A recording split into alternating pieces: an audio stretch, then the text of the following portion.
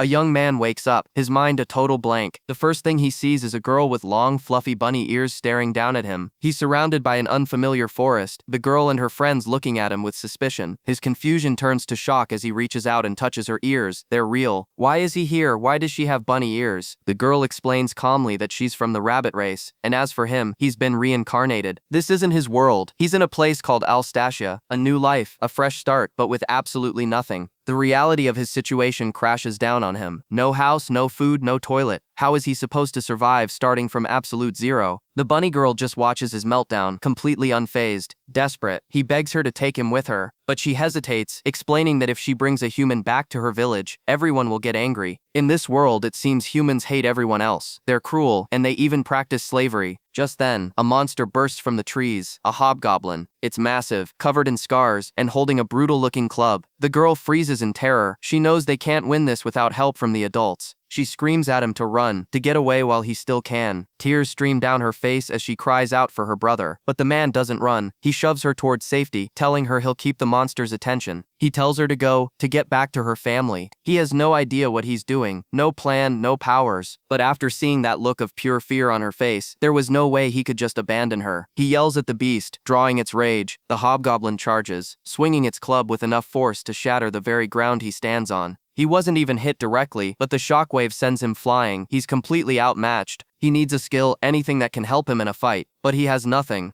In a last-ditch effort, he throws the only thing he has, a plastic water bottle. It bounces harmlessly off the goblin's head. The monster's grin widens. It's over. He's going to die. But as the goblin steps forward to finish him, it slips on the bottle. It loses its balance, falling backwards and cracking its head open on a rock. Dead, just like that. Before he can even process this insane luck, a woman appears out of nowhere and smacks him across the face. She screams at him for being reckless, for almost dying after she summoned him. He looks up to see a beautiful, imposing woman who calls herself Victinias, a goddess, and suddenly it all comes flooding back. The day before, in a white empty room, this very goddess told him he was being reincarnated. He was a 36-year-old shut-in whose only hobby was gaming. In exchange for his lost life, she was sending him to a world she managed. She told him it was a dream that he had no right to refuse. And as a parting gift, she would give him a blessing, 3 skill grant tickets. Just 3. But another goddess, Hera, had stormed in. Grabbing Victinias by the collar, she accused her of making a mistake. It wasn't 3 tickets, it was 8. Hera pulls Victinias aside, demanding to know what she was thinking. She apologizes profusely to the man. It turns out Victinias made a bet with Hera's husband Zeus and lost. The bet was for 8 skill tickets for the next reincarnated soul. Once he's sent to the new world, even the gods can't interfere. But this useless goddess, Victinias, tried to skim 5 tickets for herself. What kind of petty goddess does that? To make things right, Hera offers him a skill slot machine. It's how the gods do it, apparently. She gives him his original 8 tickets, 1 extra as an apology from Zeus, and forces Victinias to give up 1 as well, a grand total of 10 chances. He pulls the lever, ready to see what his new life holds. The real spin. First up, appraisal, level 3, not bad. Then masonry 4 and dismantling 2. Then mining 3 point. Then leatherworking 3. The goddesses whisper that he seems to be a splendid carpenter. Suddenly, a rare skill pops up, item box. The luck continues with blacksmithing 2 and crafting 3, followed by healing magic, but only level 1, and logging, also level 1. The goddesses look concerned. All his skills are low level. But then, another rare skill appears, map, a 3D hologram of his surroundings. With that, his 10 rolls are over. He's got a solid set of crafting skills, but almost nothing for combat. Back in the present, Victinias is still yelling at him. She's furious he almost wasted one of her super rare, divinely powered tickets. She tells him he got 10 of them because he died, and that he should have acted more carefully. She lectures him that in this world, it's kill or be killed. He looks at the dead goblin, the first life he's ever taken, and feels nothing but confusion. Victinias tells him to check his status. He says the words status open. A screen appears, showing his name, Narumi Masaru, age 27, and his level has gone up to 6 just from that 1 kill, boosting all his stats. Victinias prepares to leave, but Masaru reminds her about the bunny girl. The goddess scoffs, saying she's not human, and he should just worry about himself. She tells him he's in a different world now and should live freely, then vanishes. Just as he's left alone, he hears someone calling out. It's the bunny girl May, and she's brought back warriors from her village. They thank him for protecting her. They find the dead hobgoblin and are stunned he defeated it alone. Masaru lies, saying he just dodged and it fell on its own. He's a total stranger, a human no less, but they don't seem to care. He asks what he should do now, and to his surprise, they offer to let him live in their village. They've decided to welcome him. He risked his life for one of their own, and that's all that matters to them. They ask for his name, and the little girl formally introduces herself as May. He's a bit overwhelmed by her sincerity. He smiles, telling her his name is Masaru. As they shake hands, a bond is formed. His path forward is completely uncertain, a new life in a world he doesn't understand. But for the first time, he isn't alone. His journey begins now. May points ahead, her voice bright with relief. They're here, she tells him. Oni-chan, we made it. A map materializes in his vision, labeling the settlement, Rabbit's Village. It's a collection of crude tents surrounded by a hastily built wooden wall. The breath he didn't realize he was holding finally escapes. His life had been saved. May throws her arms open wide, a proud smile on her face. This is where we all live, she declares. She eagerly leads him past the gate, her energy infectious. She explains that their population is about 100, and everyone helps each other to survive. Looking at him with wide, sincere eyes,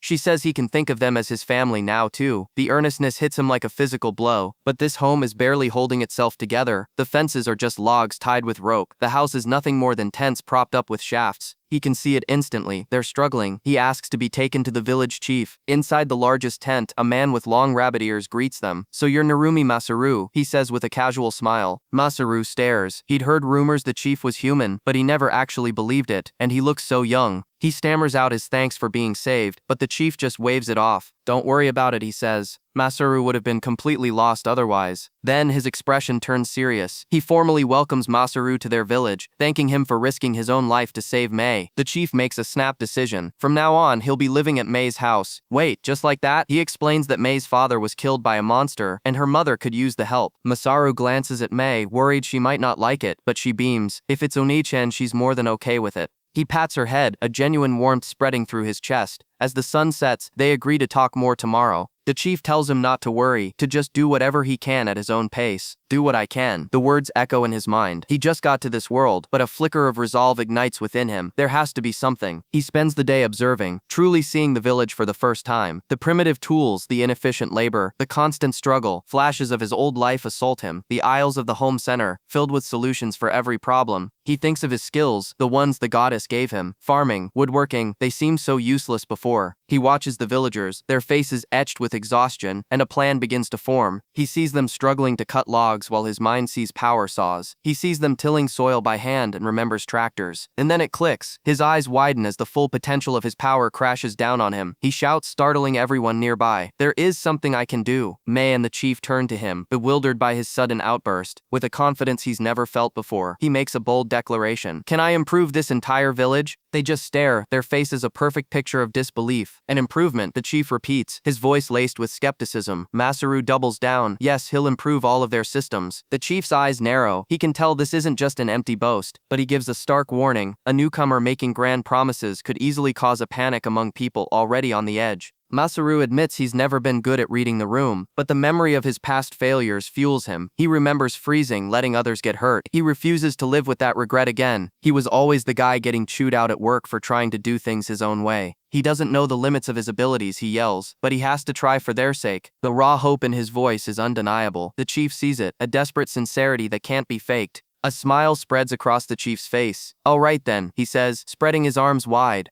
What do you plan on doing first? Masaru is ready. He wants to get started right away to see what he can truly accomplish for this village. And so he told them his plan. But first he needs to test his own limits. He steps out into the forest alone, away from prying eyes. He pulls up his status screen, noticing skills he doesn't remember getting from the slot machine. How much has changed? He uses appraisal on a simple knife. The screen floods with detailed information, a little rusty, a bit unsteady. The skill is incredible. With these skills, he realizes he might not need any prior knowledge or training at all. He checks another skill, cutting, level 1. The description is insane. It's possible to use this skill to cut trees without any tools. He approaches a massive tree and places his palm flat against the bark. Let's give it a shot. A faint light flashes, but nothing seems to happen. He pulls his hand back, confused. Did it fail? Wait a second. With a deafening crack, the entire top half of the tree shears off and crashes to the ground. A perfectly clean cut. He checks his stats. It took a massive chunk of his MP. That was dangerously close. Next, he tests his building skills. He pulls up masonry, level 4. The skill allows him to sculpt stone without tools, just by using MP. He focuses, trying to form a simple cube. A perfectly smooth, solid stone cube materializes in his hand. It's flawless. Now for the final test. He turns back to the massive log he just felled. He needs to dry the wood. His woodworking skill, also level 4, allows him to dry wood instantly. This is a process that changes everything. In his old world, drying lumber to this quality would take a construction company months, even years. But can this skill really do it in an instant? He places his hands on the log, steeling himself. Here we go. Just as he focuses his power, Mei's voice calls out from the edge of the woods.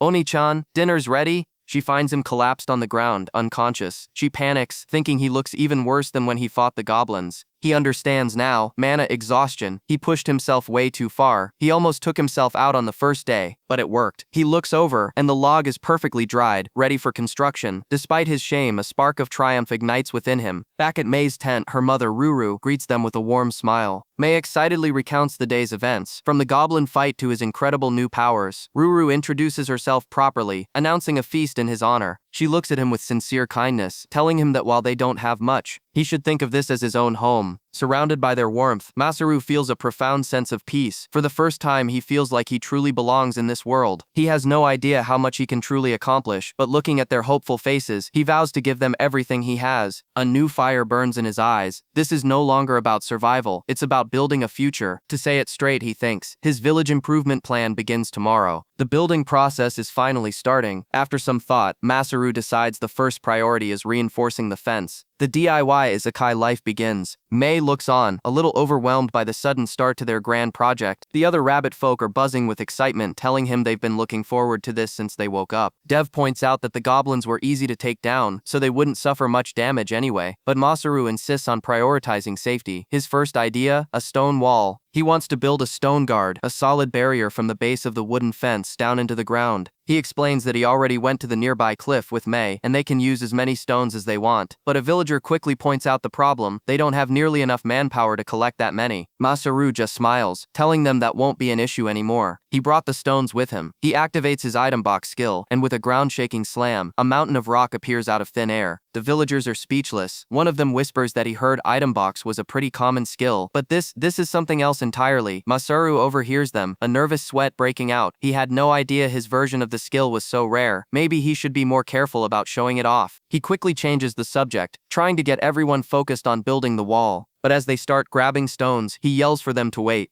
Just piling them up won't work. The wall will crumble instantly. They need to be placed in a specific way. He demonstrates carefully fitting the rocks together. There we go. It might not look like much of a difference, but he explains that the secret is what's behind the rocks. A simple stacked wall could still be taken down by a small attack. The key isn't just stacking them, but placing smaller stones to fill the gaps between the larger ones. This makes the entire structure more even and far less likely to fall. But what if the attacks get bigger? Masaru thinks for a second, then says they'd have to use pebbles. He explains another technique, placing larger stones on the outside and filling the inside with pebbles. This method, called stone backfill, creates an incredibly strong wall that also allows rainwater to pass through easily, preventing pressure buildup and collapse. It's a basic technique, but he promises to teach everyone the proper way to build. He'll be in their care. The villagers are stunned by his expertise. One of the women asks him how he came up with such wonderful stuff out of thin air. He deflects, saying he's happy to help since they're helping him with food. That gives them another idea. They've only ever used open fire for cooking. Could he possibly make them a furnace? Suddenly the atmosphere shifts. The women of the village stare at him with an unnerving intensity. These aren't just cooks, they're the demons of the kitchen. And this isn't a question, it's an order. Masaru knows, with absolute certainty, that he cannot get on their bad side. He snaps to attention, shouting that it's no problem at all. He'll use stones to make the furnace right away. The women break into smiles, laughing at his panicked reaction. He's led to the cooking area. He tells them he'll do most of the heavy lifting for the furnace, but he needs their help gathering a few materials. Of course, they say, what else does he need besides stone, clay, grass, and sand? They don't understand. How can grass and sand help? He explains that mixing them into the clay makes it much stronger than just using stone. On its own, clay is weak, but when you mix in sand and grass, the fibers form a powerful bond, creating a primitive but highly effective building material. Mei immediately understands and rallies a group to go gather the materials. Masaru, glowing with their praise, tells them to feel free to ask for anything else. They immediately take him up on it. It would be nice to have some tables and chairs and forks and spoons for the entire village. Sure, he says. It might take a couple of days, but he can do it. They decide to make the new dining area a roofed structure where they can all eat together. The villagers are in awe. They're all just so impressed that Masaru knows so much about building. What kind of work did he do back in his world? He gets a distant look in his eye, saying it was nothing special, just normal work. He was just a regular person working at a countryside home center. His simple answer energizes the whole village. We're going to make lots of things together. And so the work begins in earnest, a wave of collaborative energy sweeping through the camp. Everyone is working together, their spirits high. The frame for the dining hall goes up. The clay mixture is prepared, with even the children helping out. For the first time, they all share a meal together with proper utensils. A small taste of the civilized life Masaru is building for them. The furniture comes next, each piece built with care. The village is transforming, not just physically, but socially. Bonds are forming over shared labor and shared meals. A real community is being born from the dirt and wood. The chief watches it all, a deep, knowing smile on his face. This is more than he ever dared to hope for. And then, it's done. A massive, formidable stone and wood wall encircles their home. Masaru looks at their creation with pride. The villagers can't believe they built this with their own hands. The new gathering space is already the heart of the village. Everyone is laughing, sharing food, their faces full of joy. The furnace is a massive success, and the roofed gathering area is amazing. It's all thanks to Maguru-san. The chief approaches him. Oh, Masaru, everything that's been going on, it's all thanks to you. He tells him he needed to say these words from his own mouth. Thank you. Mei leaps onto his back, cheering that the plan was a massive success. Masaru can't help but smile, feeling a warmth spread through his chest. This is what it feels like to have a home, but far away. In God's realm, the mood is anything but warm. Two goddesses watch Masaru's progress. The other goddess scoffs at her companion's naivety. She gave him 11 skills. Don't just tell me not to worry. Hera looks down at the world with cold eyes. She saw the skills Zeus gave him from the start. A normal person should only have 1 or 2. He shouldn't exist. A dark frustration twists her features. This world has been stagnant for more than 400 years, and she hates it. What should we do about him? I don't want to congratulate this person. Her expression hardens into a cruel smirk. We need Masaru to take the role as their detonator. A detonator? What in the world is she planning? Back in the village, blissfully unaware, Masaru is being praised for his hard work. He brushes it off, saying this is nothing. He has way more things planned. He's thinking about strengthening the houses, maybe even building a proper toilet. This place will become a city. He then turns to the villagers with a serious expression. He knows this is a fantasy world, but he has a question for them. Are there slimes nearby? The villagers are surprised by the question. Yes, there are, but they're dangerous monsters that can melt anything. They live under the cliff though, so they can't climb up. Good, Masaru says with a grin. That's exactly as he expected. His current issue is hygiene. He wants to make Sanhwa soil, but cement probably isn't the best choice for that. He saw a group on TV make it from scratch once. They used gravel and sand, which means he asks one more question. Is there an ocean nearby? The air freezes. The cheerful chatter dies instantly. Every single villager stops what they're doing and stares at him. The ocean, Oni-chan.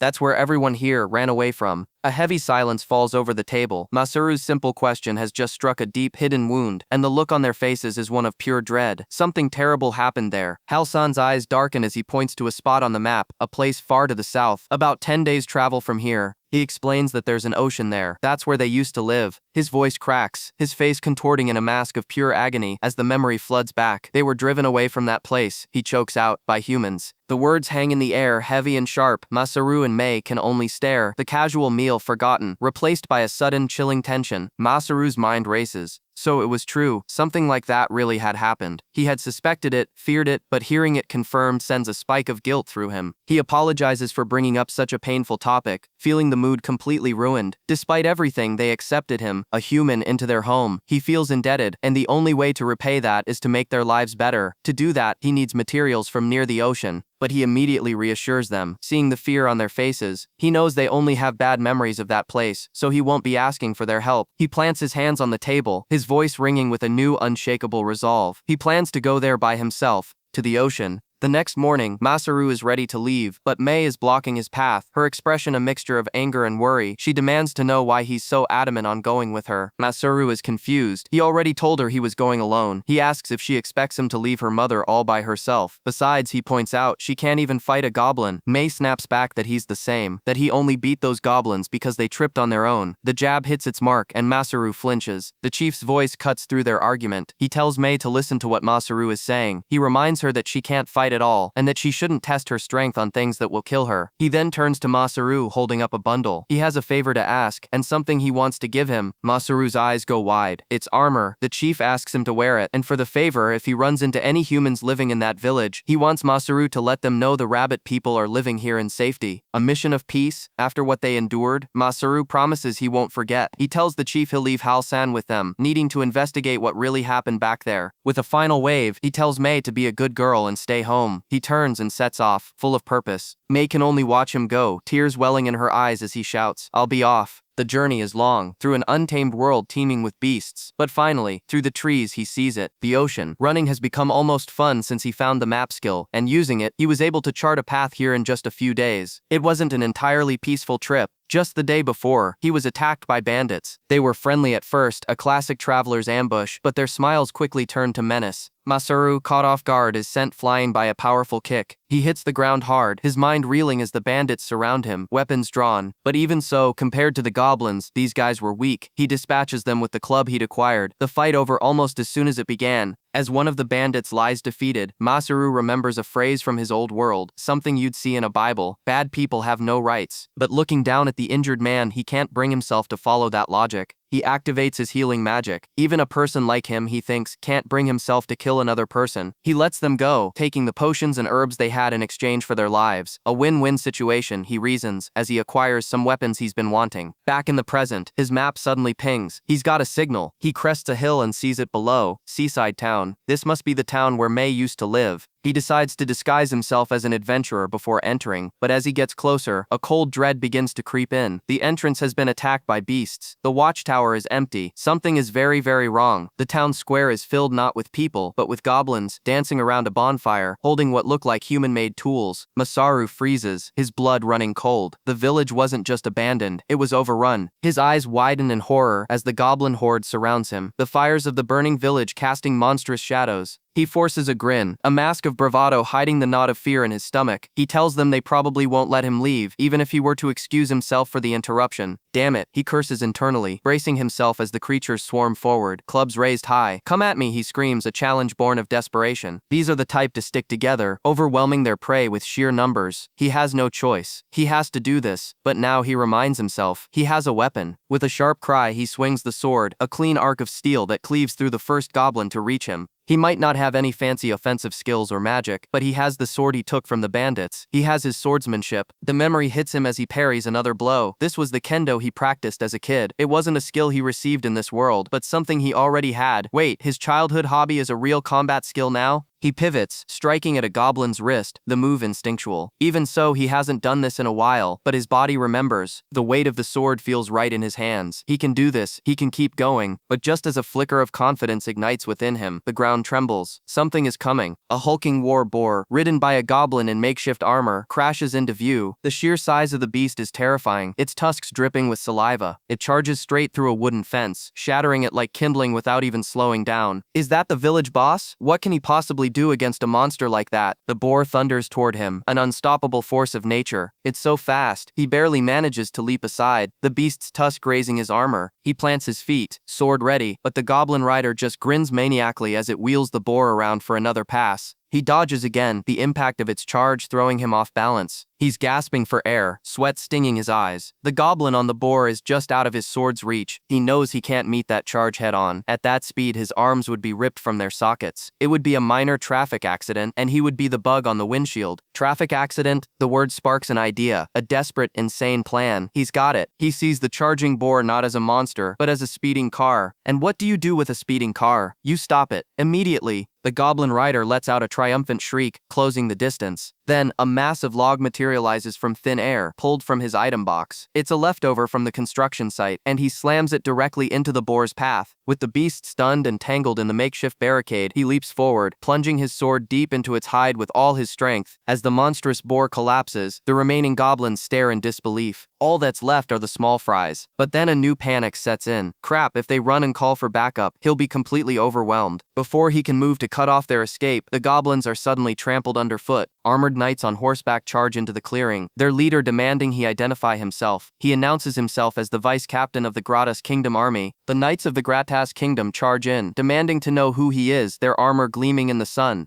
Their leader, a man introducing himself as General Cook, quickly apologizes for his men's harsh tone. He explains they were sent to exterminate the goblins. Looking over the field of bodies, Cook notes they were too late, then turns his gaze to Masaru, a single question hanging in the air. Did you do all this yourself? Masaru simply introduces himself, admitting he was looking for resources, his mind racing. So this was the kingdom that had taken over. The knights murmur amongst themselves, unable to believe one man could accomplish this. Cook, however, sees an opportunity. Perfect timing, he thinks, but how does he bring up the rabbit's village without revealing his hand? One of his men mentions the report of a goblin rider, his voice filled with awe that a lone fighter could take it down. The questions start flying, a barrage of inquiries about his age, his skills, his home. Masaru is cornered, the knights pressing in, but Cook silences them with a gesture. He sees Masaru's strength and makes an offer: join the knights. Masaru's mind flashes to a manga he once read, a path to instant promotion laid out before him, but he kindly refuses. He tells the general that he already has a purpose, a role that has guided him this far. The general laughs, completely misreading him. He praises Masaru's strong will, rambling about his own desires for money, women and fame. Cook then shifts his attention, ordering his men to find the villagers, who must be hiding nearby. He doesn't even consider another possibility. Masaru interrupts with a strange request. He wants to clear the corpses. Can they lend a hand? The knights are baffled. He explains the logic. Rotting bodies attract predators and spread disease. They need to be gathered, burned, and buried. It's a grim but necessary task, and the general's man reluctantly agrees to help. As Masaru scans the area for a burial site, a knight questions why a soldier would need to follow such orders. Masaru doesn't answer, his eyes locking onto something in the distance. His face drains of all color. A silent scream is caught in his throat. Far away, the goddesses watching the scene unfold share his shock. What is going on? One of them cries out. They rewind their magical viewing screen, trying to make sense of what they're seeing. The footage shows Masaru fighting the goblin rider. They reason that while goblins are weak, he should still be able to win. It doesn't add up. One of them pulls up his file. He seems normal, but his record shows high rankings in both kendo and boxing. He's a fighter. Then the other goddess sees it. A small detail, easily missed. I figured it out, she says, her finger tracing a line on the document. She explains that Masaru's world was different, strange. The summoning wasn't as straightforward as they thought. The other goddess is horrified. It was all set up from the start. But why is she so calm? This is a dangerous situation, isn't it? The first goddess's face hardens. This is the worst case scenario, she says. You wanted him to be a detonator, but if he's left to his own devices, this world will be destroyed. Back in the village, the people have emerged from hiding. Their leader, Garv, thanks the knights profusely, claiming they can now live in peace. General Cook corrects him, pointing out that it was Masaru who saved them. Garv expresses his gratitude, and Cook suggests a reward is in order. Masaru, seeing an easy out, agrees not to refuse, but the chief's face falls. He claims the village is in ruins, that they have nothing to give, and begs the knights for aid instead. Masaru cuts him off. He doesn't want money. All he needs are some water bottles and wooden boxes. Cook is confused. Wasn't he looking for resources? Masaru cryptically replies it's for a dirt wall, something he can't explain. One of the knights urges the chief to just give the man what he wants. The chief reluctantly agrees, but says they need their jugs to carry water from the ocean. His expression darkens, as if he's about to reveal a terrible secret. Masaru just smiles. You don't need to carry water to the village, do you, chief? He gestures towards a nearby garden, where a well sits in plain sight. The chief freezes, his face a mask of fury and panic. How did you know? The knights gasp. Masaru casually replies that he saw it down an alley. The truth slams into the knights. This village wasn't waterless. They were lied to. In that instant, the villagers' faces twist from grateful to murderous. They raise their farming tools, no longer victims, but predators. Masaru whirls on one of them, grabbing him by the collar. He yells, demanding to know why he told the knights, why he would risk the village being erased. You should be attacking the chief, not me. The man just snarls, spitting a curse. Masaru doesn't hesitate. He smashes the man's head against a post, dropping him unconscious to the ground in a single brutal motion. The general's eyes sweep over the scene, the bound villagers, the goblin corpses, and land on Masaru. So he asks, a chilling calm in his voice, you did this while we were talking? Garv explodes, accusing Masaru of causing this chaos. Masaru just grins, claiming the goblins were tougher than he thought, but Garv isn't buying it. He roars that Masaru must have revealed their secret, provoking the very attack that was meant to silence them for good. Ignoring the bickering, the general turns his cold gaze back to the terrified villagers. So he asks, what are you going to do now? His face hardens. For hiding the well, the farm, and for attacking his men, he would normally execute those responsible. A wicked smile spreads across his lips as he offers the alternative, or he could just turn them all into slaves. Panic rips through the crowd. They fall to their knees, begging for mercy, their faces masks of pure terror. Masaru watches, a flicker of a plan in his eyes. He steps forward, raising a hand. Everyone, please wait. wait, he calls out, inserting himself directly into the judgment. He offers a deal with a disarming smile. He can just forget this whole thing happened. After all, if the victim forgives them, they can't be punished, right, General? The offer isn't free. All he wants are answers to a few questions, and a small favor. The General's eyes narrow, suspicion hardening his features. Masaru's first question cuts straight to the bone. 2 years ago, this village belonged to rabbit people. What happened to them? The villager's face drains of all color. Garv loses his composure completely, shouting at the knights, demanding to know why they're allowing this kind of interrogation. But a single sharp command from the Night Chief silences him. Eldam.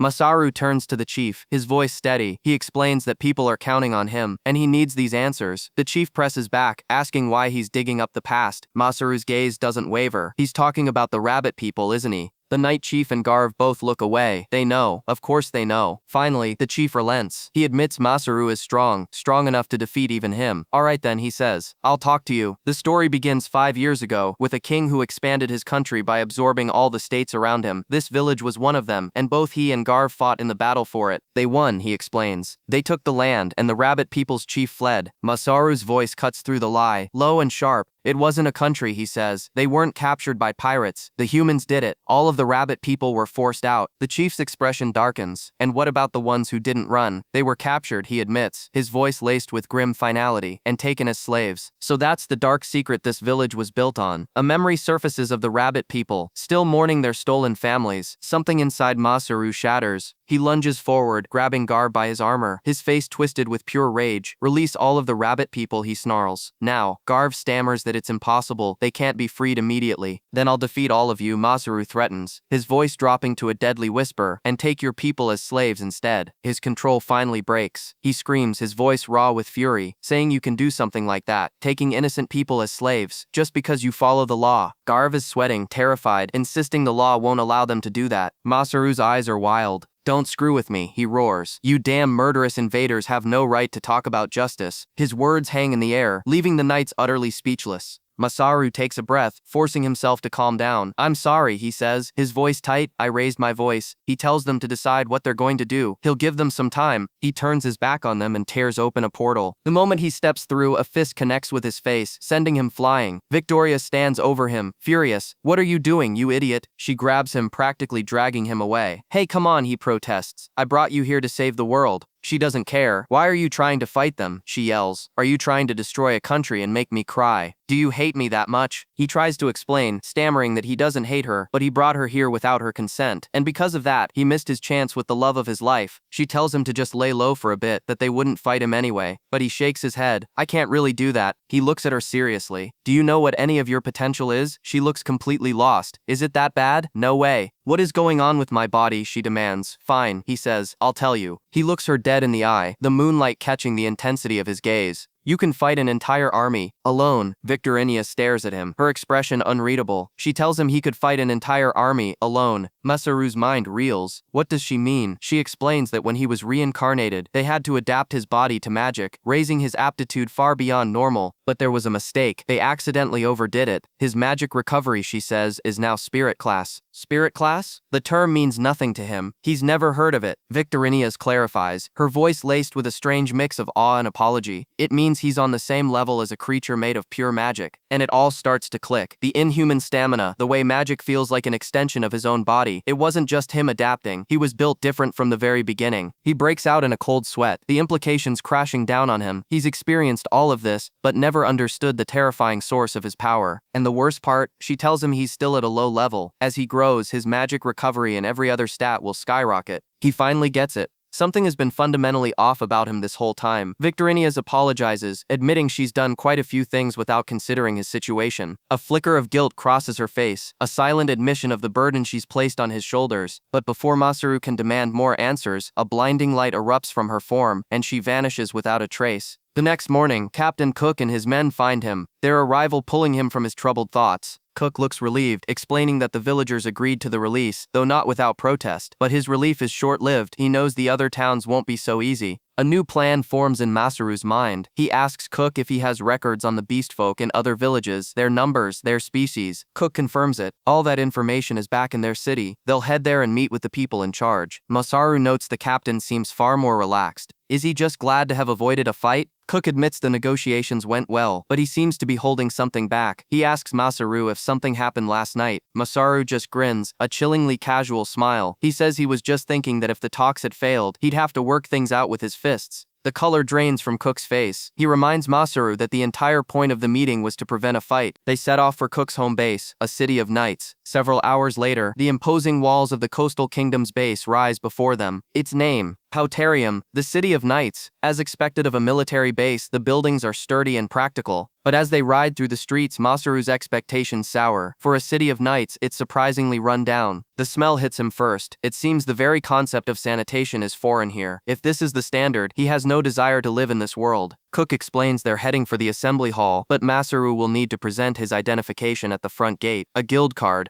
Masaru freezes, a sudden dread gripping him. Don't tell me. They arrive at the Adventurers Guild, a rustic wooden building that suddenly feels like a courthouse. Cook is dumbfounded. What does he mean he doesn't have one? Everyone is supposed to register for a card when they turn 12. How could he possibly not have one? Inside, Masaru breathes a sigh of relief. He'd been saved by Cook's simple misunderstanding. The receptionist calmly instructs him to place his hand on a magic tool to create his card. The device glows, a complex piece of technology granted by the gods themselves. The receptionist warns him that fraud is a serious crime. His personal information will be recorded, and while some of it can be hidden, his name, guild registration, and any criminal record are permanently visible. Masaru takes his new card, a thin plate humming with latent power. The knights crowd around, eager to see the information of their mysterious companion. He taps the screen, job adventurer, level 16, and then they see the rest. A list of skills so long it scrolls off the screen. The knights stare, their jaws hanging open. They thought it would resemble a status screen, but this is something else entirely. What the hell is this? The sheer absurdity of it sends a shockwave through the guild. Is it even possible to have this many skills? Masaru panics, fumbling with the card, frantically trying to hide the screen. He plays it off as a little mistake, a glitch in the system, but the damage is done. The knights are losing their minds. People have 1 or 2 skills, maybe 3 at most. He has a wall of text, and 5 titles? They've never even seen a title before. He begs them to forget it, to just focus on the part that proves he isn't a spy or a criminal. But how can they ignore this? Cook and his men are in a state of shock. They have to report this, but who would ever believe them? They'd be branded as liars and punished. They need to get their story straight and fast. They finally reach the Pauterium Assembly Hall, an impressive stone building that does little to calm Masaru's nerves. A man greets them, leading them to the meeting room. He informs Masaru that the leader of the knights, the city's representative, is waiting. The tension in the air is suffocating. Inside, a group of stern-faced knights stand guard around a large table,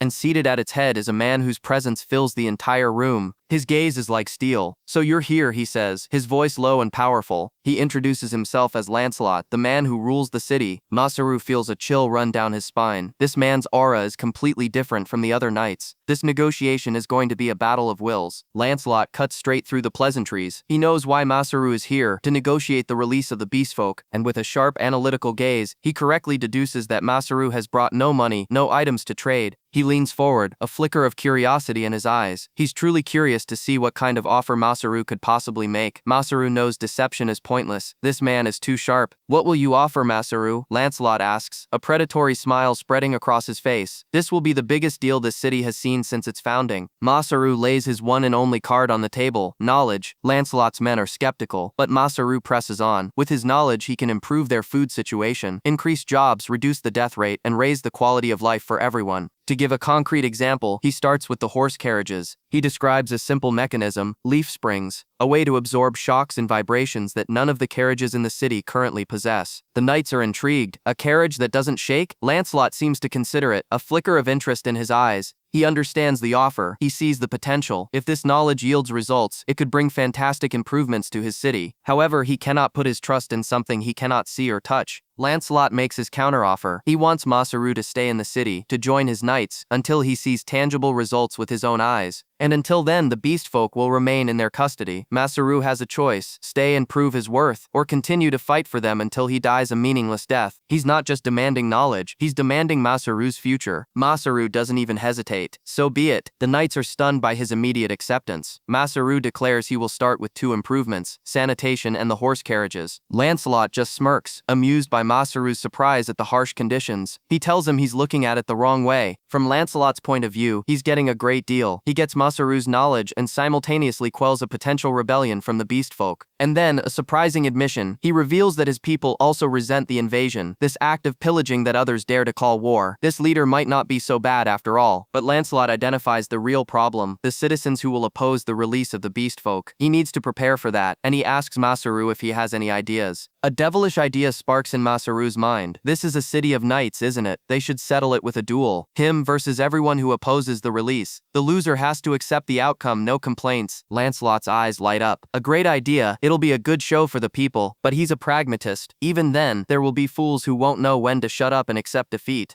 To truly silence all opposition, the one releasing the beastfolk must defeat the strongest person in the city. Masaru's blood runs cold. He doesn't mean. Lancelot's grin is sharp as a blade as he draws his own sword. For now, let's spar. Lancelot points his sword directly at Masaru's face, his voice a low challenge. He asks him, "Will you spar with me? Let us battle." The commander's eyes are wild, a manic grin spreading across his face. The moment Masaru picked up that sword, something in him shifted, and Lancelot saw it. This isn't just a request, it's a desperate need. Is this guy a battle junkie? He's convinced that if he injures the person in charge, problems will arise, but he can't help himself. To everyone's shock, Masaru agrees without a second of hesitation. He'll do it. Lancelot's grin widens, thrilled. It's decided then. The aide panics, thinking Masaru is putting himself into a fight he can't possibly win. Lancelot, barely containing his excitement, asks when they can begin. Masaru, cool as ever, tells him to set the date and time, and he'll be there, but then he pivots completely, returning to the main topic as if the life or death duel was just a minor detail. Right now, he announces he would like to give everyone a lecture on hygiene. The room falls silent. A lecture? Lancelot stares, utterly baffled. Masaru continues, explaining he'll be teaching them why it's important to maintain good hygiene, how to improve sanitation, and what practices to avoid. He wants to gather everyone available, even planning to fetch his smartest subordinates to ensure the information spreads, and that includes Lancelot. Masaru insists that if higher-ups don't attend, it will set a bad example. Anyone who misses it will get a makeup lecture later. Lancelot can only stare, completely steamrolled by this bizarre turn of events. But the duel is set. A promise of violence hangs in the air, a stark contrast to the mundane lessons Masaru is about to enforce. And so the lecture begins. Masaru stands before the knights, laying out the core issue. In summary, he states, the biggest problem they face is a lack of sanitary practices. He drills into them the absolute basics: cook meat before eating, boil water before drinking, and keep homes and clothes clean. He explains how feces and urine attract pests that carry diseases. But looking at their faces, he realizes this is all new to them. He's teaching concepts a primary schooler from his world would know, yet here it's revolutionary. One of the knights speaks up, amazed that Masaru could deliver such a detailed lecture on the spot. He asks if these simple things can really make a difference. Masaru's expression turns deadly serious. He explains that proper sanitation could stop plagues from breaking out, dropping death rates for everyone from newborns to adults. He may not be a medical expert, but he knows this much. Lancelot's eyes narrow, the pieces not fitting together. The knowledge of plagues, the advanced tactics, the calm acceptance of a duel. He finally asks the question on everyone's mind. Masaru, who are you really? Masaru brushes it off, saying since Lancelot is on the benefiting side, it's fine, but the commander refuses. This is an extremely unbalanced deal. The information Masaru just gave them is priceless. He vows to lend his strength, to do anything to help repay this debt. A sly smile crosses his face. Allowing himself to be indebted to others just isn't very professional. Masaru sees his opening. What a refreshing man, he thinks. He tells Lancelot that after hearing that, it would be bad manners for him to hold back. He has something he might need help with. He asks to borrow the smithing workshop starting tomorrow. And that's not all. He has a mountain of other improvements he wants to try, starting with the horse carriages. Lancelot agrees without hesitation. He'll make the arrangements immediately, but he gives a warning. This is just a coastal base. They don't have any good blacksmiths, as they've all been poached by the capital. They arrive at the Puterium smithing workshop, and it's an absolute disaster. Masaru stares in horror at a literal mountain of unused materials piled up in complete chaos. He spins on Lancelot, his voice tight with urgency. He needs people. Anyone will do. Then the manager inside him explodes. He wants a full inventory of everything by the end of the day. He demands to know what they have, how much of it, and the condition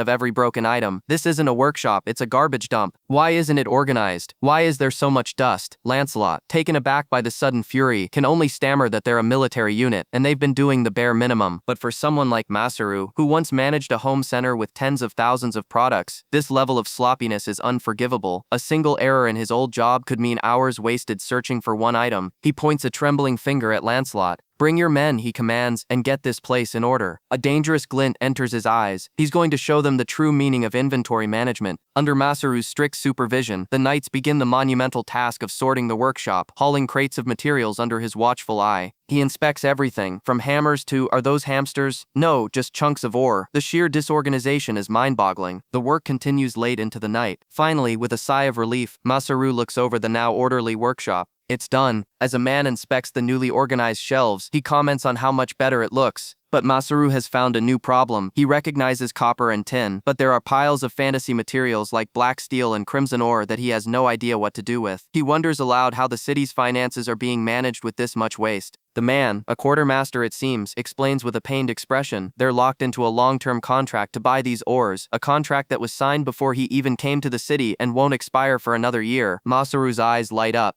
He sees potential. He tells them if he can experiment, he might be able to make some good alloys from this stuff. The men look at him, confused. What are alloys? He begins another lecture, this time on basic metallurgy. He explains how mixing tin and copper creates bronze, an alloy stronger than copper that can be used for armor, tools, and more. He starts talking about making stainless steel with iron and chromium, but their eyes glaze over. He's going too fast. What exactly is he getting at? He simplifies, explaining that an alloy is created by mixing metals to give them new, more useful properties. With the workshop finally clean, he excuses himself to organize the inventory documents. But his real goal is clear. Now he can finally begin experimenting with his smithing skill. He activates the skill, and a menu appears before him. Level 2 Smithing. It allows him to process metals, repair tools, and even create shapes from his imagination. Wait, does this mean he can create a sword just by thinking about it? This isn't just a skill, it's a full-blown cheat. He realizes these special abilities must have come from the skill tickets. Now it's just a matter of precision. He focuses, placing 2 lumps of iron on the table. With a gesture, he commands them to form. Instantly, 2 perfect iron ingots appear, identical down to the gram. The implications hit him like a lightning bolt. If he can master this, he can make anything he wants. For now, he decides to start with something small. Several hours later, he's exhausted but has produced a simple knife. He examines his work. It's a good blade, but it's not finished. He needs a handle. He could just use his skill to make one, but an old desire surfaces. He wants to make it himself, with his own hands. The urge is too strong to resist. He grabs a piece of wood and a tool, determined to try it just this once. With a focused expression, he begins to work the old-fashioned way. He takes the heated metal to the anvil, hammering it into shape with a practiced rhythm. The sound of metal on metal rings through the workshop. This part he remembers from practical lessons in school. He darkens the room and quenches the hot blade in a bucket of water, hardening the steel with a hiss of steam. He holds up the finished product, a simple but well-made blade, a proud grin on his face. Behind him, Lancelot and another knight stare, their jaws on the floor. Lancelot is speechless. He'd been in the back sorting the storage all afternoon. How long has Masaru been here? He just made a weapon, as if it were nothing. Masaru admits it's a blade he's forging, though he thinks he can make a much better one. Lancelot's battle lust returns. He asks to give the sword a few strikes. He can tell it's not just a piece of metal beaten into shape. He's expecting great things. But then his eyes drift to the table behind Masaru, where other creations are laid out. He asks what those things are. Masaru gets a mischievous look. He says he'll be revealing something tomorrow, and tells Lancelot to come check it out. He adds that he also has something he wants to discuss. Lancelot agrees, a little wary. This guy, he's unfathomably strong, and his skills are just as monstrous. He can't tell if he's a simple-minded kid or a strategic genius, but he knows one thing. Right now, Masaru's true power isn't when he's holding a sword. Later that night, Masaru sits alone in the workshop, exhausted but satisfied. All around him are his new creations, a pile of well-made buckets and other tools. He sighs, admitting to himself he may have made a few too many. But a gentle smile spreads across his face. While he enjoys being useful to people, at heart he just really likes making things. He looks over his work. Tomorrow he'll bring these into town and teach everyone how to use them. The sanitation lectures will have to continue, but for now he wants to keep creating, just for a little longer. For this metalsmith, the night has yet to end. A girl's voice cuts through the fog of sleep, urging him to wake up, and Masaru's eyes crack open to a blurry vision of beauty leaning over him. He jolts upright, his mind struggling to catch up, asking the knight who she is. She explains she's just a messenger, forced into running errands because all the other knights are busy studying. Then she drops the bombshell, a message for him. In 10 days, his duel with Lancelot is scheduled for the training area. The words hit him like a physical blow. It's real. Attendance is compulsory. He'd almost managed to forget about the fight he'd recklessly agreed to. The other knight can't believe it, calling Masaru a weirdo for actually getting the battle-obsessed Lancelot to agree to a duel. He explains that Lancelot is a maniac who decided everything on his own. They wish him luck, sarcastically telling him it sucks sucks to be him, but to try not to go overboard, a medical team will be on standby, just in case. Masaru forces a confident smile, his voice shaking slightly as he says he'll do his best not to hurt Lancelot too badly. The lie feels heavy in his mouth, but then a spark of a plan ignites in his eyes. He asks the knight to summon Lancelot to the town plaza. He's going to put on a little demonstration. Lancelot arrives, looking impatient and demanding to know what this is all about. He finds Masaru by the town well, surrounded by strange machine parts. Perfect timing, Masaru says, just as Lancelot asks where he is. He's inside the well, installing some new contraption. With Lancelot present, Masaru turns to the growing crowd, his voice booming with showmanship. He calls for everyone to gather and witness a new tool that will revolutionize the simple act of drawing water. He promises it's incredibly easy to use and asks for a volunteer from the audience. A woman steps forward, and Masaru assures her that anyone can do it, man, woman, or even a child. He guides her through the process, explaining how to pour in a little priming water to create a vacuum. She pumps the handle once, twice, and a powerful torrent of fresh water erupts from the spout, shocking the entire crowd into silence, then ecstatic cheers. This tool, he announces, is a pump, and he will be installing one in every important well in the city. He's not just building tools, he's winning hearts and minds. What is his real play here? But he's not done. Next up, improving the horse carriages. He examines one of the crude local carts, noting how primitive the design is. The carriage is mounted directly onto the metal axles, with nothing to absorb the shock of the road. He quickly sketches a diagram, explaining his plan to separate the passenger cabin from the wheels, suspending it on a frame with springs at the front and back. He admits to Lancelot that he hasn't tested the mechanism yet, but he knows the principles.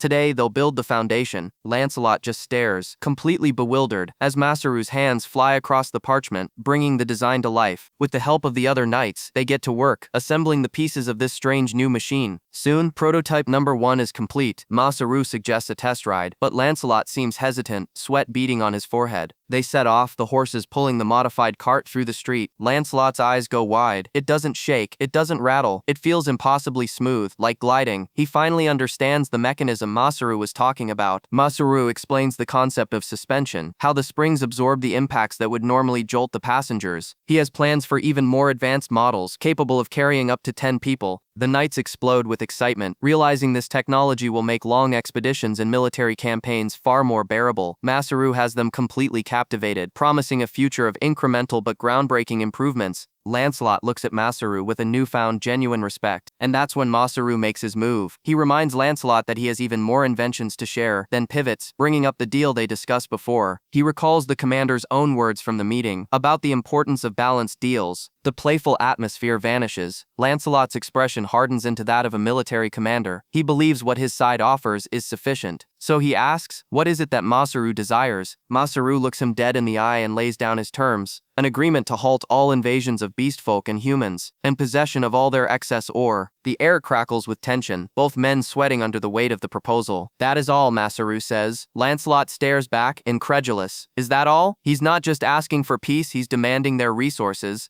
A slow smile spreads across Lancelot's face. Very well, he declares, shaking on it. It's decided. The deal is done. A treaty where technology and peace benefit both sides. But Lancelot gives him a stark warning. Be careful. Masaru doesn't have the power to oppose an entire country. With the negotiations concluded, Lancelot turns to leave. Masaru gives him a quiet, sincere thank you. Lancelot's battle-crazed grin returns in an instant. He laughs, telling Masaru to give him a good fight in 3 days. The whiplash leaves Masaru speechless with dread. As Lancelot walks away, Masaru allows himself a moment of relief. It was only a verbal agreement, but he knows Lancelot is a man of his word. The invasions should finally stop. The moment the tension breaks, exhaustion hits him like a tidal wave. He's immediately swarmed by townspeople, all clamoring to know about his other inventions. He can't take it anymore. He just wants to collapse. He finally makes it back to his room, flopping onto the bed. Teaching and explaining technology to people with no frame of reference, it's draining on both the mind and body. He thinks back to his time at the home center, to the craftsmen who taught him everything he knows. He owes his survival to them. Staring out the window, he feels a profound disconnect. He's no longer under the same moon or sky as them. He quietly recites an old poem about longing and separation. A voice from the darkness startles him. It's Victimias, the goddess, perched silently on the rooftop. She asks if the poem was from his hometown, astutely guessing its meaning, the pain of permanent separation and the desperate wish to see someone again. He confirms it, admitting he just said it on a whim. She gently presses, asking about the person he was thinking of, and he finds himself opening up, telling her about his first love, how he fell for her at first sight but stumbled over his words and failed to confess his feelings. A few years later, she married someone else. He tells Victimias how he eventually congratulated her, but admits that even today, the memory still hurts. He connects it to the present, mentioning the uncanny coincidence of a child in the rabbit village sharing her name, May. The goddess simply says she's sorry. Masaru smiles faintly. He finally understands something she told him when they last parted. He confesses that those old feelings of regret and love are what motivate him now. Meeting the rabbit people, being reminded of May, in a way, those painful memories have saved him. That's why, he says, looking at her with pure gratitude, he wanted to thank her. Victimias is visibly moved, a gentle smile gracing her lips. They sit in a comfortable silence under the full moon. She asks him what's wrong, sensing a shift in his mood. He looks at her and says what he's thinking. Even though she's technically a goddess, she's a useless one. Then he immediately panics, thanking her profusely for bringing him to this world and begging her forgiveness. Did he really just call the being who brought him here useless to her face? But she just laughs, her smile radiant. All is good then, she says, completely unfazed. Feeling a sudden surge of energy, Masaru decides to get some more work done at the smithy. Victimias tells him she'll stay and enjoy the night breeze. He leaves her there on the rooftop. For a moment he looks back, a small tool clutched in his hand. She watches him go, her expression serene as she murmurs to herself that the moon is beautiful tonight. The 5 days following the incident were a blur of frantic activity, leaving Masaru no time to rest. He poured every ounce of his energy into preparing, passing on the intel he'd gathered to the guild and spending any free moment at the forge, hammering away, getting ready for the battle to come. And now the day of the duel with Lancelot had arrived. The arena was packed, a sea of faces roaring with anticipation. This wasn't just a duel, it was a city-wide festival. Inside the waiting area, Lancelot greeted him with a smirk. He was impressed Masaru even bothered to show up, but Masaru just shrugged, noting how the whole thing had blown up into a spectacle. He tried to ask Lancelot a question, but the knight commander cut him off, his voice tight with irritation. He demanded to know where his sword was, the one he'd given Masaru to improve. Masaru's reply was blunt. Sorry, he said, but I broke the sword you gave me for reference. Lancelot's face contorted in disbelief, then rage. He offered a replacement, a black short sword he'd forged himself, claiming it was tougher. Lancelot, seething, snatched it from his hand. Masaru simply stood, his grip firm on his own blade, his expression unreadable. Lancelot sneered, saying the little short swords would look adorable after he claimed his victory. Masaru's smile didn't reach his eyes. He promised he'd do his best not to hold back. The commander scoffed. It had been a while since an opponent had spoken to him with such bravado. The last time a new recruit underestimated him, he made them eat their words. He leaned in, his eyes glinting. What experience did Masaru have with losing to other humans? Masaru's answer was quiet, yet it hung in the air like a death sentence. None. Lancelot dismissed him. What good was strategy? There were plenty of people who could take down a goblin rider alone. He clearly didn't think much of Masaru's intellect.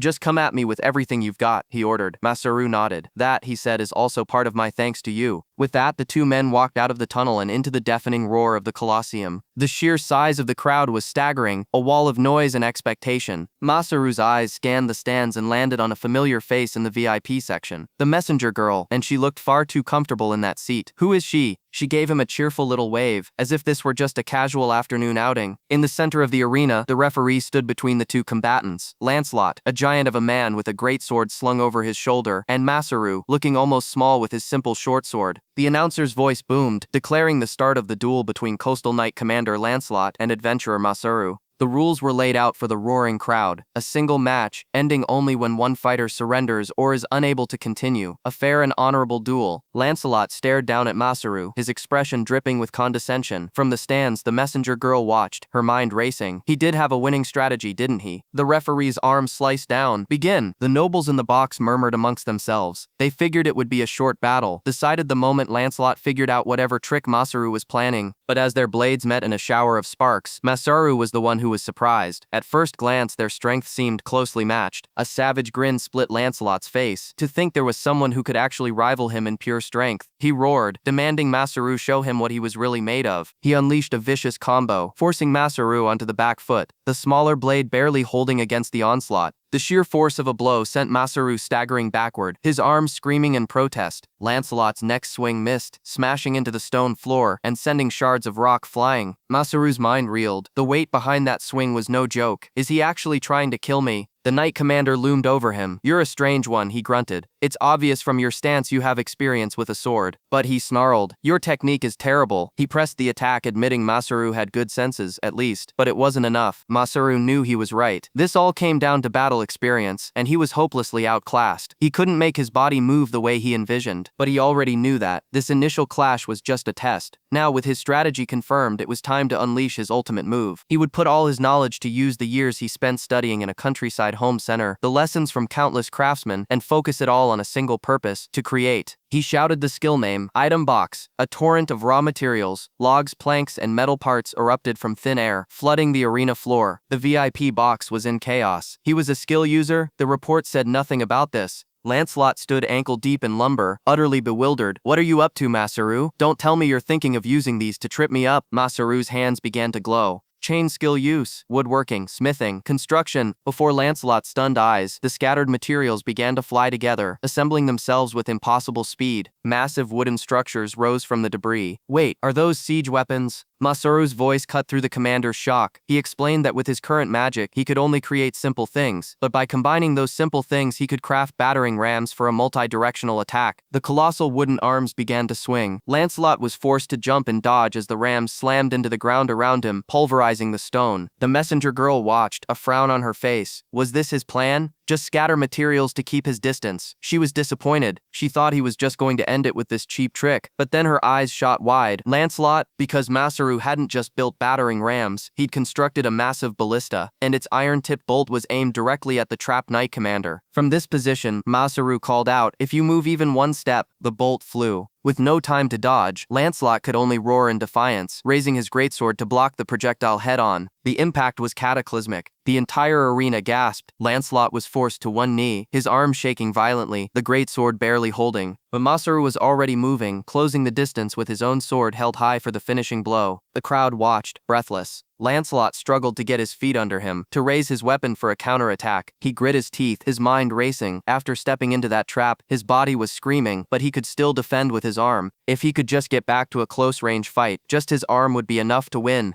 His eyes bulged with sudden primal terror. Masaru wasn't aiming for his body. A deafening crack echoed through the arena as Masaru's short sword slammed into Lancelot's greatsword, shattering the blade. The VIPs stared, their faces masks of utter disbelief. Lancelot looked down at the useless hilt, still clutched in his hand, his mind completely blank. "Match over." The referee's voice finally broke the stunned silence. "The winner is Masaru." The knight commander crumpled to the ground, defeated, surrounded by the pieces of his broken pride. Lancelot's eyes narrow, the entire battle replaying in his mind in a single, stunning moment of clarity. He finally understands. It wasn't about strength or skill, it was a setup from the very beginning. Masaru just grins, the victor of a battle fought with wits, not just steel. He admits that at first he was just hoping Lancelot's blade would break, but then he found a way to guarantee it. The truth is almost insulting in its simplicity. Masaru had secretly tested the sword beforehand, cutting into it just enough to create a fatal weakness. It was a massive gamble, one that hinged entirely on Lancelot's pride and predictable attack patterns. What kind of mind games is this kid playing? Masaru continues, explaining that even the giant ballista was just a distraction. He never expected to hit Lancelot. All he needed was to force the commander into close quarters, right where the damaged sword would shatter. Lancelot concedes the point. Using superior equipment is a legitimate strategy. Masaru agrees, which is why he couldn't give him a proper weapon before the duel. And to prove his point, he presents a new sword, not just a replacement, but a masterpiece of craftsmanship, humming with latent power. He offers it freely, a token of appreciation for the fight. Lancelot accepts, the weight and balance feeling perfect in his hand. He lets out a booming laugh, admitting that if Masaru had given him this before the duel, the outcome would have been drastically different. But then his expression sobers. He tells Masaru that he is a berserker, a man who lives only for the thrill of battle. It's the joy of growth, the feeling of pushing his limits, that he brought with him to every battlefield. But as he grew stronger, his comrades fell away, unable to keep up. He was left standing on a mountain of defeated foes, utterly alone. Soon there were no battles left to fight, no one who could even challenge him. He was a weapon left to rust. Masaru listens, a flicker of understanding in his eyes.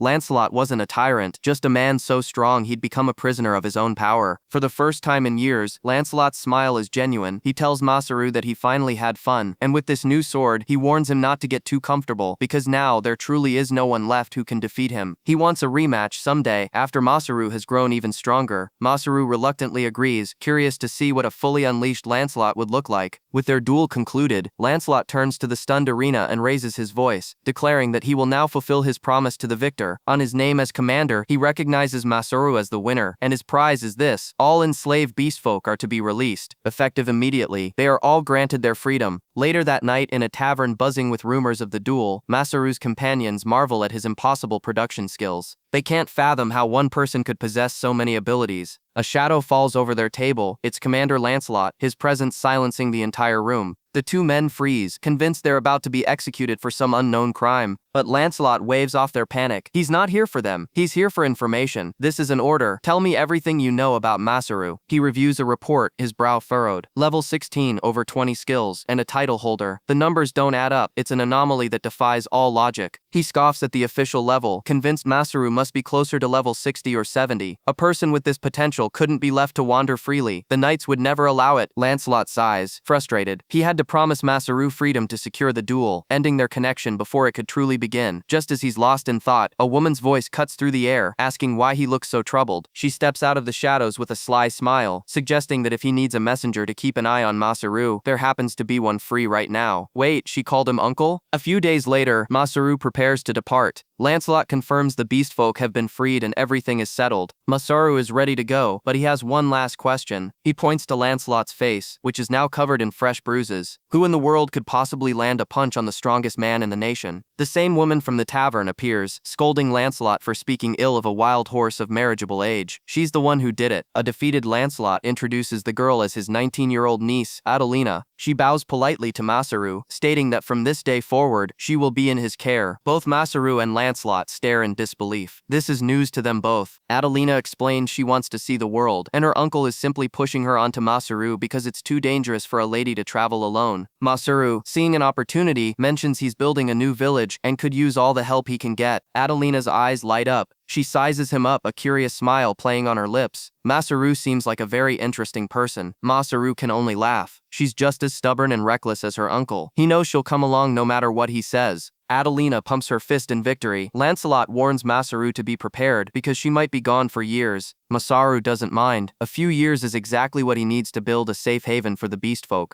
Lancelot tries one last time to protest, but Adelina shuts him down with a single threat. Try to stop me, and I'll cut ties with you. The mighty commander is utterly powerless against her. With that, they say their goodbyes. Lancelot waves them off, promising to rush to their aid if they ever find themselves in real trouble. After a long journey gathering supplies, Masaru and Adelina finally arrive back at the settlement. The rabbit folk spot them on the horizon. He raises a hand, a triumphant grin on his face, and shouts that he's back. He quickly explains that everyone is now free and introduces their new companion, Adelina. There's much to plan and discuss, but for now, he tells them to rest. Just for today, they can finally put their worries aside. The weight of generations of suffering finally lifts, and one of the young rabbit folk girls breaks down, tears of pure relief streaming down her face. As the village celebrates their first night of true freedom, a notification screen only Masaru can see flickers into existence. A world development bonus has been received. Masaru holds the crying girl close, a gentle smile on his face, completely unaware of the new game that has just begun. Masaru returns to the village, not just with resources, but with a vision that leaves everyone speechless. Around the campfire, Adelina voices the group's deepest fear.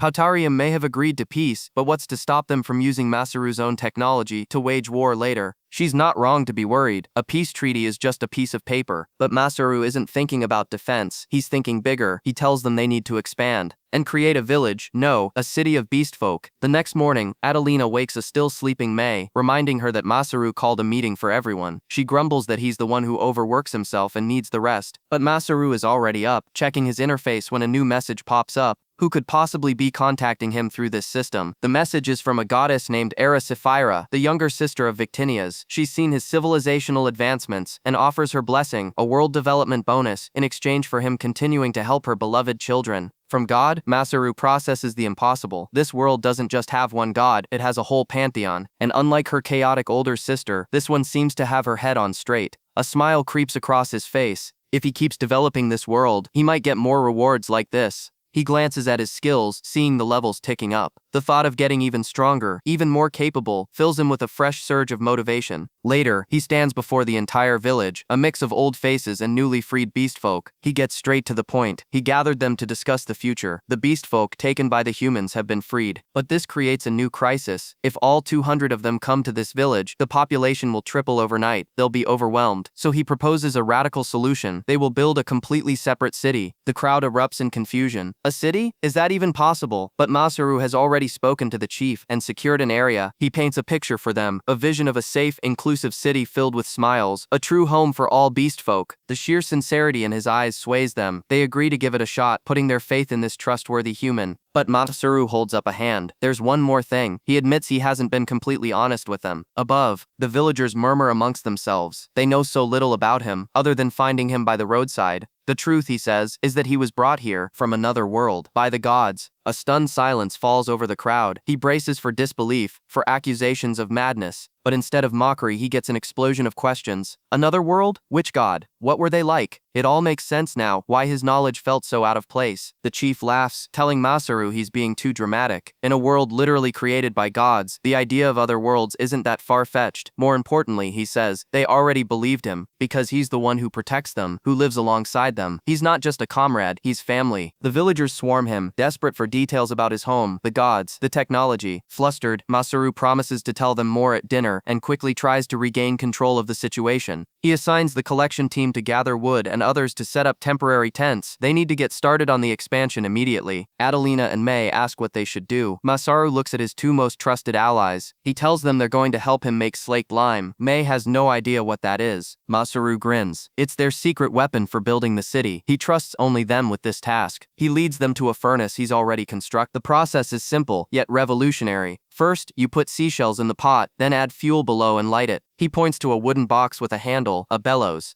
Pushing and pulling the handle forces a constant stream of fresh air into the furnace. This simple machine will allow them to achieve temperatures of over 1,000 degrees. 1,000 degrees? How hot is that supposed to be? The girls can't even comprehend it. Masaru explains that water boils at 100 degrees. Iron only starts to glow red and become malleable around 1,000. Their minds are blown. Adelina, ever the pragmatist, asks the obvious question. How can he possibly measure any of this? He can't. He admits he doesn't know how to measure it, nor does he fully understand the theory. But knowing how to use it safely is what truly matters. Proper usage? Adelina presses, confused. She knows about safety, but what Masaru means is something deeper. The ability to imagine the theory and replicate it in reality. He explains that the proper way to use technology changes depending on the situation. Technology itself is neutral. It can bring great fortune or great misfortune. The responsibility lies with the user. He gently places a hand on each of their heads. He tells them to always think about how they use technology, whether they succeed or fail. Learning from failure, he says with a kind smile, is just as important as reflecting on success. His words hit home, a quiet moment of understanding passing between the three of them. Confident they can handle the task, Masaru gets the fire started for them. Now it's time for his own work. The chief told him about a good place to start leveling the land for the new city. He thought it would be a simple matter of using his skills to clear some terrain. But as he arrives, he realizes the ground has been scoured clean, leveled by some forgotten, epic battle. The power of the skills from the slot machine is terrifying. The area the chief recommended is a high-elevation plateau of solid bedrock. His heart sinks. This isn't a job for shovels and pickaxes. The rabbit folk can't help him here. This is something only his processing skills can handle. He reaches out, a flicker of doubt crossing his face. Can he really do this? His initial estimate is grim. To clear even 100-meter square would take hours and consume all of his magic.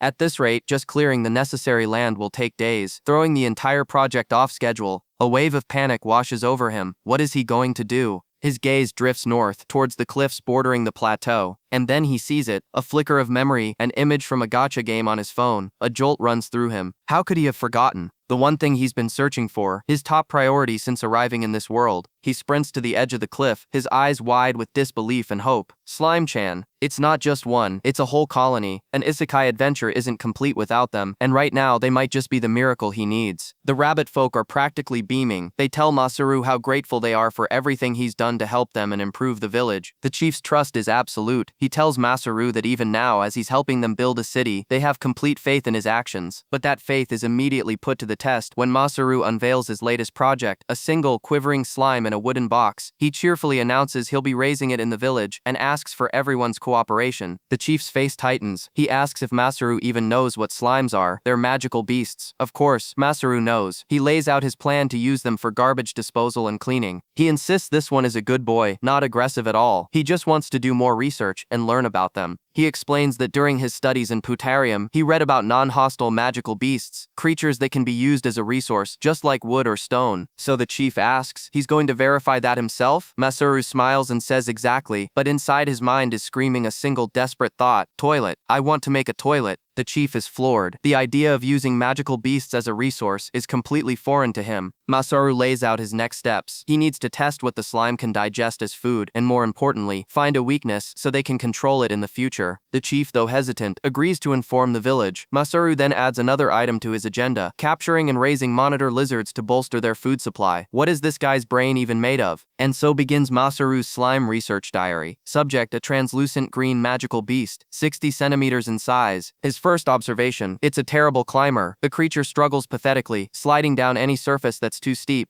Masaru can't help but find it a little cute. Next, a dietary test. He offers it a box of garbage, leaves, and wood scraps. The slime slowly envelops the refuse, and over the course of a few days, completely digests and absorbs it. The conclusion is clear: it will have no trouble handling human waste. But just as he's celebrating his success, a villager comes sprinting towards him, face pale with panic. Something has happened. Masaru bolts, a knot of dread in his stomach, yelling for Slime-chan. He finds the slime shrunk into a fraction of its size, its body dry and twitching. He touches it, and the truth hits him. It's dehydrated. Its weakness is a lack of water. Further experiments confirm it. Slimes are incredibly vulnerable to dehydration, especially from fire and salt water. Now that he has a reliable way to keep them in check, slime raising becomes much easier, and he even recruits volunteers to help. This discovery leads him to a grand hypothesis. What if slimes are one of this world's self-cleaning mechanisms, naturally absorbing impurities from water? He holds a small purified slime, a grin spreading across his face. He's overcome with a joyful realization that this world is brimming with undiscovered knowledge, just waiting for him. With the fear gone, the villagers no longer have any objections to the slimes. But a new, completely unforeseen problem arises. They're becoming popular, too popular. People are starting to keep them as pets. Masaru's frustration boils over. They are monsters, he insists, not some fluffy pet. The chief watches this unfold, letting out a heavy, exasperated sigh. Masaru turns to him, asking what's wrong. The chief just shakes his head. They're already buried in work, and now Masaru has started this whole slime business. Adelina steps in, telling the chief to hear him out, certain that Masaru has a good reason for everything he does. And he does. Masaru's gaze is distant, already focused on the future. To properly manage the city they're building, he tells them, they don't have nearly enough raw materials. He has a request for the gathering team: find tree seeds and saplings, because he's going to plant them. He explains the concept of tree planting, a way of preparing for the future he learned in his world. It takes years for them to grow, but only a moment to cut down. This isn't some specialized skill, he clarifies, just basic knowledge from his time at the home center. By managing the forests, they can have a sustainable source of wood. Adelina just smiles, thinking 10 steps ahead, as usual. She asks how many he plans to plant. He leaves the specifics to their experience, suggesting they try to find a variety of fruit-bearing trees. The chief is on board. He asks when Masaru plans to head out. After about 3 days of preparation, Masaru says. Then he drops the bomb. He'll be going alone. The statement hangs in the air, met with stunned silence. The next morning, any notion of him going alone is shattered. Adelina and May are standing there, fully geared up and ready to go. Adelina makes her case. It's only 3 days, she knows about grasses, and it's a perfect chance for her to expand her horizons. She leans in, her expression making it clear this isn't a request. If he says no, the two of them will just go on their own. The final blow comes when she pulls May into a hug, a blatant display of emotional coercion. Masaru sighs in defeat. On the first day of scouting, they get to work. Masaru clarifies their mission. They're not just gathering wood, they're looking for edible and medicinal plants, seeds, and saplings. Their top priority, he declares, is cohabitation. Adelina and May exchange a look. The word sounds a little complicated coming from him. He explains that in his world, human civilization grew too powerful, wiping out countless other species. He wants to live in harmony with this world's children. He immediately gets embarrassed, scratching the back of his head and admitting he might have been trying to sound a little too cool. The girls just giggle at his awkwardness. Adelina gives him a playful whack. If the guy who met the gods says so, she teases, then it must be true. With the mood lightened, they set off, excited to find something interesting. The trio gets to work, gathering materials from the surrounding area. Adelina finishes stacking a formidable pile of logs, wiping her brow with satisfaction. May has also gathered a basket full of plants. They look around, realizing Masaru has wandered off. Suddenly, May's ears twitch, picking up a faint sound. The clang of swords. Her heart sinks. Is he fighting something? They race towards the noise, calling his name, their light-hearted mood instantly evaporating. They burst through the trees just in time to see something massive and round slicing through the air. It's hurtling straight for Adelina. Masaru's voice rings out, telling her to catch it. She reacts on instinct, catching the object. It's heavy, wet, and squirming. Her eyes widen in disgust and horror. Did he just throw a giant worm chunk at her? A blood-curdling scream rips through the forest as she drops it. Masaru jogs over, apologizing sheepishly. He explains that he was chasing a dangerous beast when it attacked, and he honestly thought she would dodge. Adelina's glare could melt steel. He won't get off so easy next time. Lying defeated on the ground is the source of the commotion, a colossal worm. Masaru explains that similar creatures from his world enrich the soil, helping plants to flourish. Adelina is confused. She didn't see any tunnels. Masaru speculates that it uses earth magic to move through the ground without leaving a trace. May pipes up, recalling that she heard worm materials are used for high-quality bows in Puterium and sell for a high price. Masaru confirms it. The worm's muscle is incredibly elastic and durable, perfect for bowstrings and even light armor. An unexpectedly useful material. But Adelina brings up a crucial point. Hardly anyone is strong enough to defeat a giant worm in the first place. All eyes turn to Masaru. May's face lights up with pure admiration. It's a new chan after all. Masaru considers this. Maybe adding magical beast hunting to their list of activities wouldn't be such a bad idea. But then Adelina's ears perk up again, catching a faint rustle in the undergrowth. She quiets them, her expression serious. A split second later, her face drains of all color. Her ears flatten against her head in sheer unadulterated terror. A choked scream escapes her lips. Masaru and Adelina rush to her side, demanding to know what happened. Masaru recognizes this fear. It's the same reaction she had to the stray goblin, but 100 times worse. Whatever is out there, it's close. And it's terrifying. May's small hand latches onto his sleeve, her knuckles white. She's trembling uncontrollably. Tears stream down her face as she begs him, pleads with him not to fight this one. You'll die, she cries, her voice breaking with certainty. He looks down at her terrified face and makes a promise.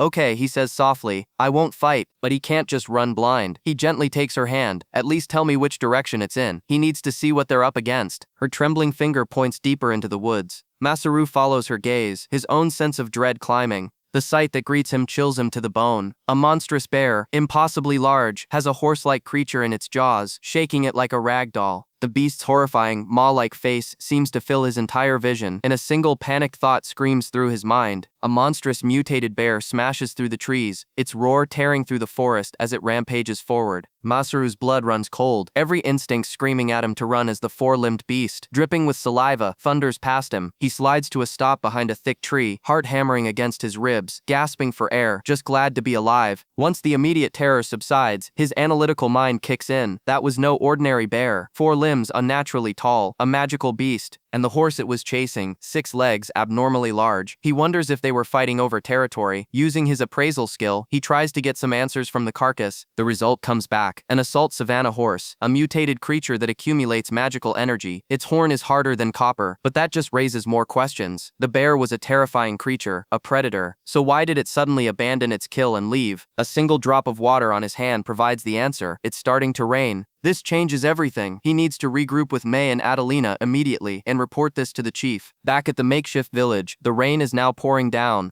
Masaru explains the situation, and the chief's face grows grim. That was a demon bear, he says. A species mutated by magical energy, a terrifying beast that appears every few years. To them, it's not an enemy to be fought, but a natural disaster to be endured. The chief tells him they're lucky this time. Masaru looks at him, confused. Lucky? The demon bear, sated for now, has a peculiar habit. It leaves when it senses rain. But this isn't just any rain. It's the signal for the coming of the rainy season. Lady Adelina looks on, concerned. For 2 long weeks, the rain will be relentless, transforming the plains and the forest into a single giant lake. The chief explains that not even the demon bear can move freely in those conditions. But as he speaks, a thought clicks in Masaru's mind. A giant lake. That means the habitats of all the animals will change. Aquatic creatures will be everywhere. Without another word, he turns and sprints out of the tent. The others call after him, panicked, thinking he's going to fight the bear alone. But they couldn't be more wrong. He can't take it anymore, he yells back, a look of desperate craving on his face. The food in this village is torture. He needs meat, something different, and he needs it now. Out in the flooded plains, Masaru is in heaven. The world has transformed into a smorgasbord of new opportunities. A massive shape scuttles through the shallow water. He grins, his hunter's instincts flaring. What a catch. He lunges, grabbing a giant crab just as its pincer flashes towards him. With practiced ease, he flips it over, holds it down, and secures the knot. It's all second nature to him. He holds his prize aloft, triumphant. A big crab all for him. His appraisal skill identifies it as a forest green gazami crab, a creature that can grow over a meter in size. This place is a treasure trove. Another one appears, a jeweled scissor crab, its claws sparkling like gems. The rain brings out everything: garland person toads, green moss crayfish, even a stealth python. He's practically giddy with the possibilities. Suddenly, a voice cuts through his excited mumbling, making him jump. What are you doing out here? It's Victinia's, looking completely unfazed by the downpour. She smirks, showing off the shimmering barrier around her. She can't even get wet. Masaru can only stare, demanding to know what the heck she's doing here. He glances at his catch, then at her. A thought occurs to him. Has she, a goddess, ever even eaten crab before? He feels a little bad for her. It's delicious, he says, a plan forming in his mind. Since it's just the two of them, they should treat themselves. In no time at all, he uses his skills to construct a temporary base, a simple shelter to keep them out of the worst of the rain. He tells her to sit and wait. It won't be a complex dish, but it'll be good. It's time to eat some crab. As he tends to the fire, preparing the meal, Victinias watches him quietly. The steam from the boiling pot rises into the damp air. His bunny ears, a gift from the beast folk, droop slightly, soaked from the rain. Without a word, Victinias steps behind him and starts gently drying his hair with a towel. He freezes, completely caught off guard. He stammers her name, but she just bonks him lightly on the head, calling him rude. Was that always her character type? Shut up and watch the fire, she says, her voice soft. This is just me being selfish. But her next words betray her true feelings. It's a way of recognizing all the hard work he's done for the village and the town. For a moment, they just sit there, a silent understanding passing between them in the shelter of the rain. Soon the boiled crab is served. The atmosphere feels a little awkward now, but the food looks incredible. Victinia struggles with the hard shell, so he shows her the trick to pulling the meat out, then takes a bite himself. Her eyes widen in disbelief. Delicious, she whispers, a radiant smile spreading across her face. What is this incredible balance of umami and sweetness? She starts eating faster, telling him to dig in before she eats it all. She thanks him, admitting it's the first time she's ever eaten a meal like that. Then she asks if she can bring some back for her sister, Ain. He teases her, saying that last part wasn't necessary, but she remembers Ain is the one who wrote that surprisingly common sense message. He assures her it's fine, he can keep it fresh in his item box. Victinias looks at him, a genuine admiration in her eyes. Watching him, with his tools and imagination, is never boring. She praises his skills, but he brushes it off. It's not the skills, he explains. It's the basic knowledge of how to use them. Knowledge he gained from his past life as a handyman at a home center. He remembers the place vividly, a huge building on the outskirts of town. It was there he learned everything, from woodworking and electronics to laying bricks and building sheds. But it was a frustrating job. He had so much product knowledge, yet his lazy manager knew nothing and would constantly ask him to explain things to the staff. Victinias listens, then changes the subject. She heard he made a bronze statue of her. He can't help but feel a little proud. But the mood shifts back to the grim reality. We need to do something about that demon bear, he says, his face serious. It wouldn't be a very nice welcome for the beast folk moving into the new city. He finally admits it. He came out on this hunting spree because he was running away, trying not to think about the bear. Victinias slams her hands on the table. Running away? She won't acknowledge something like that, not after everything he's done. Her voice trembles with unexpected passion. I can't stand the thought of you being weak. She reminds him of all the amazing things he's accomplished, even his statue. So what is he going to do if he ends up running? Her eyes burn with intensity as she points a finger at him. If he does, she declares, I'll never forgive you. Masaru is speechless. What is she, a kid? But her words hit their mark. If a goddess says so, he supposes he can't sit around being lame forever. With a snap of his chopsticks, Masaru's eyes gleam with a manic spark of inspiration. He declares that he'll just have to build a school. He explains it's a place for learning, where children from the age of 6 spend years gaining knowledge. But the concept is completely alien to them. How can he bridge the gap between their world and his? The gulf in technology is just too vast to explain with words alone. Then it hits him. He reaches into his item box and pulls out a thin black rectangle, presenting it with a flourish. Adelina and the others just stare, completely bewildered. Is it a box? It's so small. Masaru grins, explaining this little device represents the pinnacle of his world's technology.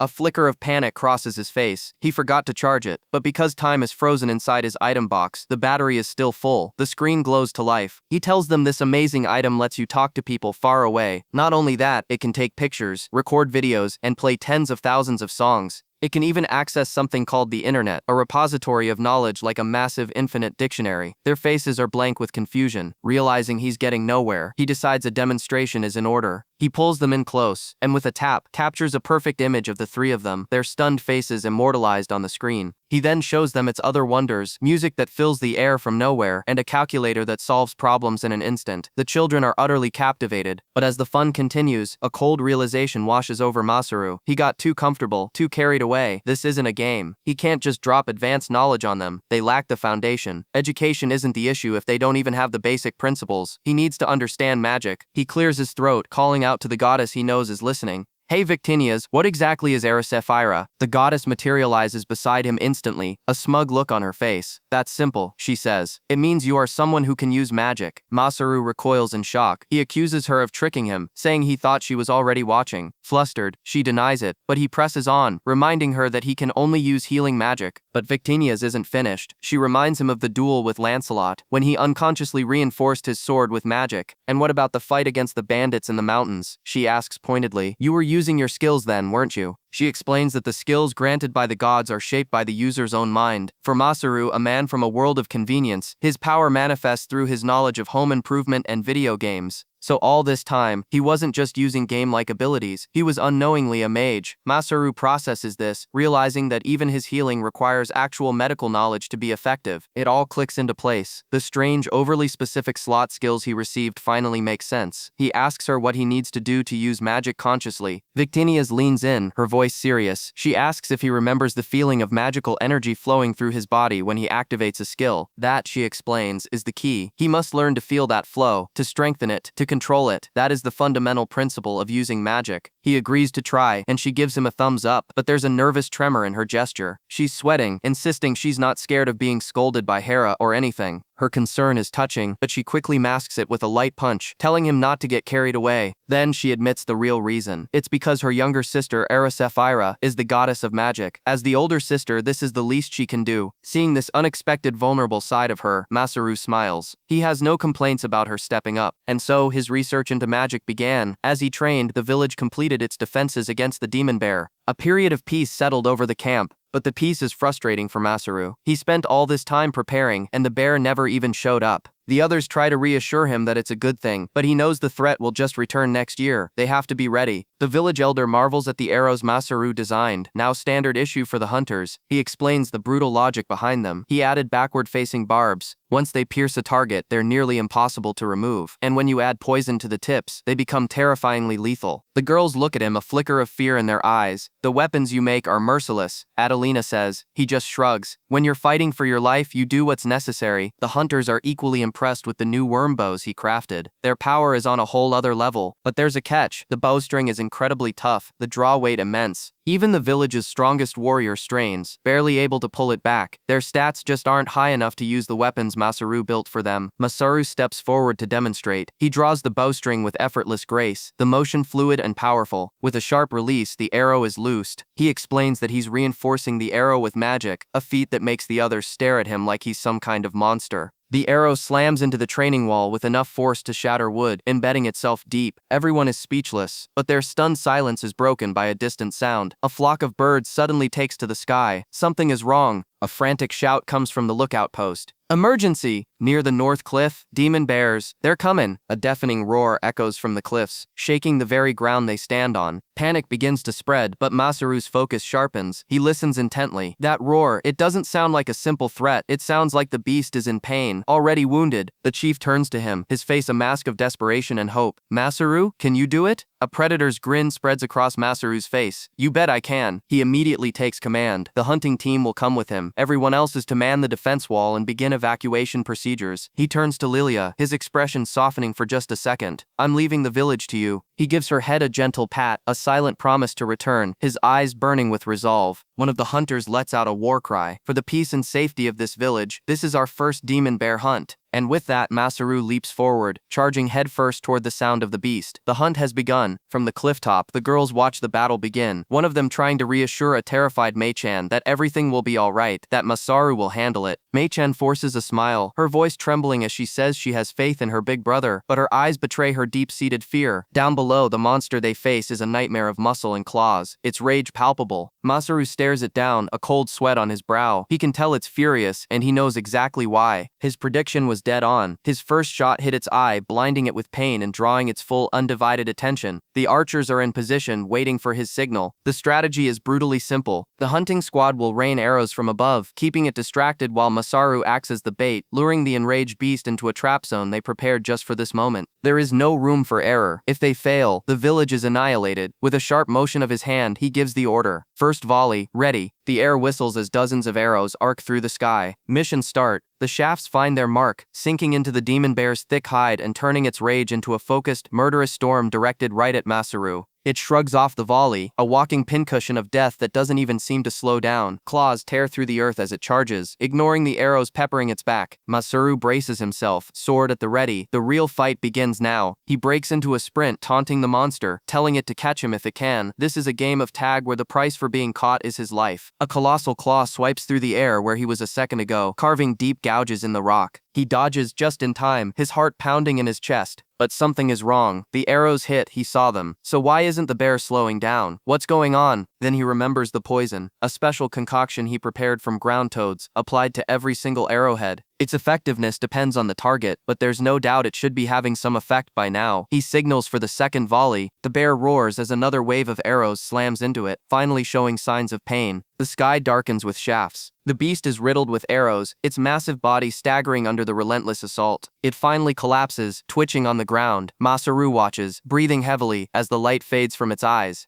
A final, gurgling roar escapes its throat, and then, silence. The rabbit folk on the cliffs erupt in cheers. Masaru can't help but laugh in relief, checking his status and seeing a massive jump in his levels. He actually defeated the demon bear. The others call down, ecstatic, saying they can finally live in peace. They'll handle the traps and meet him back at the village for a celebratory banquet. But as one of them approaches the corpse, Masaru's blood runs cold. A second, larger head looms over the fallen bear. He screams, telling them to wait, to not come any closer. This isn't the same bear, it's bigger, stronger, and it was hiding. His friends scream his name, their cheers turning to cries of terror. Before Masaru can even process the new threat, it lunges. Claws like daggers rip through his side, tearing flesh and armor, exposing the bone beneath. There's another one. How could there be another one? The impact sends him flying, his world exploding in agony as he clutches the horrifying wound. He looks down at the damage. This isn't just bad, it's fatal. The beast is on him again, giving him no time to think, no time to heal. He desperately parries a strike, the force of the blow nearly shattering his arm. His allies can only watch, screaming for the monster to let him go. It's too late. The bear grabs him, its immense strength crushing the air from his lungs. He's caught. The rabbit folk are in a panic, their victory turned into a slaughter. And the situation gets worse. Another warrior spots a third bear, this one heading straight for the cliffs where the others are positioned. An arrow flies, aimed at the beast holding Masaru, but it glances off its hide, completely ignored. The bear begins to drag him away, its trophy secured. But through the blinding pain, Masaru grins. He asks the monster if it really thinks it's won, if it's planning to escape. The others are screaming at him, telling him he's insane, that he needs to run or he'll be killed. What is he thinking? He knows this isn't over. He still has traps set. He still has a chance. He just needs to get its attention, to lead it to the right place. He just has to get there in time. Pushing past the agony, he forces his legs to move, not away from danger, but deeper into it. Because he's not leading it to a trap, he's running toward Mei-chan, who is directly in the path of the third bear. The desperate, terrified look on his face says it all. This is not going to plan. He stumbles, his body giving out. Just 100 meters more. He's been spamming his heal skill, but it's not enough. The recovery is too slow. He needs just 1 minute of focus. He doesn't have. He collapses. This is it. After everything, after finally finding people he wanted to protect. It's over. As the bear looms over him, a single thought fills his mind. He's sorry. He failed everyone. Then a voice cuts through his despair, dripping with disappointment. Are you gonna give up just like that? How boring. Masaru's eyes widen. He looks up to see the girl who was standing with Mei-chan, now between him and the monster. With a casual flick of her wrist, she deflects the bear's devastating attack as if it were nothing. She glances back at him, unimpressed, remarking that for someone who was able to beat that old man, he's a bit weak. Masaru is stunned. Who is she? How does she know about that? A smirk plays on her lips. She hopes he doesn't mind, she says, if she butts in. Masaru stares, dumbfounded, as Adelina casually rests her mace on the downed beast. She flashes a smug grin, asking why he's even here. Shouldn't he be thanking her first? She only made it in time, she explains, because of Mei-chan. Back at the camp, that same worry was eating away at Mei-chan. She tells the others that she has faith in Masaru, but her voice trails off, the confidence of fragile mask. The forced smile crumbles, revealing the pure terror underneath. Adelina finds her like this, a storm of anxiety. She tries to soothe the panicked girl, telling her it's alright to speak her mind. She knows their relationship is complicated, but she believes they have a good thing going, one where they can rely on each other. Mei-chan just whispers that Masaru himself said there was nothing wrong with misunderstandings. Then the dam breaks. Mei-chan collapses to her knees, her voice trembling as she confesses she heard 2 roars. At first she thought she was imagining it, but then she heard it again, another roar, distinct from the demon bears. The thought alone paralyzes her with fear. Tears streaming down her face, she clutches Adelina's arm, begging her to please go help her brother. Masaru's own resolve flashes through his mind, the promise he made, the debt he feels he owes. This isn't just a fight, it's a strike against the part of him that feels utterly helpless. And in the clearing, the source of that terror looms, a hulking mass of muscle and rage. He whirls on Adelina, his voice raw with panic. Damn it, you'll die if you stay here. He calls her a foolish maiden for charging into danger without any backup. But as he yells, the trees erupt with armed warriors. The rabbit folk and the others emerge from the woods, weapons raised. As Adelina gives the signal, now, a volley of spears darkens the sky. Do not falter, Adelina commands, her voice ringing with authority. Attack, charge. Masaru can only watch, stunned. Adelina explains that everyone heard Mei-chan's desperate plea and came to lend a hand. We make great companions, don't we? The strategy becomes brutally clear. They're forcing the beast back, step by step, towards the cliff's edge where a massive spike trap lies in wait. Just a little more. With a final unified heave, they push with everything they have. The demon bear teeters on the precipice, and then plummets over the side. But it grabs the ledge, claws digging into the rock, refusing to fall. Adelina's face drains of color. This wasn't part of the plan. This is bad. Masaru shoves her aside, shouting his thanks to the group. Great job, everyone. Leave the rest to me, he declares, turning to face the monster alone. He can feel the healing magic finally kicking in. The time they bought him was just enough. For the first time, he's not fighting alone, and the gratitude fuels him. The bear hauls itself back onto solid ground, roaring in fury. Masaru just smirks. Eat my ultimate move, he screams, charging headfirst into the beast's lunge. A colossal paw swipes down, ready to crush him. But a massive log materializes out of thin air, intercepting the blow with a deafening crack. The splintered wood wedges itself deep in the monster's maw, gagging it. The bear is stunned, its attack completely neutralized. This is his chance. Masaru raises his axe high. It's over. He brings the weapon down with all his strength. The impact is immense, but the recoil sends them both stumbling, careening straight for the cliff. Adelina screams his name.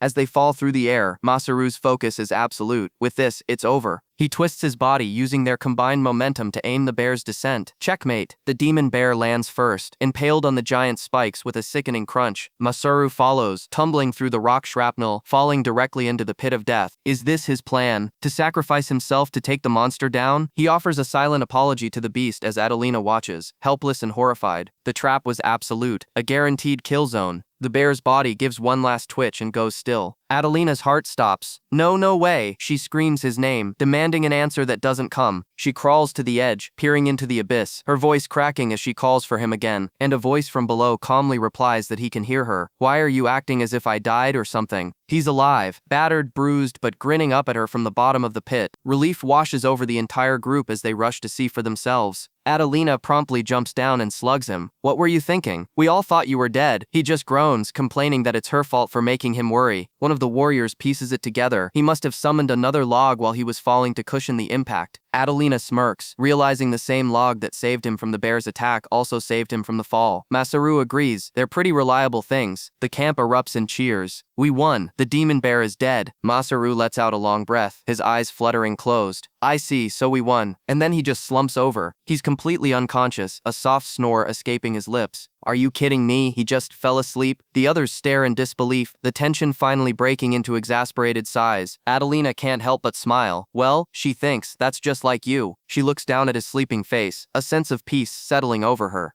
Thank you for your hard work, Masaru. She turns to the others. Alright guys, let's go home. Their battle won, the exhausted but triumphant group prepares for the journey back. The beastmen cheer, hoisting their hero into the air, celebrating a victory that felt impossible just days ago. Masaru, exhausted but beaming, soaks it all in. The nightmare is over. They survived. Meanwhile, in the realm of the gods, Victinias watches over him, a faint smile on her lips. She tells Hera that this was a good outcome for her chosen one. Hera smirks, seeing right through the facade. She asks if Victinius has finally acknowledged Masaru, that this victory was his doing. Victinius immediately panics, her composure shattering. She shouts, "Let go of me," insisting that Masaru is going to die at this rate. She reminds Hera how she lost her mind when the demon bear killed him, how she even went out of her way to give him words of encouragement. Is that concern or something more? Hera's knowing stare cuts deep, and Victinius flinches away. The silence hangs heavy between them. Trying to regain control, Victinius argues that it's not a big deal. She didn't lend him a hand directly. She claims there's nothing wrong with watching over her apostle, but Hera isn't buying it, pointing out that her motives have shifted from the cold logic of the gods' rules. Hera lets it go for now, suggesting they just keep things in moderation. With the bear gone and peace returned, the city development can finally get on track. She looks forward to the completion of her statue. Victinius agrees, and they raise their glasses to celebrate their triumph. Down below, Masaru and his friends do the same, clinking their cups together. To the future development of Victinius's new world, they cheer. The celebration carries on into the night, a brief moment of peace earned through blood and desperation. Several days later, the festive mood has given way to determination. Masaru claps his hands together, ready to get to work. "Alright everyone," he announces. "With the demon bear gone, it's time to get this city built." But the crowd just stares back at him, their enthusiasm completely gone. One of the beastmen points to the strange white lines and partitions laid out across the vast, empty land. They understand the gist of the plan, but they have no idea what all this is for. Masaru stands before the foundation of a new world, a blueprint only he can see clearly. The beastmen look on, completely lost. He grins, ready to explain it all. First, he says, holding up a finger, he's already drawn the area for housing. One of the men asks why they can't just build their houses wherever they want. Masaru explains that the white lines are dividing lines, and the partitions are the foundations for the houses themselves. He introduces a concept completely foreign to them, land readjustment. By arranging houses, workshops, and stores in specific zones, they can control the flow of people and keep noise and pollution away from the residential areas. Secondly, he continues, this segregation makes it easier to maintain public security and respond to disasters like fires or crime. And third, it's time to start building underground passageways and sewers. Housing construction without proper sewage is now forbidden. Adelina recognizes the concept from his lecture in the coastal city, a system for treating rainwater and sewage. One of the beastmen recoils in disgust, asking if that means they have to flush it in the house. Masaru shouts back, that's a big no. This is all for the sake of the city's hygiene. He paints a grim picture of what happens when waste isn't handled correctly. Disease spreads, taking the lives of many people. The reality of it hits them hard. They agree to settle the hidden dangers as soon as possible. But another question arises. The housing sites look small, only big enough for a large tent. Why not build bigger houses? Masaru just smiles, telling them not to worry. The houses built in the city will be two-story stone buildings, far more comfortable than what they're used to. The crowd erupts. Two-story stone houses, they can't believe it. That's a level of luxury they've only ever dreamed of. Adelina points out that even in the capital and port towns, two-story stone houses are almost exclusively inns or commercial buildings, not homes for individuals. Masaru explains the social hierarchy built into their world's architecture. Commoners live in huts, the upper class in wooden homes, and only nobles and the very rich live in brick or stone houses. He's about to shatter that entire system. His words ignite a fire in their hearts. The beastmen raise their fists, roaring with excitement. Let's start building. Masaru gestures towards a pre-built structure. He and a few others have already set up a sample. They stare at the wooden framework, a skeleton of a house unlike anything they've ever seen. Today, Masaru explains, they'll all be setting up these pillars. One of the beastmen eyes the intricate joints where the wood connects, questioning if a simple wooden frame is truly safe. Masaru assures him that if the wood is cut intricately, it can be assembled like a puzzle. He then lays out the next step, filling in the framework with stones. The process seems simple enough. Then he reveals his secret weapon, a bucket of plaster, a mixture of seashell, seaweed, and hemp he got from the beach. Adelina is stunned. If you smear this over the stone walls, they'll become even more durable. It can even be used to make concrete for roads. She realizes this was his main plan all along. Masaru explains that in his old job, he used to deliver these kinds of materials to craftsmen, picking up a lot of knowledge along the way. So even though he lacks the specific skills, he can use his knowledge to make up for it, creating all the materials they need. Mei-chan suddenly looks worried, asking if her big brother is a bad person. He doesn't deny it, admitting some of the work he used to do might have been against the law. Wait, what kind of work was he doing? He quickly changes the subject, patting her head and saying he might go overboard sometimes, but as long as it's for the folk, it's fine, right? He tells everyone he's already given instructions for the materials, and it's time to get started. With a renewed sense of purpose, they all shout in agreement. Let's do this. Together, they will build a wonderful city. Masaru's quiet confidence is infectious. The future is theirs to build. Day after day, they work, their determination transforming a barren field into the foundation of a new home. Stone by stone, pillar by pillar, a community is forged in sweat and shared purpose. The skeletons of houses rise up, a testament to their progress. A month later, the first street is nearly complete. Masaru looks on, satisfied. Things are going according to plan. He's even installed a prototype of his newest invention, a toilet. He shows Mei-chan how to use it. He demonstrates the proper sitting posture. She wordlessly backs away. He asks why she's keeping her distance, and she bluntly tells him he's being kind of disgusting. Flustered, he declares the demonstration a success and orders mass production to begin. Walking through the bustling construction site, Mei-chan remarks on how much the city has grown. It's all thanks to everyone's hard work, Masaru says. But she looks at him with concern. The housing is almost finished, but they still have a long way to go with industry and securing food. She knows what he's thinking. She makes him promise not to do everything recklessly by himself, to work together with everyone. He gently pats her head and agrees. Okay. Just then, a guard comes sprinting towards them, shouting Masaru's name. Something happened. Masaru's heart sinks. He asks what's wrong, if there's trouble with the material transportation. The guard shakes his head, panicked. It's the gates. He tells them there are humans at the gate, but they're not invaders. They're collapsed, unconscious, strewn across the ground like discarded dolls. Masaru stares in shock. What in the world could have done this to them? The town is in an uproar, people shouting in confusion as they stare at the collapsed building.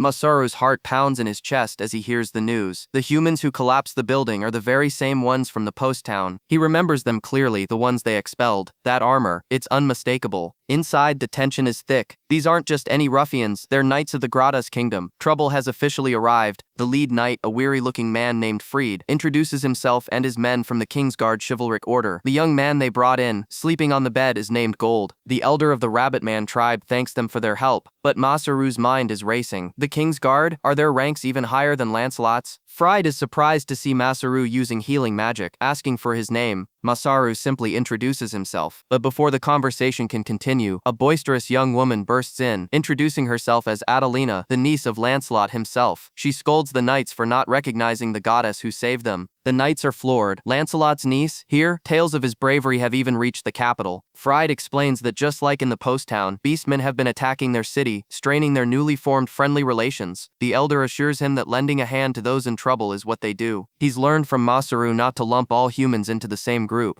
He then asks what business the knights have so deep in the mountains. Freed's face grows grim. They're here on direct orders from the king to subjugate a mutated beast. He describes it dark-skinned with 6 legs, a mutated horse called the One-Horned Demon. Masaru and Annabelle exchange a look. Could he be talking about? Masaru interrupts, asking if he means the horse that was already defeated by a similar beast just the other day. Freed is stunned. He explains they were attacked by a demon bear, a monster so powerful it forced his entire squad to retreat and regroup for a week. He warns Masaru that it's too dangerous to stay here and that they should return to the kingdom with them for safety. Masaru just smiles, a confident, almost unnerving calm in his eyes. He informs the knight that the demon bear has already been exterminated by them. The knight's jaw drops. The surrounding areas are no longer dangerous. Masaru's smile widens. He asks if they'd like to see the corpse of the demon bear, and the horse's corpse too. Freed completely loses his composure, shouting in disbelief. He has the corpse with him? But his orders were to exterminate it. Is this some kind of joke? The elder can see it instantly. From the knight's reaction, the horse's corpse is of great value to him. He senses a proposal coming, one with a clear ulterior motive. Freed leans forward, his desperation barely contained. He asks if Masaru would be willing to hand over the corpse. Masaru doesn't even hesitate. Sorry, but I'll have to refuse. Annabelle can practically see the gears turning in Masaru's head. He's definitely up to no good. Masaru begins to casually list the value of the materials. The body was mostly devoured by the bear, but the neck is intact. The skin is smooth, perfect for high-quality clothes. The leg bones are strong and sturdy, and its size isn't too big. Freed's eyes widen in realization. And the horn, Masaru says, hitting the nail on the head. That's what they're really after. He admits he's reluctant to part with it, but for the kingdom's chivalric order, he might be willing to sell it for a little extra. Freed counters immediately. All the materials Masaru mentioned are worth a lot on the market. He proposes a deal. If the price they offer doesn't match his asking price, they'll also include the official bounty reward. Masaru analyzes the situation. The knights only care about getting the job done, regardless of price. The horn is what the king himself seeks. This isn't about money. This is about things money can't buy, fame and authority. How should he play this? He could negotiate for a high price, or he could play the long game. Go easy with the negotiation now and have the kingdom owe him a favor. The reward money is tempting, but the connection is priceless. He looks up, his decision made. Please let me accompany you. To Gratus. The room falls silent, stunned by his request. Masaru lays out his terms. He'll conduct the negotiation for the materials himself, directly with the kingdom. He's happy with this arrangement, and it ensures he gets to meet their criteria. But he gives a stark warning. He can't guarantee the negotiation will be smooth sailing. Don't underestimate us, he says. Masaru's confidence doesn't waver. He was a broker during his time at the home center. Negotiation, he says, is in his blood. With the deal struck, Fried and his men decide to get some rest. The matter is settled. Masaru tells the others he'll be leaving for a while once the knights have recovered. Mei-chan is not happy, puffing her cheeks out in annoyance. Masaru tries to calm her down, promising this trip is purely for business and there won't be any fighting. With that settled, he turns his attention to a new project. He's building a house, but the city's serious housing shortage means he has to leave the construction work to others. Annabelle confirms that the delivery of beds for the new houses on the mountain slopes is finished, but Masaru has a grander vision, a public bathhouse, a hot spring even. He declares that as a Japanese guy, having a proper bath, a bathroom and furniture is an absolute must. Annabelle has no idea what he's talking about, another word from Masaru's world. He explains it's just a huge bath. The idea of saying goodbye to washing with cold water every day is more than enough to get everyone excited. But Annabelle raises a practical point. A bath that big would require a massive amount of firewood every single day. It's a luxury only the upper class can afford. But this is a hot spring, Masaru explains. She's never heard of it, so he gives them a quick science lesson. Rain becomes groundwater, which is heated by subterranean magma, and then comes out of the ground as a hot spring, perfect for filling a bathhouse. Annabelle is skeptical. Is that something you can just dig out of the ground? Masaru confirms that normally, only cold water comes out. But he has an ace up his sleeve. He heard from the rabbit hunters about a river of lava nearby. Using his 3D geographical map skill, he was able to discover an underground water vein. He hasn't figured out how to dig for it yet, but that's a problem for later. For now, there's something more important to build.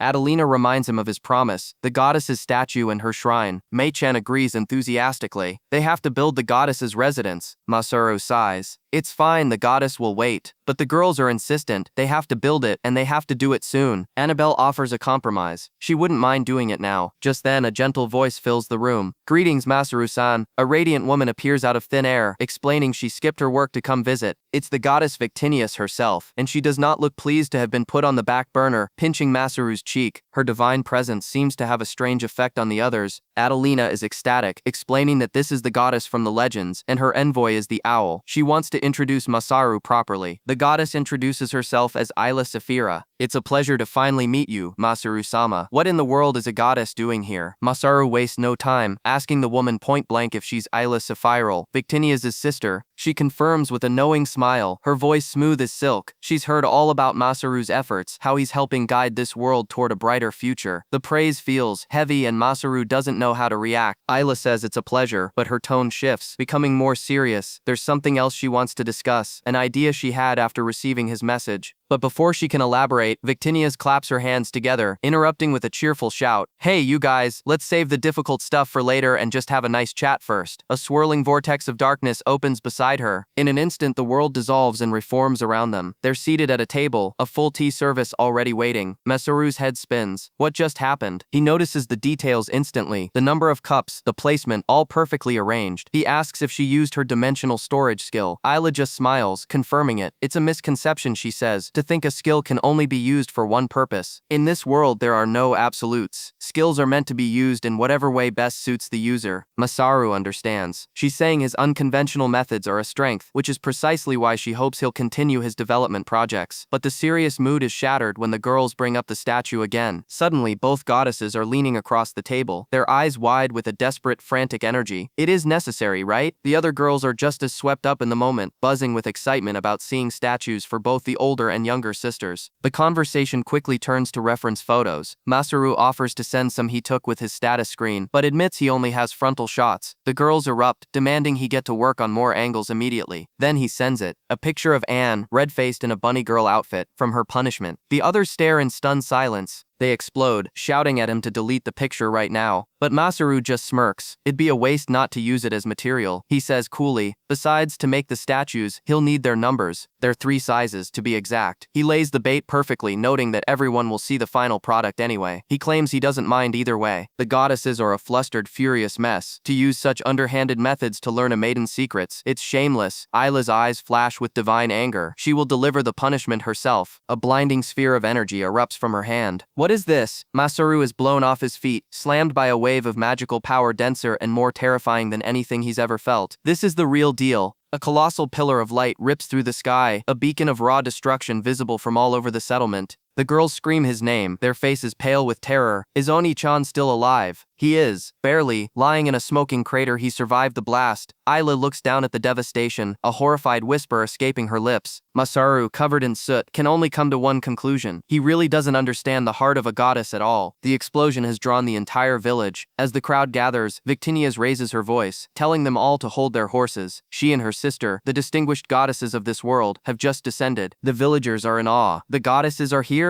and this whole mess was because of Masaru's rude behavior. They can't believe their eyes. In an instant, the entire population is on its knees, welcoming the divine beings. Masaru groans. He's terrible at dealing with this kind of formal ceremony. The goddesses admit they aren't used to it either, since they rarely descend outside of festivals. He cuts through the awkwardness. Since everyone's here, he says, they should get straight to the point. He tells them to get their act together. They did have a reason for coming, right? Victinius's eyes light up. Well, about that, she asks if he still has any of those crabs left. She'd really like to have a taste. Masaru's jaw hits the floor. Crabs? She confesses everything. She told Isla all about the delicious crabs, and they used the statue as an excuse to come down to the lower world. Masaru sighs. The younger one is just as hopeless as her sister, but in their foolishness, Masaru sees an opening. He turns to the stunned crowd and makes a grand declaration. Everyone, he's just received divine instructions from goddess Victinius herself. He gives the goddesses a reassuring look. It's okay, he whispers. Things are going to be fine. To the villagers, he proclaims this is their first step toward prosperity. He lays out his ambitious plan. They will expand the farms and plantations across all the vacant land, creating a self-sufficient city with a secure food supply. He immediately splits the workforce. Half will form a building team. The other half will survey the surrounding vegetation, learning to distinguish edible plants from poisonous ones. He ignites their motivation with a simple reminder. Didn't you all say you wanted to eat delicious things? That's all it takes. The entire village, girls included, charges forward with renewed purpose. Move it, move it. Isla watches, impressed. He's really thought this through. Masaru admits he was planning to build sample plantations anyway. This just gave him the perfect excuse to start sooner. He even explains the architectural benefits. By building fields between the houses, they'll improve sun exposure, ventilation, and even reduce noise between neighbors. They'll set up gazebos for resting spots and focus on gardening to beautify the landscape. And of course, he adds with a sly grin directed at the goddesses, they'll build beautiful statues and shrines. The more appealing the city, the easier it is for a certain goddess to come and play. Wouldn't you agree? That's the magic word. Their eyes go wide with childlike glee. Do you mean I can eat crabs every single time I come to play? They lean in, their faces glowing with pure, unadulterated hope. Masaru-sama, we'll be counting on you. But Masaru's true motive is far more practical. He's made up his mind. He has to make this a relaxing, peaceful place for them to visit, so they don't get angry and blow it to smithereens again. The goddesses, completely misinterpreting his self-preservation as kindness, are moved to tears by his apparent thoughtfulness.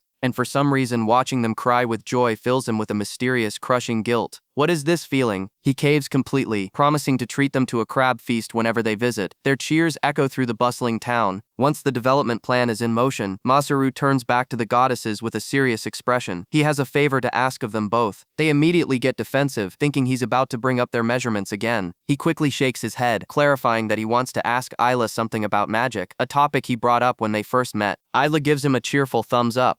Got it. They'll talk about it in detail after they've had some crabs. He then looks to Victinius, his tone shifting. He'll send her a message when the time comes. He warns her it might be shady, but he won't be meddling directly. Her playful demeanor vanishes, replaced by a solemn understanding. No problem, she says. Just come when you receive the message. The plan is set. As soon as Fried and his men have recovered, Masaru is heading to the capital. A few days later, they stand overlooking the capital city of Greats. Masaru's mind is clear. Inside the royal palace, a guard reports that Commander Fried has returned and requests an audience for the following day. But the king's voice is sharp, cutting him off. That doesn't matter. Bring him to me now. The king sits on his throne, his posture radiating menace. He ignores all pleasantries entries, his voice a low growl. Were you able to get your hands on it? The mutated beast's horn. The air grows cold. This is not a benevolent ruler. This is a king with wicked intentions. And Masaru is walking straight into the lion's den. 2 weeks later, the gates of the capital swing open, a carriage waiting just inside. A 5-star service. Masaru thinks, surprised they'd arrange a ride for him. But Fried is fuming. He tells Masaru that the carriage was there for a reason, not for him to decide to run the whole way. It took him 7 agonizing days, and now his butt is killing him. Fried just orders him to get in, his patience worn thin. As they travel through the grand streets of the capital, the sheer scale of the city is overwhelming. Fried lays out the plan, but Masaru is barely listening, a strange look on his face as he feels the oppressive power emanating from the heart of the city. His mind drifts back to his conversation with Nagara, the elder of the rabbit folk. She had told him to proceed as he saw fit, trusting his judgment completely. She understood his anger, but explained their grim reality. The ones who enslaved them likely did so to expand their own territory. There are good people like Fried, she assured him, but they are few. She then revealed a chilling piece of the puzzle. For their plan to work, the town must be filled with hate and envy. It's a necessary evil to fuel the children and their future. That's why she needed him. His unique character, his way of negotiating and turning situations on their head, was their only hope. She was betting everything on him. Back in the present, Fried snaps him out of it. First, they'll relay the news to Sister. Then they head straight for the castle to meet the king. But Masaru cuts him off. Before the audience, there's something he has to do. He needs to buy a Jeffo fruit. Norma is baffled, but Masaru insists it's vital, promising he'll be quick. Fried's face contorts in frustration. Why, he demands, do you need to waste time at the Adventurers Guild of all places? Masaru just grins, a calculating glint in his eye. He says there's something he needs to confirm before he faces the king. What is he plotting now? The guild hall is a chaotic mix of grizzled veterans and eager newcomers, exactly as he'd imagined. The receptionist greets them. Noting Fried's veteran aura, she asks if they're here for a request. Masaru steps forward, a little too eagerly, saying he's always wanted to be an adventurer. He then leans in, dropping his voice. He tells her he heard a mutated one-horned beast has appeared and he wants to know the market price for its materials. Another guild member overhears, directing him to the materials counter, commenting that it's an odd question for a newbie. The man lays out the prices. Normal monster parts fetch a few silver coins. Magical beasts, a gold coin. Dragon-class monsters start at 100 gold. He flips the page, revealing the prices for the mutated beast parts. Their value, he explains, is astronomical. They're incredibly rare and so strong that even the King's Guard had trouble with them, driving the price through the roof. Masaru's mind races, calculating the value of what he's carrying, thousands upon thousands of gold coins. The final number hits him like a physical blow. 100 million? He can barely process it. The guild worker just assumes he's shocked by the high value, but Masaru's mind is spinning with the possibilities this new leverage gives him. Sometime later, they stand before a massive estate. Fried demands to know what that whole spectacle at the guild was about.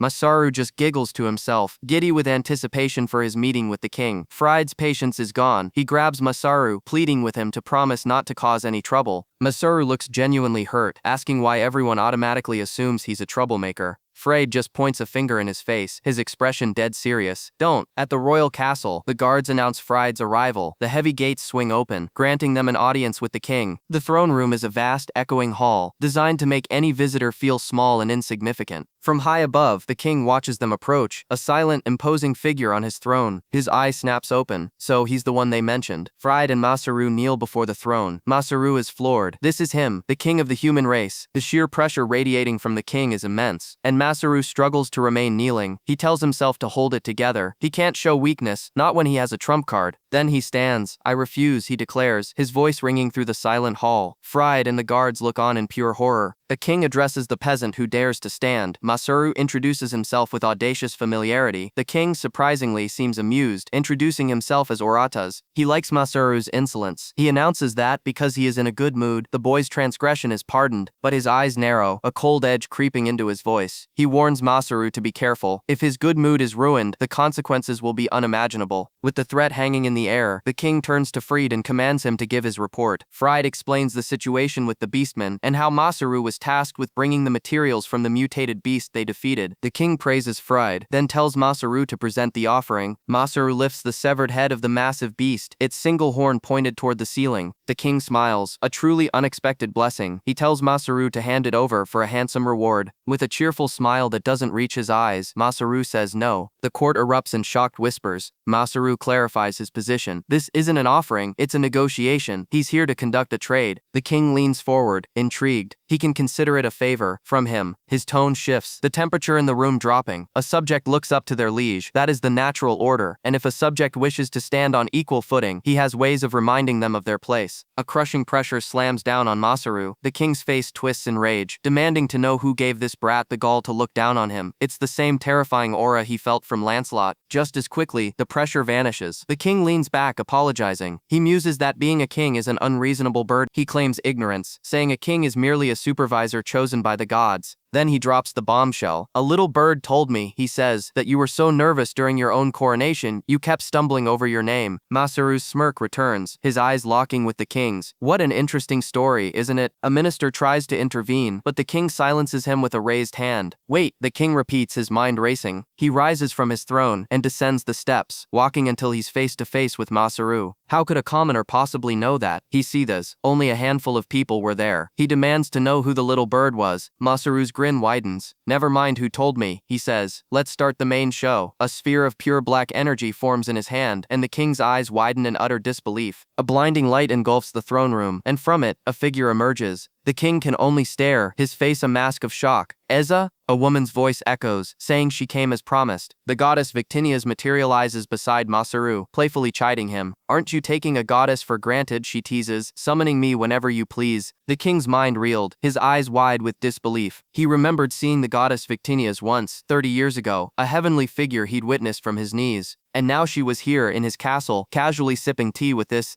upstart brat. Why were they having a tea party in front of his throne? The sheer audacity of it was staggering. Masaru and Victinias chatted as if the stunned king wasn't even there. She mentioned that Harasama was praising him, and the development of the new world was going splendidly. She then showed him an image on a tablet, a gift she'd sent. Look, she said, she's already working on your request. She even passed on a message from Isla. The image showed a workshop full of diligent rabbit folk, and Victinias remarked that for a good-for-nothing goddess, she was certainly reliable. Masaru felt a pang of guilt, admitting he'd suspended his request to her. The king could no longer contain his fury. He slammed his fist on the throne, demanding to know what she meant by meddling so much in mortal affairs. A goddess shouldn't be figuring things out for humans. Masaru quickly stood, trying to defuse the situation, but the king was already shouting for them to wait. Victinias rose gracefully, a serene smile on her face, as if she hadn't noticed the outburst. She apologized for getting absorbed in her conversation with Masaru, then turned to the king. It has been a long time, Axion Finlay, king of Gratus. The king stammered, remembering her from his youth, but that wasn't the issue here. He needed to know what was her relationship with Masaru. She put a hand on Masaru's shoulder, explaining that they share a superior-subordinate relationship. He is her apostle. The king's jaw dropped. An apostle? This boy? He'd heard Masaru got away with beheading a slaver, but he never imagined this was the reason. One of the guards couldn't help but speak up, asking how a messenger of God could be a perfectly normal human. Masaru waved his hands frantically, insisting he was just an average Joe, a normal human just like them. Internally, his mind was racing. The outcome was not what he expected, and he couldn't exactly tell the king he was a transmigrator from another world. How could he explain this in a way an old king would understand? Victinias leaned in, whispering that calling him her apostle wasn't exactly accurate either. Then, with a playful glint in her eye, she gave the king an answer that shattered his reality even further. We're friends, I suppose. Friends? A mortal was actually friends with a god? The king's mind simply couldn't process it. Masaru, seeing his chance, added that as a friend and follower, he's building her a statue to help her get that belief she wants. Victinias immediately turned to the king, asking him to please arrange some mithril for Masaru. She explained that he might use the next materials trip to visit, and since he's her apostle, the king couldn't possibly refuse the request of a god, could he? Before the king could even respond, a new voice cut through the tension. You're overstepping your authority here, Victinias. A second goddess, Hera, appeared out of thin air, grabbing a panicked Victinias by the collar. What is going on now? Hera dragged the flailing goddess away, scolding her about a full 24-hour sermon course for being a good-for-nothing goddess. As she was pulled into nothingness, Victinias shouted back to Masaru not to forget her fill of crabs next time. Yes, the crabs, that's a promise, he yelled back into the empty air. The throne room fell silent. The king slumped in his seat, utterly defeated. He wanted to be alone with Masaru. Every one of his guards and advisors was dismissed, their faces a mixture of shock and confusion. He couldn't believe it. Two goddesses, and one was human friends with this man. Once they were alone, the king looked down at Masaru, his voice heavy with exhaustion. Do you have anything else in store? Masaru's expression turned serious. He brought up the statue again, saying he felt like he was taking advantage of a goddess's kindness to build build her a statue, he'd need the skills of a dwarven craftsman. He asked if the king thought a dwarf would build a statue for a human making a deal with a goddess. The king saw his opening. To pay his respect to the gods, he would personally enter into this negotiation. But he had a condition. He didn't want to buy something from Masaru. He wanted Masaru to promise not to sell it to him. Masaru was puzzled. The king had one request. He wanted to obtain the horn of the one-horned mutated beast. The king held up his royal scepter. He explained that it was crafted from the horn of a one-horned beast that the founding king himself defeated. It's a long-standing tradition for the scepter to be passed to the succeeding king, a symbol of the bond between the beast and the country. But his own time was running out. He was past his prime and didn't know when the next beast would appear. He needed to make preparations. As a king, it was his duty. Masaru understood. They would proceed with the negotiation. But as Masaru looked closer at the white scepter, a flicker of doubt crossed his mind. Something was off about it. He focused his gaze, activating his appraisal skill. The result was instant and undeniable. The scepter was made from the horn of a unicorn, ground into a powder to detoxify poisons, not from a mutated beast. As I thought, he murmured. The king demanded to know what he meant. How do you know that? Masaru looked him dead in the eye and stated the fact. This scepter isn't made from the horn of the one-horned mutated beast. The king's face went pale. He leaned forward, his voice a low growl. You're not lying, right? He accused Masaru of trying to pull the wool over his eyes, of changing his mind about selling it. Masaru's expression was firm. A negotiation is where parties find common ground for the best outcome. He would never take advantage of his partner's trust. He swore it on the goddess of this world, the one the king's people believe in. The king stared, taken aback by the sheer conviction in the young man's eyes. Finally, the king relented. Very well. He would place an order for the horn. He acknowledged its immense value, a precious item that would fetch a fortune across the land. He would match any price. But Masaru shook his head. He didn't need money. It's an item he obtained through a negotiation with a friend. Is good faith not enough? The king was floored. No, it's a deal. They shook hands, sealing the pact. With the deal struck, the king asked Masaru what he planned to do next. Masaru explained he needed to continue his journey but first had to stock up on supplies. The king insisted he stay in the capital for a few days, offering to assign him a knight as a guide. He had the perfect candidate in mind. The scene shifts to a royal library, where a blonde-haired knight named Zack is being teased by his comrades. They mock him for being an accountant, not a warrior. Masaru entered, announcing that his friend Fried recommended Zack. Zack's friends were stunned that this newcomer knew a royal knight. Masaru explained that his father was an artisan who made prosthetic limbs, and he had a business proposal for Zack.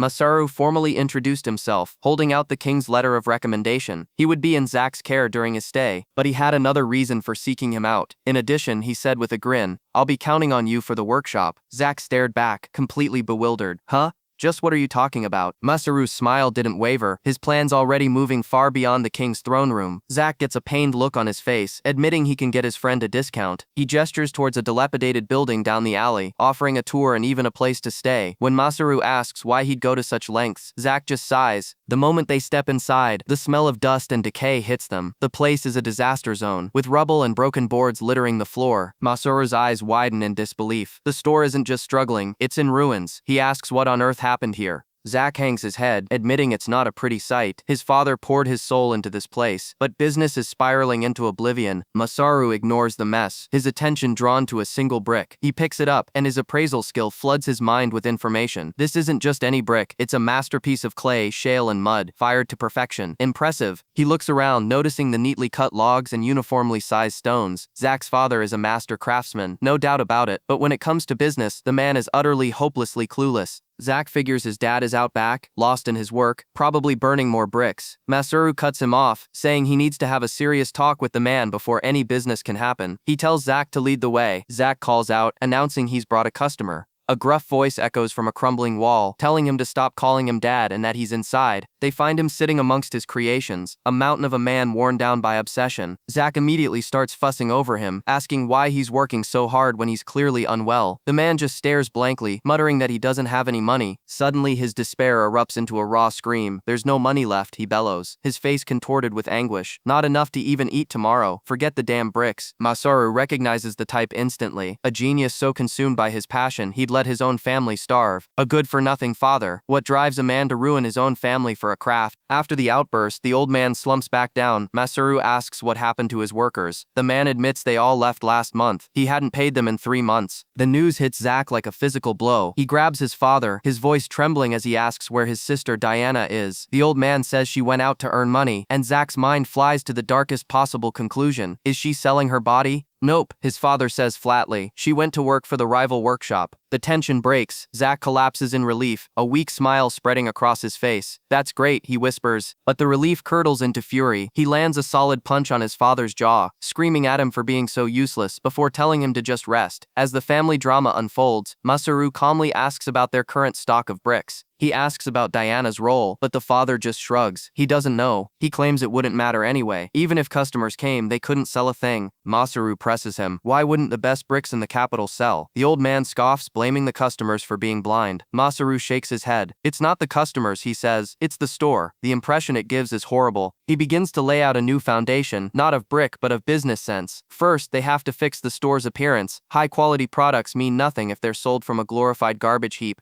Next, he continues, is inventory management. They need to organize everything so customers can see what's available. He tells Zack he'll stay at an inn tonight, and they'll meet at the castle tomorrow to finalize their plans. But first, Masaru has business of his own to attend to. He stands before the king, collecting his substantial reward for the mutated beast subjugation. The king is pleased, quickly moving on to the next item on the agenda, purchasing Masaru's surplus grain. Masaru makes his offer, laying out the amounts of barley, wheat, and soybeans he's willing to part with. The king agrees to buy all the wheat, noting that soybeans aren't a priority. He asks just how much Masaru has stored away. But Masaru isn't just selling food. He reveals his true play, a comprehensive deal including tools and construction materials. The king, impressed by the bold move, agrees. The negotiation is a success. The king's advisor remarks that Masaru negotiates far better than any commoner has a right to. The king agrees, but the advisor adds a word of caution. Some of their stockpiled supplies, he warns, are earmarked for military invasions. The king grimly notes that after the tragedy with the rabbit folks, the next war is likely just around the corner. Masaru's face hardens. The king waves a dismissive hand, calling such expeditions a waste. His priority, he declares, is bringing prosperity to his own realm. Masaru challenges him directly, pointing out that his relentless expansion policy is the very thing causing unrest on his borders. He tells the king he'd like to offer a piece of advice. The king, intrigued by this commoner's audacity, leans forward, listening. Masaru begins, not as a merchant but as a nation builder. He tells the king to focus on developing the cities he already has, not conquering new ones. He uses his own Beastman city as a prime example of how a city can flourish and improve its people's lives without resorting to war. He urges the king to reconsider, to believe in a world where all races can coexist peacefully. The king scoffs, calling them an inferior race, but Masaru cuts him off with a quiet, firm reminder. His expression becomes deadly serious. An invisible pressure fills the room, emanating from this one man. The king and his advisor break out in a cold sweat, paralyzed by an unspoken threat. Is he lecturing a king or threatening him? Masaru closes his eyes for a moment, the intensity of his will hanging heavy in the air. Then it's over. He stands, announcing that their business for the day is concluded. He'll stop by to say his goodbyes before leaving the capital. The king slumps into his throne, utterly drained by the confrontation. He looks to his servant, his voice filled with a rare uncertainty, asking if the choices he's made have been wrong. The servant answers carefully. The kingdom is a reflection of the king's rule, but he feels what Masaru said made sense. Perhaps, he suggests, Masaru's arrival is a sign from the gods, and it would be wise to heed his advice. The servant asks if he should prepare the royal guard for a visit to the coastal city Masaru is building.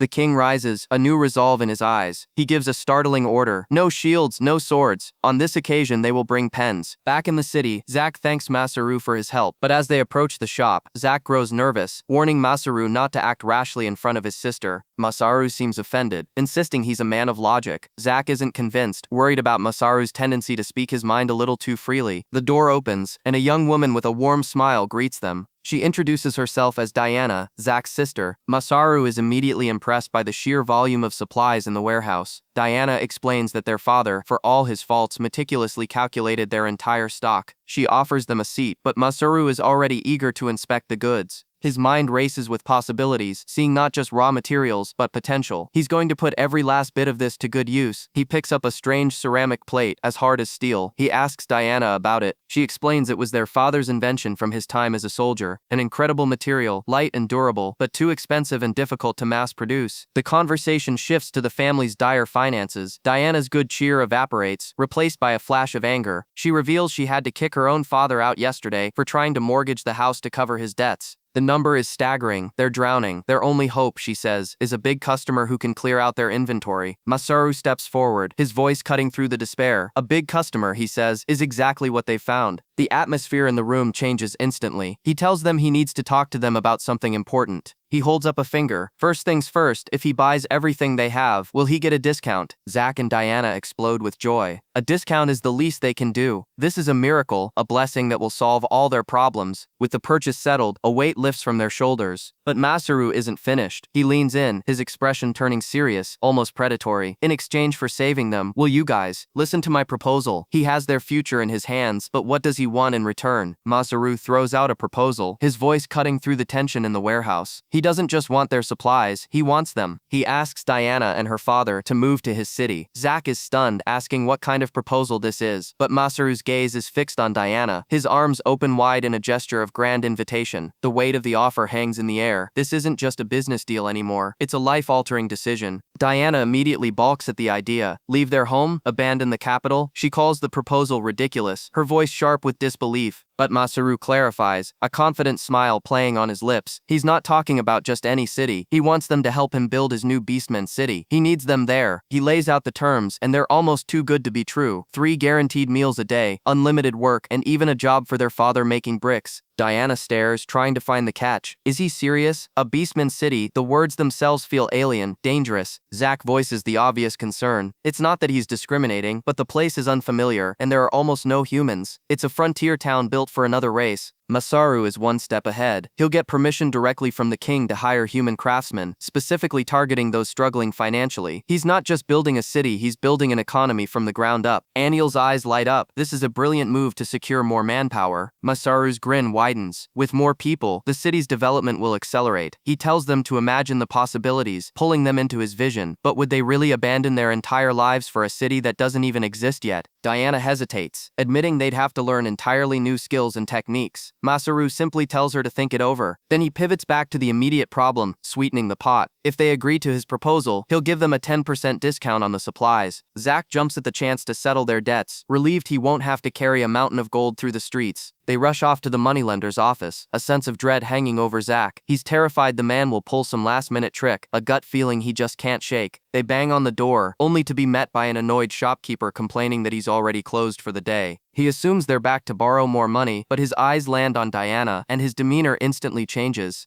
A slimy smile spreads across his face. If Diana insists, he supposes he can make an exception. Before he can say another word, Zack slams a heavy pouch of gold onto the counter, cutting him off. They're here to pay what they owe, and nothing more. The moneylender stares at the pile of coins, his jaw slack with disbelief. He can't fathom how a simple brick shop could come up with this much cash. Zack and Diana breathe a collective sigh of relief. This is enough, isn't it? Enough to finally break free from this suffocating spiral of debt. But the man's smirk returns, colder than before. He congratulates them on gathering so much, then tells them it's still not enough. Panic flares in Diana's eyes. Not enough? Did their father borrow even more money behind their backs? What kind of twisted game is this guy playing? The moneylender shakes his head, telling them to calm down. This isn't about another loan, it's about the warehouse they rented. Zack insists they paid the bills for it, so there shouldn't be a problem. But the man points out the fine print in their contract. Any modifications without permission constituted a breach. A hole in the ceiling, a makeshift shelf held up by a ladder, every little thing was a violation. Masaru's face falls. His intuition had been screaming at him, and he hadn't listened. They were too late. As Diana begins to cry, Aniel tries to comfort her. Masaru, however, is already moving past despair into action. He declares he'll fix everything, making it better than it was before. Later that night, the city is quiet. Masaru sighs, utterly exhausted. But he's not done. Despite his fatigue, he rallies himself. He's not going to let this defeat him. He needs to blow off some steam. He's going shopping. Diana asks if his shopping spree is for the Beastman city. He grins, explaining that half is for the city's future, but the other half is purely for himself. He begins to paint a picture of his grand ambition, a city bustling with craftsmen, its industry flourishing with high-quality goods, a true metropolis that will one day surpass the capital itself. The sheer scale of his dream leaves Zack and Diana speechless, caught up in the intoxicating possibility of it all. Their father, meanwhile, seems completely detached, content to just make his bricks and leave the grand financial schemes to them.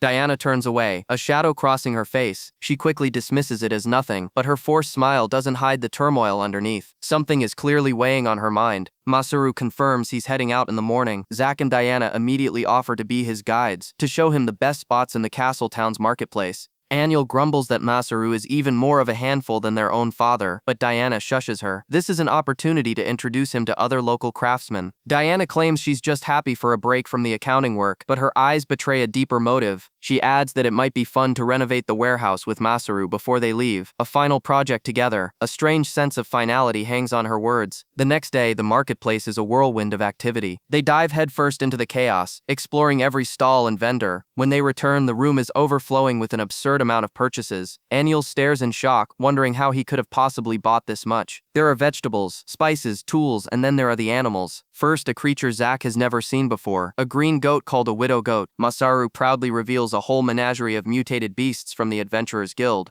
Horned rabbits that give birth 14 times a year, four-horned goats, and windcutter quails that lay eggs every 3 days. He beams with pride, ecstatic that he can finally start raising his own livestock. Zack pulls him aside, his expression serious. He's worried about Diana moving to the new city and tells Masaru that he can't go with her to protect her. Masaru looks at him, utterly baffled. "Aren't you coming with us?" Zack freezes, the question hitting him like a physical blow. Masaru casually explains that he forgot to mention it. As a condition of the king allowing him to recruit craftsmen, Zack was to be stationed at the Beastman City as part of a new unit. And it gets worse. Zack hasn't just been stationed there, he's been nominated as the unit's captain and will serve as the official ambassador. Wait, did Masaru just decide another man's entire career path without telling him? Zack's world spins. Captain? Ambassador? He can't refuse a direct order from the king. And to top it all off, he just found a girlfriend. Suddenly, Diana bursts into the room, running towards them with a piece of paper in her hand. She's made up her mind. She tells Masaru she accepts his offer to move to the Beastman City. To prepare, she went to the Merchants Guild to arrange the sale of their house and land. She hands the official document to Masaru, her face pale with dread. Masaru's eyes scan the page, and his expression shifts from confusion to pure, unadulterated rage. The guild hasn't approved the sale. Citing the property's poor condition, they're instead charging the family exorbitant demolition fees. San and Diana are still reeling from the news. It's been a month, and Masaru's been fighting the Merchants Guild this whole time, only to get cornered. Just as they're piecing it together, a shadow falls over the doorway. He's back, but the person who walks in is a hollowed-out shell of the Masaru they know. His eyes are dead, his face is gaunt, and a tiny worried spirit clings to his shoulder like a final desperate thought. He slumps into a chair, completely defeated. San asks what happened, and the story spills out. Masaru's plan to raise the land value had worked perfectly, but the guild retaliated, burying him under impossible demolition and preparation fees. It was a trap, and he walked right into it. San's voice cracks with panic, asking what on earth he's going to do now. Masaru's head snaps up, the dead look in his eyes replaced by a terrifying fire. He tells him it's obvious what he's going to do. He hefts a massive spiked flail, the chain rattling with menace. "It's been a while," he mutters, "since he's been this angry." The next morning, Masaru is a whirlwind of focused destruction. San and Diana watch in stunned silence as he marches toward the store. San had assumed Masaru would start the demolition today, but he never imagined he'd be doing it himself. He thought it was about saving money on demolition fees, but there's something else burning in Masaru's eyes. This isn't about saving money, it's about making a statement. One more time, Masaru says to himself, and brings the flail down. The weapon connects with the stone foundation, and the ground itself seems to cry out. He swings again and again, the impacts echoing through the street. He'd made this weapon for fun back in the coastal city, and now he's finally getting a chance to use it. San is bewildered. Why is this happening? It started as a demolition show, but Masaru is using a weapon meant for beasts on a house. He's taking it too far, but Masaru just smirks, telling them he's thought it all through. He explains that nothing will be wasted. The stone walls will be crushed into gravel for later use. This isn't just destruction, it's preparation. He's even using his construction skill to create a dust-proof cover for the area, warning the neighbors beforehand to minimize the disruption. San stares at Masaru's detailed demolition plan. It's meticulous, breaking down every step from interior materials to foundation removal. He's recycling everything. What kind of demolition is this? Masaru then turns to San, saying Zack is coming to help, and that having him as an ambassador for exchange would be a great idea. It seems he's interested in helping out now that Masaru is becoming more capable. Suddenly, a new voice cuts in. It's Zack and Diana's father. He's here to help with the demolition, having heard about it from the Treasure Guild. Zack and Diana are floored. Their dad is here? San is confused, asking what else Masaru is planning. The father, however, sees the skill in Masaru's work, complimenting his craft. Masaru's smile turns sharp, almost predatory. He reveals the true plan. He's not just demolishing the house, he's going to build a new blacksmith shop right here, get it appraised by the very guild that tried to crush him, and then sell it to them at an outrageous price. The father's face twists into a vicious grin. He gets it now. Not only will Masaru earn a fortune, but he'll make the bastards at the guild pay for it. He'll take a job like that any day. With the work done, Masaru tells Zack to give his still-stunned father a hand. With the house remodeled and his revenge set in motion, Masaru announces it's time to return to the Beastman City. He'll depart in a week after settling matters here. He tells Zack and Diana to start preparing, a calm sense of finality in his voice. Masaru tells Zack to break up with his girlfriend properly this time, which earns him a smack from Diana. She tells him to stop making excuses and say his goodbyes, since he has friends who have cared for him. Their father chimes in, asking if his drinking buddies, the Centurions, are coming along too. Masaru explains that he's been busy. While negotiating at the castle, he also did some shopping. He secured 6 blacksmiths, 2 leather workers, 8 carpenters, and 4 cooks. But the most important resource he obtained was manpower, and something else. A week later, the preparations are complete. Masaru stands before the king, reporting that he's leaving sooner than expected. The king notes that the man who overdid his shopping is finally leaving the capital, much to the relief of the castle staff. He seems glad Masaru didn't get traumatized by his last visit. He's heard the rumors. Masaru has been up to something exciting, building a blacksmith and armory to sell to the Merchants Guild. The king asks if this is a parting gift. Masaru confirms it, explaining that the news has already spread through the capital. He's built a 3-story stone shop, the likes of which have never been seen, with high-end products displayed on the walls and behind the counter. And its best selling point, an anti-theft system. An iron cage drops in front of the door and counter. No escape. The king laughs, picturing the chaos. So that's his parting gift, the king muses. He acknowledges that when people in the line of work see these innovations, it will spark progress. Masaru agrees, calling it a big step for development. But the king cuts him off. He tells Masaru that while his skills are impressive, he's trying to tackle too many problems by himself. If you have the manpower, the king advises, then use them. He points out a critical weakness. Masaru has recruited skilled craftsmen, but they're inexperienced as city representatives. He needs to keep that in mind. The king's words hit home. Masaru remembers the struggle of building the city. It's impossible to manage a home center and make a city for everyone all by himself. He thanks King Axion for the insight, vowing to keep his words in mind. The king then makes an offer. He can send people to the city for the cultural exchange, but he needs people who are spirited and dependable. Masaru immediately agrees, his mouth running a mile a minute with requests. They shake on it. The king looks forward to seeing the wonderful city built by Masaru's hands. A new alliance is forged, one that will shape the future of both their kingdoms. The king suggests they go for a drink next time and call Victinus and the others, but Masaru begs him to spare him from that nightmare. Back at the city gates, the caravan is being loaded. The scale of the operation is massive. Crates and supplies are piled high, a testament to Masaru's grand ambitions. The caravan leader is amazed. He's never seen such a lively group, remarking that it's nothing like the caravans they usually put together. Just as they're about to leave, their companions increase. An 8-person group of human and elf adventurers have decided to retire and settle in the new city. Masaru smiles. They're a cheerful bunch, perfect for training the city's new security guards. Someone asks if he's going to make a speech, and though he tries to wave it off, he knows he has to. Standing before the crowd of artisans, adventurers and friends, he thanks everyone for accepting his invitation and for making the decision to move to a new land and a new city. He tells them that with the skills and knowledge they've cultivated in the capital, they won't just be building a city, but a new foundation of exchange for all of their friends waiting in their new home. The king watches from a distance, a silent observer to the birth of a new era. Zack, Diana, and their father look on, their faces filled with a mix of excitement and apprehension. Masaru promises them that while the days ahead will be busy, they will also be filled with fun and joy. He calls on everyone to build their future together. With a final thank you and farewell, the command is given. They set out for their new home.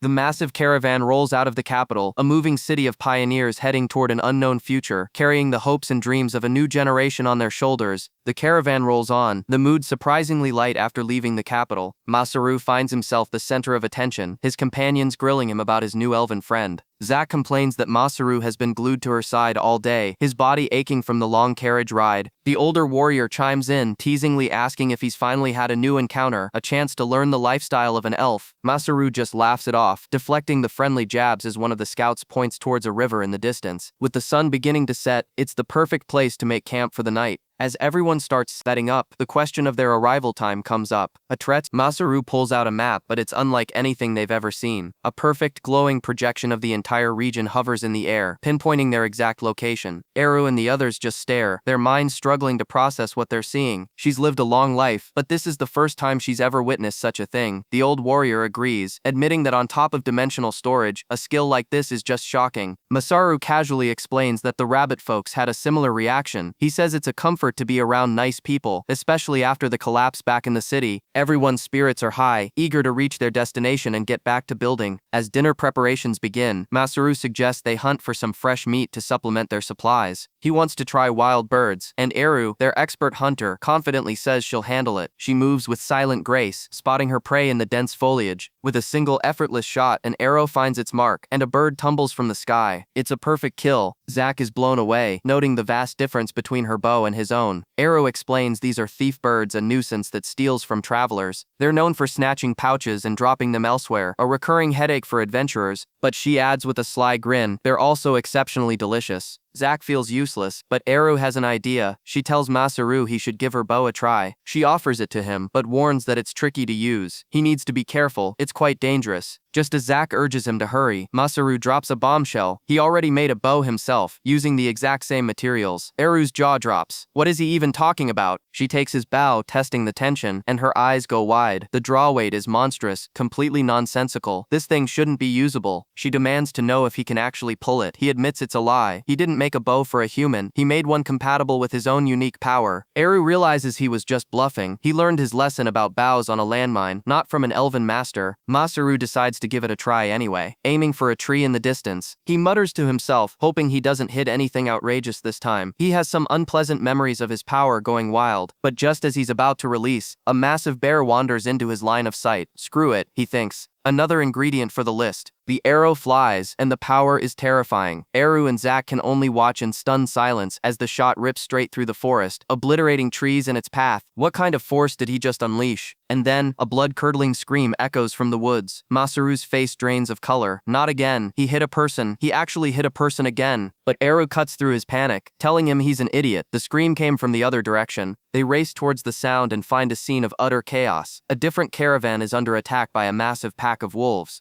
A pack this large, out in the open plains. Something is terribly wrong. The wolves are relentless, tearing through the defenses, their fangs flashing. The timing couldn't be worse. Eru can't get a clear shot. A woman is about to be mauled. With no time to think, Masaru grabs the nearest log and leaps into the fray, swinging it like a colossal club. The impact sends a wolf flying. He lands in front of the terrified woman, a knight, telling her to get away. He's here to help. She can only stammer, asking who he is, stunned by his power. But as another wolf lunges, Masaru's eyes widen in alarm. He tells her to move, but she's frozen. Too naive. He swings the log again, but feels a bizarre, grating resistance. It's not his imagination. It feels like he's trying to cut through solid rock. Eru screams a warning from the tray line. Get away, Masaru. They're golems. Her arrow proves it, sparking harmlessly off the creature's stone hide. Swords and arrows are completely useless. The knight he saved offers to help him find an opportunity to retreat, but her pride won't let her. She declares herself a knight, unable to show her back to the enemy, even as Masaru screams at her that her sword is useless. Her blade screeches against the golem's flank, doing nothing. Masaru is forced on the defensive, grabbing one of the stone wolves and using its body as a shield. But it's not enough. The pack swarms him, burying him under a tide of stone and teeth. His companions can only watch in horror. The knight freezes, paralyzed by guilt. This can't be happening. It's all her fault. He's gone. Then a voice cuts through the chaos. He tells them to get off, that it hurts. Don't bite his neck. The knight stares in disbelief. Masaru is fine. The stone wolves are nuzzling him, licking his face like excited puppies. He complains that they ripped a hole in his underwear. Wait, what is even happening right now? He sighs, telling the stunned knight he can take care of this and that she should go back to her companions. Then his expression shifts. His eyes narrow, a cold fury replacing the confusion. He glares at the golem wolves. He snarls, asking how dare they do this to his precious synthetic fiber underwear, an irreplaceable relic from his world. In that instant, his aura explodes. He promises he'll make them regret messing with his clothing. With a single fluid motion, he swings his club. The entire pack of stone golems shatters into dust and rubble. The power is absolute. He stands amidst the debris, a terrifying calm on his face, thinking that since he's from the capital, it's about time he started working on these types of things. Back at camp, Zack remarks that thankfully there were no casualties. Masaru admits he was surprised too, but the fight taught him something. He'd used a third of his magic power to recover from the bites, but in doing so, he finally started to understand his spirit class magic. It wasn't about finesse, it was about bulldozing through any problem with overwhelming force. He was finally beginning to understand what his blessings truly meant. Just then, the elf knight he saved approaches his tent, asking to come in. She's not alone. A younger, smaller elf stands beside her, looking up at Masaru with wide, curious eyes. The knight bows deeply, her formal gratitude hanging in the quiet air of the camp.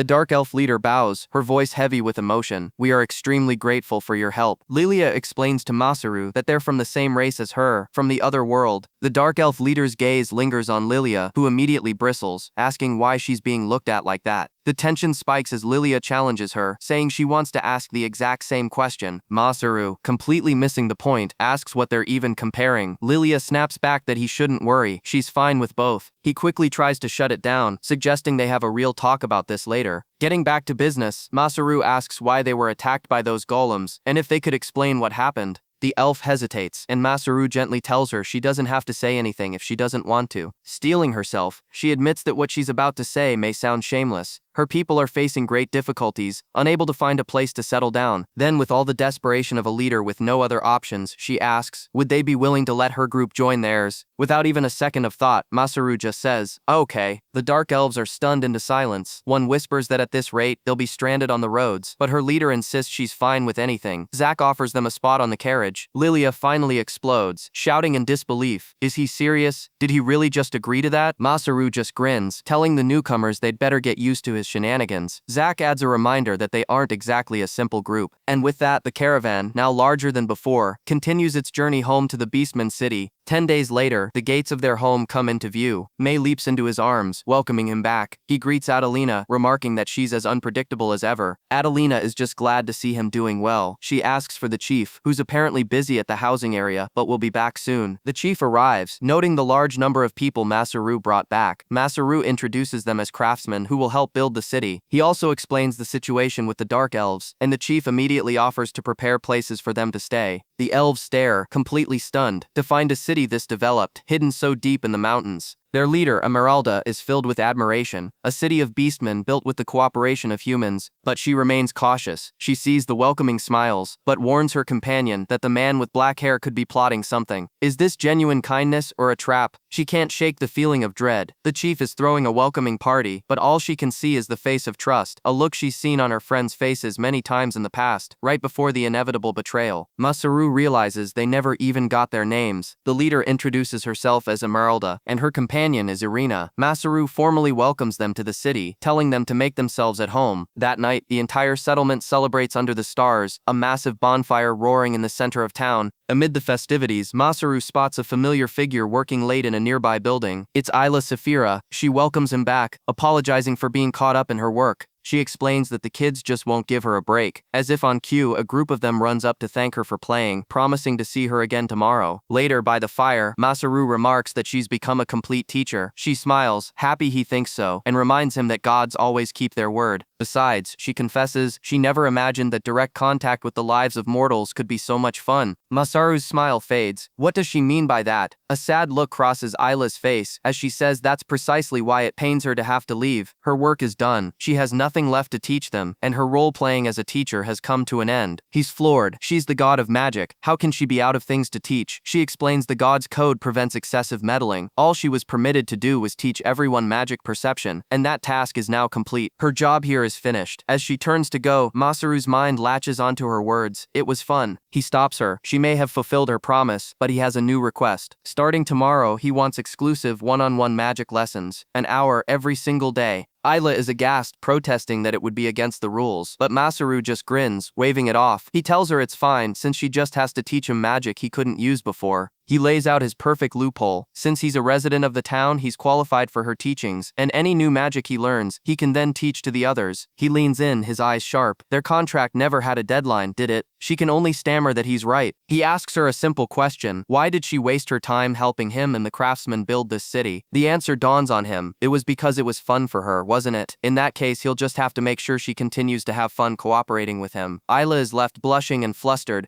A slow, knowing smile spreads across her face. She finally understands why some gods willingly descend to the lower world. She agrees to his terms. Their lessons start tomorrow, and she tells him to prepare himself. Masaru smirks, feeling victorious, but as the sun rises the next day, that victory feels hollow. He said that, but the regret is already setting in. The special magic lecture begins at the crack of dawn. Isla is all business, telling him he asked for this, so no complaints. She begins to explain releasing magic, but Masaru says he already knows the basics from Lilia. It's all about imagination. He demonstrates, but Isla immediately stops him. He skipped a step. He's releasing magic from his body, not within it. She explains it's easier to release magic into the air due to lower resistance. Understanding dawns on Masaru, and he focuses, preparing to unleash all of his power at once. The result is an awe-inspiring pillar of pure magic, surging vertically from his body. Ayla can only stare in amazement at the raw power of a reincarnator. Masaru feels incredible, finally able to use magic efficiently. He decides to test some wind magic, but Ayla screams at him not to, warning him about his massive power out. It's too late. A terrifying cyclone rips through the area, sending Zack and the others flying.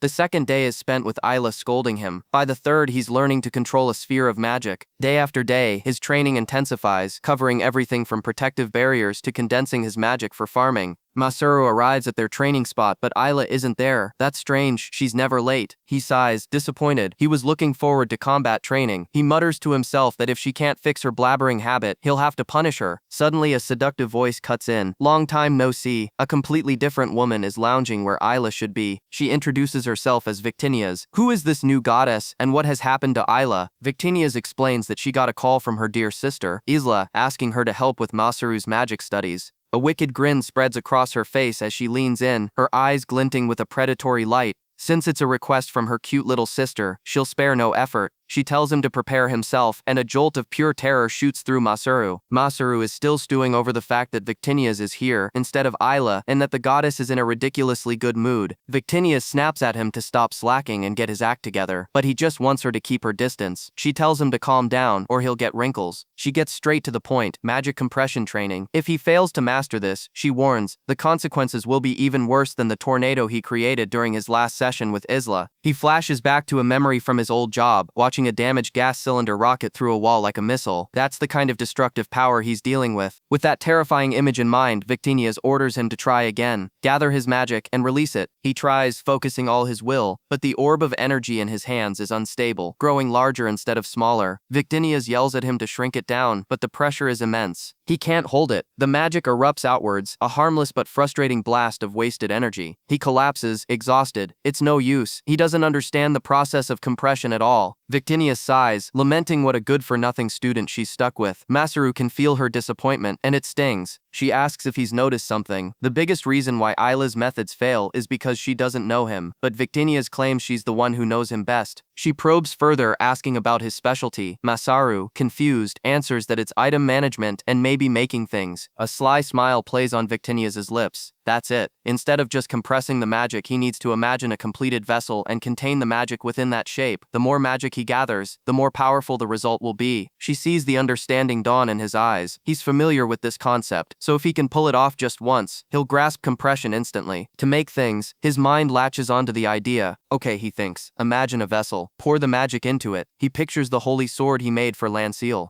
The orb of magic in his hands begins to shift, elongate, and solidify, taking the brilliant form of a blade of pure energy. He did it. He stares in disbelief. So this is how magic can be used. He's genuinely grateful, thanking her for the advice. Victinias looks away, muttering about whether she should be grateful or not. Masaru senses her strange mood and asks what's wrong. She stammers, trying to say something important, but her own pride gets in the way. Why is she even brooding over something like this? As she hesitates, Masaru sighs, thinking she's still upset about before. He loses focus for a split second, and the compressed magic explodes into a gale-force wind. Victinias is blown off her feet, her cheeks flushed with embarrassment. It doesn't really matter, she says, trying to brush it off. It doesn't matter. She lands right on top of him, knocking the wind out of his lungs. She calls him an idiot for turning away, but her words lack their usual bite. He apologizes, completely bewildered by her behavior. What on earth did she want to talk about? He suddenly gets an idea. She must want him to praise the development of the city she helped build. That explains her attitude. Victinias is taken aback by his bizarre conclusion. He flashes back to a long talk he had with the craftsman. He holds up a knife, his voice trembling with rage. What is this? He'd asked them to make 3 knives, using his as an example. They presented 5 blades, proudly stating they were multi-purpose knives for hunters and adventurers, ready to be put on the market. But Masaru saw only failure. He asks them if they see the problem. He's going to say it loud and clear. When he said to make the same thing, he meant literally the same. They don't understand. They're still knives, aren't they? A few hammer marks don't matter. But to Masaru, it's everything. The thickness, the polish, the length, they're all over the place. As products to be sold, they're completely below standard. To demonstrate, he pulls out a strange, flat tool from his pack, a measuring plate from his hometown. It's a ruler, he explains, a tool used to measure objects with precision. He places one of their knives next to his own, with the ruler on top. The gap is immediately obvious. Do you see the problem now, he asks. If the thickness were the same, there wouldn't be a gap. The craftsmen are amazed. They've never seen a tool like this. Masaru explains that he studied at a vocational school, where they made things with a margin of error of 1/20th of a millimeter. Back in his world, master craftsmen could achieve a 1/50th of a millimeter precision just by eye and touch. He picks up his own handmade knife. Wait, one of them says, that's impossible. A handmade blade can't be that precise. But when they measure it, their jaws drop. The thickness, the length, it's perfect. There are no gaps at all. How is this possible? Masaru explains his true motive. He wanted to see their skill level, but also offer them a new technique, a new way of thinking. The craftsmen are fired up, promising to master these new methods. He finishes his story, admitting it wasn't smooth sailing, but it was fun. He expects Victinias to be impressed. She just deadpans. Cool story. His tale completely missed the mark. He tries to change the subject, mentioning livestock farming, building a shrine for her followers, and other city projects. The word shrine seems to catch her attention. He says with a grin that this is his city, in both name and reality, filled with her followers. Back in the divine realm, Isla sits at her desk, looking at a message from Isla Victinias had said. But the letter in her hand is from Sephra. It says that Victinias looks like she wants to talk to Masaru about something, and asks Isla to create an opportunity. You shouldn't be saying some things to me first, Isla thinks. If you had returned to my city, you could have done so yourself. Masaru is completely oblivious, wondering if Victinias is just upset that Ayla is getting more credit. He announces he's back. And Victinias' mask of annoyance drops. Victinias, she puts on a dazzling, almost desperate smile, calling his name. She asks if he was expecting someone else, like the one he greeted when he came back to the coastal city. The jealousy is thick in her voice. She tells him that his need to do everything himself is exhausting, and his visits to the city will probably increase. So she suggests he should just use the screen and send a message. Then she adds with a wistful, heartbreaking smile, it would certainly be nice to see him receive and welcome her back with a warm smile. What? Masaru is stunned into silence. He tells her it's nothing, that he'll keep it to himself. He has no idea what she's talking about. She grabs his arm, insisting he tell her, but he deflects, saying he has to go teach the craftsman. He tries to run away, but she's not letting go. Meanwhile, Ella sips her tea. She sighs, thinking about her sister. Here I am, thinking you had something important to say, but I suppose it's fine. She's so cute when she's around Masaru. With that settled, she decides to start working on the incident that Sama asked her to investigate. She pulls up the data streams, her expression turning serious. She can easily find the data on the Dark Elves Masaru saved, and look into their recent course of events. But when she tries to pull up the image of the beast that attacked them, a glaring red box appears. Error, not found.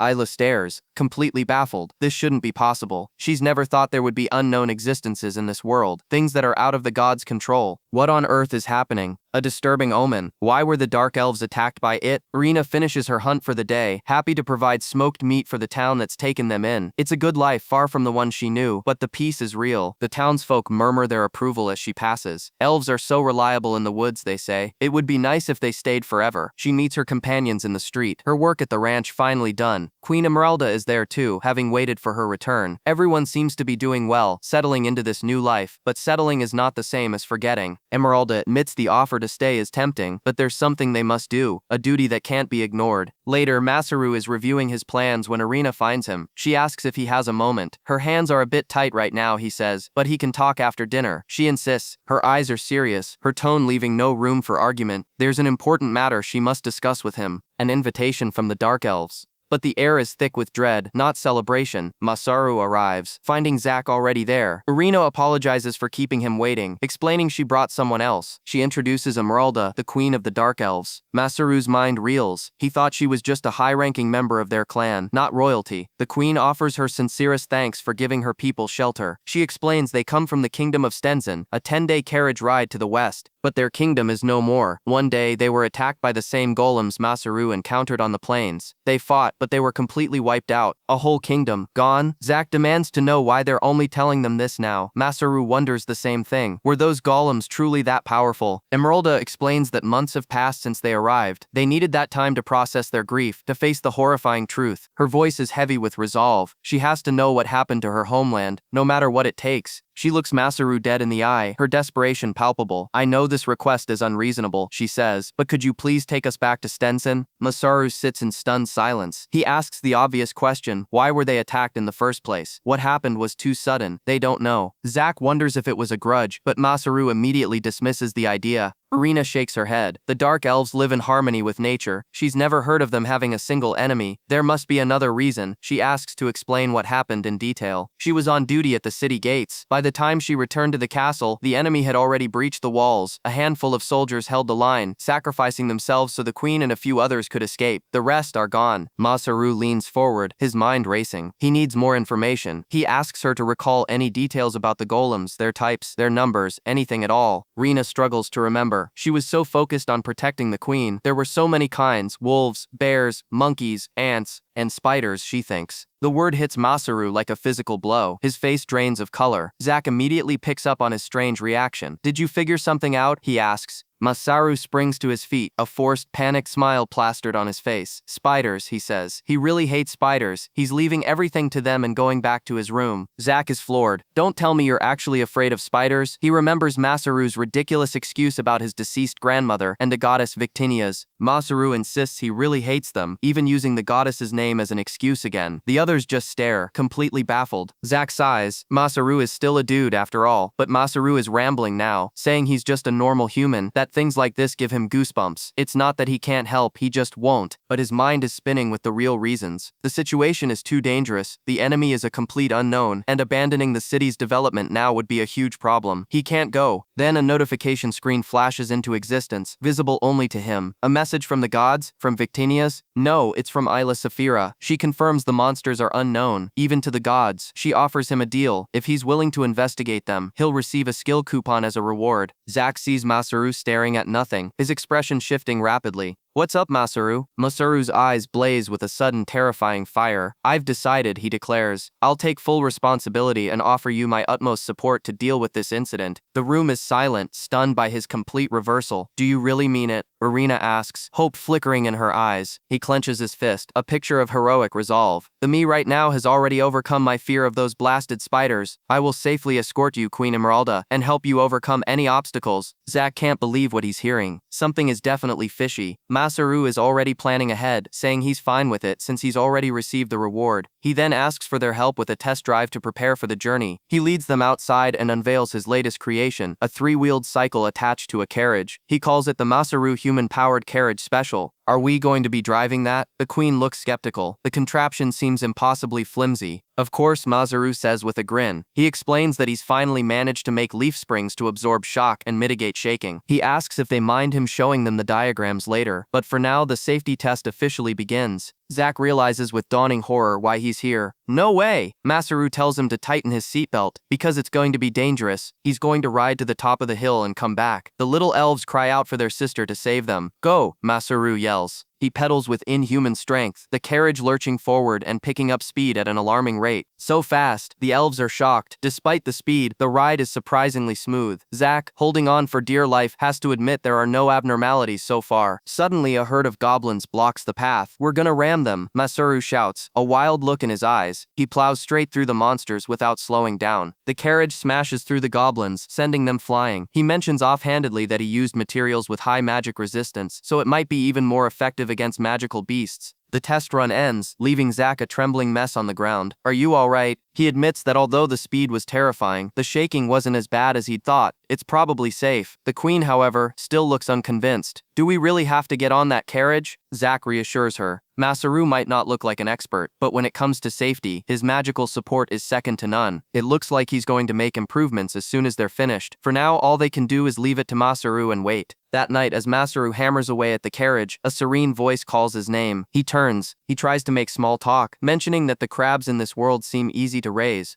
The goddess stands before him, her expression uncharacteristically grim under the moonlight. What's the matter? Masaru asks. She cuts him off. I have a negotiation to make, she says, but I can't tell you the details yet. Her voice drops, cold and absolute. I want you to eliminate all the remaining living things in Stenson. Masaru stares, the words hanging in the air like a death sentence. A hidden meaning? What is she asking him to do? The day of departure has finally arrived, and Masaru stands proudly before his latest creation. Lancelot notes he seems quieter than usual. Masaru deflects, saying it's just the lingering weight of his conversation with the goddess. He quickly changes the subject, gesturing grandly to his masterpiece. Behold the true Masaru special. The ultimate human-powered carriage, complete with a spacious driver's seat, feather-cushioned backrest, and a high-mobility frame. Irina eyes their meager luggage, questioning if it's enough for a 10-day journey. Masaru just smiles, assuring her he's prepared enough food and water for everyone in his dimensional storage. He asks Zack to help load her bags into the back, a simple final preparation before they leave. But Irina's expression is a mask of deep, unreadable sorrow. She quietly confirms Masaru's fear. She isn't coming with them. She's staying behind with Esmeralda. Instead, she gives him a solemn mission. On her behalf, he must travel to the Dark Elf capital and witness the reality of its fate with his own eyes. She needs him to see her homeland as it is now and carry that memory forward for future generations. She needs him to promise her. The younger girls murmur about how fun the trip sounds, but Irina cuts them off with a sharp, pained yes.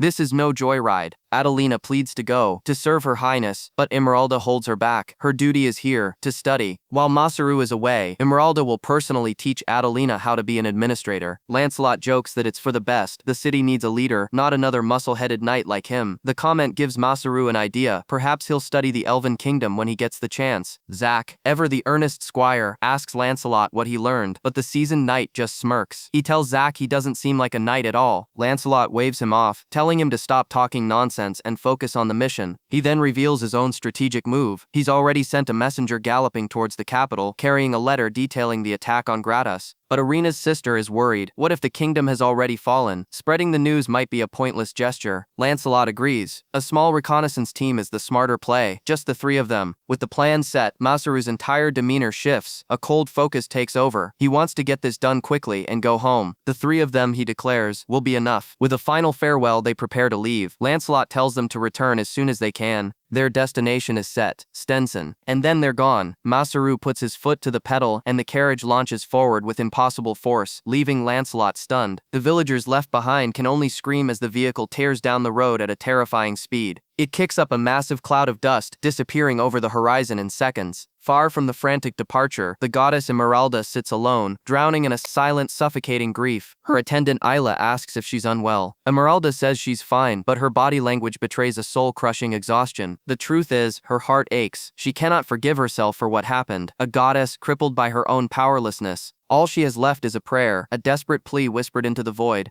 Please be safe, Masaru-sama. On the road, the trio travels at a breakneck pace, Masaru explaining the Dark Elves' reverence for nature as they fly past the countryside. Days and nights bleed together in a blur of motion. At last, a landmark appears on the horizon. A monumental tower, carved from a single ancient tree, still standing defiantly against the sky. They've arrived at the cliffs overlooking the capital. Irina's sister gazes toward the city, her heart filled with a fragile, desperate hope. We're almost there. She recalls Esmeralda describing it as a magnificent city, but Masaru's eyes tell a different story. And then they see it. The sprawling valley below is not a city, it's a wound, an empty, silent ruin reclaimed by wilderness. The knight's face contorts in pure horror. The view is one of complete and utter annihilation. She stumbles forward, ready to run into the wreckage, but Masaru grabs her arm, his grip like iron. How can he stop her? She screams. They need to look for survivors, but his voice is chillingly calm as he tells her it's too dangerous. Then he delivers the final soul-shattering blow. Listen to me. I can assure you there are no survivors in the capital. Zack and the knight stare, aghast. How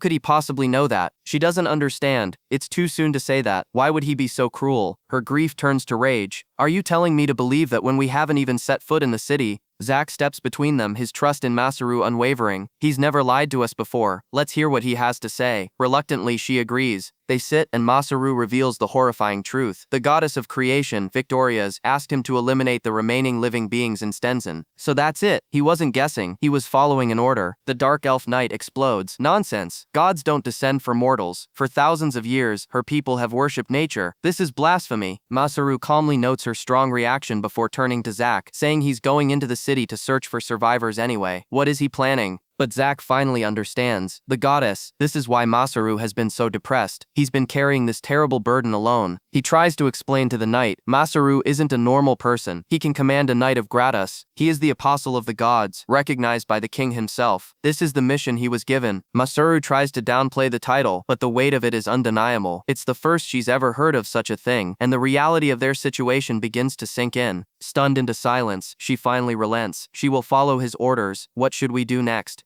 Masaru's eyes harden. I want you to watch from here. I'll handle the remaining survivors myself. She starts to protest, but he cuts her off. The reason he's going alone is because what he's about to do is violent. He's here to put an end to the capital's history. His gaze is terrifying. He's not just talking about people, he's talking about the golems and the capital itself. His final declaration is delivered with an ice-cold resolve that chills them to the bone. I'll blow them all up. You're going to destroy Stenson? Rena's voice is laced with disbelief, but Masaru's expression is a mask of grim resolve. He tells them this is the only way to fix things, the best they can do, and then he gives the order, stop right there and obey. Rena explodes, demanding to know why they have to do something so drastic. Why not just destroy the golems inside the city? Zack agrees, calling the plan completely insane. He insists there's no way Esmeralda would ever approve of something like this. It's unthinkable, but Masaru cuts him short. He's already spoken with Esmeralda. He has her permission. Zack's face drains of color. Masaru explains that he discussed this very possibility with both the goddess and the queen right after he accepted the job. The memory is still fresh. A day before they left for the capital, he stood before Queen Esmeralda and the goddess Victinias. The queen's voice was sharp with fury, directed at the goddess. You want our permission to destroy our own land? Victinias could only plead for her to calm down and listen. She explained the cold, hard truth. They had no allies left in Stenson. The only thing remaining was the swarm of golems. For 3 weeks, the golems hadn't moved an inch. Victinias pressed the point, asking if the queen understood what that meant. This was their one and only chance, but Esmeralda was breaking. First they lost their people, then their castle, and now she was being asked to sacrifice the very last home her people had left. She accused the goddess, her voice cracking with betrayal. Just because you created this world, does that give you the right to destroy it? Victinias looked away, tears streaming down her face, her only reply a choked apology. That's not enough, Irina muttered from the side, unable to watch any longer. What are we supposed to do? She collapsed to her knees, begging the goddess to save them from this living hell. Masaru stepped forward, gently stopping her. It's not like that, Lady Esmeralda. He took her hand, his voice firm but kind. He believes someone was sent here for a reason, because a god wants to save you. He turned to Victinias, making a promise. He would give all of his strength to help them rebuild if Stenson's fate couldn't be changed. He would create anything she desired. He knew she was a goddess, that she loved this world more than anyone, but this is how it has to be. He asked her to forgive Victinias when this was all over, when the capital was normal again.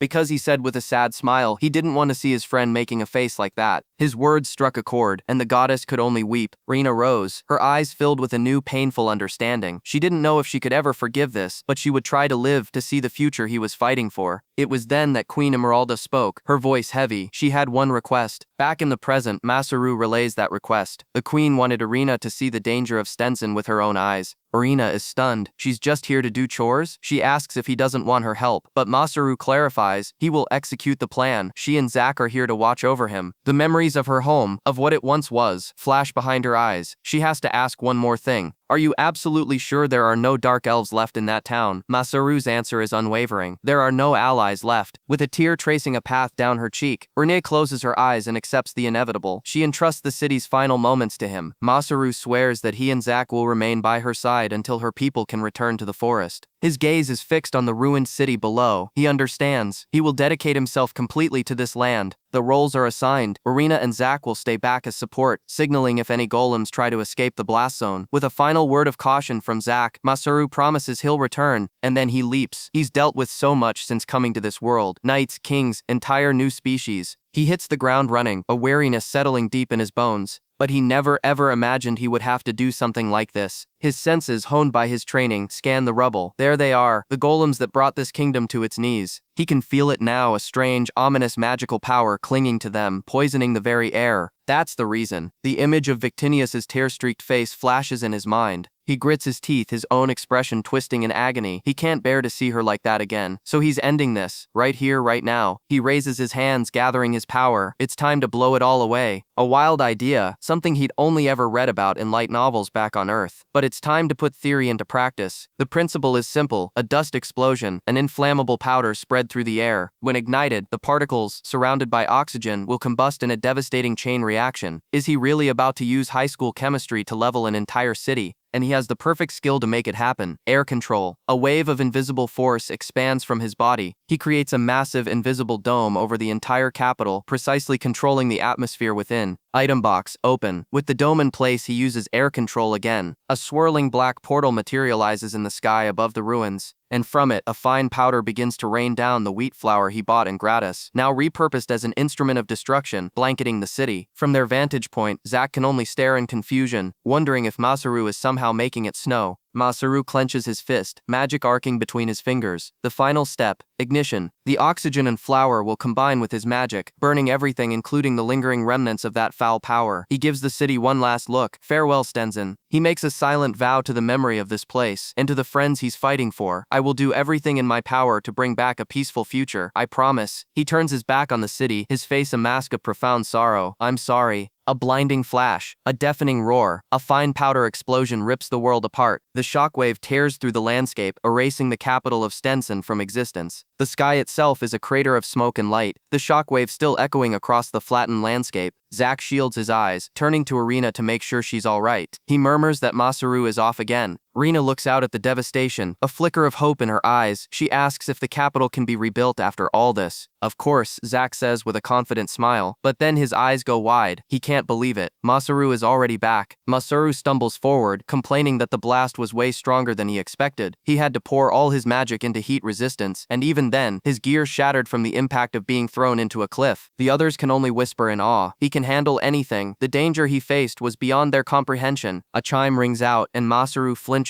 A message from God. It's Isla, and her tone is sharp. She's demanding he return right away. Irina watches him go, a silent promise passing between them. They will meet again, someday. Masaru is already sprinting, a sudden realization hitting him. He completely forgot. The case had changed, and there was something he still needed to do. He dashes through the ruins, a new message from Isla guiding him to investigate the golems. He tells himself there's more to this job than just fighting. He pulls out a fragment of the destroyed monster, pouring his magic into it for analysis. The results are chilling. The creature was a monster transformed, one that feeds on the magical power of all living things in its area until nothing is left but stone. But as Masaru reads the description, a cold dread washes over him. Something's wrong. Parts of the name in the description are missing, deliberately erased, and another message from Isla is already coming through. She confirms she's received his findings and will have others look into it, telling him to gather as many fragments as he can, but her words feel hollow. He can tell she's still trying to hide something from him. What could she possibly be keeping from him? He scrolls down, seeing the quest completion notice. There was really no other choice, he thinks, but the message isn't over. A postscript appears, a personal request. Isla apologizes for the bother, but she wants to invite a depressed friend to dinner. She needs Masaru's help making a special crab dish, and she's offering a skill ticket as payment. He sees the attached image of the friend and his jaw drops. He can't help her with this. His eyes widen in disbelief at the image of the bunny girl. He furiously taps out a reply, insisting he has no improper feelings, that it's just a picture. The whole encounter leaves him flustered. He needs to get up a hill, calm himself down. The place doesn't seem to be the source of the event, but his mind is racing. Zack approaches, asking if he's done. Zack says that's what he came to talk about. He explains that troops from Gratus will be dispatched to confirm what happened. He's already filed his report, so they just need to explain how they were involved. Masaru is confused. Wasn't that it? They both stare at each other, completely lost. Masaru figures it's good that they're coming, but there isn't really anything for him to do now. Zack has other ideas. They'll need help cleaning up all this rubble. The reality sinks in for Masaru. If they're staying here to clean up, they can't go back to the Beastman's town right away. He told everyone he'd be back soon. May is going to be furious. He can already picture her angry face. He's been thinking lately that it might be good to make her mad, but not like this. And as if summoned by his thoughts, a tiny, furious figure appears. It's May, and she declares that she's mad at him. She's been waiting for him. Zack, ever the pragmatist, asks a simple question. In that case, why don't they just leave? Masaru's face lights up. What a brilliant idea. They'll meet up with Irina's unit and get moving right away. 2 days later, the King's Night Guard, led by Friede, arrives at the site. He orders his men to halt, his face a mask of horror. What in the world happened here? His first priority is to find Zack and Masaru. One of his men points out a signboard. There's something written on it. Friede reads the message aloud. It's from Masaru, addressed to the Knights of Gratus. It states that he, though unworthy, has destroyed the monsters in this town. The message ends with a simple, stunning request. Please come meet him at the coastal town nearby. Masaru is pleased with himself. His head was tired from debating whether to return to the Beastman's town, but luckily there was another town nearby where they could just wait. And Port Arium is right on their way. He's already scheming, thinking they can ask for help rebuilding Stenson while they're there.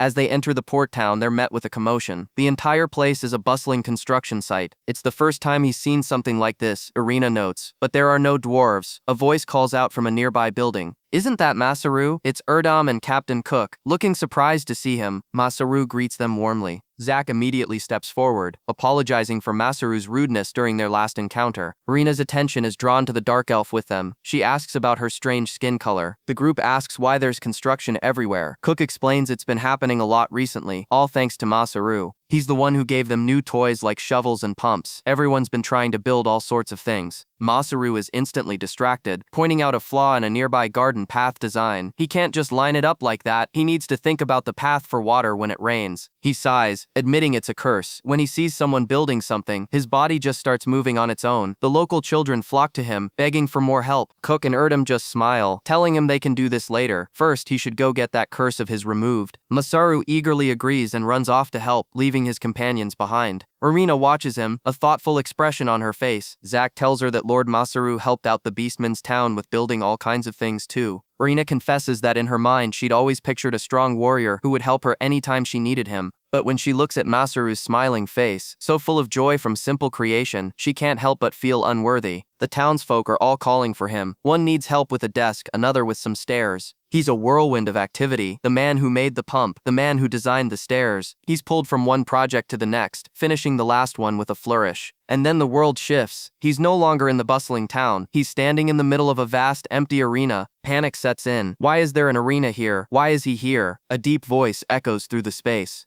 Isn't it obvious? From the shadows emerges a terrifying figure, Lancelot. He says Masaru is here to bargain. Masaru stammers, asking if Lancelot wants his help. Lancelot's eyes narrow. If so, he should know better than to be so disrespectful. His demand is simple, brutal, and makes no sense. Let's fight. He draws his massive sword, the air crackling with menace. Masaru can only stare, dumbfounded. Has Lancelot forgotten to polish his brain muscles all this time? Lancelot just grins, a chillingly familiar title on his lips. Right, Commander? Lancelot's grin is pure predator. He missed this feeling, he says. He thought Masaru would say something like that, but then his eyes narrow, accusing Masaru of ignoring all his work, just practicing for a fight. From the stands, the party watches, stunned. This isn't the commander they know. He's like an entirely different person now. Lancelot's voice booms across the arena, a manic edge to it. Of course they're doing this. Masaru's friend explains that this is Lancelot, Port Ariam's commander, a crazy berserker who lives to fight. But he adds, he's also a man who stands by his word, and he's been surprisingly serious lately. Masaru agrees, saying he's not a bad guy, then asks for a moment to get ready. He pulls up his status screen, comparing it to before. His jaw tightens, level 39 to 52. The realization hits him like a physical blow. All that experience, it came from the explosion at Stenson. What the hell is this? His mind flashes back to their last duel. He was level 16 and they were evenly matched. Now the power gap is terrifying. He has to be careful, or he might accidentally kill the commander. But Lancelot is practically vibrating with anticipation. He declares that holding back against someone like Masaru would just be rude. He wants a fight with no holds barred. Masaru's expression hardens. Lancelot's smile widens. This will be interesting. He notes that Masaru speaks just like his niece, Adelina. Masaru confirms he knows her, adding that the girl even saved his life. Up in the stands, his friends fill in the gaps. Adelina is doing a lot for them, helping build the town. They even joke that she might stay for good, maybe even get married. Masaru just shrugs, saying that mostly depends on her. But Lancelot cuts in, his voice sharp. He has one condition to add to their duel. A wicked laugh escapes him. If he wins, he wants Masaru to send Adelina over. He's curious to see what she thinks about all this. Masaru doesn't hesitate. If he wins, he wants to borrow some carpenters. The terms are set. They'll fight until one of them surrenders. The party looks on, a knot of anxiety in their stomachs. They know Masaru gets fired up around the commander, but they're worried this is going too far. Down below, the two warriors face each other. There's no stopping them now. For a man like Lancelot, fighting is everything. It's how he communicates. He stomps his foot, and the very ground shatters beneath him. The raw power is staggering.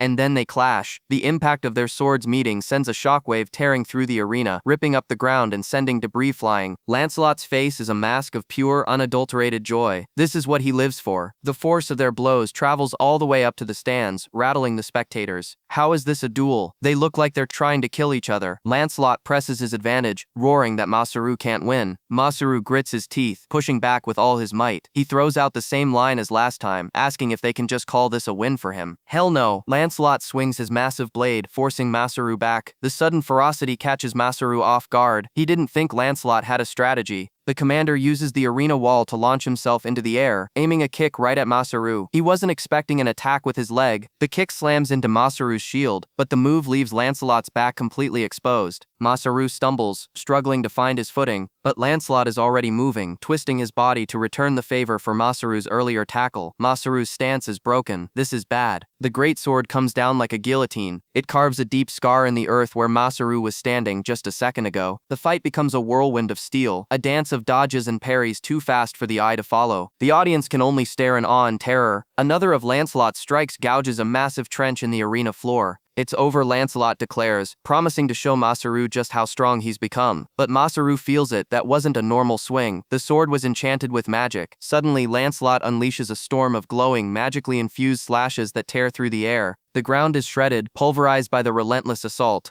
His friends can't believe it's gone this far, but they have to admit Masaru is somehow holding his own. Masaru is gasping for air, his balance failing under the onslaught. He can barely keep up. His friends can't even see the commander's sword. He knows he has more raw strength, more speed. Lancelot gives a slight nod of approval, asking if he learned those movements from the beastman. But it's not enough. Masaru's mind races. Despite his superior stats, Lancelot has more technique, more instinct, more raw experience. He can't counter the fluid, unpredictable movements of that greatsword. He's forced to one knee. Lancelot stands over him, a triumphant look on his face. This is his stage now. Does Masaru understand? His eyes are wild, burning with battle lust. He warns Masaru to surrender now, or his head is coming off. The time for games is over. He taunts him, saying high stats work on monsters, but a man's skill can't be measured by numbers. He's been fighting and training this whole time too. Did Masaru really think learning a little strengthening magic was enough to close the gap? Lancelot admits he never thought Masaru would make it this far. Something in Masaru snaps. If this is what Lancelot wants, then he'll use everything. A swirling vortex of dark energy forms in his palm. Here it comes. Lancelot's eyes widen in recognition. The rare skill item box. He realizes Masaru's plan instantly. He's going to create something to restrict his movements and force a defeat. He's using his manufacturing skill, creating distance. How can Lancelot possibly close in? Lancelot's mind flashes to the stories Masaru told him about his homeland. He remembers a character from a popular story, one who could pull weapons from the sky and attack from a distance. He looks up, a sliver of dread creeping in. What is he planning? Masaru focuses. He can choose the size and location of his item box's opening. Before, he could only use it for storage. But then he remembers Isla's words, her instructions on how to push the skill further. This is his home center. He has the materials, the knowledge from his old life, and a power granted by a god. He can do this. Lancelot watches, his confidence finally wavering. That's Masaru roars, commanding his skill to build things and bring them out. Above them, the air shimmers, and massive structures begin to materialize from nothing. A smirk plays on his lips. He's always wanted to say this. The arena is suddenly filled with a dozen giant floating ballistas, all aimed directly at the dumbfounded commander. Lancelot stares up at the impossible arsenal, sweat dripping down his face.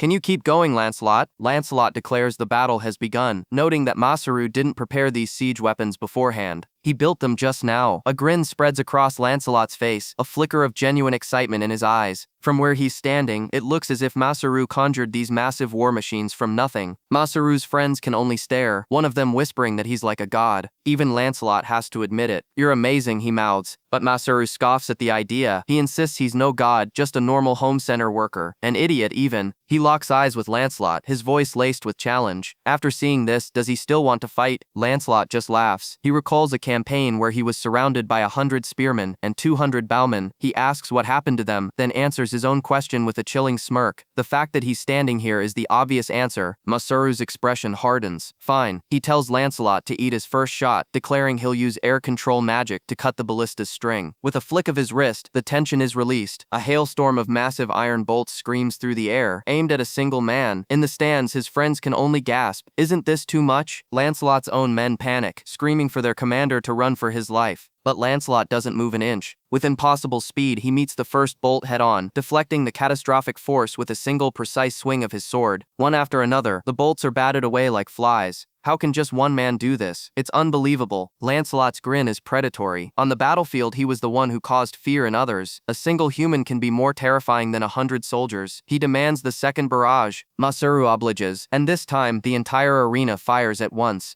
The world becomes a blinding flash of light and sound as every bolt converges on Lancelot's position. When the dust settles, Masaru stands ready, but his opponent is completely untouched. Lancelot's men can't process what they're seeing. What in the hell was that? He's still standing there, surrounded by the shattered wreckage of the projectiles. The commander's strength is far greater than they could have ever imagined. Masaru's face contorts in frustration and disbelief. Is he kidding me? He roars, unleashing the last one. But it's no use. The bolts are swatted aside just as easily. Lancelot seems almost lost in thought. This feeling is new. It's not like fighting with swords on a battlefield. His eyes dart around the arena. He doesn't need to see the attacks. All he needs is the number of ballistae and their positions. A wicked smile spreads across his face as he realizes the pattern. The strings get cut, the arrow gets released. All he has to do is listen for that sound and move his body. He's not just fighting, he's dancing with death and loving every second of it. He points at Masaru, his eyes wild with exhilaration. More, give me more, Masaru. I don't want my body to forget this feeling. Masaru grits his teeth. Damn it, this isn't enough. This is bad. He needs to change it up. Lancelot sees the shift in his opponent's stance. He knows Masaru had hoped to end it just now with that guarantee of his. But now to win this fight, Masaru knows he's going to have to gamble everything. A vortex of energy swirls around Masaru.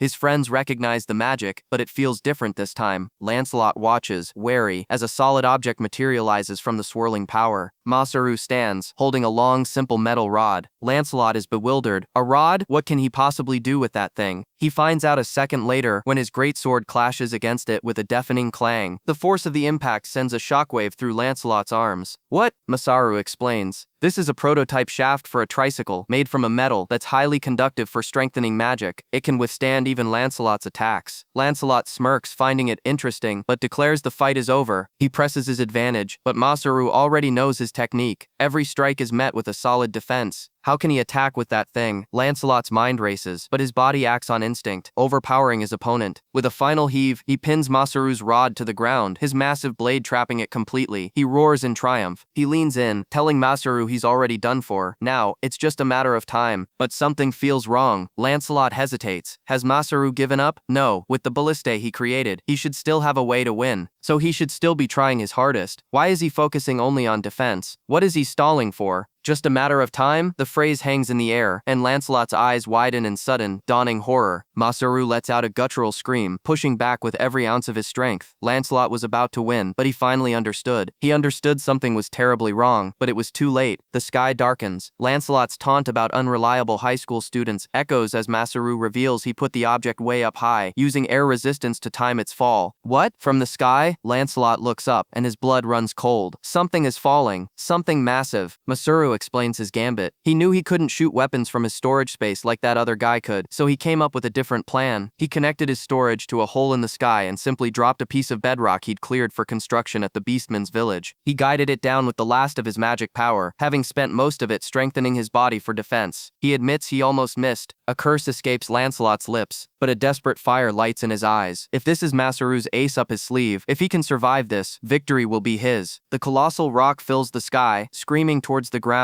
and in that moment Lancelot knows. There's no way, he can't cut it. Not this mass, not at this speed. The arena, everything in it, will be blown away. As the world-ending impact is just feet away, Masaru shouts a single command. Item. Box. The entire mountain of rock vanishes into thin air, sucked into his storage just before it can annihilate them all. The shockwave alone is immense. Lancelot stands frozen, drenched in cold sweat, his mind utterly broken by the sheer audacity of the bluff. Masaru looks at him, exhausted but firm. You win. He quickly backpedals, panting that he was just kidding, that he couldn't think of any other way to win. But the point was made. A win is a win. Masaru's smile is tired but triumphant. You're gonna hear me out now, right? Lancelot isn't buying it, demanding to know if Masaru pulled out the ballista before or after jumping to the second floor. He knew Masaru used his item box, but he couldn't believe he'd pre-summoned a siege weapon into the sky just to guarantee a dodge. Pip chimes in, calling it cheating, while Masaru smugly claims the one who won. The bickering gets so heated that Erdam has to physically restrain Lancelot. He roars that they fought on the way here, and now they're fighting again. When is it going to stop? They're acting like children. Lancelot grumbles but lets Masaru have this one. Masaru just smirks, saying next time he'll just cut through a bedrock mountain with Adelina. The sheer terror of that possibility hangs in the air. Lancelot dismisses him, saying he'll get a better victory next time. He tells Masaru it's his turn to talk. The friendly mood evaporates in an instant. Lancelot's eyes narrow, his voice dropping as he asks what mess Masaru has made now. The room falls silent. All eyes are on Masaru as he stands before the commanders, a grim look on his face. He announces he has an incident report.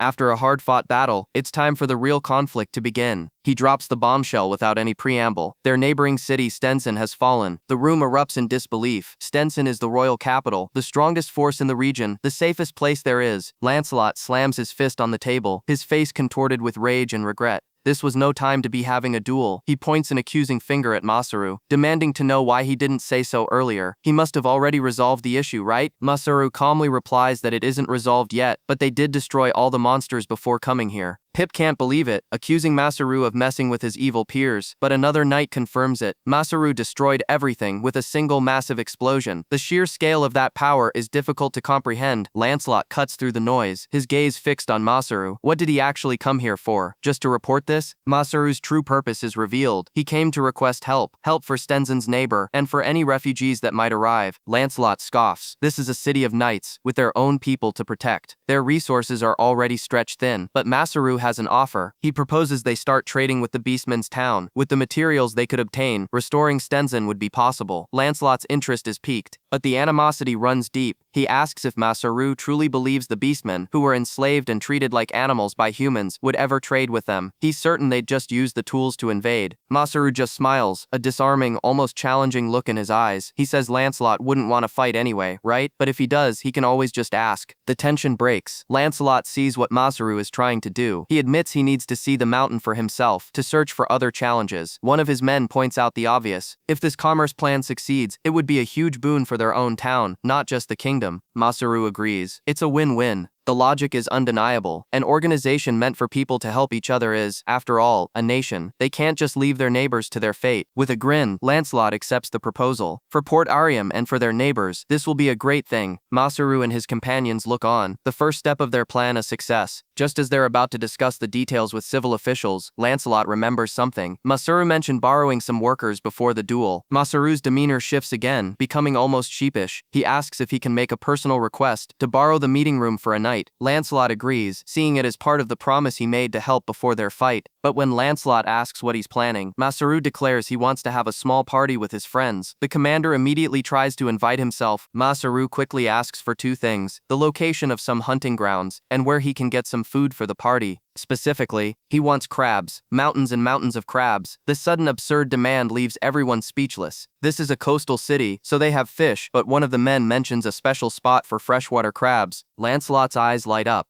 This is their chance. A good idea forms in his mind. He orders his men to lead Masaru to his lodging for the night. The crab hunt is on for tomorrow. As Masaru is led away, Lancelot promises to show him where to find the crabs. All he needs to do is rest up. But what is the commander really planning? The next morning, Masaru arrives at a beautiful coastline. He's excited, recognizing the fishing setup from television. This is perfect. But his good mood is shattered when he sees Lancelot and his knights, all geared up in full armor. He asks why they're here. Lancelot just tells him to look over there. Out at sea, a black mass is moving from a nearby island. It's a school of fish, but something is wrong. Why is it black? And is it getting closer? The dark swarm isn't fish. It's bees. Giant bees. They're bigger than people, a horrifying swarm of monstrous insects descending upon them. Masaru's blood runs cold. Are they the ones being hunted? Lancelot wastes no time, drawing his weapon as the first bee dives in for an attack. He calmly explains that this is the real reason the knights are based here. It's time for their annual hunt of the bee queen's brood. These are spotted army bees, giant meat-eating monsters that paralyze their prey and drag them back to the nest, still alive. Lancelot grins, revealing his trap. He brought Masaru here to fight them. If he wants the crabs that badly, he'll have to earn them. If not, he can leave. With a roar, he gives the order. Everyone, defensive positions. Humanity's enemy is coming this way. Masaru watches in horror as the swarm descends, their buzzing filling the air. They collect nectar, but from what? The knights clash with the vanguard, steel ringing against hardened exoskeletons. Adelina is a blur of motion, slicing through a bee with a ferocious roar. The beach becomes a chaotic battlefield, with knights desperately holding the line against the insectoid onslaught. Arena senses danger from above and behind. A bee dives, its stinger aimed right for her. But before it can strike, a bolt slams into its wing, shattering it and sending the monster crashing to the sand. It was Zack. Arena is stunned, asking what that was. He gives a confident smile. He holds up a sophisticated crossbow, explaining that Masaru handed it to him before they came, saying it would be perfect for his skilled hands. Lancelot sees the weapon and notes that Masaru brought some interesting people with him. But then he realizes, where is Masaru? He spots a sign stuck in the sand. The note is short and infuriating. I'm going to the island. Please don't search for me. He looks out across the water and sees a lone figure already halfway to the island, the very source of the swarm. What in the world is he thinking?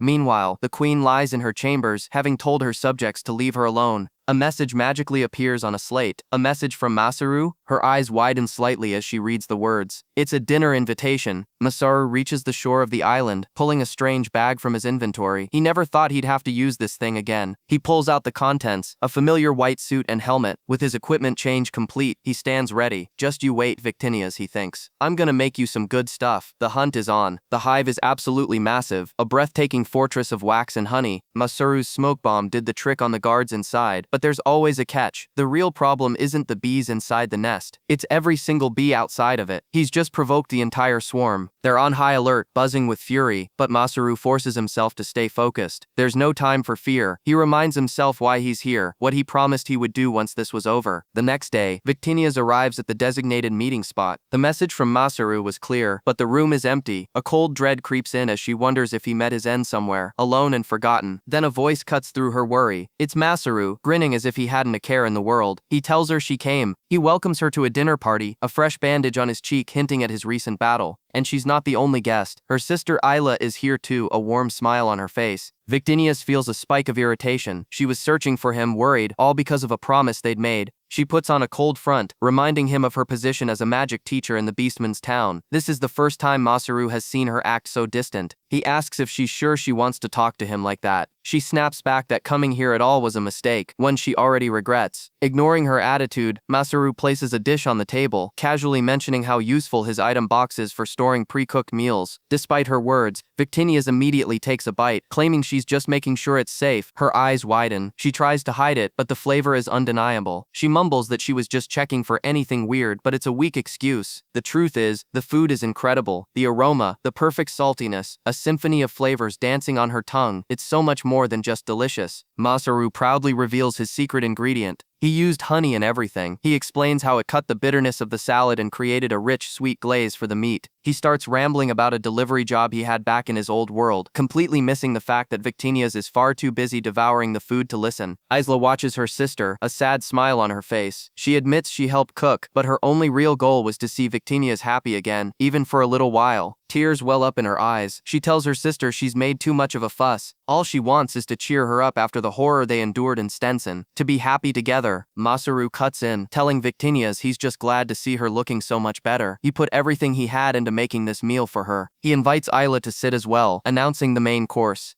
He unveils a massive steaming crab pot. It's a Port Arim specialty, and both sisters' eyes light up with excitement. They immediately start demanding he serve them. Masaru just sighs, completely outnumbered by their enthusiasm. He tells them to stay seated. As his thanks, he'll shell the crab for them until they're both full. She's completely lost in the moment, marveling at how incredible crab is and how much fun it is to be fed. What is happening right now? Isla is next, and she too melts into a state of bliss. Masaru starts sweating, feeling like he's committing some kind of terrible crime. But the sisters just demand another bite, then another. He felt as though two goddesses were knocking on new doors inside his heart, and he had no choice but to let them in. When the feast is finally over, everyone is satisfied. But Masaru isn't done. He has one more thing to give Victinias. It's a skill ticket, her reward for helping with the Stenson investigation. A gotcha ticket. Masaru grins, feeling a pang of nostalgia. It's time to use the slot machine again. Victinias explains the process. She will manifest a set of cards, and he will choose his destiny. He reaches out and touches one of the glowing cards. A brilliant flash of light, and the skill is his. The sisters crowd around, eager to see what new power he's acquired. He pulls up his status screen. The skill is Precision 6. Another boring combat skill to add to the pile. He already has techniques for stick, spear, and staff. But then he scrolls down. It wasn't just one skill. He got 3 others. Victinias freezes, a nervous sweat breaking out on her face. What kind of ticket did she just give him? She whispers frantically to Isla that she poured a massive amount of divine power into making that ticket. Masaru overhears and just smiles, saying he's grateful for any gift from her. Victinias blushes, flustered. Was that kindness she felt from him, or was it love? Isla explodes.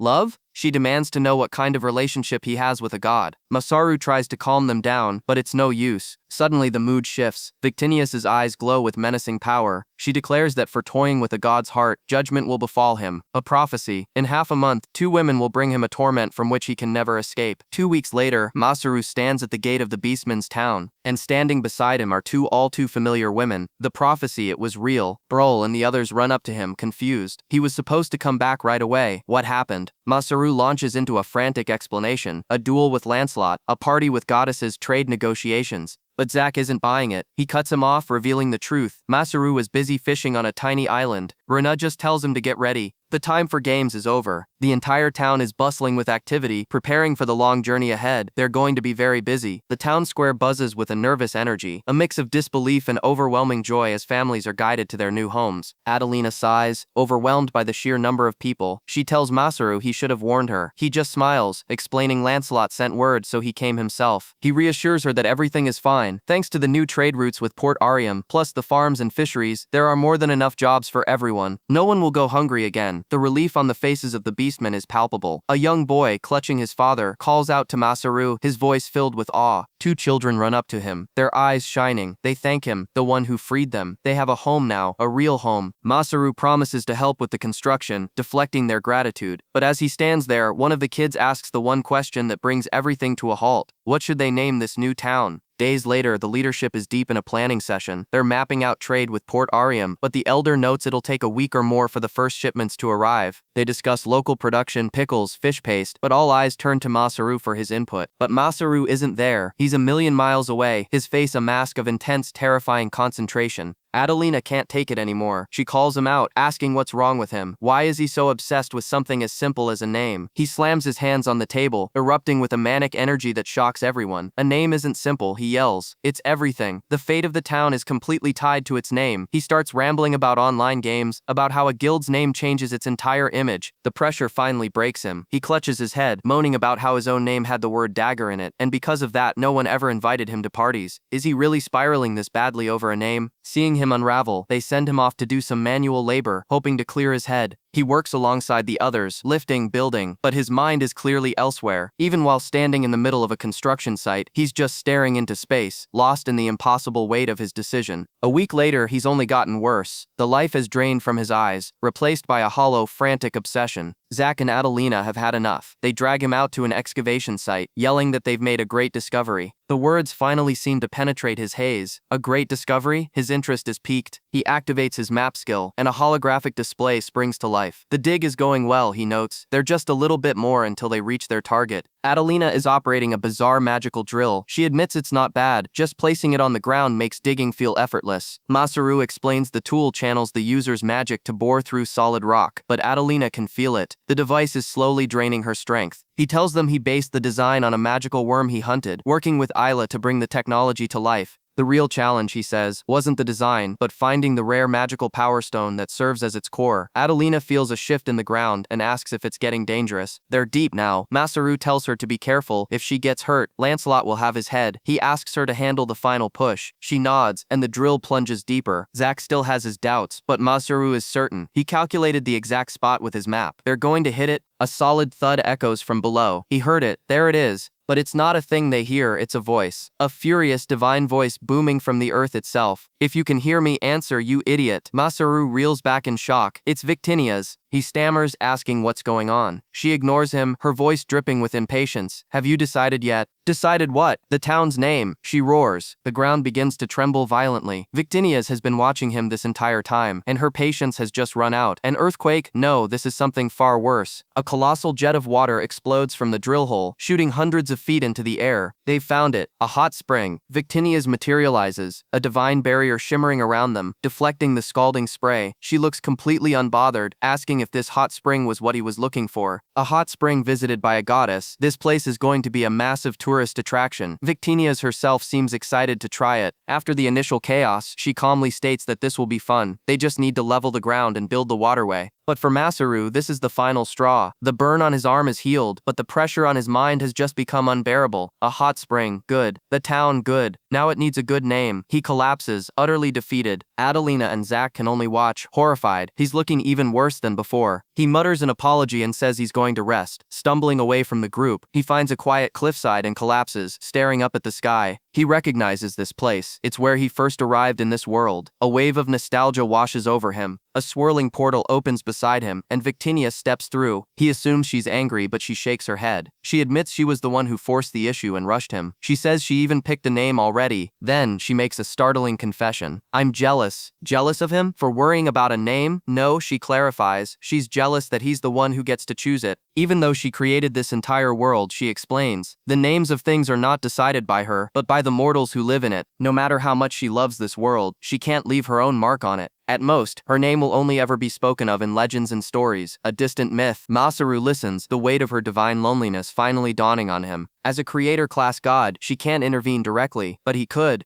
leave a mark. And just like that, everything clicks into place. He leaps to his feet, a fire in his eyes she hasn't seen in weeks. From this day forward, he declares, this town's name is Ventalia. Victinia sounds it out. Ventalia. A little unusual, but she likes the way it sounds, Masaru explains with a proud smile. He created it by combining the names of a couple of goddesses from his old world. Her eyes widen. He just gave her a piece of his world, a mark on this one. And it's not just the name, he continues. Once they build a temple by the hot spring, she can come hang out whenever she wants. She's going to have plenty of marks on this world from now on. He reaches out and takes her hand, his expression firm. He's not doing this out of pity, he's worried about her. A faint blush colors her cheeks. She leans in and whispers a quiet thank you. He barely catches it, asking if she said something. She pulls back with a playful smirk, telling him she just said he was unexpectedly audacious, but she's not letting him off that easy. He still has to apologize for making her wait. Her tone is teasing, but her eyes are sparkling with genuine happiness. As she walks away, her demeanor shifts. She wasn't forgiven because she's a useless god. He just gave her a reason, an excuse to use her power, and now she will. She gazes at an image of Masaru, a fond smile on her face. But she isn't the only one watching. In a dark, unknown dimension, a monstrous figure holds the very same image. His voice echoes in the void, tasting the new name. Ventalia. Who is this being and what does he want? As word of a new gnome settlement buzzes through the village, Masaru's mind is already racing with possibilities. But a serious voice cuts through the chatter. It's Zack, packed and ready to leave. He asks Masaru for a word. Zack explains he's heading to the capital. He has to report on the situation with Stenson and formally return the soldiers the king had lent them. Masaru, ever the craftsman, jokes that he should have prepared a statue of a goddess as a gift for the king, but Zack's expression remains grim. This departure feels heavy, and he can't bring himself to joke around. Masaru sees through it instantly. Zack is just hiding his feelings, pretending this is just business when he's actually sad to go. Zack forces a smile, promising they'll be back in about a month, including travel time. But a month is an eternity for Masaru. His eyes gleam with excitement as he lists all the projects he'll have finished by then. The temple, the hot springs, and so much more. For him, the act of creation is the most thrilling part of it all. Later, inside, Zack makes a promise to the commander. He'll make sure there's nothing to worry about with Commander Lancelot, so Masaru can focus on his work here. Masaru overhears and is completely lost. Lancelot? Zack's face darkens as he admits that after their duel, Lancelot gave him a warning. The commander's eyes narrow. Zack explains that Lancelot essentially told him to keep a close watch on Masaru. The commander cuts right to the heart of it. Lancelot wants Zack to spy on him. He lays the truth bare. Masaru's abilities, creating siege weapons, dropping bedrock from the sky, are not human. They are the acts of a god. He continues, his voice low and serious, admitting he wouldn't even be surprised if Masaru was the true culprit behind Stenson's destruction. If he wanted to, he could destroy this entire land. But he says, there's a vast difference between someone who can and someone who will. He trusts Masaru as the former. The commander then poses a chilling question to Zack. If Masaru ever became a man who will, what would he do? The commander's gaze is like steel. He declares that he would do his duty as a commander of Port Ariam and a knight of this kingdom. That's it. No hesitation. A promise of execution. Masaru, listening from the doorway, breaks into a cold sweat. How can he say something so terrifying with a straight face? Zack finds him, explaining he wasn't trying to threaten him. He came to warn him because he considers Masaru a dear friend. With a firm handshake, he tells Masaru not to screw things up while he's gone, that he's looking forward to seeing the progress. The handshake is so strong it sends a jolt of pain up Masaru's arm, a comical end to a dangerously serious conversation. As the wagon pulls away, Masaru is left alone with the weight of the commander's words. His thoughts are interrupted by a signpost he erected himself. A monster nest is nearby. He needs to get back and fast. Deep in the woods, a group of cloaked refugees trudges onward, weary and desperate. Suddenly, they're ambushed. Vicious birds dive from the trees, their wings slicing through the air. The leader recognizes them with dread. Wind-cutting quails, monsters from the Gratis Kingdom. What are they doing all the way out here? They're completely surrounded. There's no escape. The refugees brace for the end, their faces etched with despair. They survived the fall of their city only to die here. A sharp whistle pierces the chaos. The birds instantly halt their attack, their aggression vanishing. They flutter over to a lone figure standing calmly at the edge of the clearing. It's Masaru. He tamed them with a single sound. The refugees can only stare, dumbfounded. He asks them a simple question, his voice casual. Didn't they see the signpost warning that he was using this area for breeding monsters? He looks them over. They're in rough shape, clearly not bandits. He guesses they saw the sign and figured a monster-infested area might hold something worth scavenging. Their leader confirms they are former adventurers from Stenzen. Their city was annihilated by golden pillars of light that rained from the sky. They've been wandering ever since, their supplies dwindling, drawn by rumors of a new prosperous town in the area. The elf looks at Masaru, his voice trembling with fear and exhaustion. He asks what will happen to them now. Will they be punished for trespassing? Masaru just smiles. He tells them this is a free land, with nothing to worry about. He assures them their friends, Emeralda, Irina, and the others, will be overjoyed to see them. The elf is stunned. How does he know those names? Masaru grins, telling them to follow him. He'll show them the truth of those rumors. With a grand gesture, he reveals his creation, Ventalia. The refugees gasp. It's not just a town, it's a city rivaling the royal capital, and it's filled with humans, beastmen, and elves, all living together. They walk through the streets in a daze, marveling at the clean roads, the towering buildings, the flawless infrastructure. The rumors didn't do it justice. One of them asks who could have possibly built such a place. Masaru points toward a random man in the crowd, but he's just joking. Adelina appears, grabbing one of the elves and setting them straight. The one responsible is the young man right in front of them, Masaru, and she is furious. She immediately tears into him for leading a new wave of migrants into town without even asking her. He tries to brush it off, but she's not having it. They have to prepare to receive dozens of new people now. Who does he think he is? Masaru sheepishly explains he's just a guy who loves to create things, and that he lives in the temple on the hill. The refugees are shocked. A man living in a temple meant for a god? Masaru knows he can't exactly tell them. He lives there to have private chats with the goddesses he serves. He quickly changes the subject, telling them to just call him Masaru. He turns to their leader, Emeralda, and informs her that Stensen's queen is also a temporary resident here. He promises them they won't go hungry again. Adelina, ever practical, takes charge. They'll have a communal dinner tonight for introductions. Emeralda agrees but hesitantly points out their condition. They're covered in dirt and rags. It's been 10 days since any of them had a proper bath. Masaru's face lights up. This is perfect. He tells Adelina they can open the hot spring a bit earlier than planned. Today, in fact, he tells the newcomers to head up the hill at sundown for a final examination.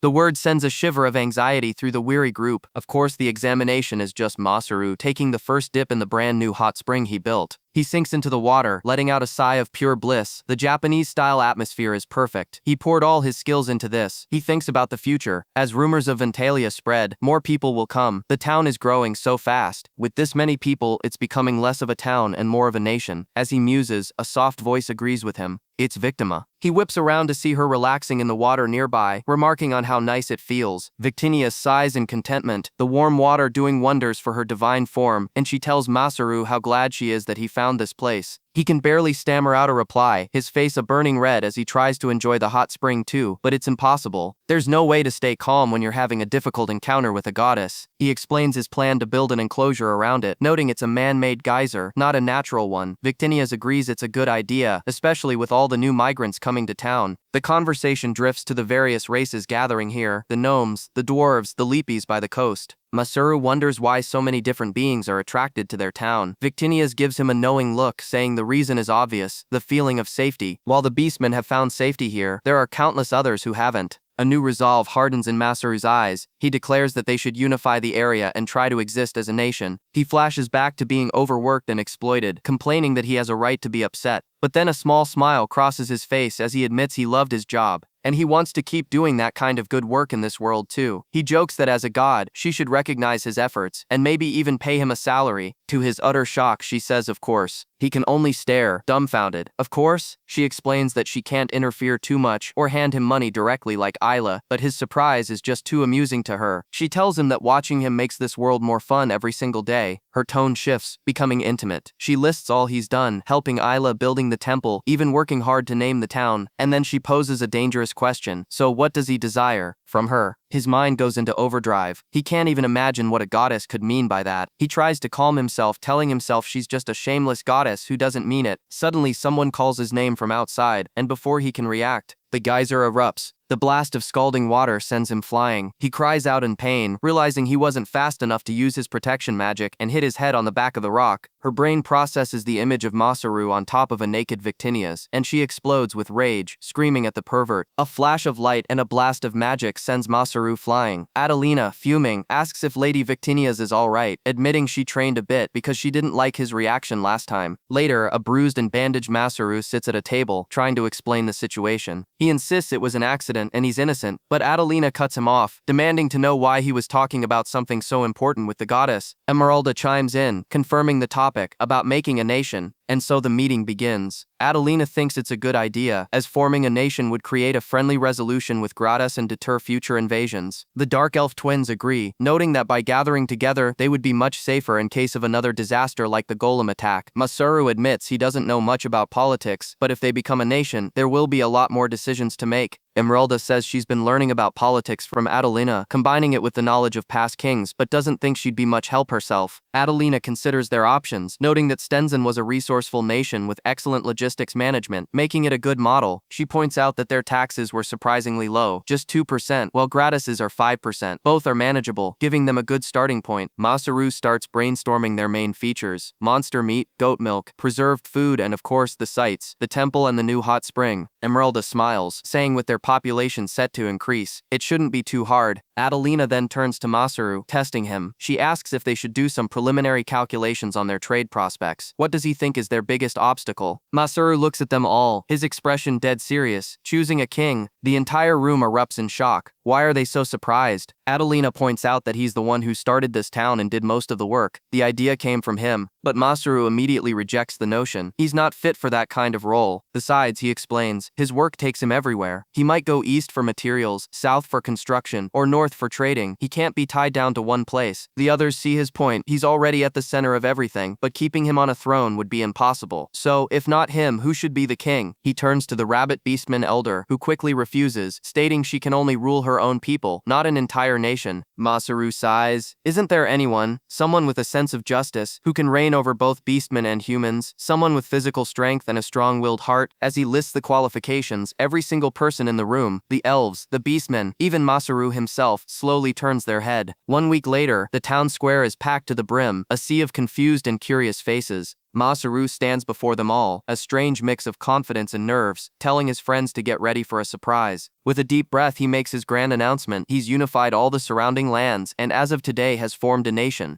The crowd murmurs in total confusion. A nation? What is he even talking about? Masaru raises his hands for silence, promising to explain. He lays out his logic piece by piece. This isn't about power, it's about security. With so many people seeking refuge here, they need to be able to protect themselves, and forming a nation gives them an official relationship with their powerful neighbor, Gratus, ensuring they won't be invaded. This way, a disaster like the one that befell the beastmen won't happen again. It's a shield against the horrors of the world. But it's not just about defense. By establishing themselves as a country, they can create a brand. Their goods will be seen as high quality and safe, protecting their workers from predatory price drops. The reputation of their entire nation will rest on the shoulders of their guilds, giving them a purpose beyond simple survival. The idea starts to catch fire. The initial confusion in the crowd melts away, replaced by a buzz of excitement. But one man raises his hand, his voice cutting through the noise. He asks the one question on everyone's mind: if they're a nation, who is their king? Masaru just grins, saying the answer is obvious. He points past the crowd, his finger aimed at one person, Miss Adelina. He declares that she will serve as Ventalia's first king. The crowd absolutely erupts, a thunderous roar of approval shaking the square. Adelina is perfect. She has their support. Adelina herself is completely blindsided. Why her? Masaru leans in, reminding her that the beastmen don't care about her race or her past. They already trust her. And he's right. The beastmen and the crowd agree. They trust Masaru, sure, but he's just a kid, a little unreliable. Adelina, however, has the presence of a true leader. The weight of their collective hope falls squarely on her shoulders. She looks out at the faces staring up at her, and finally, she speaks. She's grateful, but she never intended to accept. Still, as someone who watched this town grow from the very beginning, seeing its future from the best seat in the house doesn't sound so bad, but she has one condition. She points a finger at the crowd, a playful fire in her eyes. Everyone has to make this place as fun and beautiful as possible, and that means using Masaru to his absolute limit. The moment it gets boring, she's quitting. With their new queen declared, the real work begins. The leadership is immediately swamped. There's money to discuss, new territories to integrate, and communication networks to build. The guild elder agrees to bring her master artisans to help establish the new systems. Adelina declares that from now on, all the guild masters will attend these meetings. They need more voices, more expertise if this is going to work. Just then, a letter arrives, fluttering down from the sky. It's from the goddess. It's a congratulations on forming a new nation, but it comes with a warning. A coronation ceremony is about to become a major issue for other countries, and to make it official, they need an inheritance ritual, a blessing from God himself. Masaru's face twists in horror. A blessing from God? What does that even mean? It means they have no choice. They have to go to the kingdom of Gratus to sort this out. Masaru curses the useless goddess for dropping this mess in his lap, but there's no way around it. They have to go to Gratus and then to Port Arium. Lancelot is going to lose his mind when he hears about this. To save time, they'll use the Masaru special, his magically enhanced tricycle. But Eider is already dreading the journey. The roads are so bad, the swaying is unbearable. Masaru explains it's a problem of technology. He talks about Roman concrete from his world, a technique over 2,000 years old that they're just now starting to replicate here. But he has a more immediate solution. While exploring the island near Port Arium, he found something revolutionary. A material that will change everything. He announces it with a triumphant smile. No one has ever heard of it. He explains it's a material with elasticity, like a worm's skin, that changes depending on how you use it. It comes from the liquid sap of certain trees. By creating a tire with this rubber, he can drastically reduce the shaking and increase their speed. The guild elder's eyes light up. A material with elasticity could have countless other uses. Masaru agrees, listing off all the things it was used for in his world, from simple tools to essential parts of daily life. The implications are staggering. This discovery will affect everything from housing to accessories. He has to tell the tree planters right away. This is bigger than just a smoother ride. A manic energy seizes him. He shoves his chair back and bolts for the door. He has to get to the carpentry workshop now. He leaves the others to handle the paperwork, his mind already racing with new possibilities. He bursts into the workshop, a wild look in his eyes. Now that they have a proper ruler, he says, there's something they have to build. The carpenters are stunned when he tells them his plan. They're not just building a house for the queen. They're building a castle. They stare at him like he's lost his mind. A castle? Are you serious? They're already swamped with work, and now he wants them to build some impractical symbol for the town. One of them points to a picture of the ornate temple Masaru built.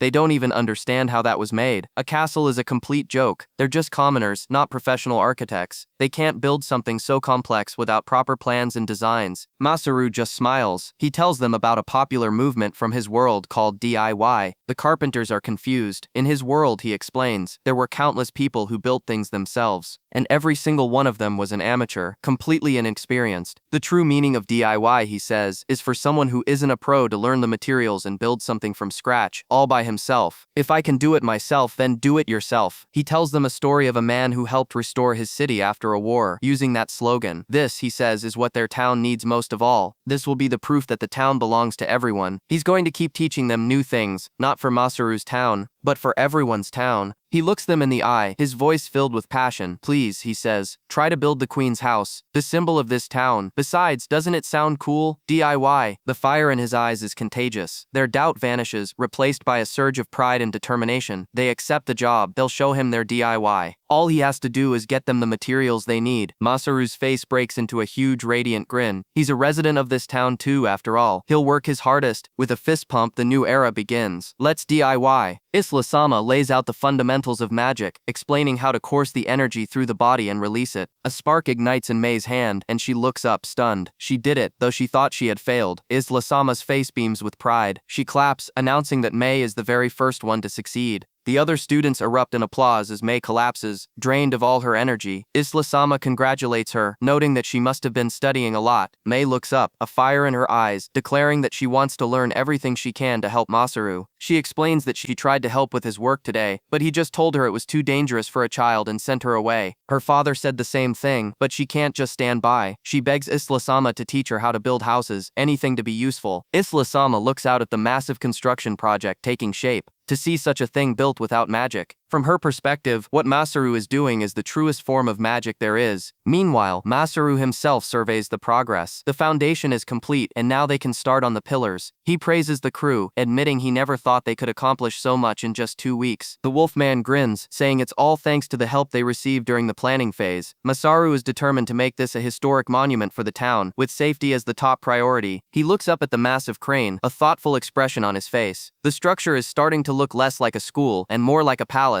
The others agree that the experience they're gaining is invaluable. They never would have planned these techniques themselves. One of them marvels at the floor heating system, powered by the nearby hot spring, an idea that completely blew his mind. Now they can heat the reception hall and meeting rooms without fire. Masaru adds that they should fireproof the building as well, teaching the technique to everyone. As the town grows and houses are built closer together, a fire-stopping frame will be an essential technique to prevent disasters. Just then, a worker sprints into the room, screaming Masaru's name. He gasps for breath, pointing frantically. What is it? The stone stocks, they're gone. The man stammers that they've run out of materials for the road. Masaru sighs, pinching the bridge of his nose. Why didn't they tell him sooner? He reassures them that running out of building stones isn't a problem. He has a massive bedrock in his item box, but he doesn't want a repeat of what happened last time. Instead, he asks them a simple question. Do they know why stone is used for roads? To evenly distribute the load from people and wagons. With that, he pulls out a massive bag filled with dirt. The others stare in disbelief. Dirt? Is he serious? This is either genius or a complete disaster. They can't believe it.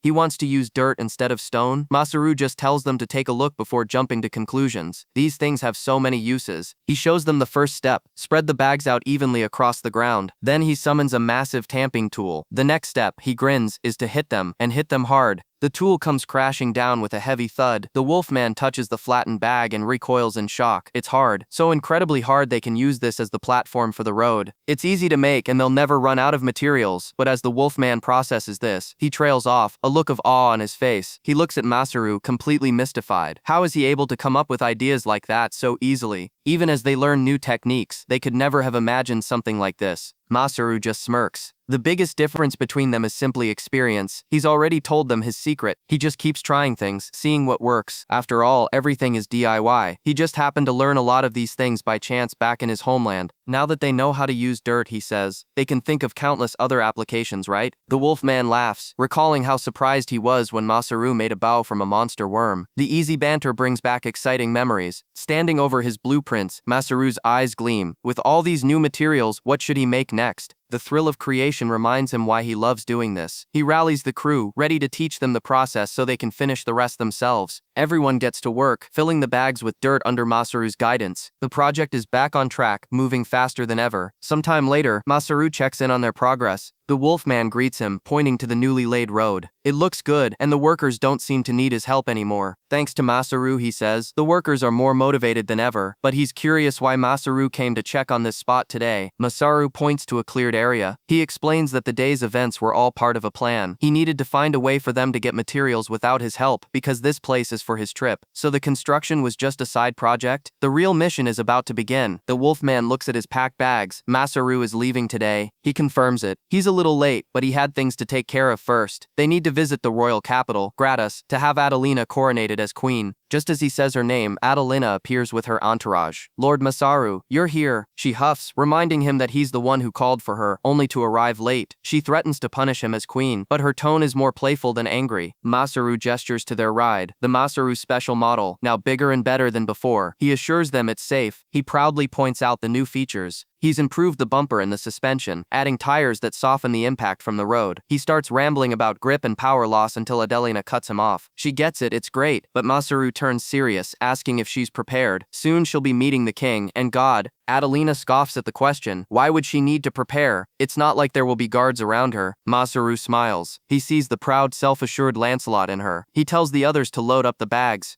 That's just how she is, he thinks to himself. But as he turns to leave, Adelina grabs his arm. Wait a minute. She demands to know if he told the others they were leaving. He warned her about this before, right? Before he can answer, a chorus of cheers erupts from the town. May and the others are there, wishing them a safe trip. Adelina is stunned. So he already let everyone know. The entire town has gathered to see them off, asking Arena to take care of Lady Adelina and telling them to bring back nice gifts. Adelina ushers him into the carriage. Come on, get in, we're leaving. As they pull away, Masaru looks back at the town he's helped build, a determined grin on his face. When they return, Adelina will be a queen. With a final farewell, they head towards the royal capital and towards their destiny. Zack arrives at the gate, a weary smile on his face as he's welcomed back by Captain Fried. The captain mentions Zack was pretty late for the meeting about Stenson, a casual comment that hangs heavy in the air. Zack explains he was found by Commander Lancelot, who forced him into a grueling training session. Another knight, looking exhausted, mutters that Lancelot only spars with those he deems worthy and that he was asking about Masaru. But that wasn't all. Zack's expression darkens as he recalls the journey back. On the way, the ground started shaking, the unmistakable footsteps of a rare monster beast. Captain Fried's face falls. So he found it too, he says, a cold dread in his voice. He quickly dismisses the topic, ordering Zack to report to the king immediately. Something is clearly wrong here, but Fried is shutting down the conversation.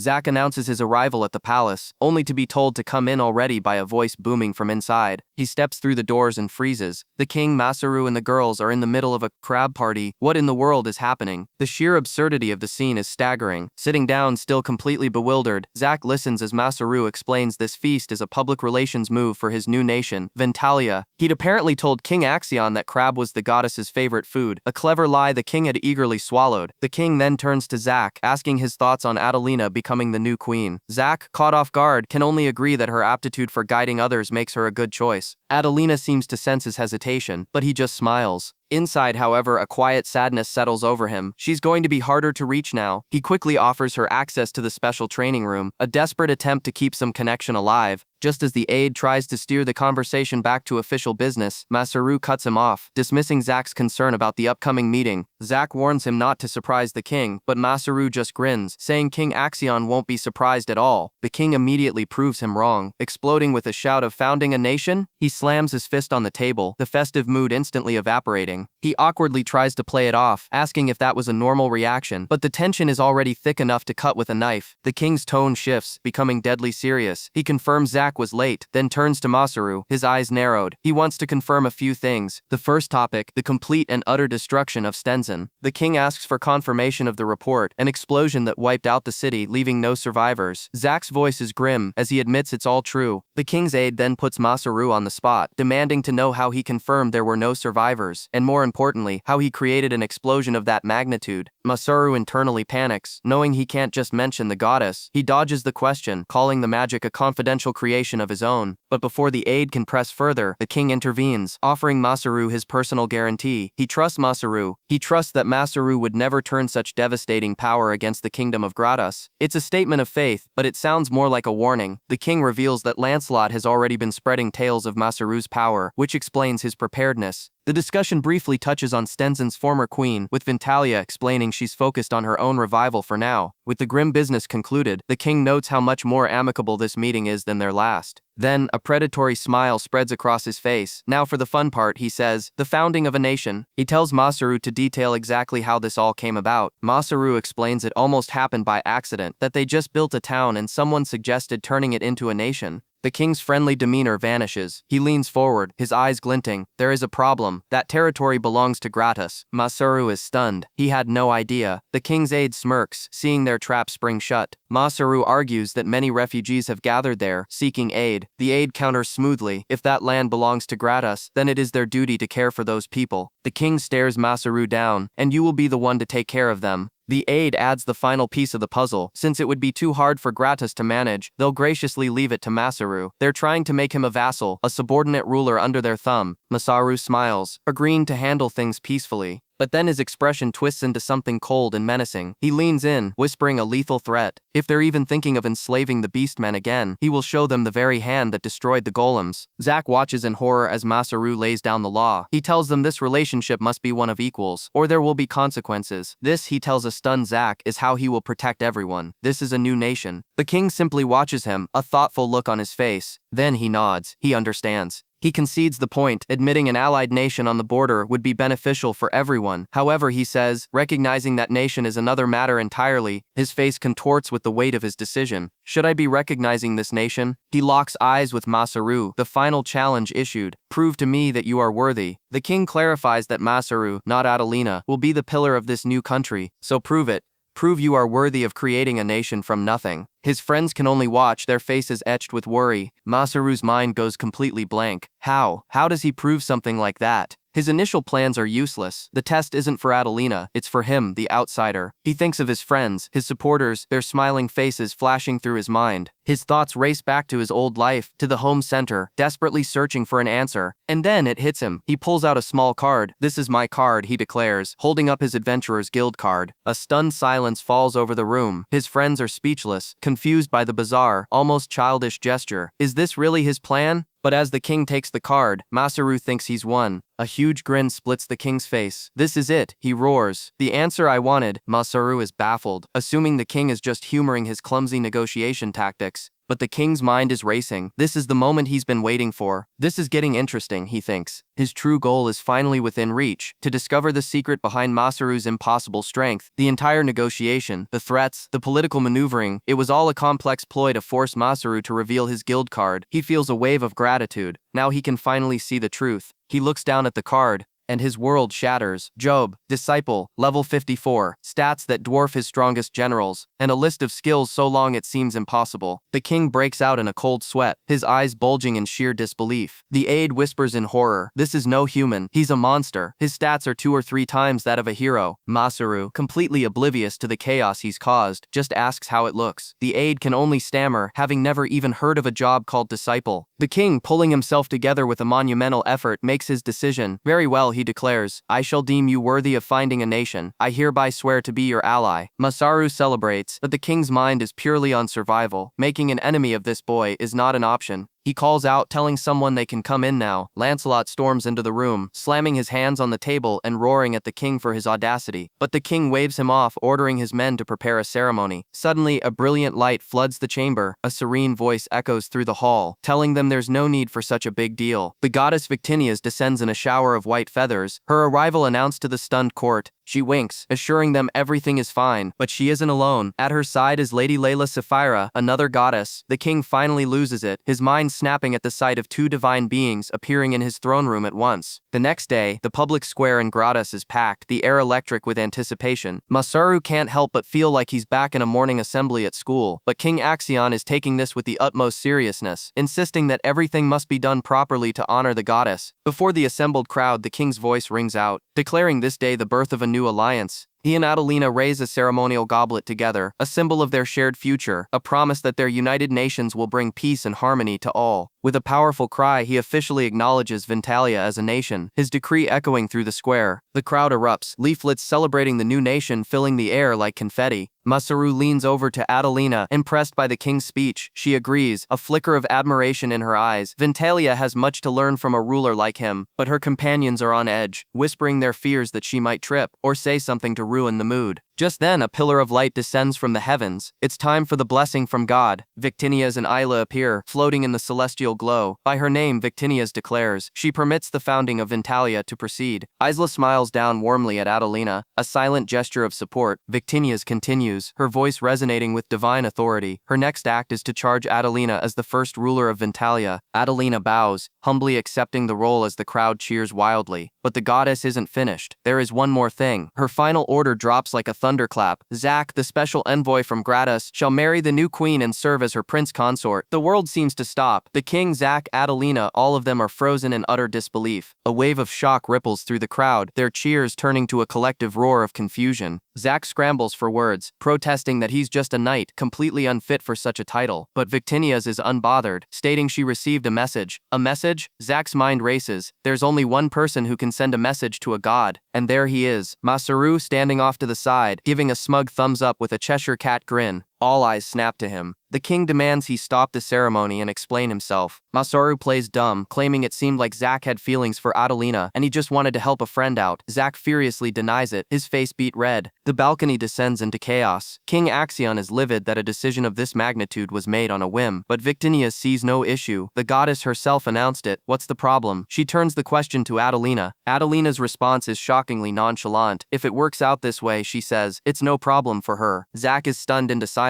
She turns to him, a small smile playing on her lips. She likes him too, she admits, though he'll need to work on his physique a bit. Then she adds that if things get boring, they can just separate. Zack's mind reels. This is the complete opposite of what she said before. What is she playing at? Masaru gives Zack a shove, goading him. So, are you going to be a man about it? A fire ignites in Zack's eyes. He looks straight at Adelina, his voice thick with emotion but firm with resolve. He vows to train so hard she'll beg him to stay, promising to completely change the way she sees him. Adelina's smile widens. That's what she likes about him, she says. He's a hard worker. Defeated by the bizarre turn of events, King Axion sighs and gives in. The ceremony will continue. He officially names Zaltak his soldier and the prince consort to Queen Adelina before announcing a grand feast to celebrate. Before the entire nation, Zack kneels before his new queen. They seal their union by drinking from the same goblet. But as the celebration begins, Anreina notices someone is missing. Where did Lord Masaru go? He'd already slipped away, ducking out of the building before the party could trap him. He knows if he'd stayed, Zack and Adelina would have pestered him all night. He needed to escape the awkwardness he'd engineered. Looking up, he spots a figure on the roof. It's Isla, asking if they're really married now. Startled, he demands to know what she's doing here. She coolly retorts that he's the one speaking to a god, and he should watch his manners. He asks if she ran away too, but she scoffs. She's no foolish god, she says, to attend a celebration for mortals.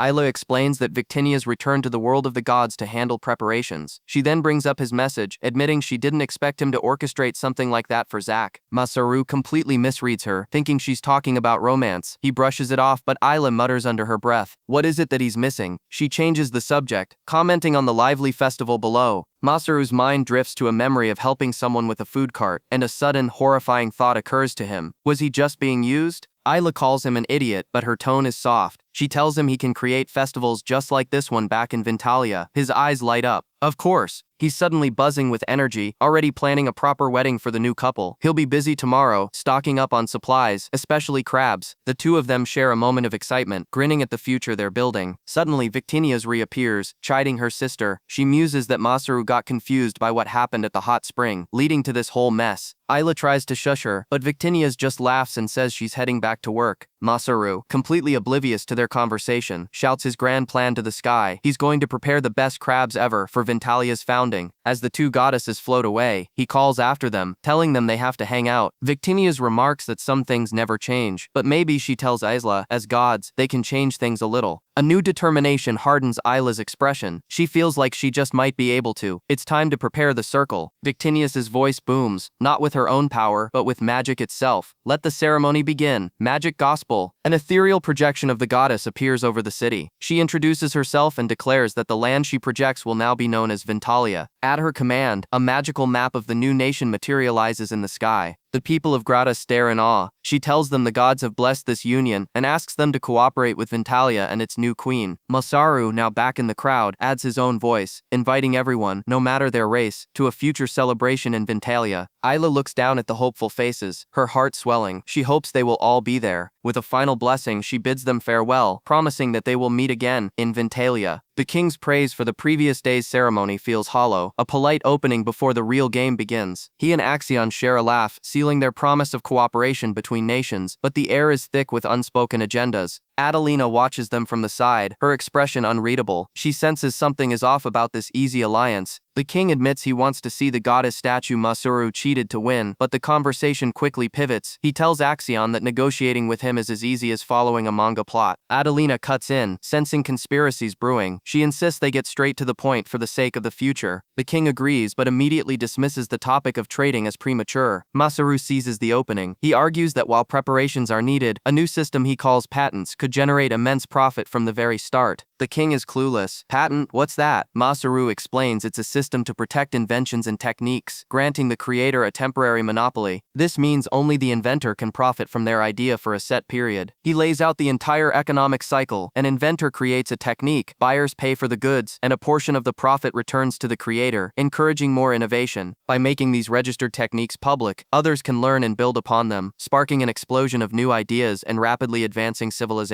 The king is intrigued, asking what kind of techniques Masaru himself has invented. Masaru's mind floods with ideas from his old world, things as simple as a lid to control temperature. The potential is limitless. He explains that with this system, anyone, man, woman, or child can save money and change the world with a single good idea. The king's expression hardens. He sees the benefit, but his mind immediately goes to the profits. He worries Ventalia will simply take advantage of them. Masaru tries to reassure him, but the king cuts him off, turning to his advisors. How much of a cut is fair for the developers? The king suggests a 10-year term with a 25% profit share. Adelina counters with an even more predatory offer, a 30-year term with only a 15% share. Masaru is floored. What the hell? At those rates, how could any craftsman make ends meet? He presents his own plan, 15% for the first 3 years, then 7%, and finally 5% for the next 10. Adelina scoffs, calling the amount pitifully low, but Masaru argues the goal isn't just profit, it's sharing knowledge to make everyone's lives better. You can't do that if the inventors are starving. And to accelerate that sharing, he proposes another radical idea, a study abroad program. He lays out a map, envisioning technical management counters in countries around the world, just like the Adventurers Guild, where anyone can register to study in his hometown. The king remembers Masaru mentioning using human resources before. Masaru explains that anyone who visits Ventalia will be shocked by the difference in their quality of life. Gradas may be a large country, but it's terrifyingly behind. The cultural levels might be equal, but the gap between rich and poor is immense, and basic sanitation is non-existent. He invites the king to their next national celebration to see it for himself. The squalor of Gradas is a sight the king can hardly imagine. Masaru drives the point home. His strength isn't just military might, it's the knowledge of hygiene and customer satisfaction from his past life, the very things Gradas lacks. The king is silent for a long moment. He agrees to consider the magical Vitalia, but he needs proof. He's heard about Masaru's techniques, but the two systems he's proposed are hard to believe. The king clarifies that he's not interested in profit sharing for non-transferable techniques, only the ones that can be taught. Masaru's confidence surges, so all he has to do is convince Axion and everything will be fine. But the king isn't finished. He has more specific requirements this time.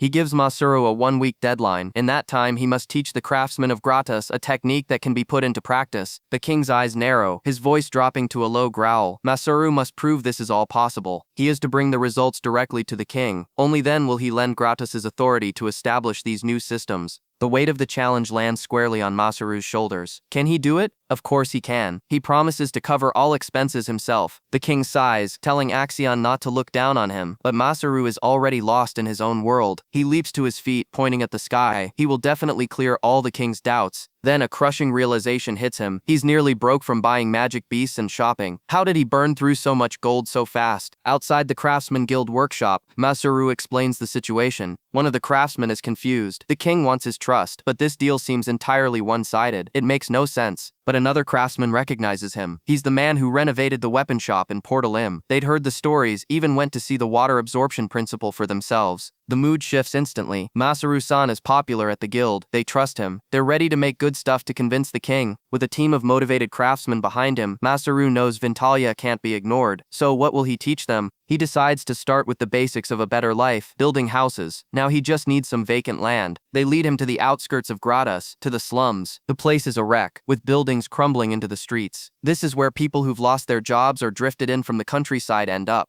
It's an entire settlement built around an old abandoned brick shop. Masaru sees not a wasteland, but an opportunity. If they can improve this place, the reward will be immense. He declares that he will take over this area, but a voice cuts him off. Masaru spins around, confused. Whose kid is this? A small child with a staff stands before him, his eyes burning with defiance. He tells them they don't need help from strangers. This is their town and they will renew the slums themselves. He glares up at Masaru, his voice filled with pride. I'm not a kid. My name is Ryaru. The kid glares back, his youthful face a mask of defiance. So what's the matter? He asks, his voice ringing with an authority that doesn't match his size. This town is made up of craftsmen, and if you can't rebuild it better than a stranger, then what good are you? The guild members rush to intervene, grabbing the boy. This idiot! What are you doing? You promised not to open your mouth. But he shoves them off, his eyes locked on Masaru. Masaru is frozen, not by the kid's attitude, but by a sudden, chilling realization. This isn't a child. He's an engineer in charge of the Craftsman's Guild, and he's been watching, helping from the shadows. Could it be an adult's mind in a tiny body? The explanation comes quickly. He's Ryuryu, a dwarf, a race known for their iron production techniques. And despite his age, his skill is so profound it puts grown men to shame. Ryuryu cuts through the introductions, his focus razor sharp. The slum renovation, a job from His Majesty himself. He points out the obvious. There are 5 slums in this town, and every single one has changed, except this one. Don't you guys feel uncomfortable? He doesn't trust this project for a second. He turns his sharp gaze back to Masaru.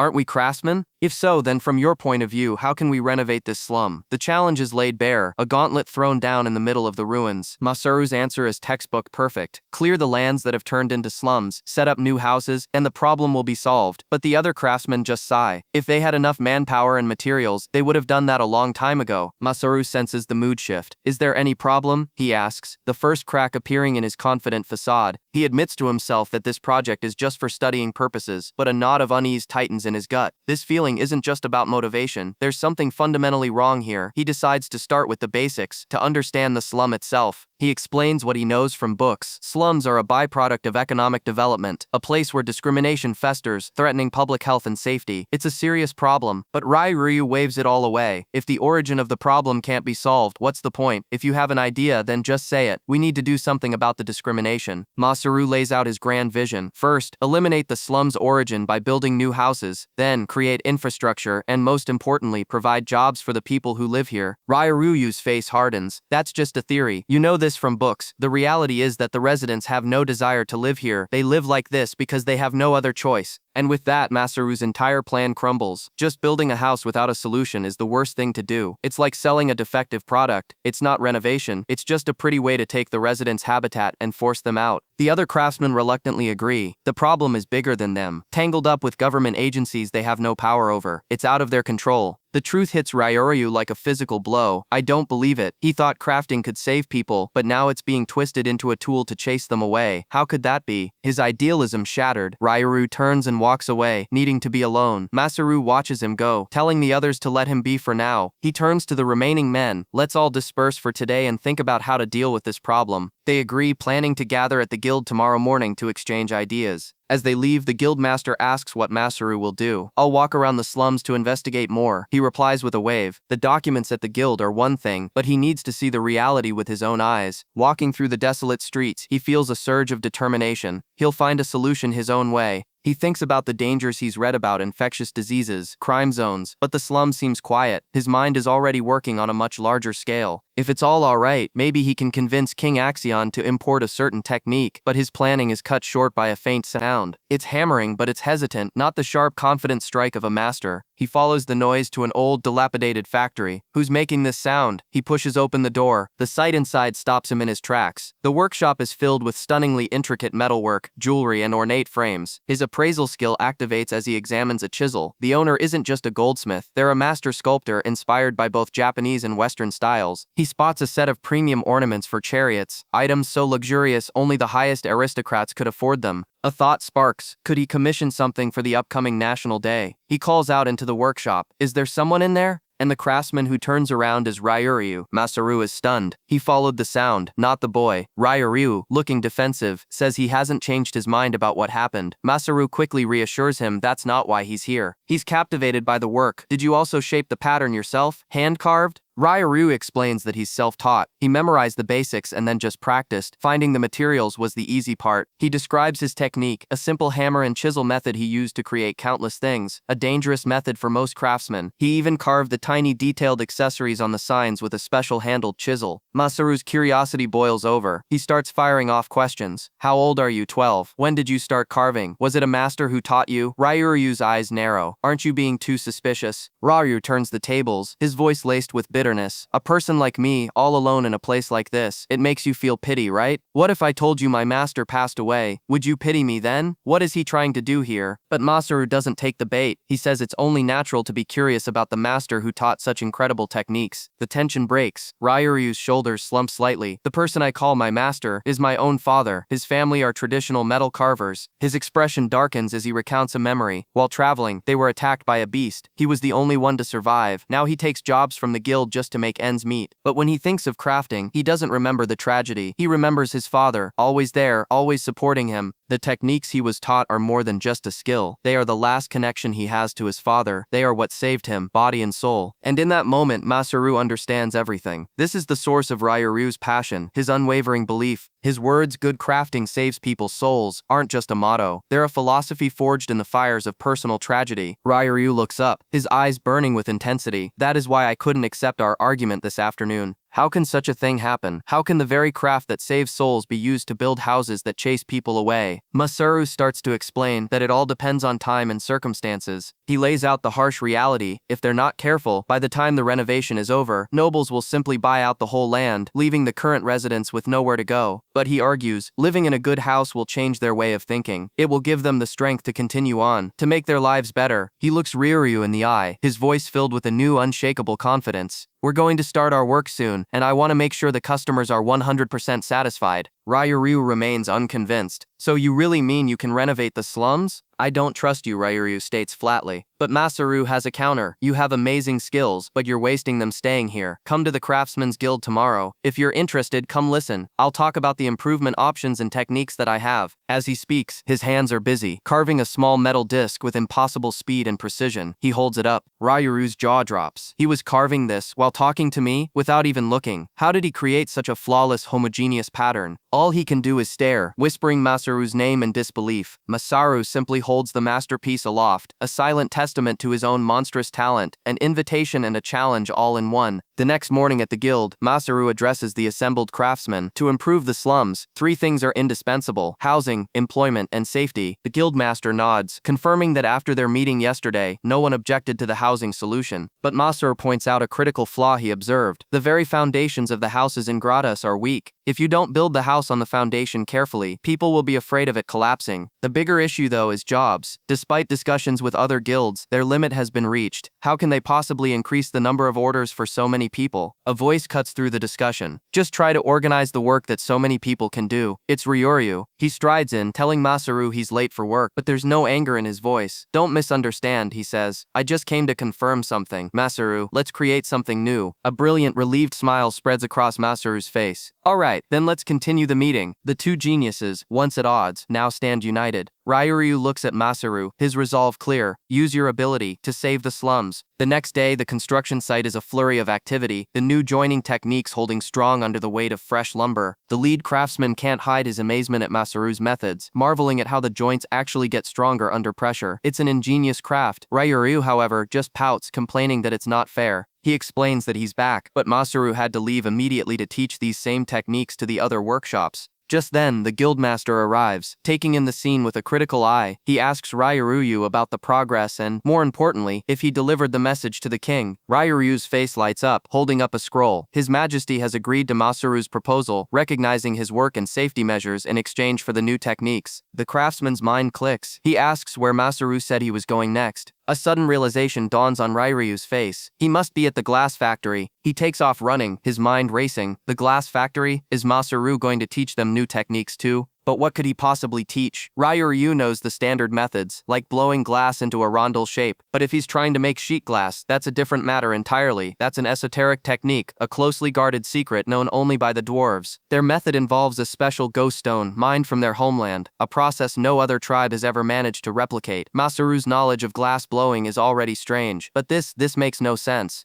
Then Ryuryu's thoughts spiral, connecting the dots. The impossible construction techniques, that unique metal carving that shocked the guild leader, all of it points to a man who defies every known limit. He bursts through the streets, his heart pounding. Maybe it was him. Is Masaru here? He throws open the workshop doors to find the craftsmen standing in stunned silence. Before them, suspended over a pit, is a massive glowing cylinder of molten glass. Ryuryu stares, his breath catching in his throat. What is that? And there, at the end of a blowpipe, is Masaru, looking completely at ease. The workshop owner holds up a hand, telling Ryuryu to wait. He admits he's skeptical, but according to Masaru's words, this thing, it will become sheet glass. But how? The other workers can only stare, their minds struggling to comprehend how that enormous tube could ever become a flat pane. Masaru just smiles, acknowledging that they already know glass blowing. He's here to teach them the cylinder method. He explains there are several ways to make sheet glass, but since teaching them one by one would take too long, he chose an easy method. Ryuryu can't believe what he's hearing. Several methods, a huge sale of sheet glass. That's not just difficult, it's supposed to be impossible. Masaru tells him to watch and learn. He's tried this a few times and succeeded, so he expertly uses shears to cut a hole in the end of the molten bubble. Next, he begins to swing the massive cylinder like a pendulum, letting its own weight stretch and dilate the glass. Once the shape is set, he removes the finished tube. He calls it the cylinder method. Then he explains the next step is to cut a line down the inside of the glass. Ryuryu watches, utterly baffled. The scored cylinder is then placed into a special furnace and reheated immediately. The craftsmen watch, mesmerized, as the heat begins to work on the glass. It's melting, it's uncurling, it's opening. Ryuryu is speechless. A method this simple is creating something that has eluded artisans for generations. Finally, Masaru grabs a rectangular stone on a long handle. As the glass softens and spreads, he presses down with the stone, moving it back and forth, flattening the sheet with practiced ease. Ryuryu's eyes are wide with wonder. That's amazing. Masaru pulls the finished product from the furnace. Done. A perfect, shimmering sheet of glass rests on the table. The workshop erupts in a chorus of shock and excitement. This method, it creates perfectly homogeneous glass. It's a special day, a revolution in their craft, and they were here to see it. Masaru just smirks, admitting he was being a little haughty and wanted to tease them. But the technique wasn't his invention. The important thing, he says, is whether or not they can do it. A flicker of doubt crosses Ryuryu's face. After seeing that, could he really do it too? Masaru turns to him with a gentle, knowing smile. The workshop owner immediately volunteers to go first, but Masaru shakes his head. Ryuryu will be the first to learn. That sets off the rest of the craftsmen, all of them shouting to be next. Masaru laughs, agreeing to teach anyone who wants to learn, so long as they cooperate at the construction site. Later, with the new glass in hand, Masaru and Ryuryu are back at the site, installing the windows themselves. The frames are ready. The local builders watch in awe as Masaru fits a pane perfectly into place.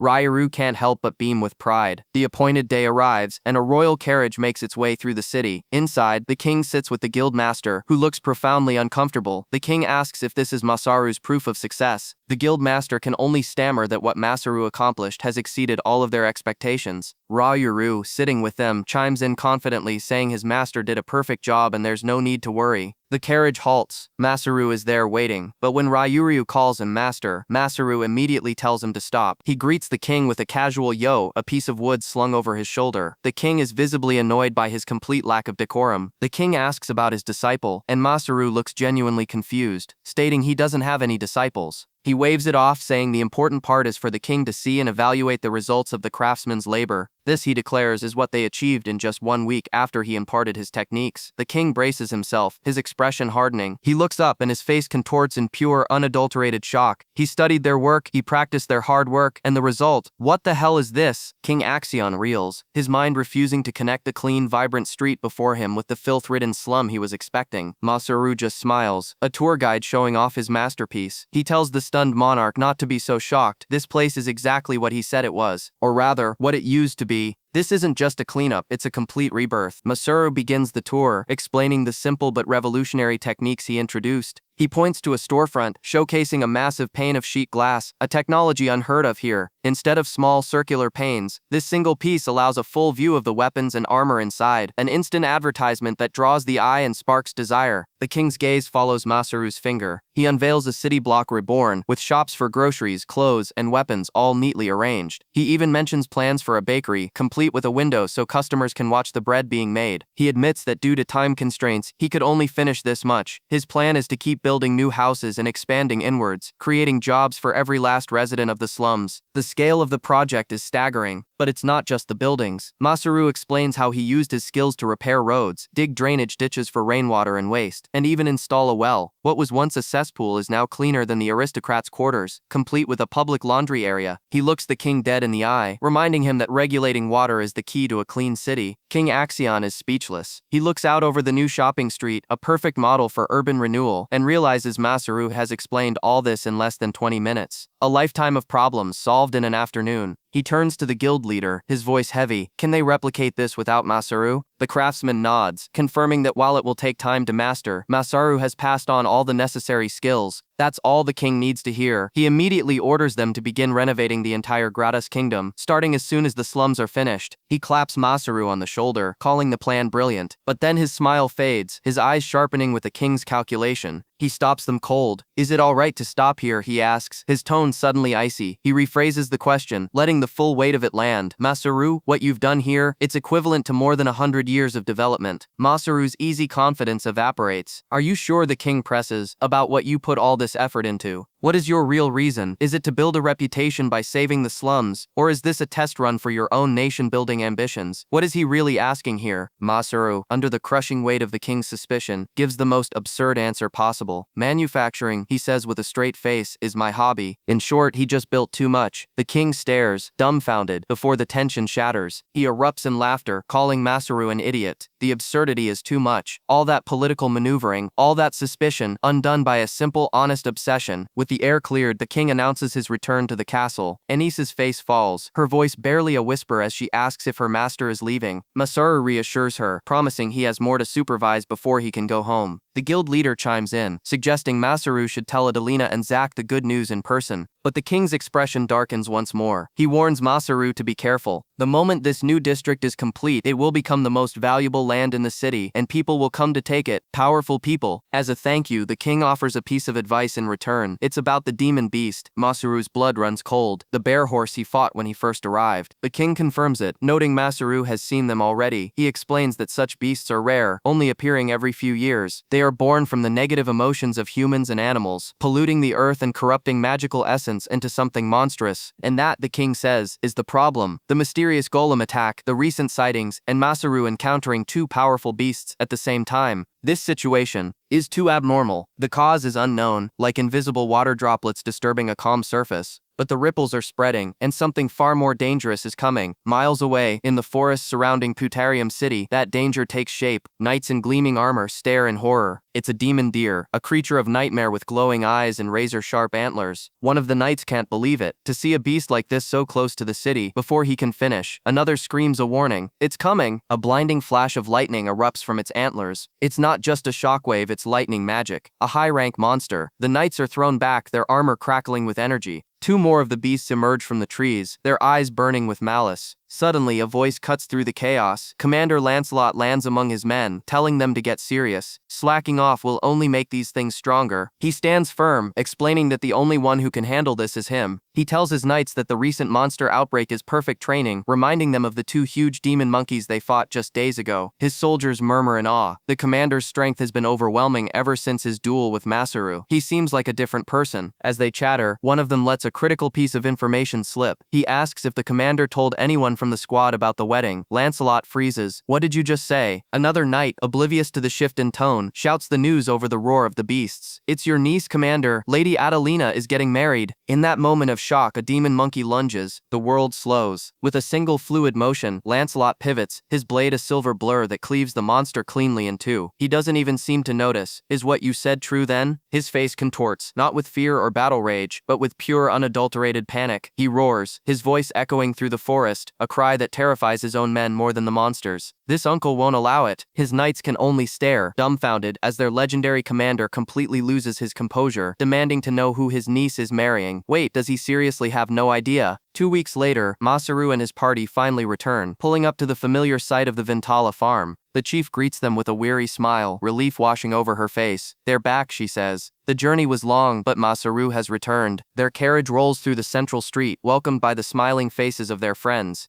Congratulations on founding a nation, they cheer. Ula excitedly recounts their journey, telling the chief she saw God's gospel, and how the entire city was electric with excitement. But as the girls celebrate, one of them notices Masaru cowering behind the carriage wheel. What are you doing there, Masaru? His face is a mask of pure undiluted terror. What happened on that trip? The girls whisper among themselves, confused by this sudden shift. He's usually so energetic, but now he just looks haunted. They recall him glaring at a girl with a similar stature on the way here. But that's impossible. Mei-chan hasn't even arrived yet. Ula puffs out her chest, declaring it's her duty as his self-proclaimed little sister to take care of him. But his first disciple cuts in, arguing that her place is by his side when he's studying. The disciple's eyes narrow. Don't you realize that what you're feeling is called affection? She challenges. Fine, let's play a game to see which of us Masaru knows best. Masaru just forces a laugh, claiming he totally understands. He mentally justifies Ryoryu's presence as a student studying abroad, an excuse he never thought would be so useful. Inside the chief's house, the mood shifts. It's time to finalize plans for the foundation ceremony. But just as they begin, the king and Adelina make a stunning announcement. They would like to have their wedding at the same time. Masaru is floored. A wedding? While he was off fighting for his life in Gratus, they were planning a wedding? Why is this the first he's hearing about it? The plan is a massive 3-day festival. Day 1 is an Eve's festival for cultural exchange. Day 2 is the official foundation ceremony, where their nation will be recognized. And the third day will be the grand finale, the queen's wedding and a blessing ceremony. It's a whirlwind of celebration, a plan that Adelina says reminds her of a festival in her own country. The chief admits the schedule is incredibly tight, but they're determined to see it through. Without a moment's hesitation, Masaru steps up. He'll handle it. He will arrange all the materials, resources, and whatever else they need. He'll personally oversee the part of the project that's behind schedule, taking the weight of it onto his own shoulders. Then a thought strikes him. He turns to the king. Is there anything special he needs prepared? The king considers this. He needs a symbol of his rule, something unique that identifies him as king at a glance. A scepter, perhaps. The materials from Masaru's world would be ideal, but that's a difficult request. An idea ignites in Masaru's mind. He remembers an old myth from Japan, of the sun goddess Amaterasu and the 3 sacred treasures she left behind, a jewel, a mirror, and a sword. The king's eyes light up. It's perfect, a symbol to be passed down through generations, with a connection to the divine. It's decided then. His purpose renewed, Masaru declares he will focus on creating the sacred treasures. He tells them to call him if they need anything. And just like that, he's a blur of motion, promising to come running the second they call. The girls can only watch him go. He sprints through the city he built, a village that his sheer dynamism transformed into a nation. The chief watches from a window, a proud smile spreading across her face. Because of that boy, the beastmen have a home. She decides to leave the ceremony to Masaru and gather the elders. The townspeople greet him warmly as he passes, but his mind is already 1,000 steps ahead. How can he possibly create the 3 sacred treasures? To do it right, he'll need to prepare an immense amount of materials. A shadow falls over his thoughts. King Axion's grave warning about an inevitable encounter with the demon beast echoes in his memory. He has to be careful. He has to be ready. His path is clear. He'll throw a partition to Adelina again, working from the shadows to fortify the city. For the sake of the city, for everyone who poured their sweat and blood into building it, he will forge these treasures. He'll start with the sword. It will be a symbol not of power, but of protection, honoring the kindness the humans showed the rabbit race when they were nothing but slaves. Next, the mirror. It will be a reflection of reality itself, a masterpiece designed to capture the peaceful, happy faces of everyone living in their new nation. And finally, the jewel. His mind drifts back to Japan. It will be a round, perfect orb, as beautiful and radiant as a star, a tribute to the goddesses who watch over them. The designs are solid. The only question is how to actually make them. A divine blessing or two might be in order. He stops on a high balcony, gazing out at the sprawling city below. He built this. He made it so big. He never imagined doing anything like this back on Earth. From up here, he can see everything he's accomplished. A wave of gratitude washes over him. After he finishes the jewel, he decides he will make a gift for the goddess who brought him to this world. But in short, the crushing weight of it all hits him at once. Another job? He's going to be tormented today and tomorrow. Someone, anyone, help me. There aren't enough hands, not enough heads. How can he secure the materials and create the treasures? He clutches his head, wishing he could use magic to just change himself. A voice slithers out from the shadows. Then I'll help you. Masaru freezes, spinning around. Who's there? He stares into the empty, dark room. If no one was here, there wouldn't be a response. So who just spoke? His eyes lock onto a large, cloth-covered crate in the corner. From behind it, a figure rises. It's him. An exact copy, but its eyes glow with a malevolent light, dark cracks spreading across its skin as it offers a twisted, predatory grin. Masaru, too, it whispers. Ice floods Masaru's veins. His mind shatters. Another Masaru? The copy's grin is unnerving, a perfect imitation of Masaru's own, but twisted. It mocks him, asking what's with that reaction, as if Masaru should have expected this. It confirms they are two of a kind, a fact that sends a chill down Masaru's spine. What kind of self-loathing is this? The copy muses that this world is a dangerous environment, but it has no intention of simply copying everything. It's selective. It has a purpose. Masaru's mind races. A fake, a copy of him. If it can copy his true intentions,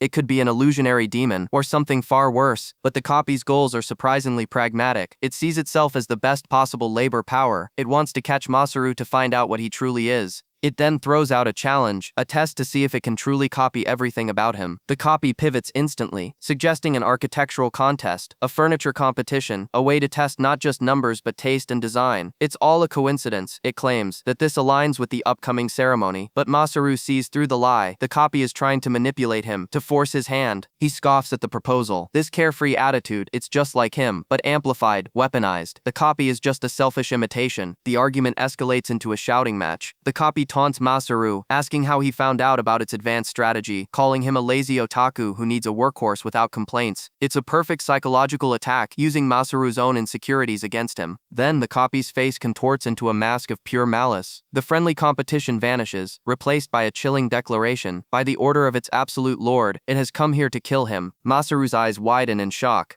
The copy brandishes a newly formed sword, its magical aura thick and ominous. It asks Masaru if this feeling isn't oddly familiar. It's seen through his magic, it knows his history. And in a flash, Masaru understands. The strange uneasiness, the remnants of power from the dark elf, the magic animating the stone statues. This copy is one of them. The copy confirms it, a smug smile on its face. Its lord wants something simple, vengeance for his fallen comrades. And after this, Masaru is going to die. Without another word, it lunges, swinging the sword not at Masaru, but at a massive nearby cabinet. Masaru can only watch, stunned, as the heavy furniture topples directly toward him. He barely has time to react, bringing up his own sword to block the crushing weight. The copy's face is a portrait of glee as it swings its blade in a final deadly arc. Goodbye Masaru, it sneers, but the killing blow never lands. Masaru's blade intercepts it perfectly, steel grinding against steel. A surprise attack, Masaru thinks, pushing back. He can do that too. He shoves the copy off balance and lunges forward. He grabs the copy by the collar, a furious snarl on his face. The copy struggles for a moment, demanding to be let go. Masaru shoves it back, creating distance. He immediately casts strengthening magic, his hand glowing with power. Two can play at this game, but the copy is already one step ahead. It holds up a potion, and then its own hand begins to glow with healing magic.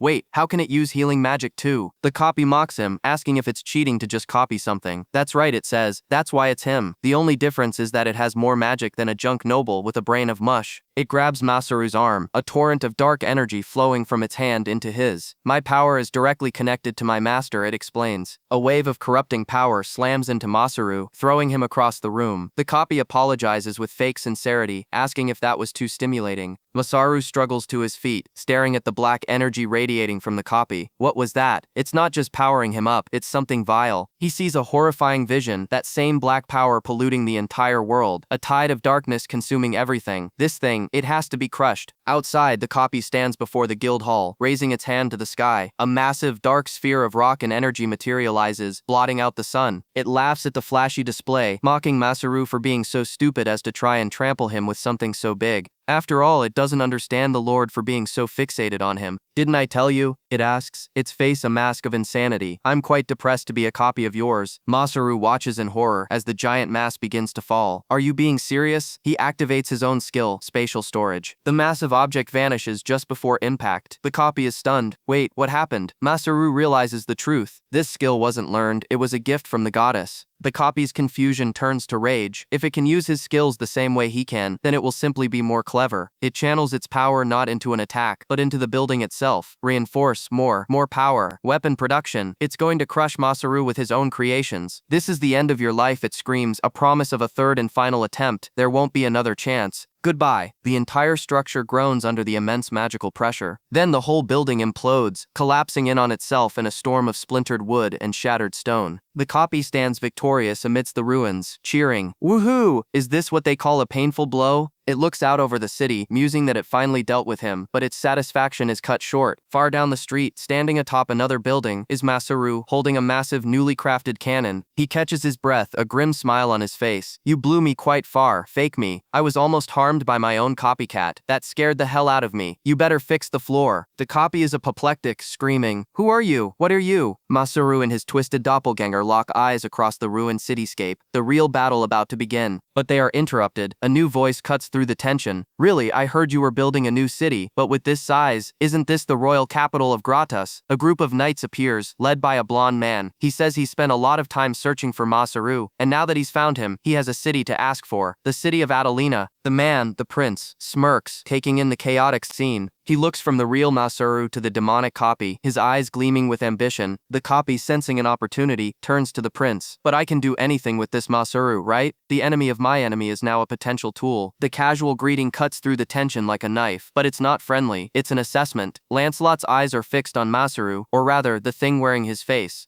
He'd heard a report and rushed over, but the question hangs in the air. Is this copy as strong as the original? He grins, a predator sizing up its meal. Oh, he's strong, all right. Strong enough to be at the peak of the human race. But Lancelot has already beaten the real Masaru twice. This thing is just a snack. But then Lancelot's smile tightens. He noticed. Wait a minute. He asks, did you get stronger? Did you go and cut a mountain in half or something? He can see it. Masaru hasn't just leveled up. His very use of skills has fundamentally changed. Lancelot's excitement is palpable. This means their next duel will be even better. But first, they have to deal with the monster. An idea sparks in Masaru's mind, a wicked, brilliant flash of inspiration. Before Lancelot can even process what's happening, his arms are bound tight to a massive wooden beam. What the hell is this? Masaru just grins, grabbing the terrified clone. He explains there are a lot of things from his comic books he's dying to try, and one idea in particular has been nagging at him, using a ballista to make people fly. The clone's face drains of all color. Lancelot can only watch in horror as the clone is strapped to the bolt, Masaru's reinforcement magic glowing on the siege weapon. With a triumphant shout, Masaru fires, launching the screaming clone into the sky. Have a nice trip. He watches his human missile soar over the city, a perfect arc. It flew wonderfully, a perfect human cannonball. Then the thought hits him. Oh no. He wasn't planning on using a live person for this experiment. If Lancelot thinks the clone is a threat, will he just kill it on impact? The clone hurtles towards its target, a living projectile aimed at the strongest man alive. The impact is colossal, a crater of shattered earth. But from the dust, the clone rises, not broken, but ecstatic. I'm finally free. He laughs, realizing how stupid it was to ever copy Masaru in the first place. Lancelot stands unfazed, sword resting on his shoulder. He'd expected the fake to be a smear on the ground. Only Masaru would pull a stunt like this. You imposter, he scoffs, you're boring. The clone's eyes burn with rage. You think you can win against this body? He unleashes a torrent of magical energy that warps the air around him, a power that he claims surpasses even the G-class. Lancelot doesn't even flinch. He explains that when that power is converted into his own reinforcement magic, his status will double, maybe even triple the clone's. His ultimate ability would exceed a rating of 30, a force of nature capable of wiping out a crowd, and he can still create things in an instant. So what? The clone sneers. Bring it on, Commander. Unfortunately, a voice says from behind Lancelot,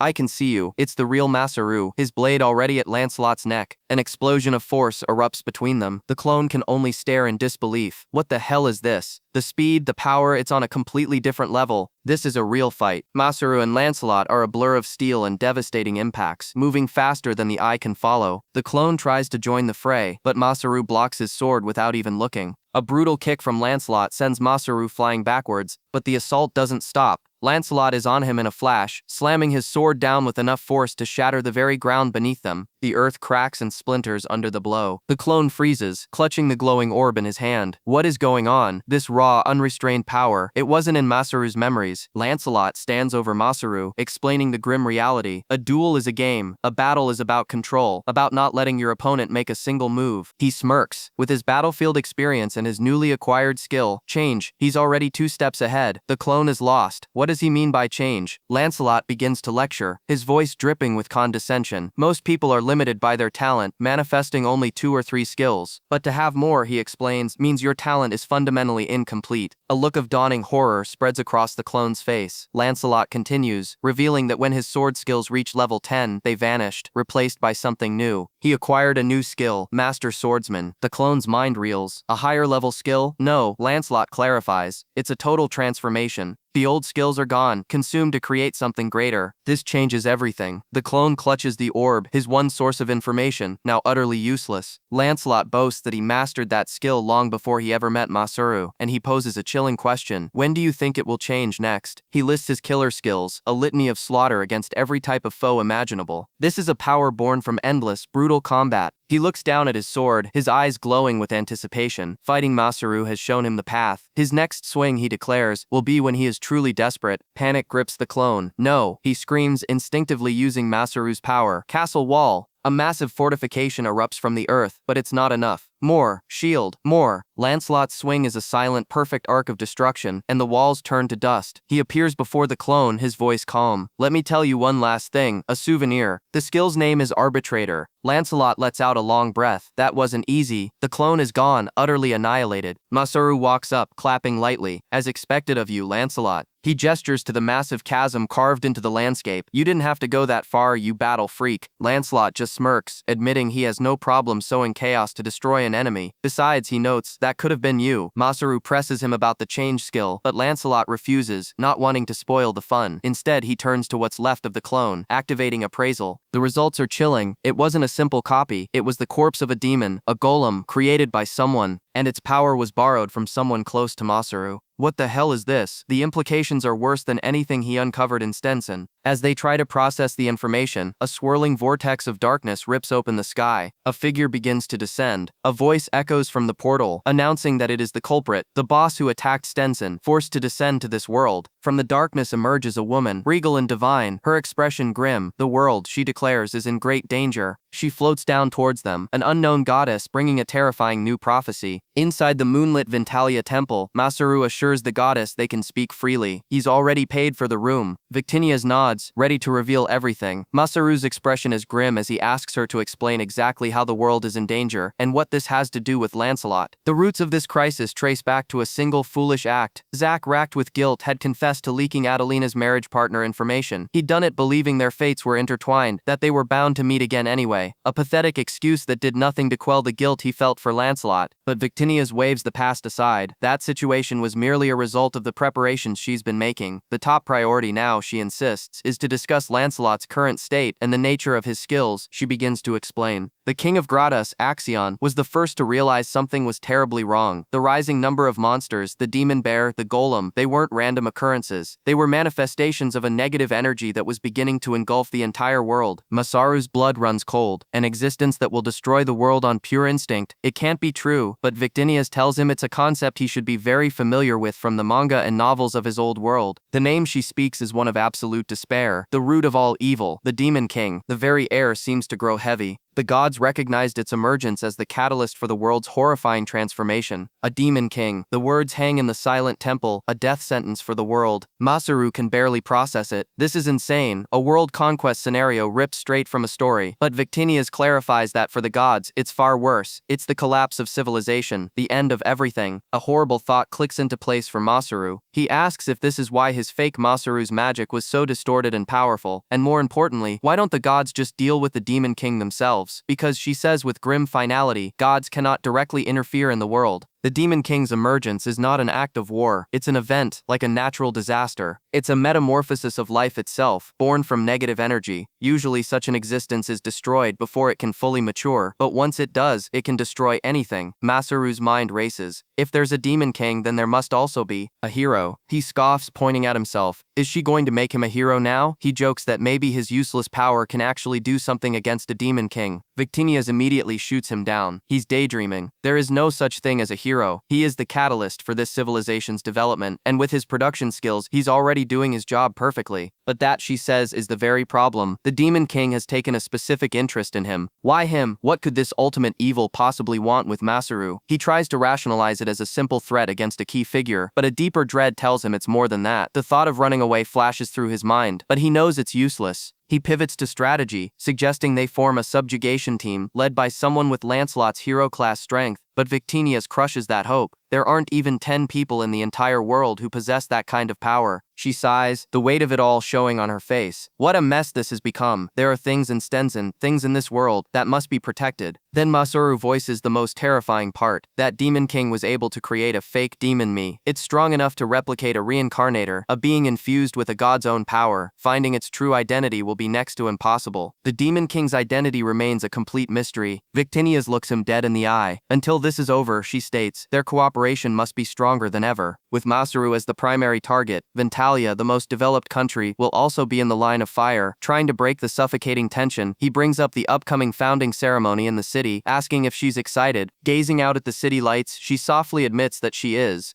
As she turns to leave, he tells her not to worry. He gently takes her arm, his voice firm with resolve. He promises her the founding ceremony will happen, and this town will be protected. He knows his part is the most difficult, but they just have to keep moving forward. He's terrified of the Demon King, but he swears he'll do everything in his power to stop it. Then his mood shifts entirely. He pokes her cheeks, teasing her about her waning faith in a certain useless goddess. She bats his hands away, but a small smile forms on her lips. She admits his teasing actually helps when she's feeling nervous. He just tells her that if she's a god, she should act like one. He then pulls up his skill display, showing her a new job quest that appeared right after the founding ceremony was approved. A quest from Victinia's herself. He asks her what it is. The quest text describes a location that the Gospel of God cannot reach, and asks him to investigate. An errand quest, a direct command from a god. He groans, complaining about having to run around for a city he never wanted to be active in, but Victinia's promise promises he won't regret it. She hints that he'll find something very useful there for the ceremony, perhaps a dress or something similar. His interest is finally piqued. A fair reward, he asks. If so, he accepts. As an advance, she presents him with a stunningly pure magic stone, one of the legendary 3 sacred treasures, glowing with ambient magic. She asks for a unique reward in return. She wants him, the goddess, to share a little of her divine power, to place a blessing upon the jewel. He stares at the jewel, then at her flushed face. He asks her bluntly, "Do you like girly things?" She stammers, insisting that everyone likes pretty things. He presses, suggesting earrings, necklaces, or a ring. She quietly admits that of course she'd be happy to receive something like that, but he smirks, telling her to just say what she wants. But then he catches himself. No, this isn't the right way to do it. This is something he has to think of himself. He apologizes for being pushy and formally accepts her request. He tells her he's going to check on Zack and that she should message him if she needs anything. As he walks away, Victinias is left stunned, whispering to herself, "A present?" She clutches the glowing jewel, her heart pounding. Did she hear that right? He asked what she wanted. She blushes, admitting she's not good at this sort of thing. But it's clear Masaru is worried about her too.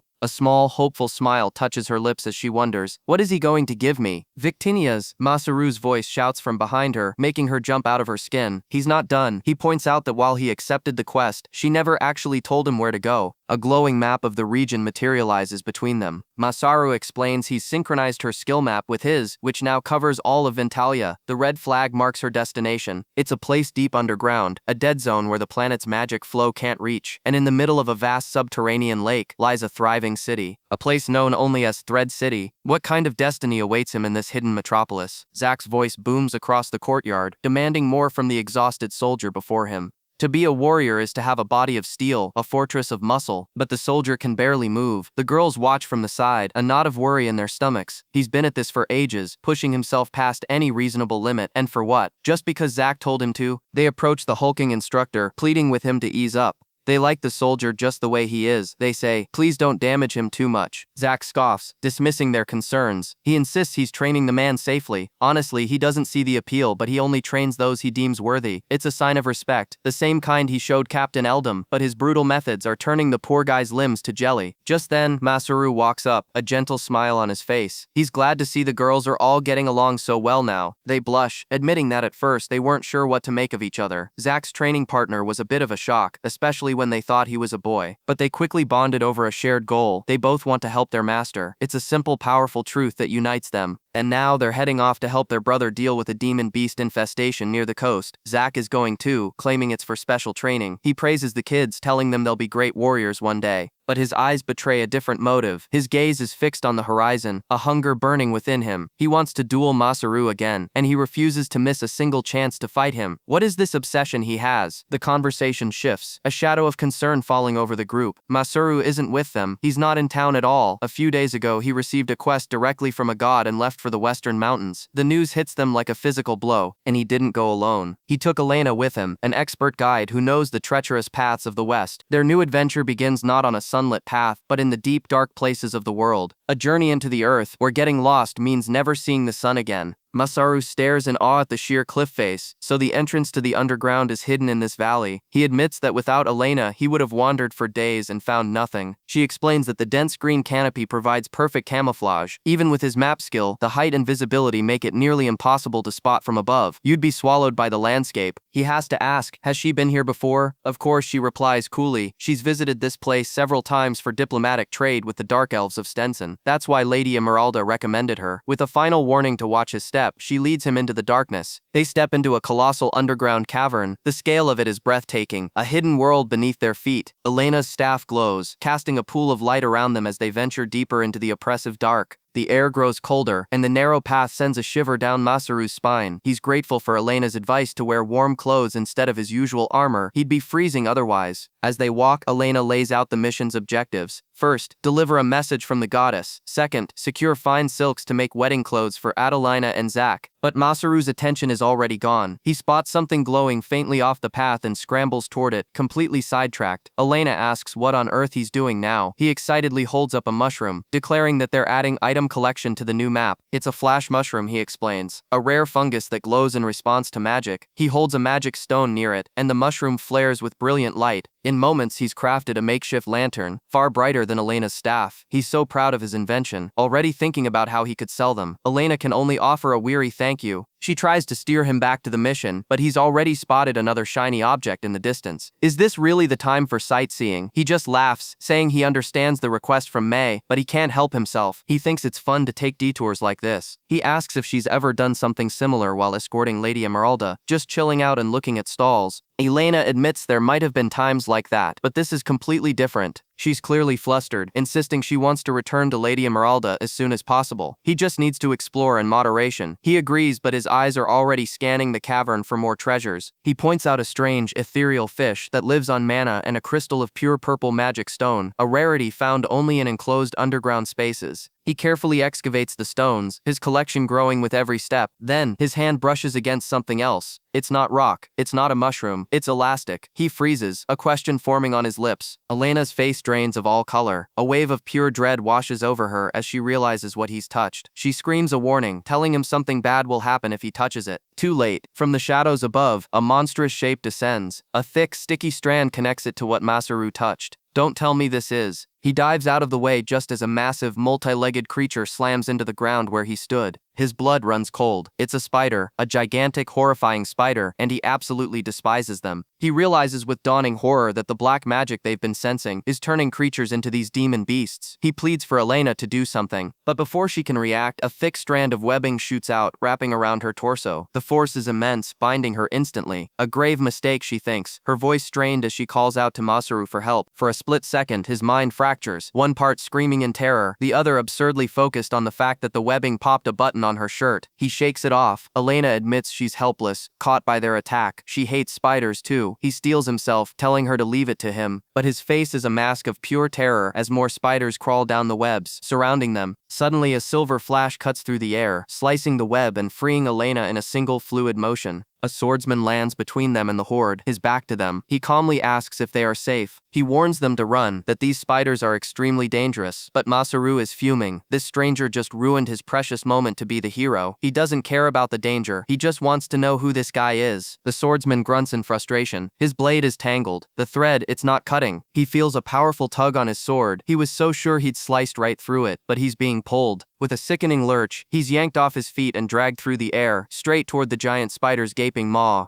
Well, so much for a rescue. Elena and Masaru can only stare as the traveler is hoisted into the air. It's over for him. He's wrapped in a cocoon of silk in seconds, his muffled screams for help echoing through the cavern. They look up at the helpless man, then back at the swarm of monsters. The question hangs heavy in the air. Are they here to help, or to be helped? The girl trapped in the web screams for them to help her, her voice laced with guilt, insisting this is all her fault. She begs them to do anything, just please save her. Masaru knows he can move, but they're unarmed against these monstrosities. That's when Elena steps forward, her hand outstretched, offering him a solution. From the palm of her hand, she materializes a colossal sword out of thin air. An item box? Masaru's mind reels. Just who in the hell is this woman? The man tied to the stalactite, Gozaru, recognizes the blade instantly. He claims he forged it himself, a practice run for crafting a sacred sword. It's untested, but there's no better time than now to see what it can do. With weapons in hand, the three of them charge headfirst into the swarm of skittering horrors. Masaru pushes himself to the brink, his body screaming that he can't go on. He watches in awe as Elena moves with a deadly grace that he can only hope to match. And then, silence. The carapaces of the giant spiders lie broken on the cavern floor. Against all odds, they survived. Gozaru remarks that he only took down one, but their sheer size made them easy targets. Still, his relief is soured by a simple fact. He despises spiders. Masaru examines the sword, his first successful creation. It's brutally effective, though it feels less like it cuts and more like it pulls its victims apart. He's just glad it held up in a real fight. Elena explains the sword's strange property is a skill benefit, a perk of being a forest watcher. For Masaru to master its change, he'll need to level his swordsmanship, appraisal, and mind-eye skills to level 5. A change? Multiple skills? Masaru is lost. He glances over at Gozaru, still bound, and wonders how the man could possibly sleep through all this. They decide to take a break, to finally get some answers. Gozaru is flabbergasted to learn about a skill that can alter a weapon's properties. He's never heard of a production skill changing after creation. His train of thought is suddenly derailed by a tantalizing aroma wafting through the cave. Everyone turns.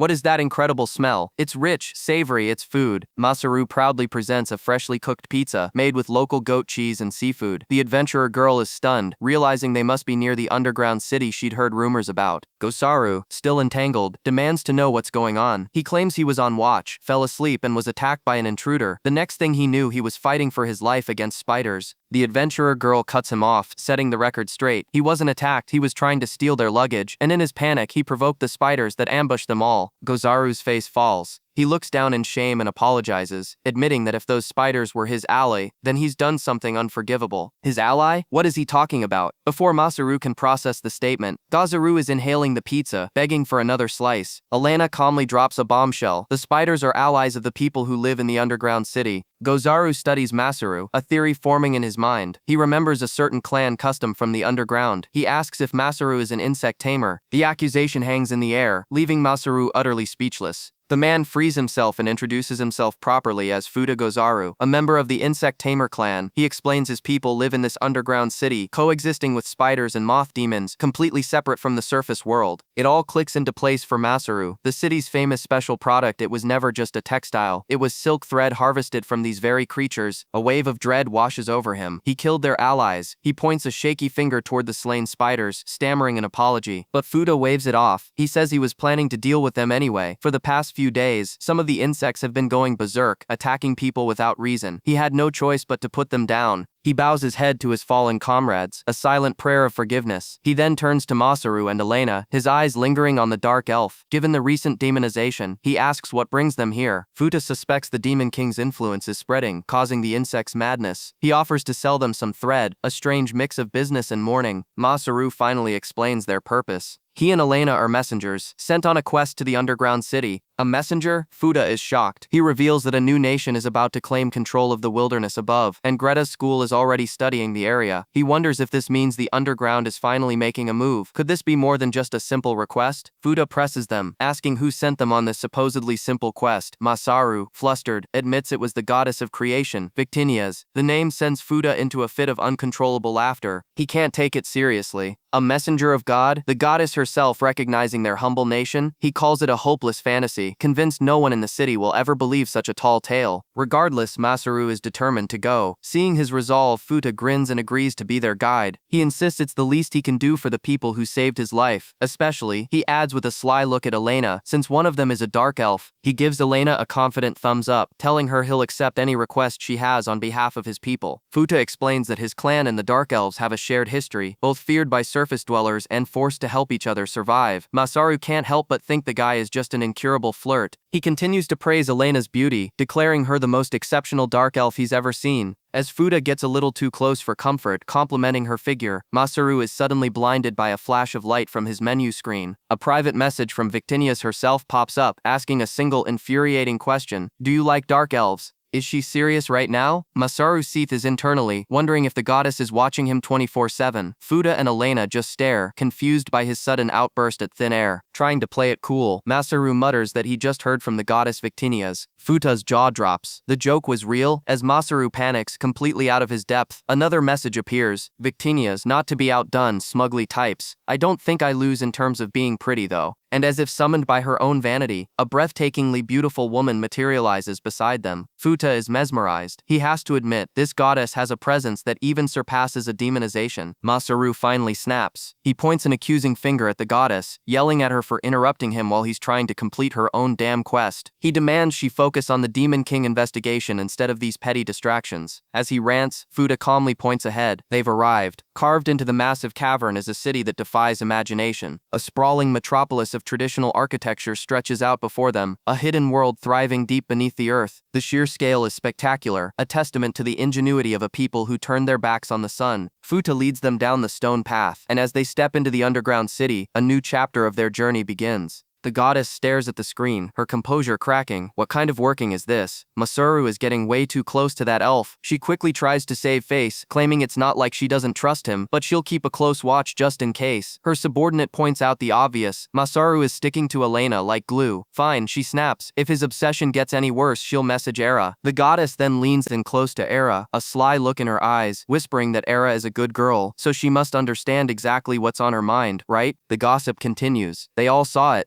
Masaru is jealous, hesitant, and poking his nose where it doesn't belong. But their chatter is cut short by a grave announcement. The world created by their superior has appeared. Hera and Zeus themselves have summoned them to speak on the matter directly. The topic is the unusual Demon King. One goddess notes that Masaru is already at his destination, and as their superior's chosen one, he's doing a surprisingly good job. But what does that mean for them? The scene shifts to an underground city, Kakureha, a world of stunning, traditional architecture carved out beneath the earth. Masaru is breathless. It feels like Japan. A wave of harmony washes over him, a feeling of coming home that settles deep in his bones. Futa asks if he knows the culture here. Masaru can only guess that it's a city from the western continent, given the light pillar and the mushroom-like structures he saw earlier. Futa explains the city's unique origin. Long ago, immigrants from the west settled here, and their culture blended with the locals, creating the city they see today. As a craftsman, Masaru's mind races with the possibilities. He's always dreamed of building a ship, and this place might hold unknown woodworking technologies. But something doesn't add up. He asks why they would build with wood in a closed, underground space. The humidity alone would cause mold and rot to destroy everything.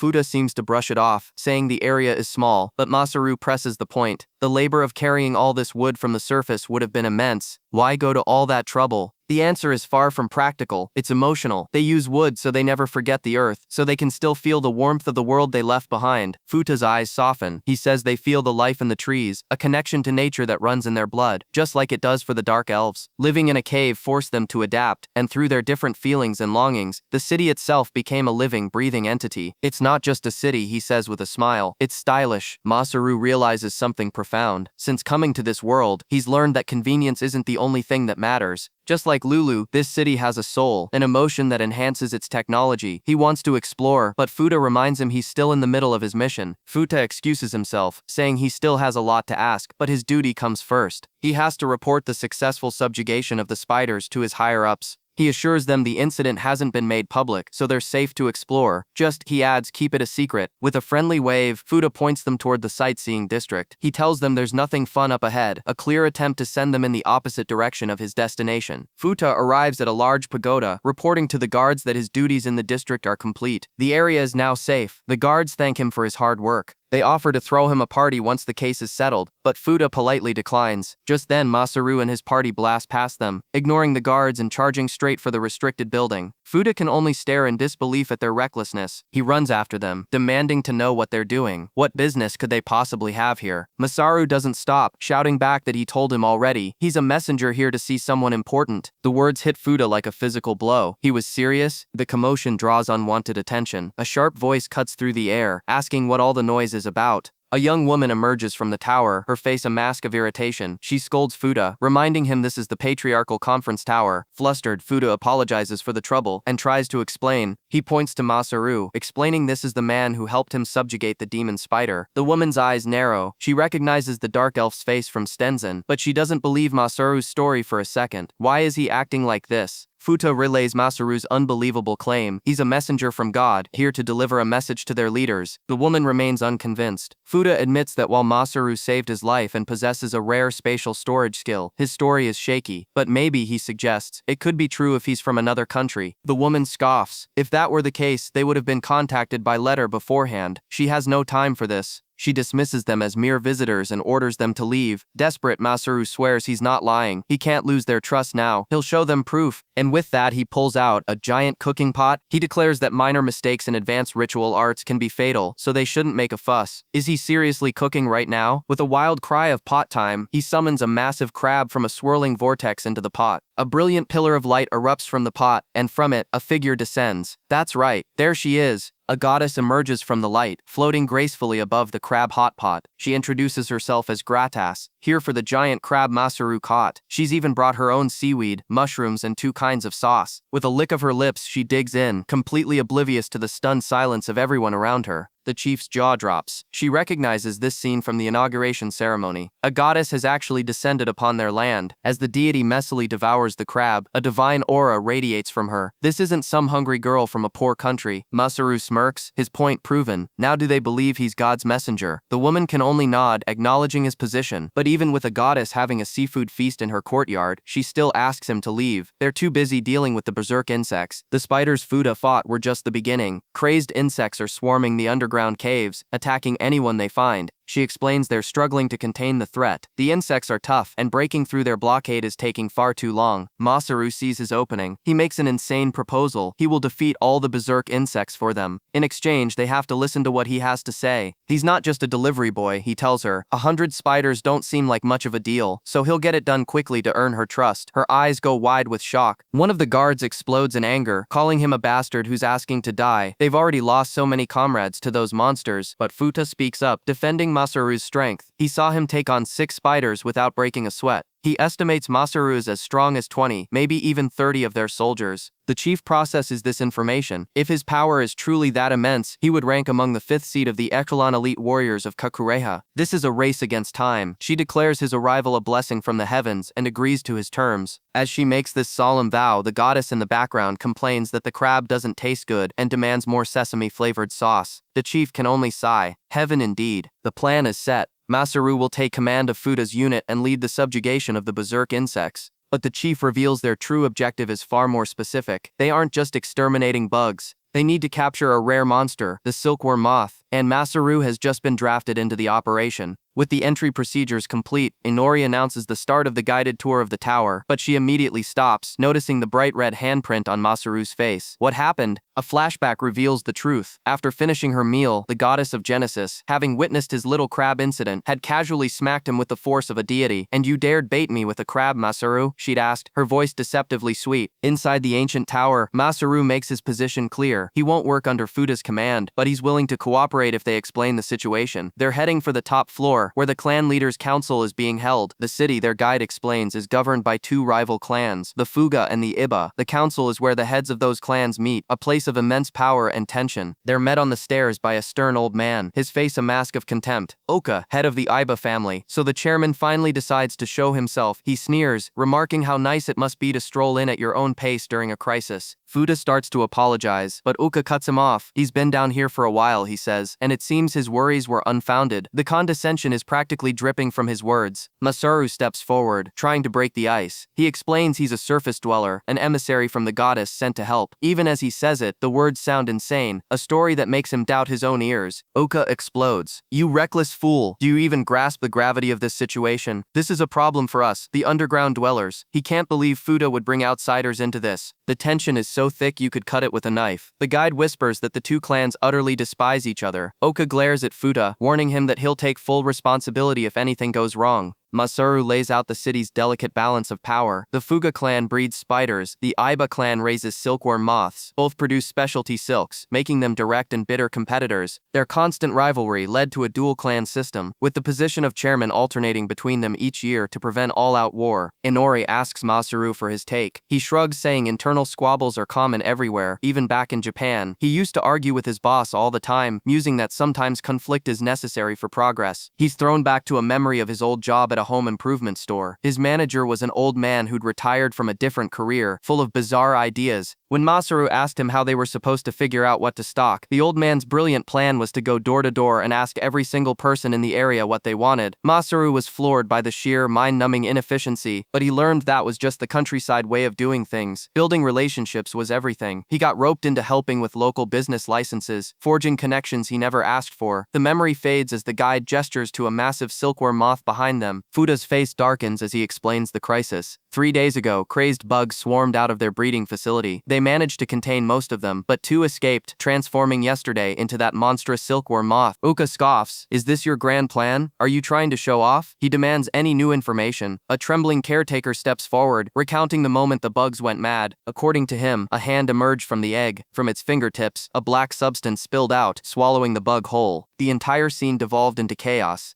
"What in the world was that curse?" Oka demands. The caretaker says the silkworm moth was the first to be corrupted. It was like a nightmare that twisted it into a mindless beast. He'd even used his bug whisper skill to try and communicate, but there was nothing left to reason with. Futa connects the dots. That black emotion, that pure madness, it was the bug's rage he'd felt. He turns to Masaru, realizing the timing of his arrival is too perfect. "Are you involved in this incident?" Masaru insists he needs to see the situation for himself, but they're warned of a severe shortage of warriors. They arrive at a makeshift infirmary, the air thick with the smell of herbs and pain. The room is filled with the wounded, men wrapped in bandages, groaning in agony. The cost was staggering. Fuda admits that 40 of their warriors were incapacitated, including their highest-ranking seats. The truth lands with crushing weight. When Fuda said they trapped the silk moth, it wasn't a strategic victory. It was the absolute last thing they could do before being completely wiped out. One of the wounded warriors grits his teeth, saying if that thing escapes, this city will be finished. They have one chance right now to form a strategy and defeat it before all is lost. But Uka is blinded by clan politics. He dismisses Fuda's concerns, saying this moth is special, and he won't be picky about his methods to capture it. What has gotten into you, Fuda? Don't forget we're working under your plan. Masaru watches the old man, disgusted. He's not worried about his people. He's worried about his reputation, his clan's honor. How could he be so selfish when lives are on the line? But Fuda understands. Oka carries the weight of the Iba clan's entire history. The warriors who were taken down were veterans, strong fighters between levels 20 and 30. Masaru steps forward, a casual confidence in his voice. Magical beasts, right? I think I can probably handle one. Oka whirls on him, his face contorted with rage. What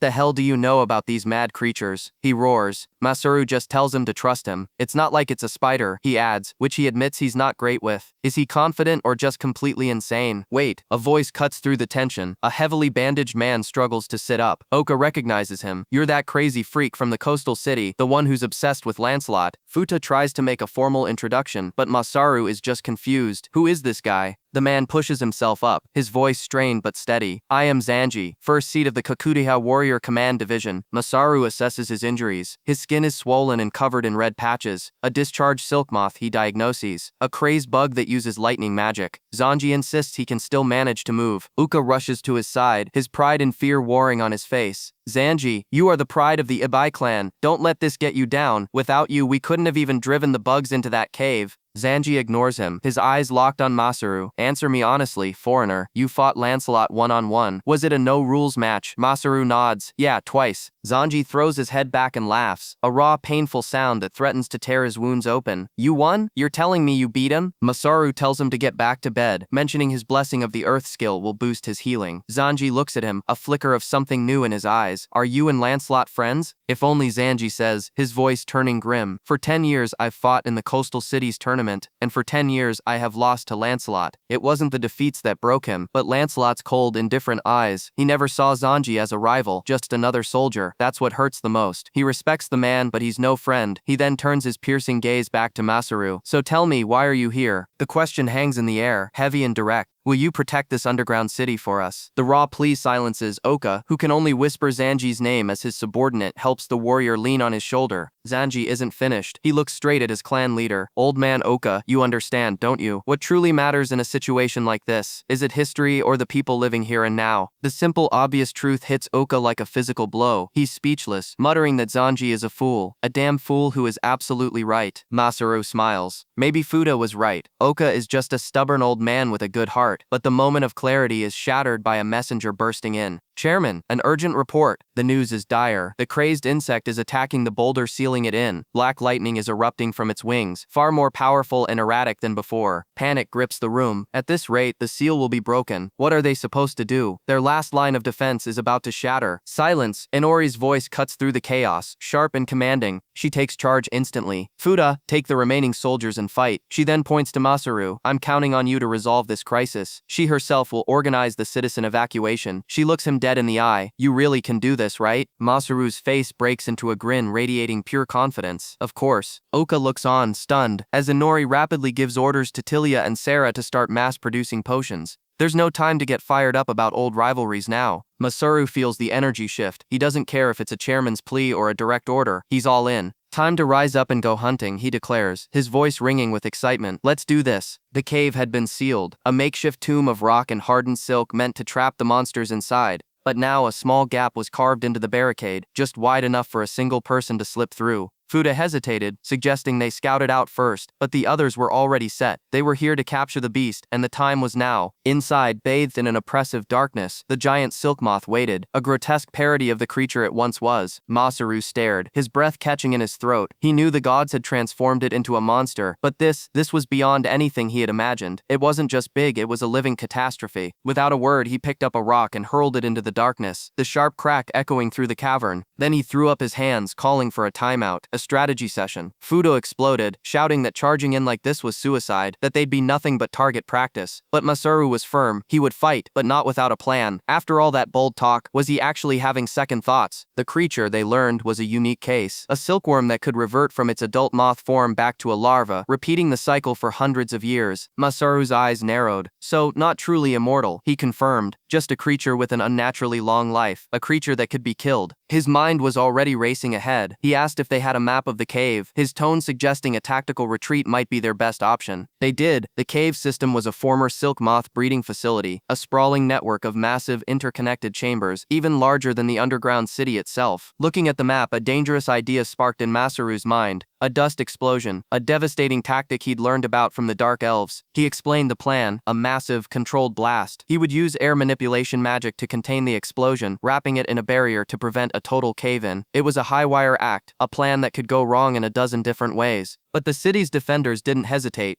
If there was even a chance this could save their home, they would give him whatever he needed. They wouldn't flinch. Masaru looked at them, the gravity of the situation settling on his shoulders. This dust explosion would be the biggest they had ever attempted. It would take time and precision. He needed everyone's help. The message reached the chairman's council tower just as the meeting was underway. A messenger burst in, apologizing for the interruption. He brought word from Masaru. The preparations were complete. The operation to capture the silk moth was beginning immediately. The head of the Isa clan nodded grimly. His mind was already made up, but Lord Fudo, head of the Fusa clan, wasn't convinced. He scoffed at the idea of trusting an outsider, grumbling that if they'd cooperated earlier, none of this would be necessary. The chairwoman, Fuko, cut him off with a sharp command to shut his mouth. In a crisis this dire, his stubborn pride was a liability. The time for debate was over. Fuko issued the order, begin an evacuation warning for the entire city. She would handle the provisions for the shelters herself. Whether Masaru and his team would be remembered as saviors was now entirely out of their hands. With a shared look of determination, she and Masaru turned to face their respective battles. It was time to move out. Time to save the underground city. Back at the cavern entrance, the operation began. The colossal silk moth stirred, its spider minions skittering around it, a chittering horde of legs and fangs. Elena and Fuda stood at the ready, their faces grim. The battle started now. Masaru led the charge, his voice ringing with confidence. The beast loomed over them, its shadow swallowing the light. It was all going according to plan. Masaru yelled, his eyes fixed on his allies. He was counting on every single one of them. The spiders surged forward, a living tide of black carapaces and glowing eyes. But the warriors met them head-on, vowing that not one would get through. Elena was a whirlwind of motion, her blade a silver arc of death cutting through the swarm. She commanded her troops to hold the spiders back, to follow her lead and form a wall. The Dark Elf warriors moved as one, a disciplined line of steel against the monstrous horde. Their mission was clear the way for Masaru and ensure no spiders interfered with the dust explosion. The real target was deeper inside. Elena's theory was simple. If the silk moth had truly become a beast of destruction, it wouldn't stay put. It wanted to reach the city. Masaru sprinted past the battle line, his mind racing. If the beast ignored the city and targeted him instead, they'd have to switch to plan B. As if on cue, the silk moth unleashed its power. Dark orbs of energy crackled into existence around it. Phase 2 of the plan was now in effect. The frontline soldiers were ordered to hold the entrance no matter what. They had to keep their eyes open and believe in Masaru. Lightning erupted from the orbs, striking the ground with terrifying force. But just as the soldiers braced for impact, a series of strange towers hummed to life, and the electricity vanished into thin air. They did it. They stared in disbelief. Masaru's magic device had completely nullified the attack, but their relief was short-lived as the next bolt began to form. Masaru had designed them himself, lightning rods, prototypes made from lightning element horns, channeling the energy safely into the ground. But they had a critical flaw. Each use drained an immense amount of mana, creating a vulnerable window as the team scrambled to switch out the depleted rod for a new one. They worked frantically, another blinding flash of lightning striking just as they secured the replacement. To cover this weakness, a unit from the Daraki clan used earth magic, filling the gaps with gear crafted from worm materials, a makeshift but effective shield. Masaru ran on, confident that even if a stray bolt got through, the wormhide suits the frontliners wore would protect them. His production skills were turning the tide of this battle. He finally reached the main cavern. The plan was to lure the silk moth deeper inside, but then he stopped. A terrifying question hung in the air. How in the world were they supposed to move that thing? Panic erupted among the troops. No one told them this part. Masaru had just breezed through the strategy meeting, said, "All right, good to go," and charged in. Wait, did he seriously forget the most important part of the plan? With its lightning neutralized, the silk moth abandoned magic and resorted to brute force, slamming its massive body against the rockfall blocking the entrance. The soldiers watched in horror as the beast charged headfirst into the barricade. Its eyes burned with a singular, terrifying rage. Why? The soldiers couldn't understand its obsession. Why would it attack its own kind? Why was it so desperate to destroy their city? A wave of fear washed over them. They had to fall back. The boulder blocking the entrance groaned under the assault, cracks spiderwebbing across its surface. It was breaking apart. And then through the dust and crumbling rock, a new figure emerged. A giant? The soldiers stared, their minds refusing to process what they were seeing. The giant slammed into the silk moth, stopping its charge cold. One of the soldiers recognized the magic instantly. There was only one person in the entire city who could use giantification. It was Zanji, the first seat. Zanji grinned, a trickle of blood running down his chin. That outsider, he grunted, really knows how to push a guy. His subordinate cried out, reminding him he was critically wounded. But Zanji just laughed. That Masaru fellow had used a healing spell to forcefully wake him up. The kid had bowed his head and said there was only one thing Zanji could do, shove this silk moth back into the cavern. Then he just yelled get to work and ran off. With a roar, the giant Zanji grabbed the monster. He put every last ounce of his strength into it, driving the colossal beast back, deeper and deeper into the dark. This is all I'm good for, he thought, his body screaming in protest. Throwing myself in the line of fire. This is as far as I can go. His eyes found the smaller, familiar silk moth that had been perched on the monster's head. The rest, he told it, is up to you. This is your big moment, Futa. And there stood Futa, blade drawn, his own silk moth ready at his side. Come on, Roy, he cried out, his voice filled with a desperate resolve. With the silkworm blade, we'll go into battle together. Watching from a distance, Masaru smiled. This was the true plan. A direct challenge from the first seat himself. Show us what you've got, Futa. The plan was already spiraling out of control. A massive silkworm moth, drawn by the light, now loomed over them, its presence a testament to their failure, and the one they sent to handle it was Futa. The others had been worried, and honestly, who could blame them? They'd never even seen Futa fight before. Masaru had insisted he was a special case, but that did little to soothe their nerves. The memory of the planning session was still fresh. Masaru had just finished healing Futa, his magic barely getting the man back on his feet. He'd asked for a few of the strongest seat holders to act as bait, but Futa had stepped forward, insisting he could handle the job himself. The mission was simple but suicidal. Lure the moth into a massive cavern, far from the population, where they would trigger a dust explosion. But to do that, they needed a guide, a lure. Masaru had a special ignition source for a lure lamp, but he needed someone to carry it. Someone fast. Someone who could still move despite the paralyzing dust. The others had exploded in protest. Futa was the fifth seat, one of their elite, but he couldn't even land a single hit on that spider monster. They were convinced they'd end up having to save him, but Masaru calmly explained that Futa had been holding back. He had a crippling weakness when it came to his emotions, especially around women, and it had paralyzed him. That's why he never used his signature skill, Zukiru. Most of them had never even heard of it, let alone seen it in action. It was a power that affected his surroundings so intensely that he was almost always assigned solo missions. The name of the skill was Speed Sustain. It wasn't just about moving fast for a long time, it was a unique ability that allowed him to maintain his absolute top speed indefinitely. The true genius of the skill was that it consumed mana instead of stamina, making it perfect for a long, grueling chase. And through relentless training, Futa had evolved its very nature. He no longer needed to accelerate. He could erupt from a dead stop to 10 times his maximum velocity in an instant, a speed that nothing could hinder. And as he tore through the caverns, he was little more than a phantom, a streak of light dragging a monster behind him.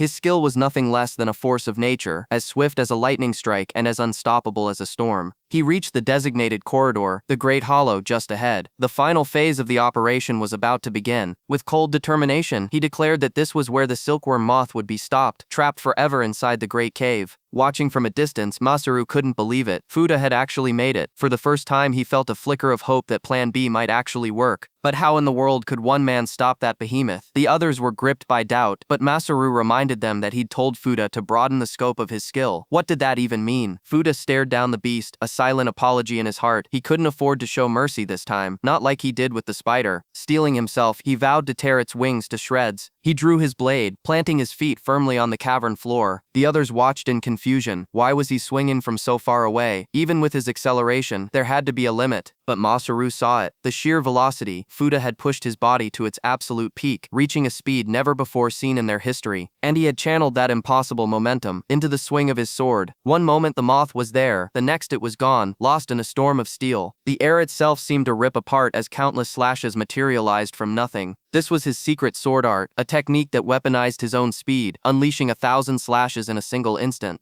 The 99-fold return. The attack landed, and Fuda stood resolute, his work done. The monster's wings were annihilated, shredded into ribbons as it crashed to the ground. The cavern floor was littered with the remains of its flight. The moth let out a piercing shriek of agony. Fuda gasped for air, the strain on his body immense. The creature was tougher than he'd imagined. He'd only managed to destroy one of its wings, but his job was done. He shouted to Masaru that his sacrifice wouldn't be in vain. With the target immobilized, Masaru unleashed his trap. He had used air magic to create a membrane around the moth, trapping all the fine dust. Now with a spark of mana, he ignited it all in a catastrophic chain reaction. The dust inside the bubble began to glow, a sun being born in the darkness of the cave. The team watched, their faces lit by the impending blast. A deafening explosion rocked the entire cavern. The force was far greater than Masaru had anticipated, and the effort of maintaining the membrane drained his mana at an alarming rate. He felt his power flickering, his vision blurring at the edges. And then, just like against the Shutensen, his reserves hit zero. He was completely empty. A secondary blast erupted from the inferno, catching everyone off guard. Even from a safe distance, the heat and shockwave were brutal. Fuda shielded his eyes, crying out Masaru's name in alarm. Masaru collapsed, coughing violently. His throat felt like it was on fire, his lungs screaming for air. His clothes were gone, his skin covered in angry burns. Fuda sighed in relief. At least he was alive. He knew they never would have gotten this far without Masaru's insane plans and his heaven-sent save skill. He allowed himself a moment of triumph. The city was saved, now he just had to hope his underwear survived the blast. The only question was whether capturing the moth was still an option. He looked over at the smoldering crater, a deep respect for Masaru welling up inside him, but a voice from the smoke told him to look behind him. It was Masaru, waving casually, completely unharmed. He was already talking about grabbing a bite to eat when they got back to town. Fuda could only stare, utterly bewildered. Then, without warning, tendrils of pure darkness shot out from the smoke, impaling the other members of their party. They didn't even have time to scream. Masaru's eyes widened in sheer horror. This couldn't be happening. The silkworm moth emerged from the flames, its wings gone, but now surrounded by crackling spheres of dark energy. It was flying with air manipulation magic, using the fine dust as its weapon. But how could they fight back now? The moth lashed out again, a blur of rage and power. But Masaru noticed something. The attack was weaker. Just like him, the moth must have exhausted its mana in that last blast. The playing field was even. In that case, there was only one thing to do. He clenched his fist, ready to charge in and finish this with a punch. He figured one clean right hook would be enough to put it down for good. He lunged forward, but the creature just passed him. It completely ignored him, its eyes fixed on the tunnel leading to the underground city. It was still moving, still heading for its target. No, they couldn't let it go. If that thing reached the city, everything they had done would be for nothing. Fuda was too injured to move, and Masaru's mana was gone. His instant tool creation was useless. He was powerless. Desperate, Masaru dumped his entire spatial inventory onto the ground, searching for anything that could help. If only he had 10 more minutes of mana, he could bring the ceiling down on it. Swords, shields, the broken frame of a wagon. It was all useless junk. But then he saw it. The tricycle axle Fuda had slashed, still embedded in the moth's wing. It was practically iron. He remembered reinforcing the animated statues. Did he do the same to that? A slow, wicked grin spread across his face. The moth's electric attacks, the metallic wings he'd attached, an idea, terrible and brilliant, began to form. A dark echo of himself seemed to whisper in his ear, mocking the Demon King for forgetting his basic science. It was time for a little chemistry lesson. He grabbed 2 pieces of metal from the pile, holding them up for the monster to see. With a final triumphant shout, he declared that the silkworm moth was finished. The realization hits him like a physical blow. If those wings hadn't retained their electrical magic, his plan would have failed. Fuda stares at the pinned beast, asking what in the world Manhwa just did, how he could possibly pull off something like that. But Masaru's face twists from triumph to sheer panic. He screams at Fuda, "Wait, hold on." Fuda is baffled by the sudden change, asking what's wrong now. Masaru's intense expression tells him nothing. A low groan echoes through the cavern as the pinned wings begin to crackle, not with electricity, but with a vile dark energy. It still had that much power left. The monster isn't dead. It's twitching, gathering its strength, and Masaru knows with cold certainty this is his one and only chance. It's coming. The beast lunges forward, a blur of impossible speed. Fuda can't believe his eyes. At that speed, it's as fast as he is, maybe even faster. The distance between them vanishes in a heartbeat, but Fuda sees it then, the cold calculation in Masaru's eyes. He didn't miscalculate. He was aiming for this exact moment. He baited it. This, Masaru declares, is the final attack. He throws up a shimmering sphere of enhancement magic, and the monster's giant eye widens in shock. What is he doing now? The creature smashes headfirst into the barrier, its chitinous face cracking as it recoils in what looks like genuine pain. Masaru's voice is steady, explaining that the electricity bolt was just a side effect. The true target of his enhancement was something else entirely. He strengthened his magnetic field, and with the monster's body being full of iron, it was already practically dead.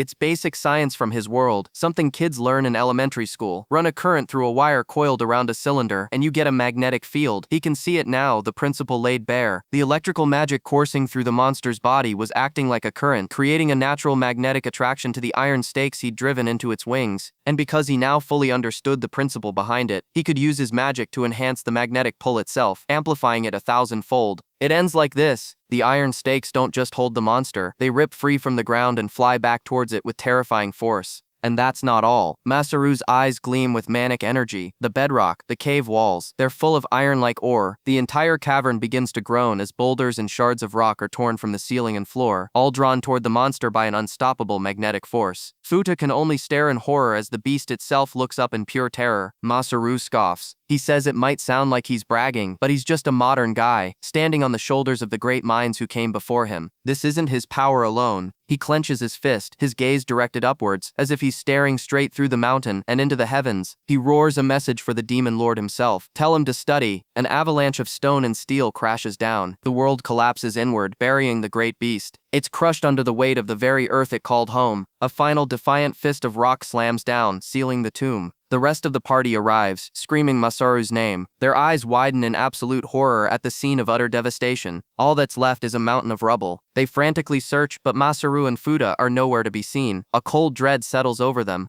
Just as despair sets in, one of them shouts to wait. He hears voices coming from deep inside the pile. Suddenly, Futa bursts from the rubble, carrying a complaining Masaru over his shoulder. Masaru gripes that he told him to be more careful with the rescue. The entire group erupts in cheers, shouting their names, relieved beyond words. You're safe. They swarm their friends, overjoyed. One of them notes that Masaru doesn't exactly look healthy, but another laughs that in terms of injuries, this was nothing compared to the magic bear fight. The elf healer shakes her head in disbelief. The second use of enhancement magic pushed him far beyond his limits. Honestly, the fact that he's even walking is impressive. The kids explain what happened. Masaru was boosting the magnetic field so much he couldn't move, about to be caught in his own rock slide. Futa ignored his own injuries and rushed in to save him, but Masaru just yelled at him for being too slow. Then he had the audacity to claim it all went according to plan. The sheer nerve of the guy. As the two bicker, Masaru tells them to stop fighting and look around. He tells them that no matter how things unfolded, everyone's relief is thanks to their combined efforts. This victory wouldn't have been possible without. The mood shifts to celebration. The elders who hear of this will finally be able to breathe a sigh of relief. But Masaru looks down at his own hands. He admits that if it were Lancelot, this would have ended with a single swing of his greatsword. He just builds tools to fight monsters like the silkworm moth. But those tools are meaningless without someone to wield them. That, he says, is his weakness. The dark elf leader smiles. But isn't that a good thing? That weakness is precisely why he can create and bestow power upon others. She declares that no matter the action, his relentless drive is what led to the creation of a city for all races, and ultimately to this victory. Masaru is left blushing and stammering, unsure how to respond to such earnest praise. The Beastman leader roars for everyone to prepare for a triumphant return home, but Masaru holds up a hand. Wait a second. He can still sense a faint magic signature coming from the silkworm moth. It's still alive, but how could they possibly finish it off now? Masaru grins. He just came up with something perfect. The scene shifts to the divine realm, inside a celestial meeting chamber. The goddess Victinius sighs, being lectured for ignoring notifications during meetings. She complains that it's all Masaru's fault. As if on cue, a new message appears. Her eyes go wide. The underground situation is already resolved? No way. How? She sees that Masaru synced his inventory with her space, dropping in a materials-based recording of the battle. She decides to take a quick look. The moment she does, the mangled, colossal corpse of the silkworm moth materializes in the middle of the room. What the heck? It crashes down with apocalyptic force, shattering the ancient conference table into splinters. What kind of crazy thing did you just send, you dumb Masaru? Her fellow goddess just laughs at her misfortune, while Victinia screams that for once, it really wasn't her fault. A man's voice cuts through the chaos. A powerful god looks upon the wreckage with intrigue. Good job, Victinias. He notes that the creature seems to have been directly altered by the Demon King himself. A dangerous smile spreads across his face. If they can extract and study that tainted magic, they might finally uncover the truth behind this unidentified Demon King. The truth about the one who aims to reach the very summit of the gods. The analysis is complete. The special magical energy extracted from the beast The goddess presents the data to Zeus, asking what he makes of it. The results are a surprise, or perhaps not. She asks if this is what he foresaw all along. Zeus's expression darkens. He confirms her suspicion, revealing that the chief deity of Alstra is behind this. The goddess, undeterred, declares that she has her own plans in motion. She'll inform Masadu within a few days and request his cooperation. Zeus questions if now is the right time. The enemy's manifestation is still a month away, and her defensive barriers will hold. For now, she says, the safety of the city is paramount. She doesn't want to spoil their victory celebration. Down below, the people are blissfully unaware, celebrating the peace they fought so hard for. They rejoice, lifting their heroes into the air, their laughter echoing through the night. 3 days later, the news has spread. The dairy village is in trouble, and God's messenger, Masaru, is on his way to check it out. As Fuda walks through the city, he overhears people talking about Masaru, how he was chatting about carrots and preservatives just that morning. He can't help but chuckle. Everywhere he goes, it's stories about Masaru. He heard the man was staying at an inn in the residential area, but he's nowhere to be found. Just as he's about to give up, someone calls his name. Fuda enters the room to find a bizarre scene. Masaru's companions are lazing around under a blanket-covered table in broad daylight. They invite him to join them at the katatsu, a table and blanket combo that's surprisingly warm. But Fuda is in a rush. He has no time to lounge around. He needs to find Masaru. The girls explain the contraption is powered by a magic stone that gives off heat. Apparently, it's a lifesaver in the underground, where it can get quite cold. Fuda is more intrigued by the heat source, realizing they're gathering useful tools in demand in the underworld. But then he notices the design of the blanket, specifically how it's made to flip up, and he immediately understands Masaru's true, perverted intentions. That bastard is always so smooth with his inventions. One of the girls playfully tickles another as payback for a past prank. Fuda interrupts, asking again where Masaru went. One of them recalls meeting him that morning as he was finalizing a trade negotiation. If it's a negotiation, she muses, there's only one place he'd be, the council tower. Fuda excuses himself, rushing towards his destination. He bursts into the room, and Masaru's party turns to greet him. The councilwoman scolds Fuda for his lack of decorum, but he apologizes, explaining he's been searching for Masaru all morning on behalf of the warrior corps. Masaru says he doesn't mind, but the main deal has been settled. If they can wait a little, he's good to go. Fuda is confused. The main deal is already finished, but it's not the trade agreement he was thinking of. It's something else entirely. It's the founding of a nation. The gods and elders have recognized the area, including the underground city, as a new nation, and Masaru is here to deliver the proclamation. A new nation? Masaru just decided to create a country? Fuda grabs him, demanding to know why he wouldn't tell him something so monumental immediately. The dark elf explains that the elders approved it. The letter Masaru presented was authentic, their way of repaying their debt. But there was another matter tied to it. Masaru elaborates. Ventalia wants to establish trade relations and will be holding a series of festivals soon. They requested the city's silk thread to make costumes for the lead performers. Futa examines the material. It's top-class stuff, perfect for dresses. But he points out a huge problem. Their artisans are booked up with orders for the next 2 years. Fulfilling a new order for fabric would be impossible. Masaru smiles, saying that's why they compromised. If fabric is too much, they'll just deliver the thread. But that's only until the festival. After that, they'll be importing fabric, right? Masaru's eyes gleam. He used to be a handyman, and his old job dealt with this exact kind of stuff. He thinks aloud, realizing that silk products are probably rare in this world. Making 1 kilogram of raw silk requires 5 times the resources. Production won't start for another year or 2, and even then, it'll be limited. This isn't a problem, it's an opportunity. He tells them he negotiated to acquire a factory asset as part of the deal. He sees it as an investment to strengthen their production system. He asks for a tour. They arrive at the underground fabric factory. Masaru is stunned. He thought it was all done by hand, but they actually have looms here. A young artisan explains the basics of how a loom works, weaving horizontal and vertical threads together. She demonstrates the simple mechanism, moving the center board by hand and shooting the weft thread through the gap. It's a clever device, but Masaru sees its flaws. The part for pushing the thread is trickier than it looks, and one wrong move could mess everything up. Fuda seems impressed, remarking that he's more than just a warrior. He's a jack of all trades who helps out with all sorts of work. Masaru smirks, teasing that Fuda isn't just some dumb samurai either, using his work as an excuse to flirt with girls at the factories. The councilwoman notes that Fuda's versatility makes him valuable, even as a sparring partner for Lance. But Masaru's mind is already racing. With these looms, things can move much faster. He turns to the group, a manic grin spreading across his face. First, let's deal with the production capacity issue. How about we more than double it? He unveils a massive, complex wooden structure he built himself. The others stare in disbelief. What on earth is this wooden box-like thing? Futa's eyes widen in utter shock. Masaru explains that it's a loom he saw a long time ago, recreated from memory. It's a manually operated machine, but it automates the weaving process. He tells them to watch closely. He sits down at the strange contraption. With a single press of his foot, the machine clacks to life. A thread shoots across the loom, weaving itself into the fabric without him even touching it. How is this possible? He explains the mechanics. Just like before, you raise and lower the warp threads, but now it's done with a foot pedal. Pushing back the reed then launches the weft thread sideways. He shows them the key component, a flying shuttle. The mechanism is ingenious. Pushing the reed rack triggers side sticks that move the shuttle left and right, inserting the weft. A foot pedal moves the warp threads, then the reed is pulled forward to tighten the inserted weft. The process is repeated, weaving fabric at an impossible speed. Futa is breathless. Masaru is truly a once-in-a-generation inventor, but Masaru shakes his head. He's just someone who learned the knowledge, and he feels a duty to pass it on to the craftsmen of today.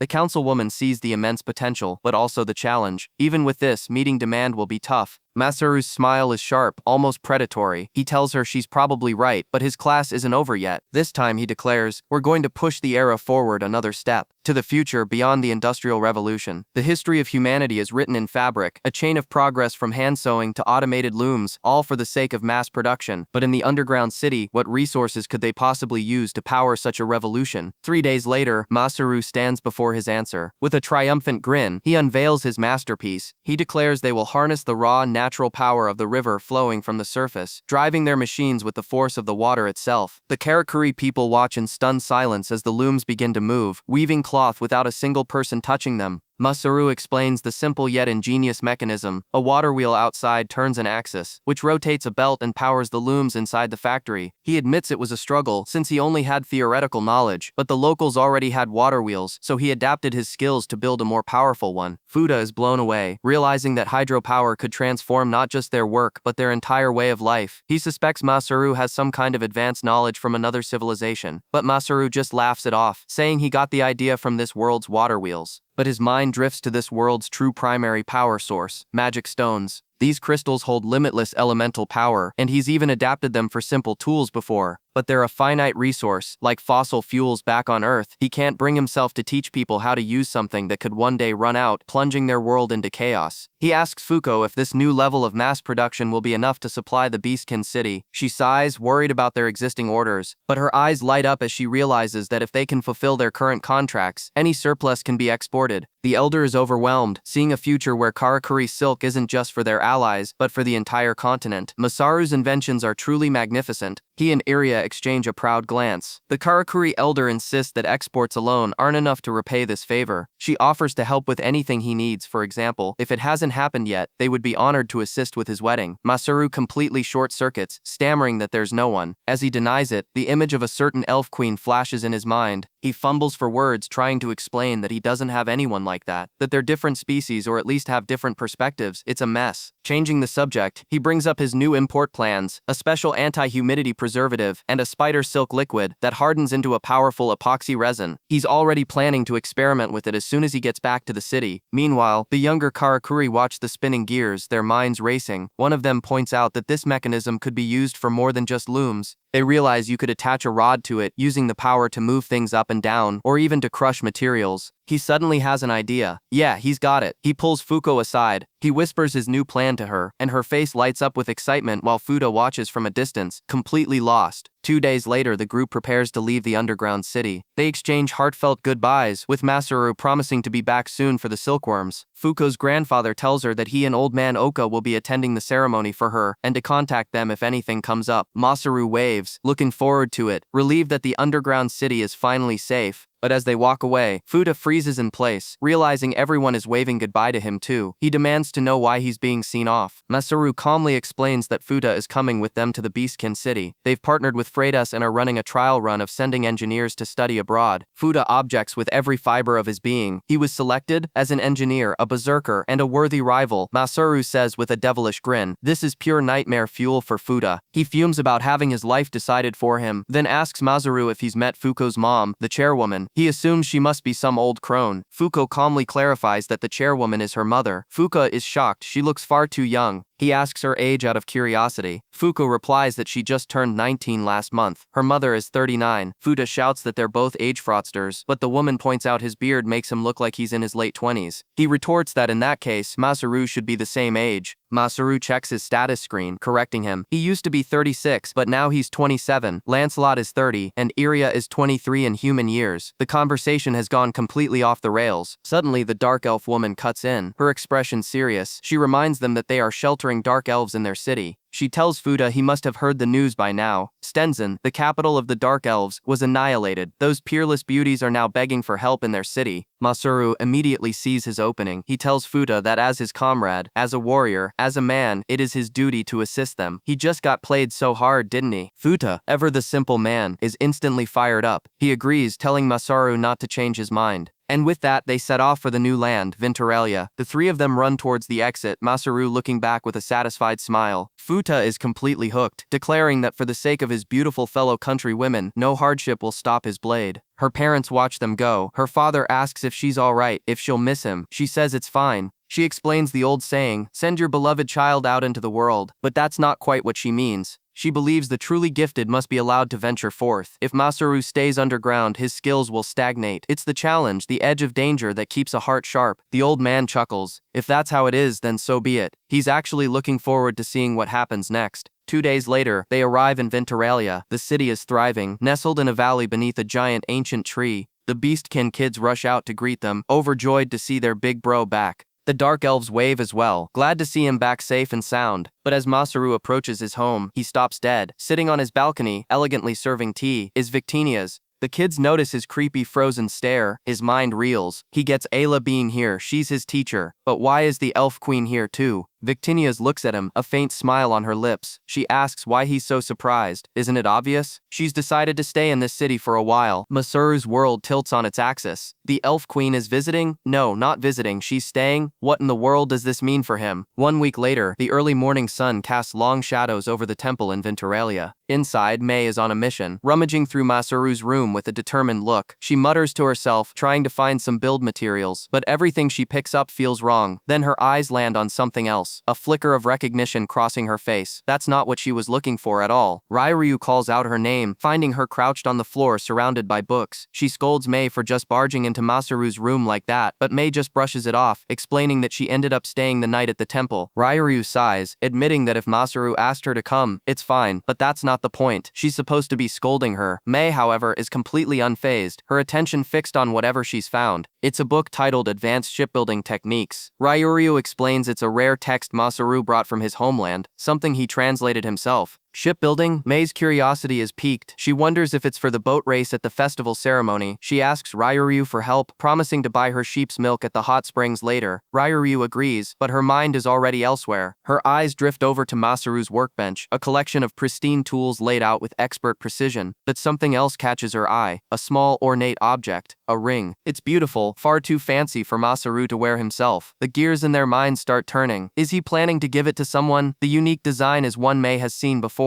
Ryu dismisses the idea of it being for a ceremony. The design is too intricate for mass production. She thinks it's a tribute for a god. May remembers Masaru muttering about what offerings to give. With a triumphant snap, May declares there's only one choice. She's decided. She'll become a god and get tons of offerings from her big bro. Ryu can't believe what she's hearing, telling May that gods are supposed to be more dignified. But May just grins, saying Ryu is her friend, so she should be cheering for her, not stopping her. The door slams open, and an enraged Masaru storms in, demanding to know where Victinia's is. He accuses them of sneaking into the cold storage last night and stealing the prepped crab for the hot pot. May and Ryu freeze, caught red-handed. Masaru laments that they couldn't even keep their composure for a few seconds. May tries to argue that her hunger was a fleeting brilliance, but Masaru isn't having it. He declares he'll challenge them as many times as it takes. Ryu, however, thinks the lively atmosphere is a good thing. She muses that it's nice to have things be so energetic. Ryu explains that this kind of energy means things are moving forward, that something is developing. Even she can tell it's a good thing, a sign of life and progress. And right now, more than ever, the city is buzzing. Blacksmiths hammer away, merchants take breaks, and construction is everywhere. The entire city of Ventalia is brimming with life and energy. From farmers to adventurers, everyone is contributing to the city's rapid growth. Masaru stands at the west gate, a proud smile on his face. It looks great. Everyone seems so upbeat, and he really likes this vibe. But the smile fades as one of his men reminds him they're busy giving tours. Masaru apologizes, his mind clearly somewhere else. It's been a week since they moved back from the underground city, and Ventalia has started moving toward its nation-founding ceremony. Dignitaries from all over the continent are visiting, and showing them around has become Masaru's main job. He's busy, incredibly busy, but the city's passion keeps him motivated. Still, there's one thing he just can't wrap his head around. A carriage rolls by, and the crowd erupts in cheers for Victinias. She sits there, waving like royalty, soaking in the adoration. She looks every bit the part of a beloved leader, a symbol of their new home. Masaru watches, a troubled look on his face. The people's hearts were stolen by that crab thief, and even now it doesn't sit right with him. Victinias has them completely under her spell. She just shows up to greet visitors and see how they react. It's all part of the show. The dignitaries arrive, a mix of nobles and merchants, all skeptical. They've heard the rumors of superhumans, but they must judge this place for themselves. Their first stop, the public baths, the sheer scale of it leaves them speechless. It feels like a foreign land nestled within the city itself. This is the magnificent development of Ventalia. Next is the guest manor. The architectural style is refined, elegant, unlike anything they've seen on the continent. One of them is absolutely floored by the toilet. It flushes with water. He immediately vows to bring this technology back to his own town. But there's more. Just outside the manor is a lively shopping street. Masaru invites them to relax and enjoy themselves. The dignitaries are stunned by the massive covered shopping arcade. A ceiling made of glass? How did they even manage to build something so massive? One of them asks if all the goods are made locally. Masaru confirms they are, though the main attraction isn't open yet. Their eyes are drawn to a beautiful table, its surface capturing the night sky. It's not just a table, it's a work of art. Masaru explains it's a river table made from a special resin, using thread dissolved from magical spiders in the underground city. The spider resin is all the rage in Ventalia. You pour the liquid between planks of wood, add ornaments, and solidify it with heat to create stunning custom designs. He then presents his masterpiece with a flourish, a divine doll of Victinias. The detail is incredible, perfect for divine prayers. One of the men immediately asks how much. The man is completely captivated, declaring his love for the doll. Masaru leans in, a mischievous glint in his eye. He whispers that for special customers they offer a secret service.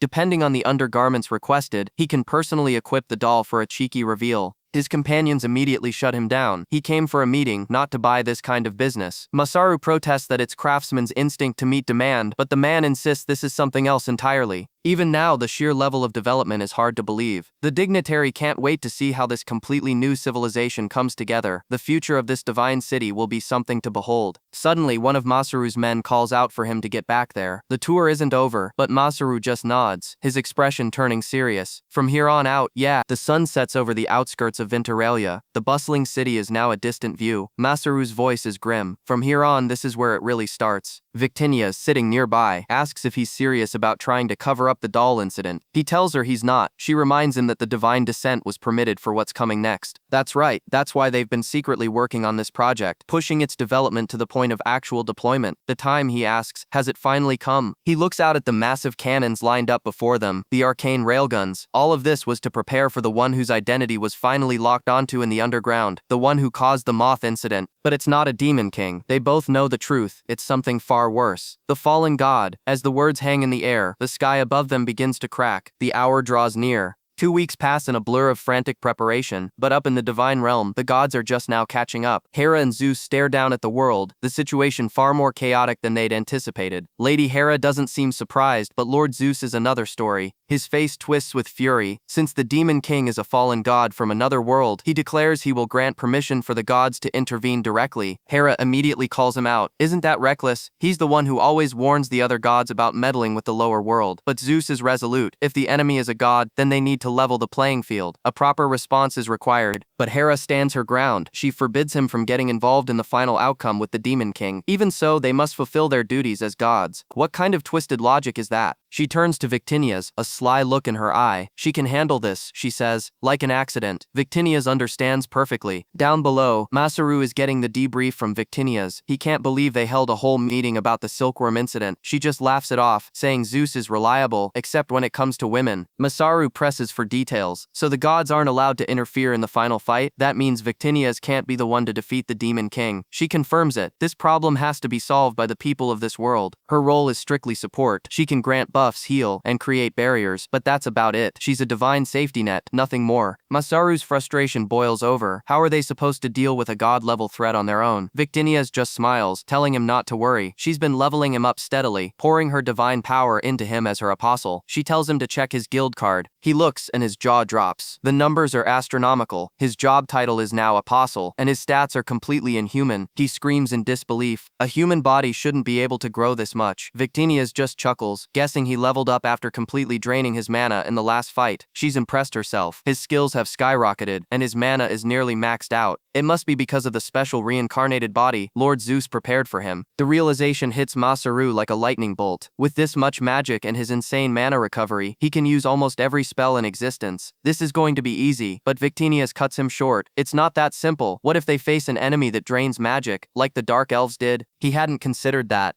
And besides, they're critically short on people. Right on cue, a voice cuts in. It's Lancelot. Masaru is stunned to see him here, but Victinius admits she's the one who called him. The final piece of the puzzle has arrived. Masaru remembers the talk around town. This world doesn't have an official hero, but if it did, against any normal demon king, everyone knew it would be Lancelot. Masaru practically begs him for help, and Lancelot grins, accepting without a second thought. He's honored to aid a god, and the prospect of a good fight has him buzzing. He proudly announces he's now considered one of the top 10 heroes. His eyes gleam with fanaticism. This is a direct mission from the king himself. Show the glory of Gratus with all his might. Masaru asks about reinforcements. Lancelot gestures to the hardened soldiers with him. They're his proud comrades, the few who survived the monsters at the defensive line. He warns Masaru not to get cocky though. He then breaks the tension with a laugh, joking about Masaru protecting him, something his father used to say, but his expression turns deadly serious. He has no intention of embarrassing himself fighting by Masaru's side. For him, this will be his first true battlefield as a warrior. A warrior, he explains, is someone who wields their sword to protect something. For him, it's usually just been about the thrill of the fight. But this time is different. This time he'll risk his life to protect the people. He's grateful to Masaru and the gods for giving his sword a true purpose. With the team assembled, Victinius declares the plan set. Within the month, a rift will tear open the sky. The Demon King will descend, aiming for the most advanced cities first. She lays out the strategy on a map. Lancelot will command the front lines. Masaru will act as a decoy and support Striker. The gods will deploy their own troops to the coastal cities to meet the enemy head-on. Their resolve is absolute. For the future of this world, they will win. They stand united against the coming storm. The reincarnated boy from a home improvement store, the great hero, and a god on their side. With a team like this, they feel invincible. Back in Ventalia, Lancelot admits it feels strange having Masaru, an apostle of a god, call him by his first name. Masaru is still hung up on titles and formalities, even now, but his mind is racing with bigger questions. Lancelot's impossible skills, and the true nature of the Demon King. It's all a mystery. Victinius shares his concern. Demon beasts are born from negative emotions, so why are they attacking a completely unrelated world? By all rights, their source should have been destroyed long ago. What is really going on here? She decides to head back to the Divine Realm for more research, telling Lancelot not to get into too much trouble. He just scoffs, calling her a crazy berserker. As she leaves, Masaru turns to Lancelot. There's something he needs to ask. He explains the plan to reinforce the defensive line with coastal city warriors, but their numbers are too low. He asks if they can borrow soldiers from Ventalia. Lancelot is hesitant. Thinning Ventalia's defenses is a huge risk, even if the retired adventurers are skilled. But then an idea strikes him. He knows a good rookie, one of Zarz's subordinates from the underground district. Before he can finish, a commotion erupts from the front gate. A group of smug-looking men are trying to force their way past the guards. Their leader, a man with a sneer plastered on his face, claims they are the voice of the gods, here to carry out a sacred judgment. He announces they are the distinguished envoys of the great kingdom of Statit. He shoves a guard aside, contemptuously ordering them to let them through. Zarz is at the gate, and his subordinate asks if he recognizes them. Zarz's expression darkens.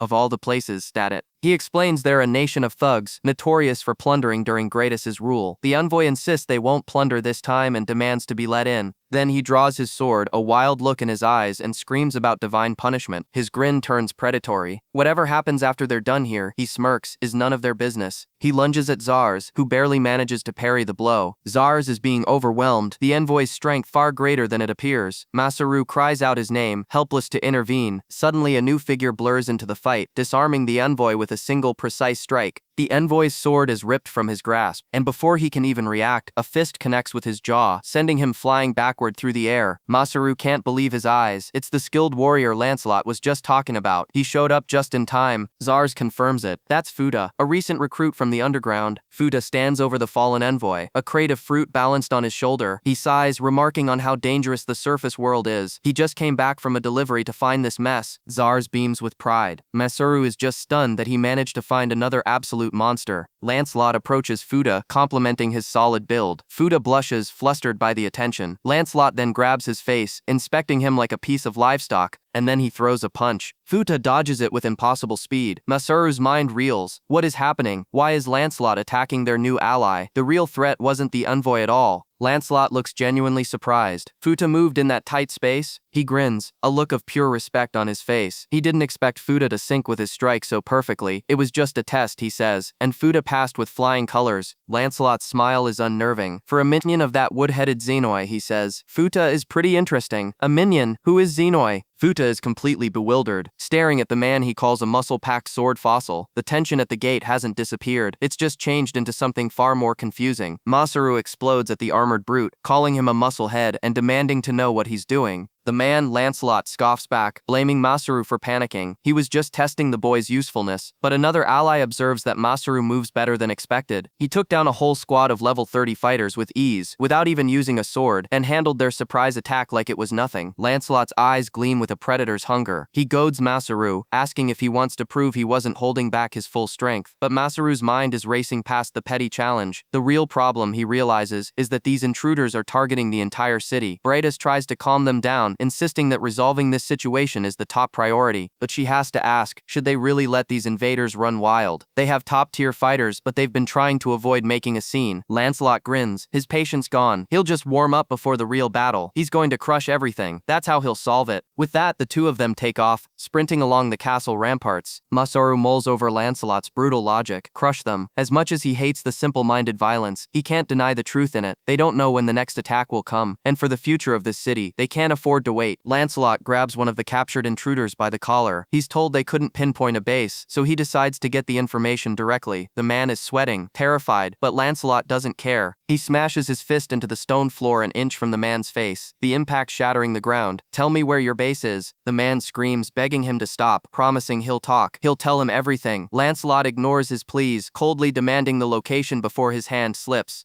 Is this guy a hero or a monster? With the information beaten out of him, Lancelot lays out the plan. He'll go cause a commotion at the place they were told about. He's counting on the enemy calling for backup from their other bases. He'll be back in 3 or 4 days. Then, without warning, he grabs Masaru, dragging him along. Masaru is stunned, asking what he's doing. Lancelot just grins. This is a good chance for Masaru to show his real strength. He turns to Masaru, his expression serious for the first time. When you're about to fight, there's nothing better than doing everything you can beforehand. Make sure you leave nothing undone. He knows Masaru isn't a warrior, but he tells him it's important to remember that. Masaru shoves him off, telling him to shut up and just give back his sword. Lancelot departs, leaving Masaru alone with the weight of his words. He understood what Lancelot meant. On the battlefield, death is always close, so don't leave behind any regrets. He'd faced death before, or so he thought. Goblins, monsters, assassins. But his reincarnation abilities had always been a safety net. He never truly died. This time, however, facing a so-called demon king, he feels something different, a cold dread he's never known. For the first time, he's truly afraid. If he were to die now, what would he leave undone? His mind flashes to the city he's building, the promises he's made to the rabbit folk, and his promise to Princess Victorious. He clenches his fist. Victorious will have to wait until he's ready. For now, he must focus on what he can do immediately. He stands before a plot of land he's claimed, a plan forming in his mind. He'll start by gathering resources, a task the entire city can help with. He leaps from the roof, his purpose clear. A few days later, in the bustling streets of Ventalia, the young artisan Ryuryu is heading home for the night. She's intercepted by Mei, who apologizes for the sudden summons. Mei explains that Master Masaru really wanted to see her. Ryuryu sighs. Her master is always starting something strange right before dinner. Mei leads her to a massive plot of land set aside at Masaru's request. Ryuryu stares, her jaw dropping at the sight of a massive, modern-looking construction site rising from the ground. It's unlike anything she's ever seen in this world. Mei points towards a temporary building, telling her Masaru is waiting inside. Ryuryu can only stare, wondering what on earth he's trying to build. She cautiously approaches the structure, calling out for her master. She enters and finds Masaru at a desk, wearing sunglasses and striking a ridiculously serious pose. He immediately docks her points for not bowing and announcing herself. She sputters, telling him he's the one being weird. He docks her more points for not starting with small talk. What is he planning now? This isn't just about building a workshop. He launches into a formal interview, confirming her name, age, and technical background. He asks for her opinion of the city, now that her on-site training is complete. Ryuryu looks out at Ventalia, a genuine smile on her face. It's a good city, she says, a perfect model for how to fix the problems of a slum. She explains everything she's learned, that high-level skills, stable distribution, and jobs for everyone are the keys to developing a place like this. Masaru asks if she has any complaints. She shakes her head emphatically. How could she? She has food, a home, and a safe place to work. The craftsmen treat her as an equal. She's learning so much, and she's made friends. Every single day is fun. Masaru leans forward, his sunglasses glinting. But isn't something missing? He knows because he saw it himself in that other country. He paints a picture for her, a workshop near the slums with every tool she could ever need right within arm's reach. Her very own workshop. The words strike a chord deep inside her. He's talking about the raw, untamed urge to simply create, to make whatever she wants, whenever the inspiration hits. She admits it's true. She hasn't been able to truly experiment, to apply her skills freely. It's a feeling she can't hide. Her eyes burn with the passion of a true creator. But so what? That's what it means to love making things. Masaru slams his hand on the desk, a wide grin spreading across his face. Good! That's exactly why he called her here, because he's going to give her a workshop. He gestures dramatically toward the massive structure outside. This place is going to be a huge logistics terminal, and a part of it will be all hers. He declares the birth of a new kid manager. Ryuryu is speechless, barely able to process the word. Manager? Masaru's grin widens, a hint of madness in his eyes. Her wish is about to come true. Ryuryu can only stare in utter shock, her world tilting on its axis. Ryuryu stares, her mind reeling. Me, a manager? She can't wrap her head around it, asking her master what he means. He quickly clarifies, no, not a workshop manager, something much bigger. In fact, he's never even heard of a logistics thing before. It's weird for a kid to be a manager at all. Masaru gestures to a grand vision, a multi-purpose facility he calls a trade gateway, a hub for all imports and exports, a place where traded goods get supplied directly to the shopping street. Among those goods will be materials and everyday stuff. They'll stock a huge variety of items, especially things for daily life, furniture, wagon parts, DIY tools, the list goes on. The pieces click into place for Ryuryu. This sounds exactly like Master's old workplace. Exactly, he confirms with a grin. He's going to build a home improvement center right here in this other world. A home center? In a fantasy world? What is he even planning? The sheer scale of it is breathtaking.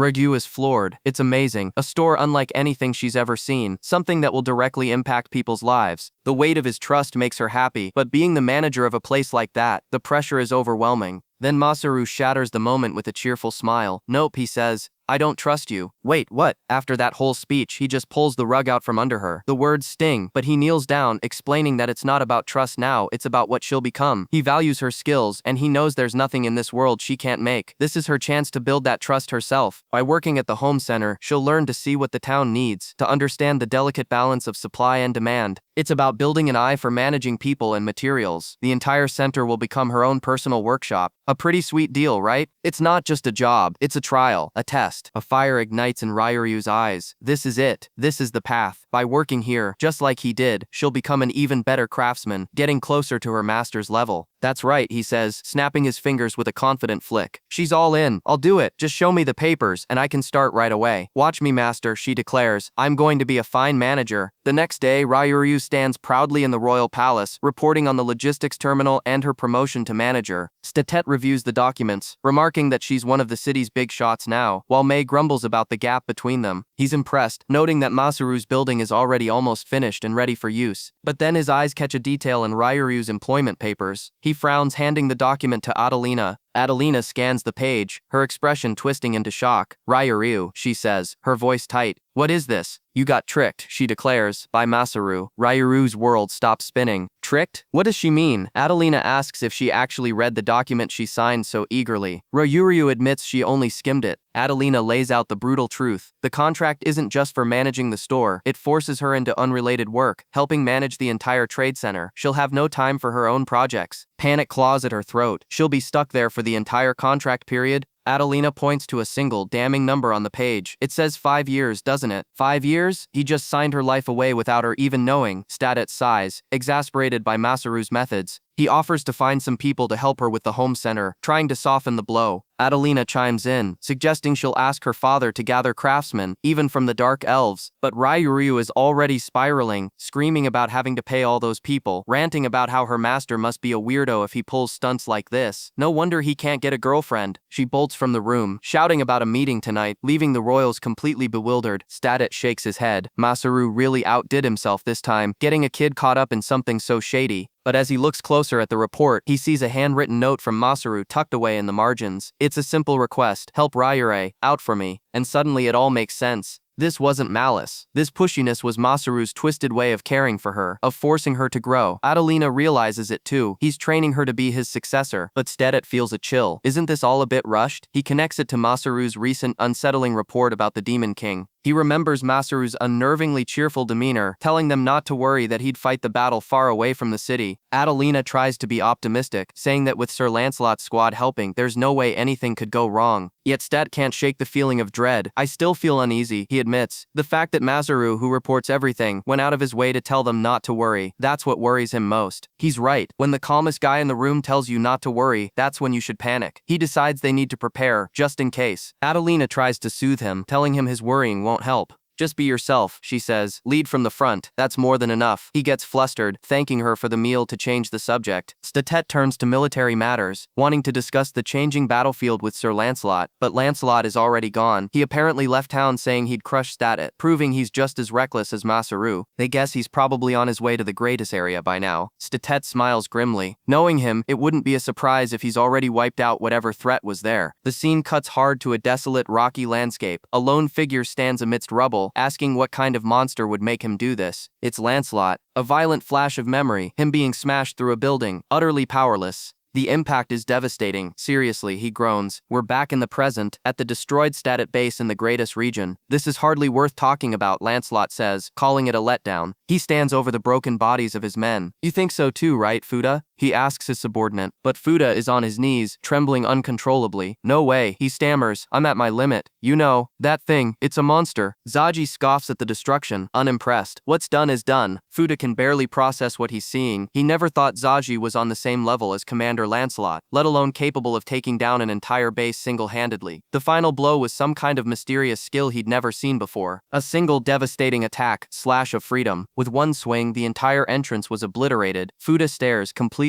dumbfounded. He's never witnessed power on this scale. Zaji clicks his tongue in annoyance. He says it's no wonder Zaji-sama couldn't beat him. There were more of them than he thought, so he missed one. He's not talking about the enemy. He's talking about Fuda's real strength. Fuda is only level 40. A fight with a high-ranking warrior is suicide. After Zaji took out the two officers, he went straight for Fuda, using that mediator skill. But what even is that skill, and how does Masaru use it? Lancelot struggles to his feet, clutching a subordinate. He glares at Fuda with pure hatred. He snarls, recognizing the name. So Fuda is the Lancelot with the giant sword. He's even tougher than the rumors claimed. Zaji just smirks, amused. But Fuda is stunned. Someone is still standing after that? Lancelot is practically vibrating with rage. He heard Commander Lancelot was around level 60 half a year ago. That opening strike that transformed his sword must have been a skill. If he knew what type, he would have hunted Fuda down first. Zazaji just laughs, telling Fuda his spirit is exactly what he likes in an enemy. Then he drops a bombshell. Come now, Lancelot-sama, let's finish him for us. Fuda's blood runs cold. Zaji turns to him, a sadistic grin on his face. You're the one who's going to fight him. Zaji steps back, ready to watch the show.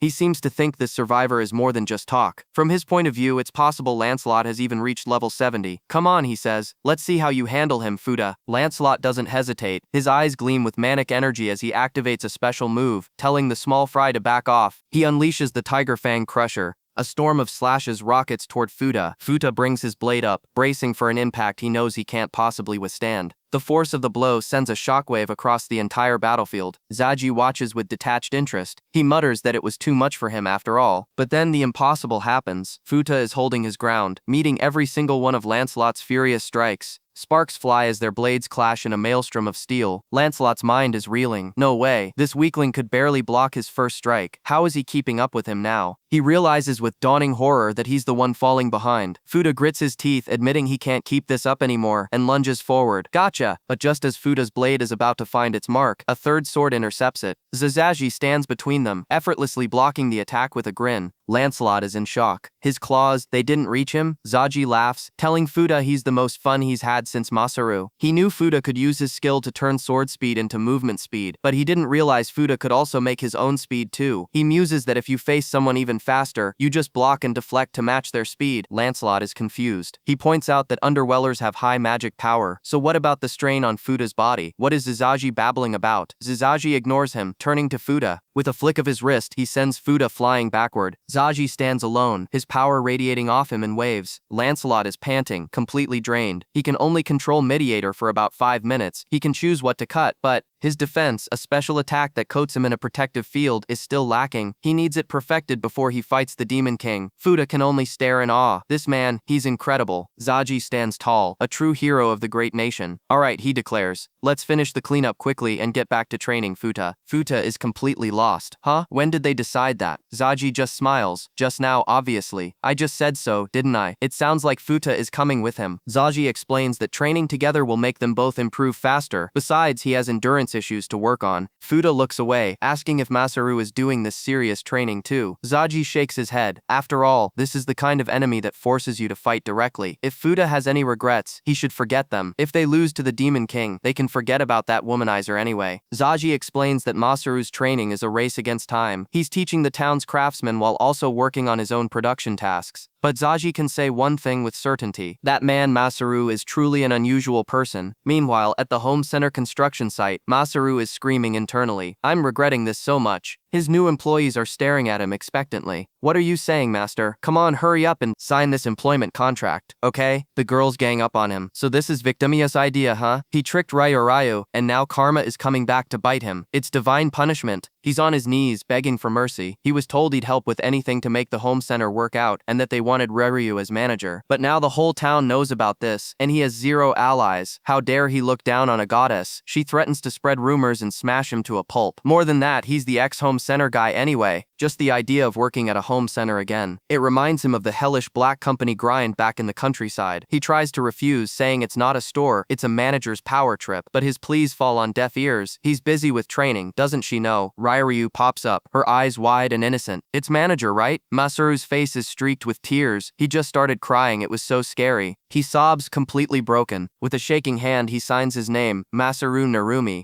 Alright, got him. Ryu celebrates, saying another believer has been saved. The goddess sighs. Masaru, you really make the worst choices. Even though this should be a good lesson for him, she feels bad about it. A week later, she tells him the test opening will start soon. The place is almost finished. She asks if he wants to take a look inside, since some of the stocking is already done. The interior is impressive. The lights are from the underground ruins. She's never seen so many tools before. She asks if these are all daily goods. Of course, he replies. They've got stuff for food, clothing, shelter, plus DIY supplies and materials. She wonders where it all came from. He explains that home centers originally bundled up leftover materials that weren't needed anymore and sold them. Now they're becoming something this whole other world will need. But he thinks that's not quite right. They're selling things that wouldn't sell, yet people need them. The goddess looks at him, a strange expression on her face. There's no such thing as something completely unnecessary. For a person, even if it is for one person, someone else will need it. That's why this store, which guides that need, gets remade. It gets reborn into something new. I'm sure of it. Masaru smiles softly. So that's how it is. He never thought he'd learn something so profound from a home center.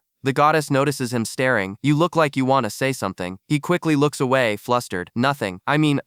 He walks away, telling her never mind. She follows him, confused. What is it, Masaru? Weren't you about to say something like praising me? Wait, what? Why are you acting all shy? He turns back, a faint blush on his cheeks, unable to meet her gaze. He mumbles that it'd probably be better to say that when he hands over what he's making. So, just like everyone else is doing, everyone is preparing Zaji and Fuda for their brutal training, and Masaru's party for the final battle. She will make sure she has no regrets either. 1 week later, the grand opening. Ryu stands before the crowd, her voice ringing with excitement, welcoming everyone to the store she's been preparing for so long. The public is buzzing, marveling at the massive construction finally being complete. They all know this is the store Masaru works at, managed by the one and only Ryu. It's called a home center, a term from Masaru's world. Wagons are lined up, ready to haul away goods, as people pour in, their curiosity piqued. Inside, the sheer scale of the place is staggering. The customers are in awe, shouting about the insane amount of stuff, from seeds and flowers of the great nations to things they've never seen before. It's an overwhelming labyrinth of goods. Smoked monster meat, cloth only found underground, liquids that supposedly cut grease. It feels like you could get lost in here forever. But for the craftsmen, it's paradise. They've found the trendy magic spider silk, materials to make desks, even supplies for doll making. It's a treasure trove. A customer worries about the size of the materials, but her friend points out the special tools Masaru invented are available for use. Ryu beams, explaining that the workshop can cut any material down to the millimeter, with Masaru handling any complex requests personally. Another person wonders how they'll carry it all home, but Ryu has that covered too. The home center's own wagon will deliver anything you build or buy. The service is impeccable. Did Masaru just revolutionize this world's entire economy overnight? Watching from afar, Masaru can't help but smile. He might have forced today's setup on the staff, but it's a hit. This store, a place where you can always find what you need, is going to win people's hearts. He trusts Ryu to handle it. This is a store needed by everyone. His moment of peace is short-lived as customers swarm him, asking about tools, materials, and everything in between. By early evening, he's at the Winterui Temple, completely drained. He takes it all back. He's seriously worried now. Why is a part-timer like him doing this all alone? He needs everyone to learn their jobs already. The queen assures him everyone should be fine, thanking him for being their lifesaver today. Era agrees, and with that, they can finally finish their other project. Before him lie Wintaria's 3 sacred national treasures, finally complete. It's an adaptation of Japanese culture, a sword with a dulled blade symbolizing peace, a mirror reflecting harmony, and a blessed jewel for the world. He admits he couldn't have done it without Era's help. The queen reminds him of all he's done, from helping build the town to teaching magic classes and processing magic stones for tools. He just laughs it off, saying he's a proud member of this town now. With the treasures done and the store open, he feels satisfied, with no regrets, except there's still one more thing he left behind. Era smirks, calling him out. She knows about the accessory he was secretly making late at night. Masaru panics, stammering that it wasn't a present for the queen or anything like that. He just dug his own grave. Era is relentless, teasing that he's surprisingly romance-brained. There were plenty of hints, even before the hot spring trip. He tries to deflect, arguing that she's a goddess and he's human. Their values are different. It's a common dilemma in stories. Long-lived elves and humans can't be together. He doesn't want to waste his time on something with no future, but Era sees right through him. She points out that he acts the moment he feels something, whether it was saving her or building this town. She leans in, suggesting that maybe, just this once, he could be a little selfish with the queen. Her words hit him hard. He remembers all the time she's been there, her smiles, her strength. He was reincarnated as a prize in a bet, after all. A little selfishness should be allowed. With newfound resolve, he thanks Era and runs off. He throws open the doors, calling out for Victinias. They need to talk. She yelps in surprise, demanding he knock first. He finds her mid-meal, a massive crab on her plate. He wasn't there to complain about her dinner, but seeing her gorge herself after he skipped lunch to prep the kitchen, all his romantic energy just evaporates. This useless goddess, what was he so drawn to about her again?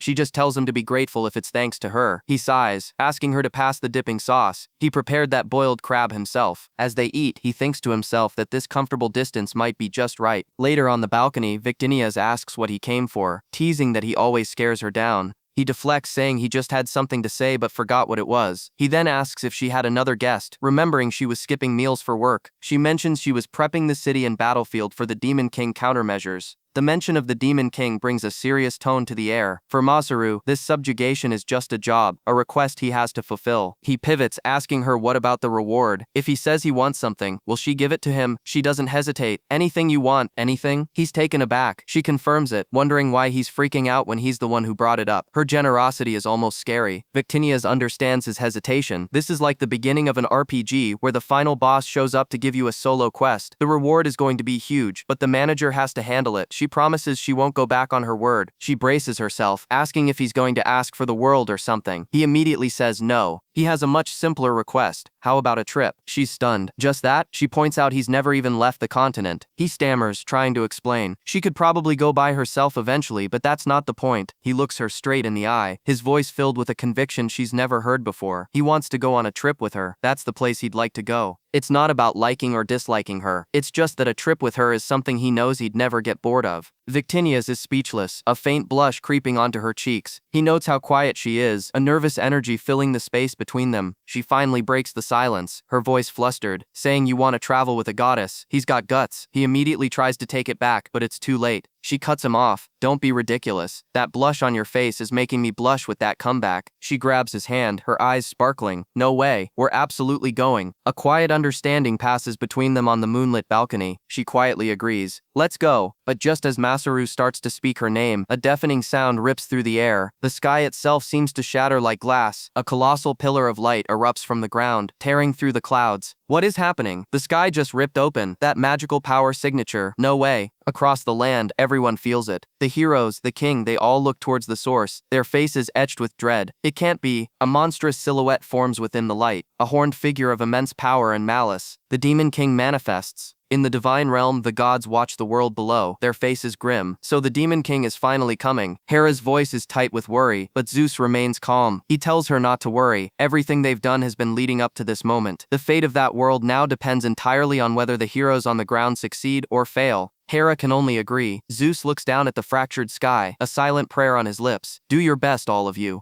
Down at the anti-demon king forward base, the air is thick with tension. A commander reports to Lancelot. The crack in the sky is still silent. No signs of activity, but the stillness is a threat in itself, a held breath before the scream. Lancelot orders his men to keep coordinating with the other units and maintain constant surveillance. Every eye is on that scar in the heavens. Suddenly, Masaru and Victinius come running up, apologizing for being late. Lancelot greets them, a grim smile on his face. He tells them they're lucky. The Demon King's side hasn't moved yet, but he adds that they sure pulled a fast one on them right from the start. He explains that his own predictions had the Demon King taking at least another week or two to fully break through the dimensional barrier, and yet, there it is, a gaping wound in the sky, ready to burst open at any second. Victinius wonders aloud if someone helped the Demon King, or if there was contact from the outside. Lancelot's eyes narrow on Masaru, a hint of suspicion in his voice as he asks if he got ahead of himself and meddled with something, but he quickly dismisses the thought, saying he has another idea. Masaru ignores the jab, his gaze fixed on the sky. He tells them to look, right under the crack. With his enhanced vision, he can see something they can't. Following his direction, they see it.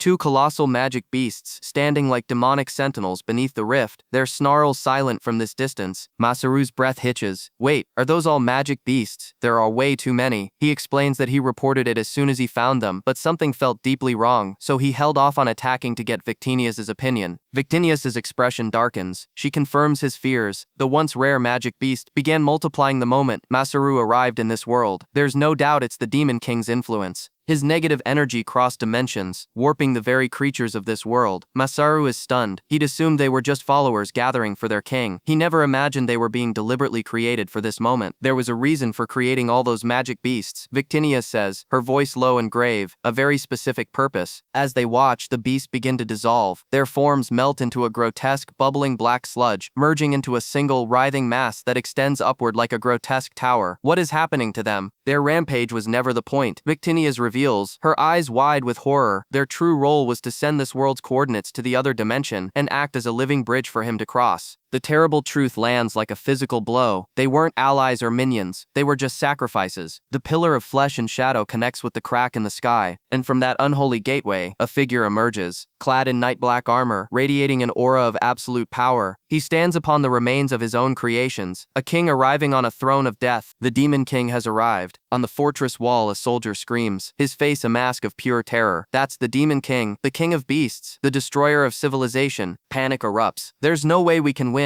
We should run. The morale of the entire army shatters in an instant. But Masaru's reaction is relief. He looks at the humanoid figure and says that this might actually be manageable. Everyone stares at him, dumbfounded. He gets why they're scared, he says with a grin, but this means they can stick to the plan. At the very least, they have a fighting chance. Lancelot throws his head back and laughs, the fear instantly replaced by battle-hungry confidence. Exactly, after all that hype, he's humanoid. Choosing to fight them in this world was his first and last mistake. It means their anti-human combat techniques will work. Victinius nods, her own resolve hardening. She can feel his dark, overwhelming power, but it doesn't matter. They are completely and utterly prepared for this. Lancelot's voice booms across the courtyard. Now then, everyone, we begin the assault on the Demon King. Their final objective is to protect the heart of their civilization at all costs. He orders Masaru and his underlings to stay at the base while he leads the first charge. Victinius raises her hand, calling on the god's blessing for the brave warriors. A roar goes up from the soldiers. Their fear is gone, burned away by a desperate, defiant hope. They raise their swords, ready to offer victory to this world. The base explodes into action. Aim the cannons. Final check. All units, take your positions. In a quiet corner, Victinius notes that Masaru seems unusually nervous. She, on the other hand, is doing surprisingly well for a goddess about to face an apocalypse. He admits it's not just nerves, it's excitement. Because after this fight is over, he says with a wide smile, he's going on a trip with a certain goddess. Victinius flushes, sputtering that quoting a line like that is basically a death flag. But then a small, hopeful smile touches her lips. She admits she's a little excited too. So hurry up and finish this. You got it, he promises. His smile fades slightly as he turns serious again. He confesses he's probably more than half nervous. He asks her to explain exactly what a Demon King is.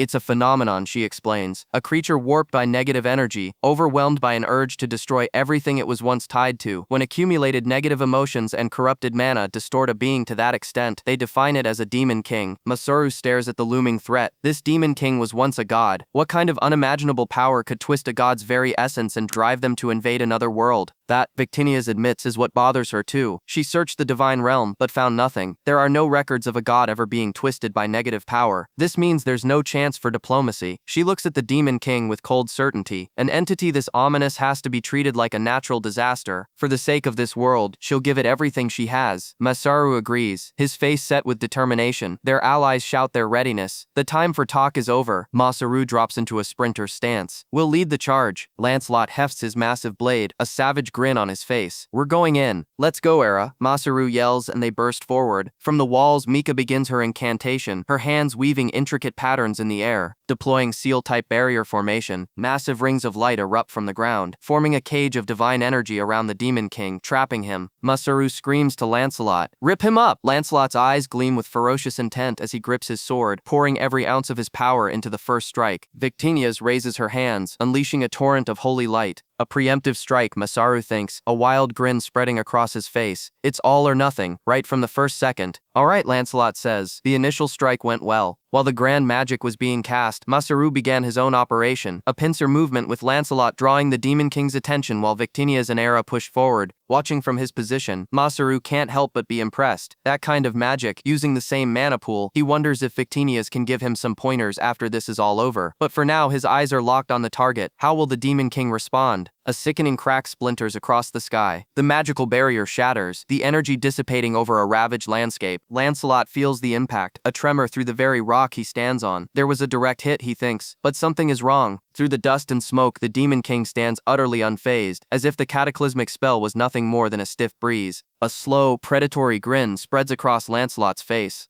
Ah, he breathes, a flicker of pure excitement in his eyes.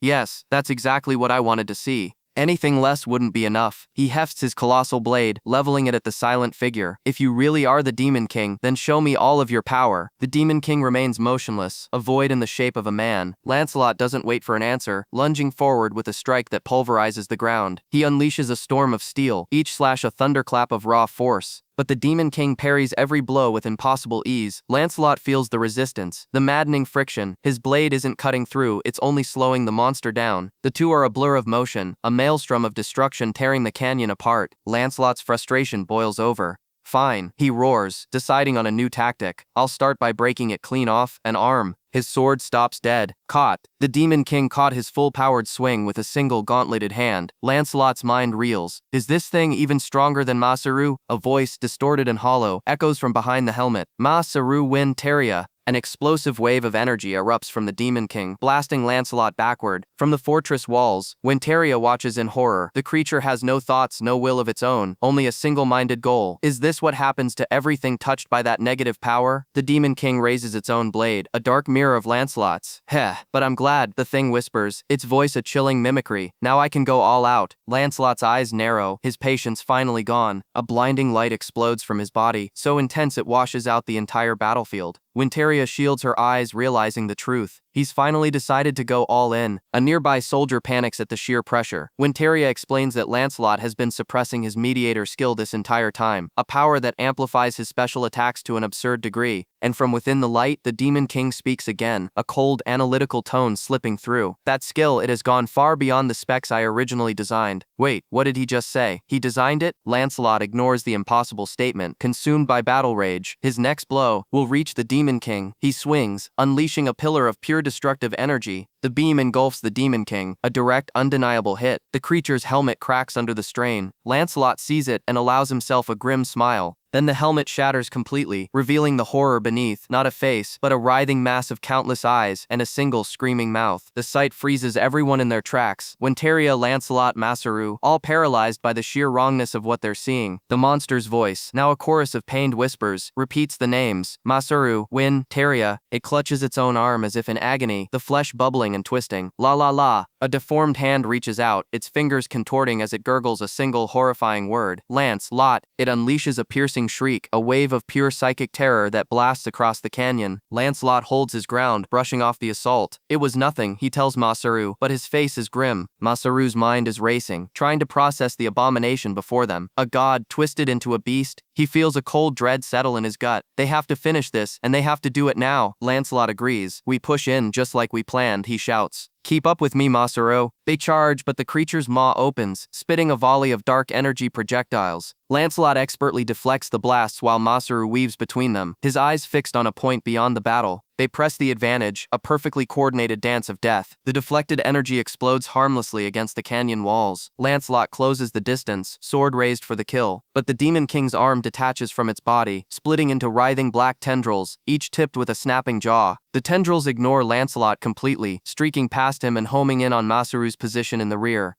They slam into the ground right where Masaru was standing, erupting in a violent explosion. You fool, Lancelot sneers, seeing his opening, looking away from the enemy right in front of you. But when the Demon King turns back, Lancelot is gone. From a new vantage point, Masaru gives a thumbs up. Good job, he says into his communicator. Now, the camera pulls back, revealing Masaru at the controls of a massive cannon. He bellows the command, aim. We're within range of the magic railgun. He grumbles that designing the thing was a real headache, but as a true nerd he understood the science. He simply recreated a railgun, replacing the electricity with magic circuits and adding a speed-boosting enchantment to the muzzle for supersonic rounds. A manic grin spreads across his face. It's the perfect fusion of science and magic. Now fly, Demon King. Full barrage. A volley of projectiles screams through the air, tearing trenches in the earth as they travel. The Demon King turns, its myriad of eyes widening as it sees the attack coming. The shells slam into its body with brutal, concussive force. It's working, Masaru shouts, pumping his fist. A direct hit. He explains that the custom-made shells are basically mana grenades, designed to explode on contact with a strong source of mana. Now that the Demon King is pinned down, it's time for the execution. Lancelot, the execution's yours. Appearing from thin air directly above the stunned monster, Lancelot raises his glowing blade for the final blow. Get clear, Masaru. The world seems to hold its breath, but when Lancelot's sword comes down, it hits nothing. The Demon King has vanished, leaving only severed tendrils behind. Masaru's face falls in disbelief. That was close? He dodged it? No way. They had him. Their one perfect opportunity is gone. A triumphant, cackling laugh echoes from the sky above. Malice unleashed, a new voice proclaims. It's one of the Demon King's generals, hovering over the battlefield. We've broken through the front lines, he announces to the horrified heroes. By the order of our master, we begin the annihilation of Ventalia. The monster is just a decoy, a fake. Lancelot's eyes narrow as the realization hits him.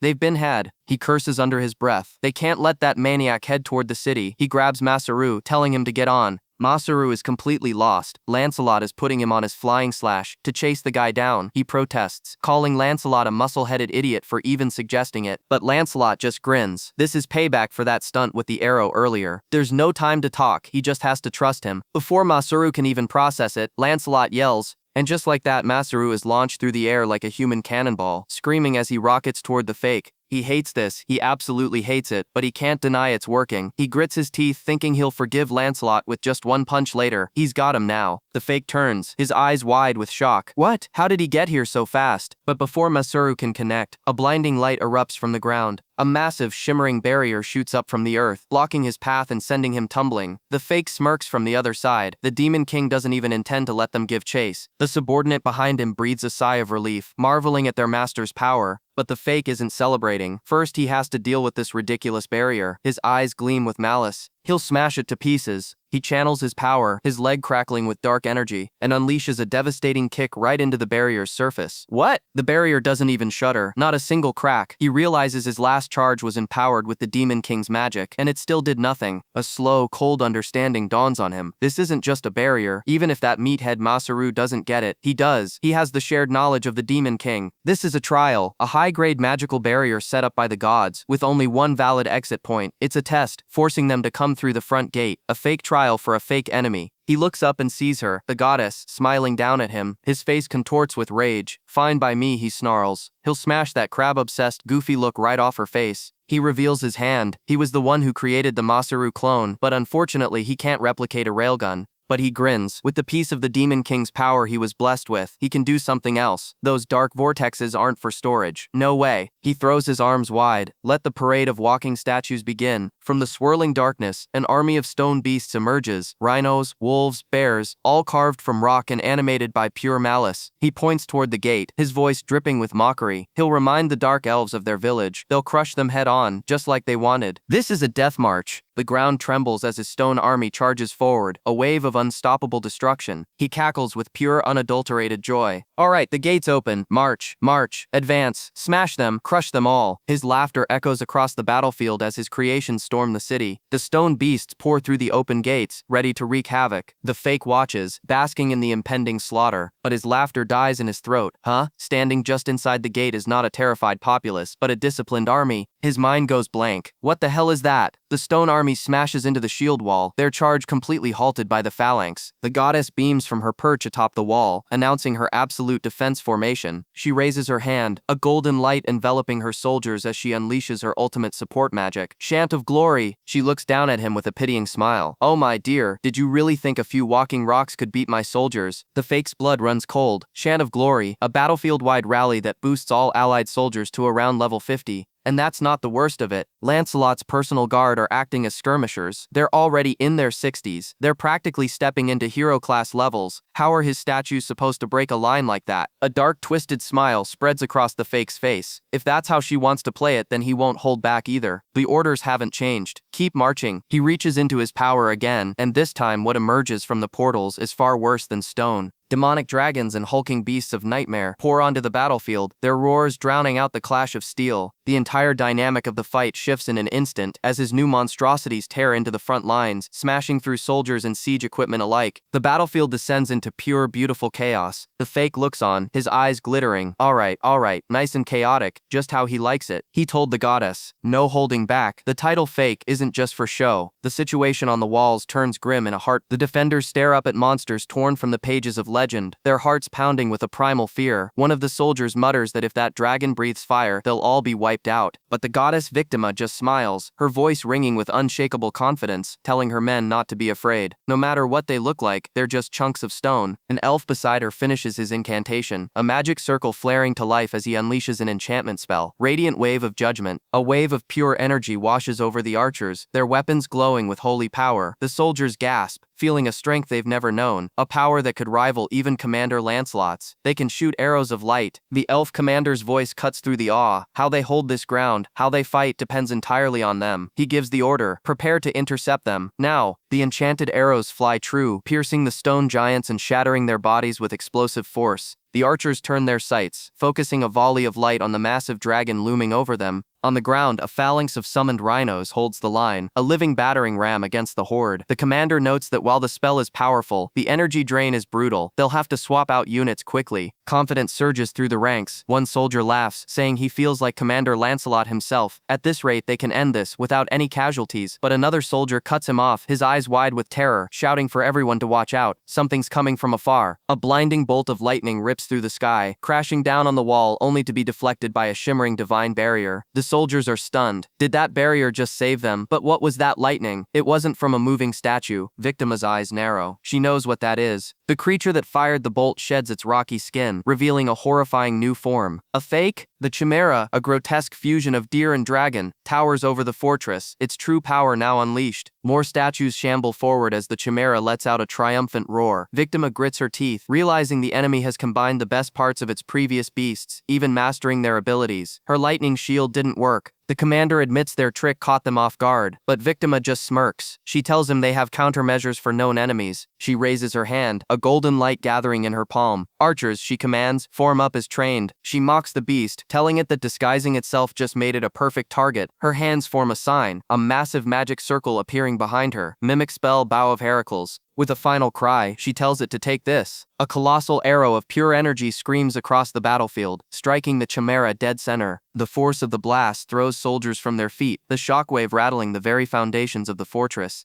the beast is completely obliterated in a blinding explosion of holy light. The soldiers erupt in cheers, in disbelief that they took down that monster in a single shot. They hail their goddess, their savior. Victima laughs, her voice filled with arrogance. She tells them that if you're going to copy someone, you should copy them properly. That thing was a joke she saw once when she snuck into Lord Zeus's vault. It died in one hit back then too. Her subordinates sweat, remarking on how blunt she is. She just smiles, finding her own personality quite charming. But the celebration is cut short by a scream of pure terror. Wait, no way. The goddess glares at the smoking corpse, annoyed. Didn't she tell it not to get so close? But something is wrong. The beast's remains are twitching, pulsing. You're pretty dumb for letting an enemy get this close, she thinks. But even a useless goddess like her can see this isn't looking good. The chimera's carcass bursts open. An endless swarm of giant spider-like creatures pours out, overwhelming the shield wall in a tide of clicking mandibles and skittering legs. Damn it, a few of them already made it inside the base. The soldiers scramble, shouting for cover as the spiders breach their defenses. The one-eyed soldier watches the chaos unfold, a grim realization dawning on him. Wait, this is... Another soldier confirms his fears. These spiders are moving statues too. They aren't that strong on their own, but their numbers are overwhelming. Victima's eyes widen in horror. They've been tricked. The fake beast falling at the gate was the entire point. It was a Trojan horse designed to get them inside. Suddenly, a projectile streaks from the battlements. It impales one of the spiders, pinning it to the stone. A figure lands atop the wall, laughing maniacally. It's the Demon King. He cackles that it's an easy win this time. They're breaking through the base for good, because one of those spiders, an attack flashes towards his neck from behind, but he dodges with inhuman speed. Whoa, that was close, he says, his eyes wide with a predator's glee. If he hadn't scanned Masaru's abilities, he would have been beheaded. A gleaming blade slices through the air where his head just was. His attacker stands ready, a lone swordsman against the king of demons. The Demon King's smile twists into a scowl. Seriously? The man calmly introduces himself. I am the Starved Guardian, that's what they call me. He sighs, complaining that Lancelot dragged him off for training for weeks, and all he saw were muscles, muscles and more muscles. It was pure hell. He's starved for women.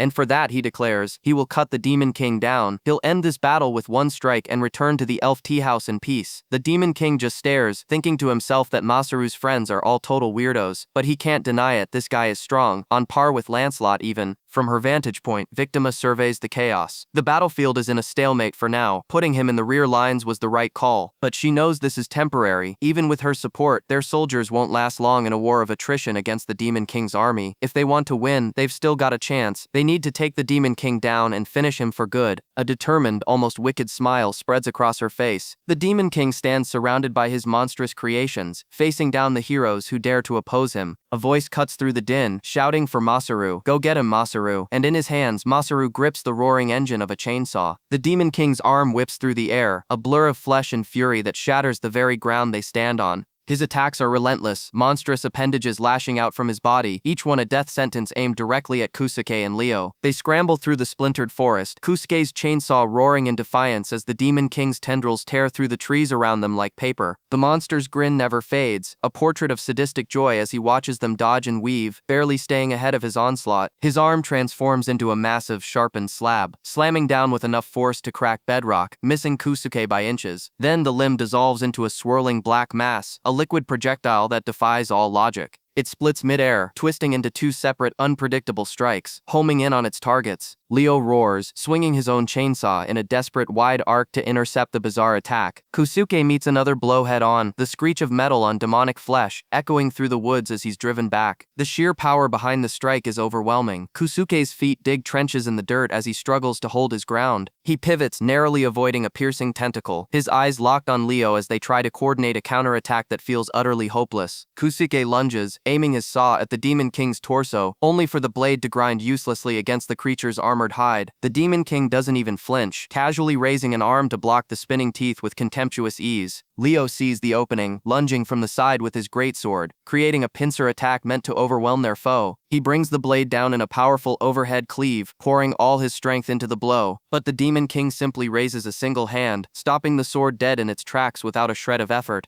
A confident smirk spreads across Leo's face, a flicker of defiance that seems utterly insane, given the circumstances. Kusuke glances over, a flash of surprise on his face. What is Leo planning? The Demon King's body begins to contort, a grotesque eruption of mouths and hands and screaming faces boiling just beneath his skin. Kuseke's blood runs cold. This isn't even his final form. This is just a taste of the nightmare they're facing. A shockwave erupts from the Demon King. The entire clearing explodes, sending trees, dirt, and rock flying in every direction. Kuseke and Leo are thrown back by the blast. Leo slams his fist into the ground, cursing that he was so close. The Demon King stands untouched in the crater, tendrils of darkness coiling around him. Leo grits his teeth, realizing the monster is just toying with them, provoking them for his own amusement without ever getting serious. Leo turns to Kuseke, a grim plan forming. If he's underestimating us, he says, that's our only chance. But Kuseke is shaking, admitting he can't keep this up much longer. The pressure is breaking him. Leo concedes that Kuseke's attacks aren't doing much damage. But what about that mediator skill of yours? He has an idea, a long shot. He pulls a small metal cylinder from his pouch, holding it out.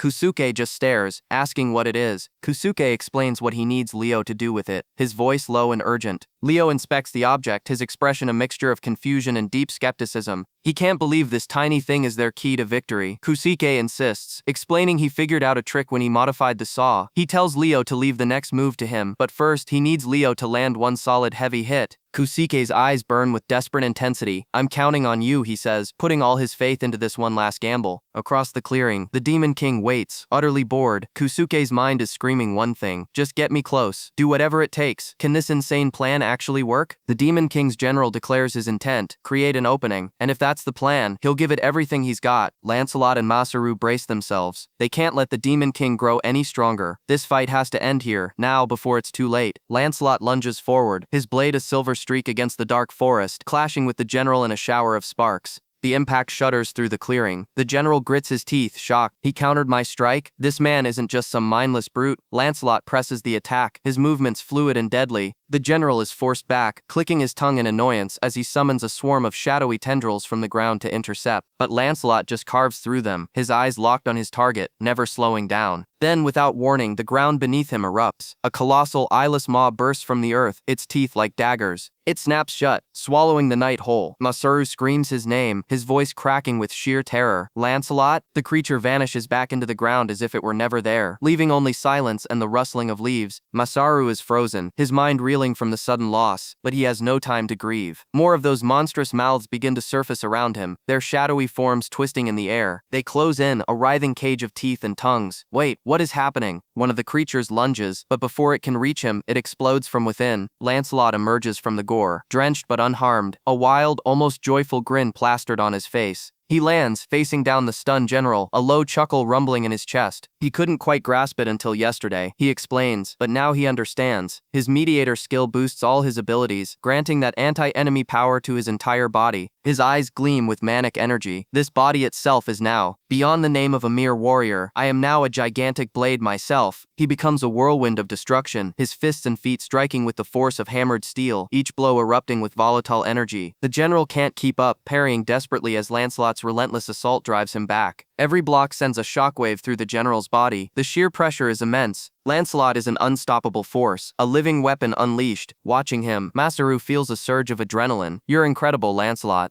Once this is over, I'll spar with you anytime. He resolves to give this one shot everything he has. He starts to pull materials from his storage, but Lancelot's voice cuts through the chaos. No good. That'll take too long. He's right. Masaru realizes he's been keeping his storage space open constantly, allowing him to build more instinctively, almost without thought. An image flashes in his mind, the electric pot he turned into a weed cutter, a moment of pure clarity. He can't picture himself using his powers for killing. The railgun felt wrong because its only purpose was destruction. Magic is all about the image in your mind. What he has to do is draw out his tool's true power. With a surge of inspiration, he shouts, "Rapid creation, water cannon." A complex machine materializes from thin air, its nozzle aimed at the swarming slime creatures. Lancelot glances over, skeptical. Water? Do you think that would even work? But Masaru knows the real purpose isn't to inflict damage. It's a reinforced tool meant for riot control. He fires, and a high-pressure blast of water slams into the slimes, sending them flying. Like hell, I'm letting you get away. The general sees an opening and rushes Masaru. But Masaru is already moving, his mind racing. Instant creation. A new weapon forms around his arm, a portable high-powered hose. Quick DIY, portable water cannon. He unleashes another torrent, drenching the general and the entire area. The battlefield is now soaked, the enemy disoriented. But that was just the setup. Next, he says, pulling out a set of specialized nails. He'll build a new weapon using these, injecting them with Lancelot's mediator power. A new menacing tool takes shape in his hands. Ridiculous build, nail gun, maximum enhancement, he thinks, his eyes wide with focus. This'll finish it. He takes aim, the halo above his head glowing intensely. He pulls the trigger, and a single nail, glowing with borrowed power, shoots across the clearing. It strikes the general dead center, who lets out a guttural scream as the anti-enemy energy floods his system. Masaru watches, a crazed, triumphant smile spreading across his face as the general writhes in agony. The dark armor shatters, flaking away like burnt paper, revealing the pale, unconscious form of a woman within. Masaru's smile vanishes, replaced by utter shock. Huh? Wait, hold on. Is this the former god? He knew she'd been captured, but this? Lancelot freezes, a cold dread washing over him. This isn't right. The shattered pieces of armor begin to move, to reform, twisting into a grotesque, grinning monstrosity. It turns its horrifying gaze on Masaru and speaks in a rasping voice. Masaru takes a step back, his heart pounding in his chest. The creature grins wider. You're not getting away. After all, you're the first one. The beast's arm, a grotesque spear of flesh, holds Masaru high above the ravaged earth, a triumphant cackle echoing from its master. But through the agony, through the blood pouring from his chest, Masaru laughs back, a wild, defiant sound that rips through the air. He dangles there, skewered and broken, yet his spirit refuses to shatter. On the ground, Lancelot's eyes narrow, his entire body coiling with fury. A colossal magic circle erupts behind him, glowing with world-ending power. He points a single, condemning finger at the demon. He roars, asking what in the hell it thinks it's doing to his apostle. A blinding beam of pure energy tears through the sky, a judgment of light aimed straight at the heart of the darkness. Watching from above, Victinius cries out Masaru's name, her face a mask of terror. She descends like a falling star, desperate to reach him. The monster that impaled Masaru is gone, replaced by a writhing, multi-headed mass of flesh, its victory turned to ruin. The ground is a crater, littered with the chattering, disembodied mouths of the defeated creature. Victinius lands beside Lancelot, relief washing over her as she sees Masaru standing. Lancelot immediately ignores her, his focus locked on the boy, demanding to know his condition. Masaru just grins, flashing a thumbs up and shouting that he's okay. Victinia's out. Lancelot grumbles that even a god's interference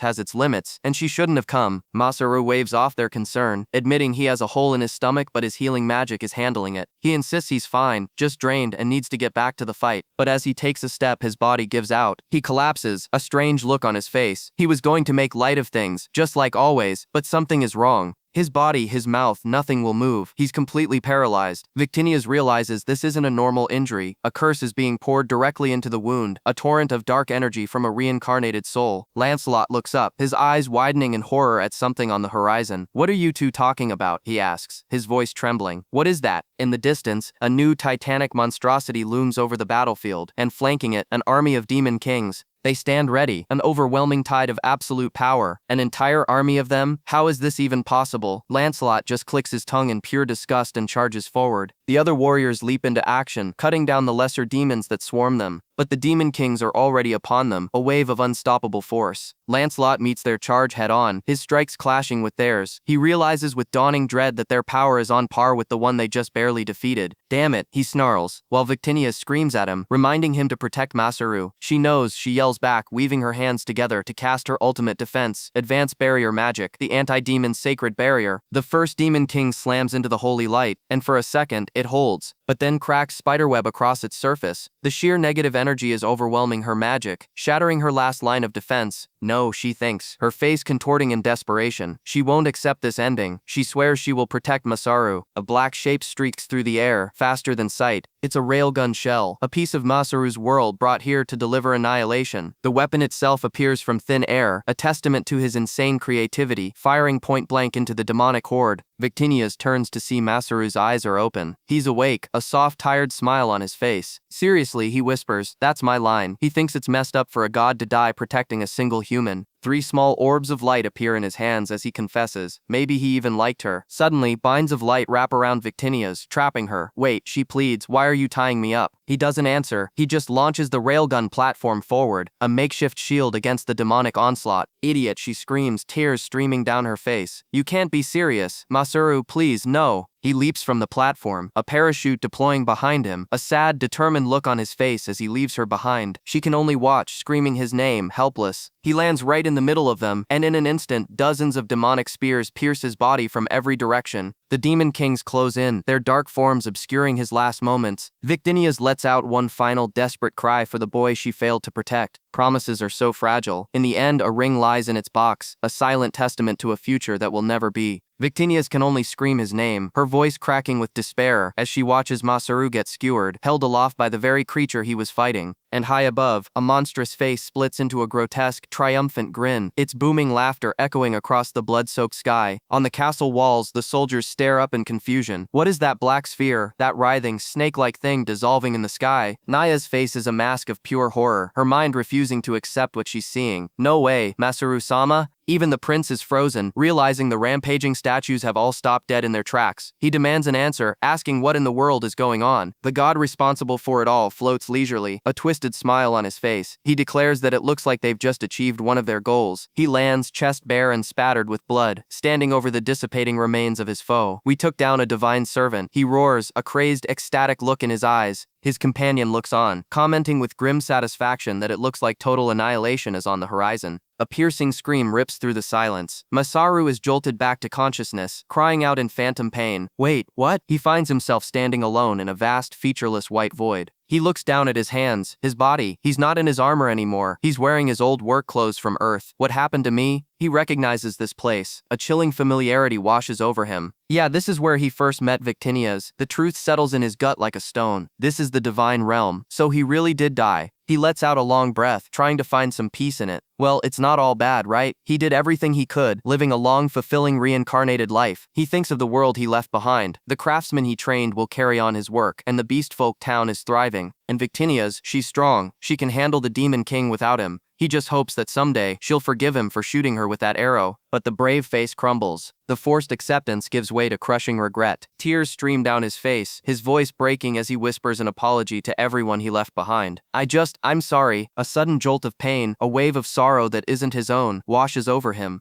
He wipes his eyes, confused. What is this? Is someone else crying? The white void around him flickers and transforms into a sterile, futuristic space filled with holographic screens. There, in the center of it all, is a girl on her knees, sobbing uncontrollably. She looks just like Victinias. Who is she? The screens around her display pure chaos. A planet burning, a civilization falling. A digital counter tracks the last remnants of humanity as it plummets toward zero. He walks through the holographic carnage, past images of death and ruin on a planetary scale. His eyes lock onto the main display. Remaining human population. Point emergency alerts flash across the screen. It's a scene of absolute final extinction. The girl covers her face, her body shaking with grief. It's over, she cries. Why did it have to end like this? She whispers that everyone just wanted to be happy. They fought so hard, but it was all for nothing. Masaru tries to understand. This isn't Earth. It's not Arstea. What world is this? But the girl is lost in her own despair, clutching a small orb of light, refusing to give up. A brilliant light erupts from her hands. She rises, power radiating from her as she prepares to unleash some unknown force. She looks toward Masaru, but her eyes see something far beyond him. She tells him it's okay, that there's nothing to be afraid of. Let's aim for happiness again. Together, she says with a gentle smile. But that smile is a lie. Behind her, the air rips open, revealing a swarm of gaping, monstrous maws. A legion of hunger and despair. The light in her hands twists into a vortex of pure darkness, writhing with countless tormented eyes. Her gentle voice becomes a horrifying chorus of accusation, screaming inside his head. This is your fault. Curse you. Why didn't you save us? Masaru stumbles back, yelling for it to stop. The voices of the dead clawed his soul. It's cold. It hurts. The gods abandoned the world. A blinding spear of lightning crashes down from above, shattering the cursed vision into nothing. The entire space is engulfed in a flash of pure energy. A calm, powerful voice cuts through the ringing in his ears. You're the one who needs to stop, Masaru. The voice explains that he just witnessed a cursed fragment of memories from when that girl was a god. Touching that curse could have been fatal. The voice continues. And that wasn't a spear of lightning. It was something else. He tells Masaru, welcome once again to the divine realm. Masaru looks up and sees him, the god from the battle, lounging on a throne as if he owns the place. Oh, Masaru, he says with a smug grin. To think you've died. Masaru can only stare, his mind reeling. What is going on? Masaru finds himself on an endless staircase, a voice echoing from the throne above. Ah, Masaru, to think you'd die. What in the world happened? At the top sits a man radiating pure power. He is Zeus, the supreme god who rules this divine realm. Masaru's mind reels. Zeus? The Zeus from the myths? The very same one. Married 3 times, cheated hundreds of times, famous for indulging his every desire. Zeus waves off Masaru's silent judgment, calling it quite the opening remark. But he says surely Masaru has more to say to him than that. He leans forward, a glint in his eye, and points. Your body, he says, the reincarnated form, I personally arranged it for you. And not only that, it was on his advice, his recommendation,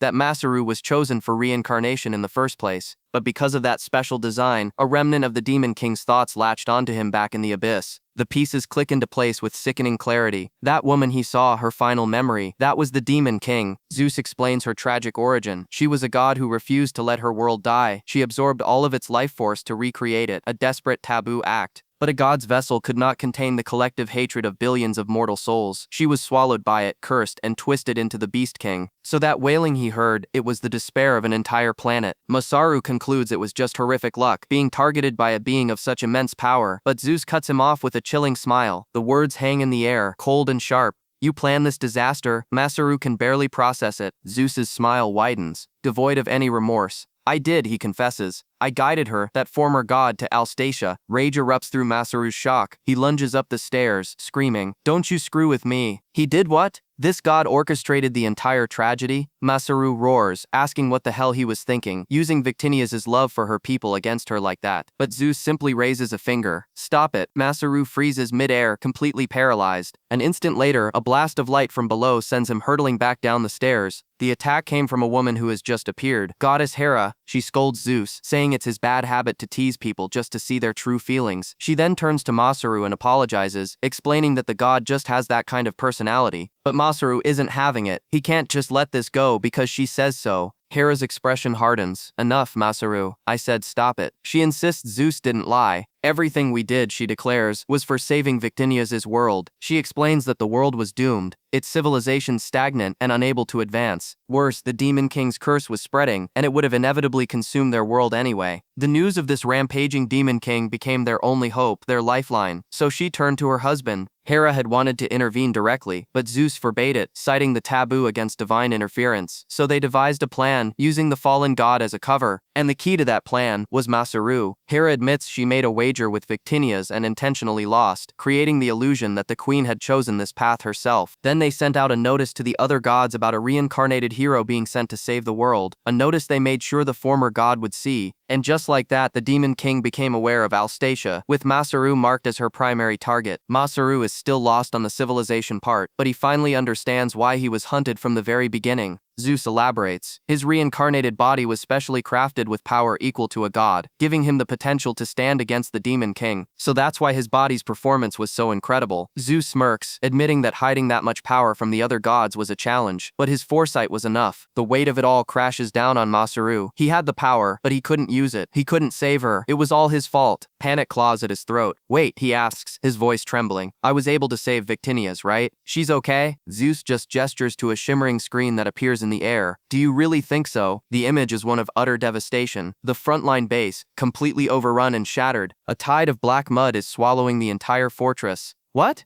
No way! Masaru can only scream as he watches the destruction. Everyone, the wave crashes down, wiping everything from existence. Back on the battlefield, Lancelot grins maniacally, covered in grime and sweat. A battle really is the best, he laughs, feeling his skills growing even stronger against this black mud. He slices through another enemy, calling out to Futa, asking if he missed a piece. Right away, Futa responds, his own blade flashing as he cuts down a monster beside him. He moves with a new deadly grace. Lancelot boasts that without his training, Futa would be drowning in that mud right now. Futa admits the training increased his endurance tenfold, but he knows he's still leagues behind Lancelot. It wasn't enough. Regret floods Lancelot's features. If only he had reached this level of power quicker, Masaru might not have died. But there's no time for what-ifs. They are the rear guard now, buying precious seconds for the remaining troops to fall back to Ventalia. From a high perch, the other hero watches Lancelot's rampage, a wild grin on his face. So cool. He never thought Lancelot could handle his master's clones so well. He smirks, saying they're not in a rush, especially since the capital's barrier is on the verge of collapsing. A monstrous creature made of eyes and ooze presses against the glowing shield, mocking them. It's just a matter of time before you get swallowed from all sides. Inside the capital, a mage cries out in panic. The core balance of the barrier is breaking. One-sama, please stay strong. Victinia struggles to pour more magic into the barrier, gritting her teeth. I know I have to, but I do understand. The thought of Masaru breaks through her concentration, and tears begin to fall. She can't hold back the sob. His name escapes her lips in a choked cry. Masaru! Back in the divine realm, Masaru is on his knees, broken. Damn it. If only I hadn't failed. If only I'd done better. But Zeus looks down at his despair with unnerving calm. What are you talking about? He asks. Everything's going as planned. As planned? How can this level of destruction possibly be part of a plan? Zeus admits he didn't predict Victinia's would panic quite so much, but the overall plot was as expected. His playful demeanor vanishes, replaced by an intense predatory focus. The real showdown starts now. Hera steps forward. This is it. This is where their big gamble plays out. As of now, your body has matured and fulfilled 11 qualifications. You are the chosen reincarnated hero by prophecy. Zeus's voice booms with divine authority. Prepare for your rebirth. Rebirth? What does he mean? Masaru can only stare, caught between despair and utter confusion, as a new fate is forced upon him. The Demon Lord's general throws his head back and laughs, a raw, manic sound that echoes over the ruins of the gate. He declares it almost praiseworthy. A job well done. His grin widens, a predatory slash across his face. Finally, he sneers. The end has come. It's here. Lancelot and Fuda can only stare in horror as the protective barrier shatters into nothing. The barrier's broken, Fuda gasps, his voice trembling. A pillar of dark energy erupts where the gate once stood. The general's voice drips with false pity. You suffered so much, he coos. Now I'll make it easy for you. He stands amidst his grotesque army, a tide of writhing flesh and countless eyes, and promises them a quick death. Lancelot's mind races, assessing the catastrophe. This is bad. Holding the front is one thing. He could probably manage that for a day by himself. But with enemies pouring in from all directions, even he can't handle that alone. Where in the hells are the gods? Then he sees it. A second, massive barrier still shimmering over Ventalia itself. They rebuilt it? No, but whatever the reason, it's their one great chance. He doesn't hesitate. He tells Fuda to head back and regroup the troops. He's going to support the front line. He charges forward, but the scene is already a nightmare. The dark creatures are swarming over his men, a chaotic, desperate struggle against impossible odds. The general watches the slaughter with detached amusement, a cruel smirk playing on his lips. Damn it all. A dying soldier offers a final farewell to his master, his life fading. The battlefield is already becoming a graveyard, the summer grass all that's left of once mighty warriors. The general's creature absorbs the fallen, their bodies sinking into its black viscous form. This is the fate of all things, he muses, looking out over the chaos as the last of the soldiers are overrun. Anger, sorrow, and death. In the end, there is only regret. He wonders if his lord is satisfied with this, but he knows the answer, probably not. Once this world is devoured, his master will simply move on to the next. A being of pure, insatiable hunger. If his lord couldn't consume, he would go mad. That's why this must be done. He turns his gaze back to the few remaining humans, his face twisting into a horrifyingly joyful mask. He'll at least kill them with a smile, he promises. Gloriously and gruesomely, he raises his hand, gathering a terrifying amount of energy to wipe them from existence. But a massive projectile screams from the sky, slamming into the ground right in front of his monster. The general just stands there, perched atop his creation, utterly baffled. Huh? A cannon fire? He scoffs at the very idea. What are those clueless idiots thinking? It's like splashing water on a raging fire. It will just evaporate and vanish. But the shell makes contact, and the resulting blast is anything but ordinary. An explosion? He's stunned. It wasn't a bomb. The shell detonated the very instant it touched the mud. A direct hit. Impossible. His eyes widen in disbelief as the command rings out from the city walls. Open all gun ports. Fire. The general is thrown back by the sheer force of the coordinated assault. A storm of arcane shells rains down, blanketing the area in a series of devastating explosions. What kind of weapon is this? On the walls, the defenders scramble to reload. One curses that it's a defective mess, wishing they had Masaru's high-output lightning magic. Another retorts that this thing was never built for rapid fire, unlike Masaru's railgun.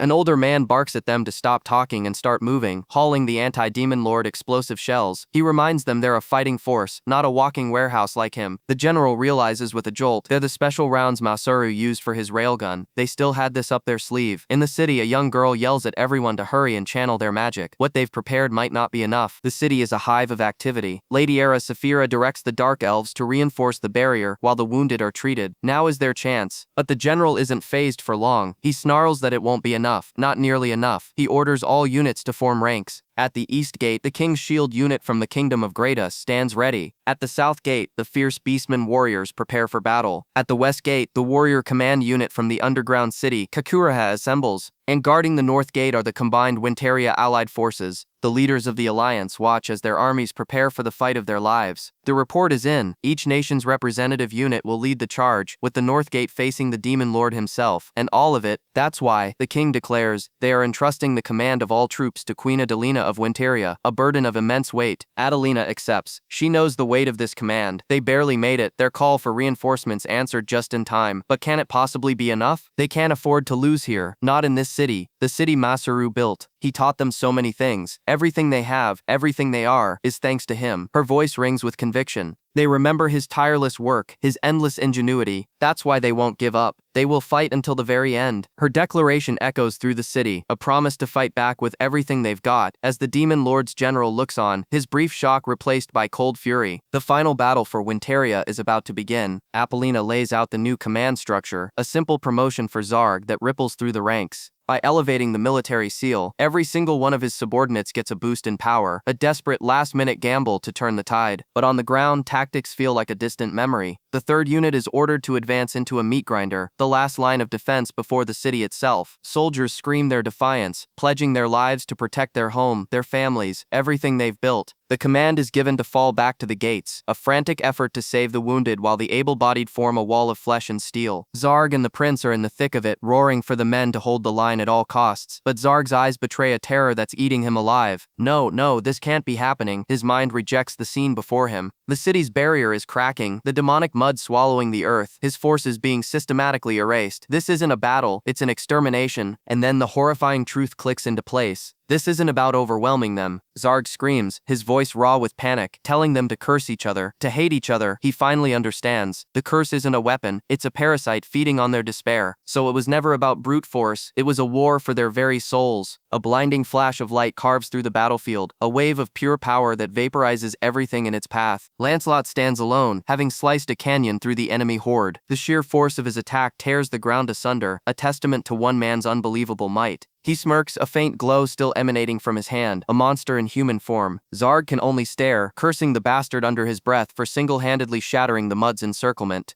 The shockwave hits the front lines like a physical blow. The soldiers are stunned. Commander Lancelot is alive. But as the dust settles, they see something moving through the path he cleared. Futa stumbles through the gap, battered and bloody but breathing. He's immediately swarmed by allies, amazed that Lancelot carved a direct path to the city. Despite his injuries, Futa grabs his weapon, ready to rejoin the fight. A sudden nosebleed breaks his concentration as his friends jeer. He'd accidentally brushed against her chest, but the embarrassment doesn't shake his resolve. He has to protect them all. To do otherwise would be rude. From the command post, Zarg watches the bizarre display with irritation. How can they be yelling about such nonsense at a time like this? Apollina sighs, wondering if they even grasp the reality that they are moments from total annihilation. Zarg snaps at the prince, calling him a reckless musclehead, and saying he should be evacuating the queen. The prince just fires back that Zarg is no different. But Apollina cuts through the bickering. This city is something they all built together, and she intends to fight for it until the very end. Besides, she adds with a sad smile, if she ran now, Masaru would just laugh at her from the afterlife. Her words hit home. With renewed purpose, they prepare to charge back into the fray. Suddenly, a deafening explosion rocks the city's barrier. A woman's form coalesces from the seething mass of mud below, her face a mask of agony as she screams a single soul-shattering word. Why? A pillar of light slams down from the heavens, impacting the distant water. The entire world seems to shake. The voice echoes in Zarg's head, a woman's voice laced with infinite pain. Across the city, everyone hears it, a ghostly wail that chills them to the bone. What is that sound? It's not a monster's roar, it's a sound of pure, undiluted despair. The voice tears through the air, emanating from the vortex of darkness. Zarg's blood runs cold. A part of the demon lord's consciousness has awakened. The elven mage panics, watching the cursed mud coalesce into a single point. If that thing is fully unleashed, it's over. They're all finished. She can only stare in abject terror. On a high balcony, Era runs to her sister. She recognizes that feeling. It's the same aura as the fallen god. Victinius watches the swirling abyss, her expression grim. She doesn't understand. Masaru has fallen. Why do they keep fighting? Why do they resist the curse? She sees them below, still struggling, still refusing to break, even as things grow more hopeless. But then she feels it, the collective will of the people, their desperate prayers to protect the city they built, reaching her the heart of a god. It's their pure, untainted wish to protect their home. Masaru, she explains, planted planted the seeds of creation, the simple joy of making something and watching it grow. It's only natural to want to protect what you've made, but her own world stopped growing long ago, as did the fallen gods. That's why this is happening. The vortex screams again, the voice of a broken being that has forgotten how to create. Era asks what will happen now. Victinius turns to her, her face set with divine resolve. This is no time for tears. With so much life blooming in this world, Masaru left them. They have to protect it. She faces the darkness, power gathering around her. This city, this world. I will. She thrusts her hands forward. Protect it all. A torrent of holy light erupts from her, a divine spear aimed at the heart of the abyss. Everyone on the battlefield looks up, watching the goddess make her stand, because I am. Their faces fill with awe and hope. The god of Alstatia, I am Victinius.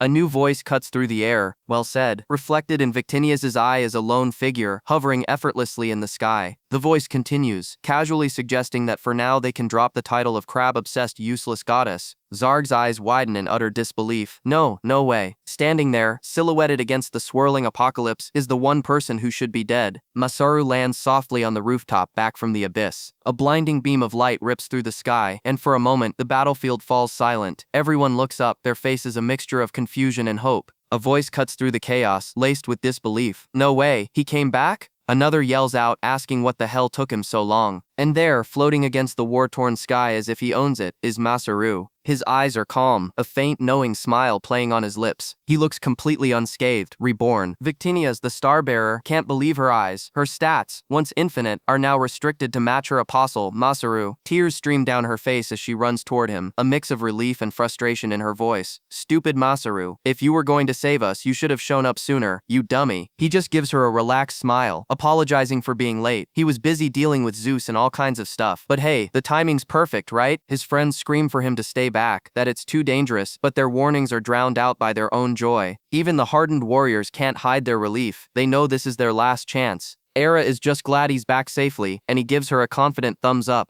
Of course, he's got a plan. Just trust me and hang in there. And then he casually steps into a swirling black portal. Well then, I'm off for a bit. He's gone. Just like that. Did he just dimensionally cross? A human shouldn't be able to do that. The realization dawns on Victinia's and Era's faces. Does this mean the fake Masaru is reeling? He can't believe it. Masaru's body was skewed all over the place. What the hell is going on? There's only one explanation for this. Rebirth. His voice trembles with a horrifying conclusion. Masaru, you were reborn as a god, weren't you? The real Masaru, now speaking directly into his copy's mind, confirms it. According to Old Man Zeus, they call it Ascension. He finds it annoying that nobody bothered to explain it to him either. The fake's mind shatters. It was planned? From the very beginning? Masaru's voice echoes with the weight of destiny. It all started with the skill lottery. Hera manipulated Victinia's into changing it to an 11-draw gacha. The number 11, representing the beginning to the end, was a sign. Mastering skills 1 through 10 was a condition for becoming a god. His high-spec reincarnated body was designed to adapt his soul for world development, and his old middle-aged body was remade into a vessel for godhood. The fake clutches his head. If that's true, was even the demon lord manipulated? Was all of this just a game for the gods? Masaru confirms his worst fears. He saw it in the divine realm. The demon lord's goal is to save the former god. He doesn't know what brought her to that point, to the end of her existence, but he thought she was pitiful. He asks his fake, didn't you feel the same? That's why the former god gave all her power and knowledge to her one and only believer. The fake is her apostle, just like Masaru is an apostle to Victinia's. The fake loses it, screaming that he doesn't care about any of that. He just did the obvious thing. His monstrous form rides behind him as his true feelings pour out. For the crying girl, I just stood up for her. He lashes out, a storm of dark energy erupting from his body. Masaru dodges, a flicker of admiration in his eyes. The fake scoffs, calling him kind of a badass. Screw good and evil, what the hell's wrong with that? But still, Masaru continues, you've read too many manga and novels. He effortlessly dodges another attack, chiding his copy. Normal people can't go that far. It's your crazy brain's fault. The onlookers can only stare in awe. What's with being a god? Work clothes are cool, you know. The fake sneers. The demon lord's army still has the upper hand. He'll just hold Masaru here until Finis, the useless goddess, is taken care of. Then it's an easy win for them. Masaru looks unimpressed. Saying all that while dressed like that isn't very convincing. A wicked grin spreads across his face. In that case, maybe I should show you some real persuasion. His eyes glaze over. Copy complete. He copied divine energy. The fake laughs manically. For a copy beast like him, there's no such thing as winning or losing. He can copy anything, even a god's pure power. He flexes his newfound divinity. So this is what a god's body feels like. He pulls up his status screen to check it out, and his stats have skyrocketed.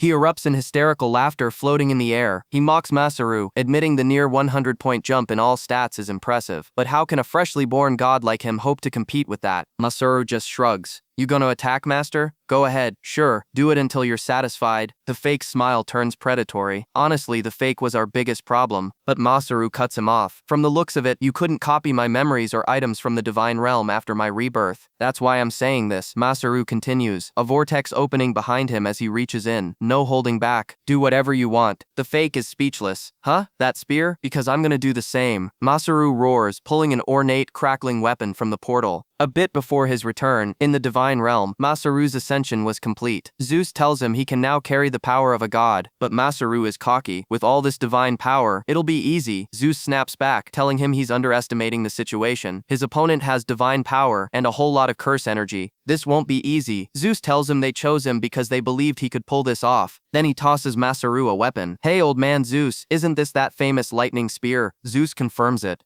A spear that combines flash, lightning, and thunder. Keranos, the thunderbolt. Masaru asks if he gets a symbol or a sacred weapon now that he's a god. Zeus calls him a fool. A sacred weapon must be earned through divine deeds, and he hasn't done anything yet. Masaru smirks. So hypothetically, if he just keeps attacking the demon lord with this thing, Zeus's eyes glint. One hit, and everything will turn to dust. Masaru's grin widens. Oh, I see. That's great. Back on the battlefield, Masaru holds the legendary spear aloft, lightning arcing around him. The sheer power radiating from it cracks the very ground. Victinius recognizes it instantly. That's Lord Zeus's sacred weapon. In the divine realm, Zeus is watching, completely baffled. Impossible. Why is my beloved spear on Earth? The fake Masaru is just as confused. The thunder god's spear is showing up, and sure enough in the divine realm, Zeus is holding his spear. He bursts into laughter. Don't tell me, he fooled even a god's eyes? He realizes what happened in an instant. During their conversation, Masaru moved the spear into his storage and made a replica. A perfect copy, but as is, it's just a magical tool. A true sacred weapon only reveals its power when commanded by its master. Hera casually steps forward. Then, why not just give the command? Zeus accuses her of borderline divine interference. She feigns innocence. You've got it wrong. I'm just trying to verify whether that spear is real or not. Zeus's eyes narrow. Wait, you let Masaru go? From the very start, how long have you been planning this? He lets out a hearty laugh. The only one who can completely outplay me is you, Hera. Alright then. He grips the real Keranos. To determine whether the spear is real or fake, let's see if it can release its power properly. On the battlefield, Masaru raises the replica spear, which begins to glow with an impossible light. I order you. At the same moment, in the divine realm, Zeus roars. In the name of Zeus, supreme god of the divine realm, reveal your true worth. The fake Masaru can only watch in horror. You've got to be kidding. This is straight up hacks, man. Masaru's friends look on, their faces filled with awe and hope. Lead the light. Unleash the light that illuminates everything. Now, sacred spear of light unleashed. He thrusts the spear forward. A cataclysmic beam of pure energy erupts, engulfing everything in its path. Thunderbolt. The demon lord's final desperate attack engulfs everything in a blinding flash. A torrent of destructive energy rips across the battlefield, falling through the chaos. Masaru can only watch, a bitter curse on his lips. Is this it? Is this the end? The thought is strangely calm. He accepts it. In the end, he was just a fake, a fleeting monster given power he never truly owned. But his final thought isn't of himself, it's of his lord. If his sacrifice brought even a moment of peace, that would be enough. The demon lord's power erupts, a grotesque mass of flesh and eyes screaming defiance at the heavens. Beams of light rain down, not just on the battlefield, but across the entire world, a cataclysm meant to erase all of existence. But then a screen flickers into existence. Masaru's status has changed. Title, God of Creation. Affiliation, Alstatia. And a chilling update from the system itself. Zeus has abandoned him. 11 divine skills, once granted, have been reaped and transferred, and his divine skill, precision, has been lost. Wait, abandoned by Zeus? And what happened to his precision skill? Masaru floats in the air, orbs of light dancing in his hands, the world below scarred but intact. He lands softly, a massive wave of relief washing over him. It's over. A voice cuts through the silence, calling his name. He looks up, his eyes widening.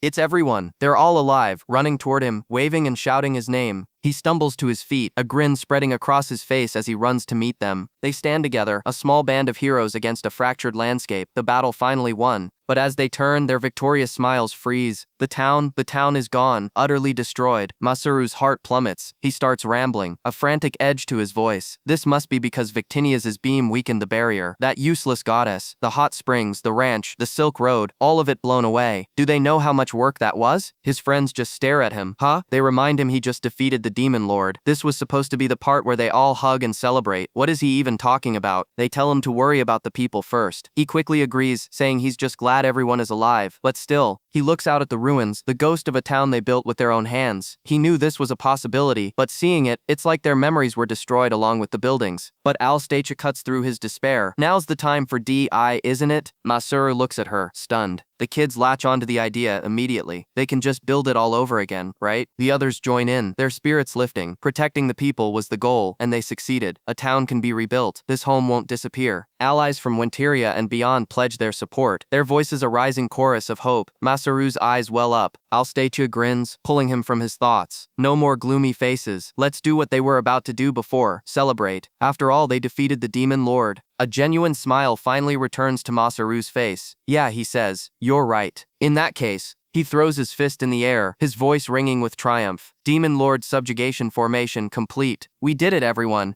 A roar of celebration erupts from the soldiers and their allies. As the sun begins to rise, casting a golden glow over the land, Alstacia extends her hand to him. A new day, a new beginning. He reaches out to take her hand, a perfect moment of peace after a world of chaos. But instead of her warm grasp, cold metal snaps shut around his wrist. A handcuff. Masaru looks up in shock. Athena, his trusted ally, holds the other end of the chain. Alstacia is just as stunned, her hand frozen in mid-air. Soldiers appear from nowhere, surrounding them as Athena makes a formal declaration. The wanted criminal has been captured. He's yanked forward, the world blurring around him. The next thing he knows, he's on his knees in a grand hall. A voice praises Athena for her good work. What is going on? Someone suddenly grabbed him. A woman steps forward, her voice cold and formal. We will now announce the verdict for the accused, Narumi Masaru. His crime? The grave theft of a divine relic. And sitting on the throne, a smug, triumphant grin on his face, is Zeus. The god bellows, his voice echoing through the hall. The woman delivers the final crushing blow. For his crime, he is hereby sentenced to 100 years of sealing. The shock is absolute, a victory celebration twisted into a nightmare of betrayal and cosmic injustice. A 100-year sealing sentence. The words echo through the grand hall, and Masaru's mind goes blank. He can only scream in disbelief, his voice cracking as they drag him away from the throne of the gods. You've got to be kidding me. The guard, Athena, shoves him into a holding area. She tells him to wait quietly, not to try anything funny. She'll be back once the transfer papers are processed. His punishment, his transfer, just like that. He pleads with her as she walks away, his voice desperate.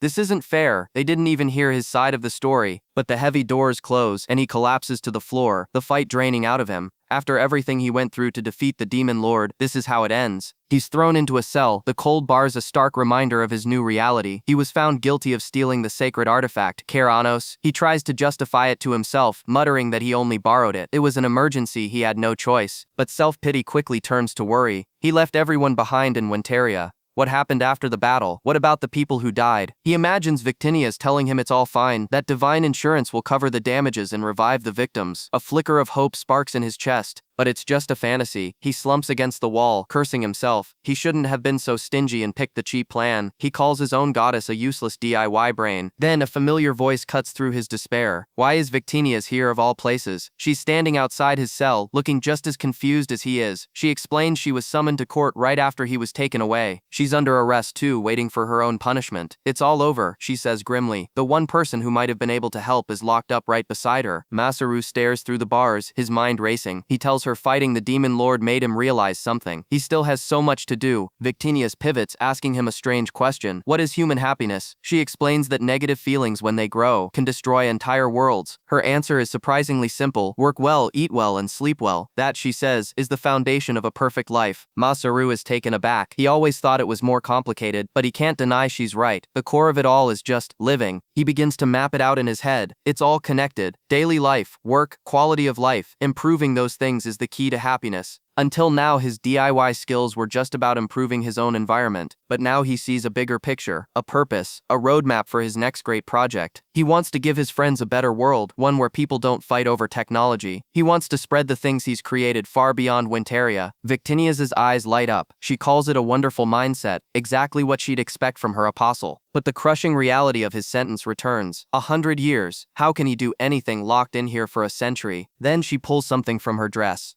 A ring. She holds it up, a sly smile on her face. You were going to give this to me, she says. So that means you like me, don't you? Of all the times to bring this up, she chooses now? Masaru is floored. Where did she even get that? He remembers it materializing from the demon lord's remains. She explains she found a box in his pocket before the fight. She just assumed it was a thank you gift. Masaru frantically denies it, telling her not to confuse gratitude with love. He insists it was a total coincidence, that he had no idea what giving a ring meant in this world. If he'd known, he would have given her crab-flavored candy instead. Her smile vanishes. Her eyes well up with tears as she asks in a small voice, "Do you hate me?" The question hits him like a physical blow. No, he stammers. Of course not. He quickly clarifies, insisting he never said he hated her. Her gaze sharpens, locking onto his. She clutches the ring to her chest, her voice trembling but firm. "Do you like me?" The question hangs in the air between the prison bars. Masaru, blushing furiously, finally mumbles out a, "Maybe?" He immediately gets defensive, demanding to know why she's so serious about this. They're both panting, the emotional whiplash leaving them breathless. Masaru finally cracks, admitting he's terrible at this. Even back on Earth, the only way he could express his feelings was through awkward, clumsy gestures. Victinia smirks, remembering his cringeworthy poetry. She teases him about his useless goddess sideshow, but he argues that it's more complicated than that, especially with the whole species difference thing. He takes a deep breath and looks her straight in the eye. "Let me make a reservation," he says. He asks her to save the spot next to her for him, until he can sort out his feelings. He confesses he wouldn't like it if she started dating someone else while he was figuring things out. Her face breaks into a radiant smile. She agrees, promising to give him the ring if he keeps his word. "Okay," he says, a genuine smile finally reaching his own face.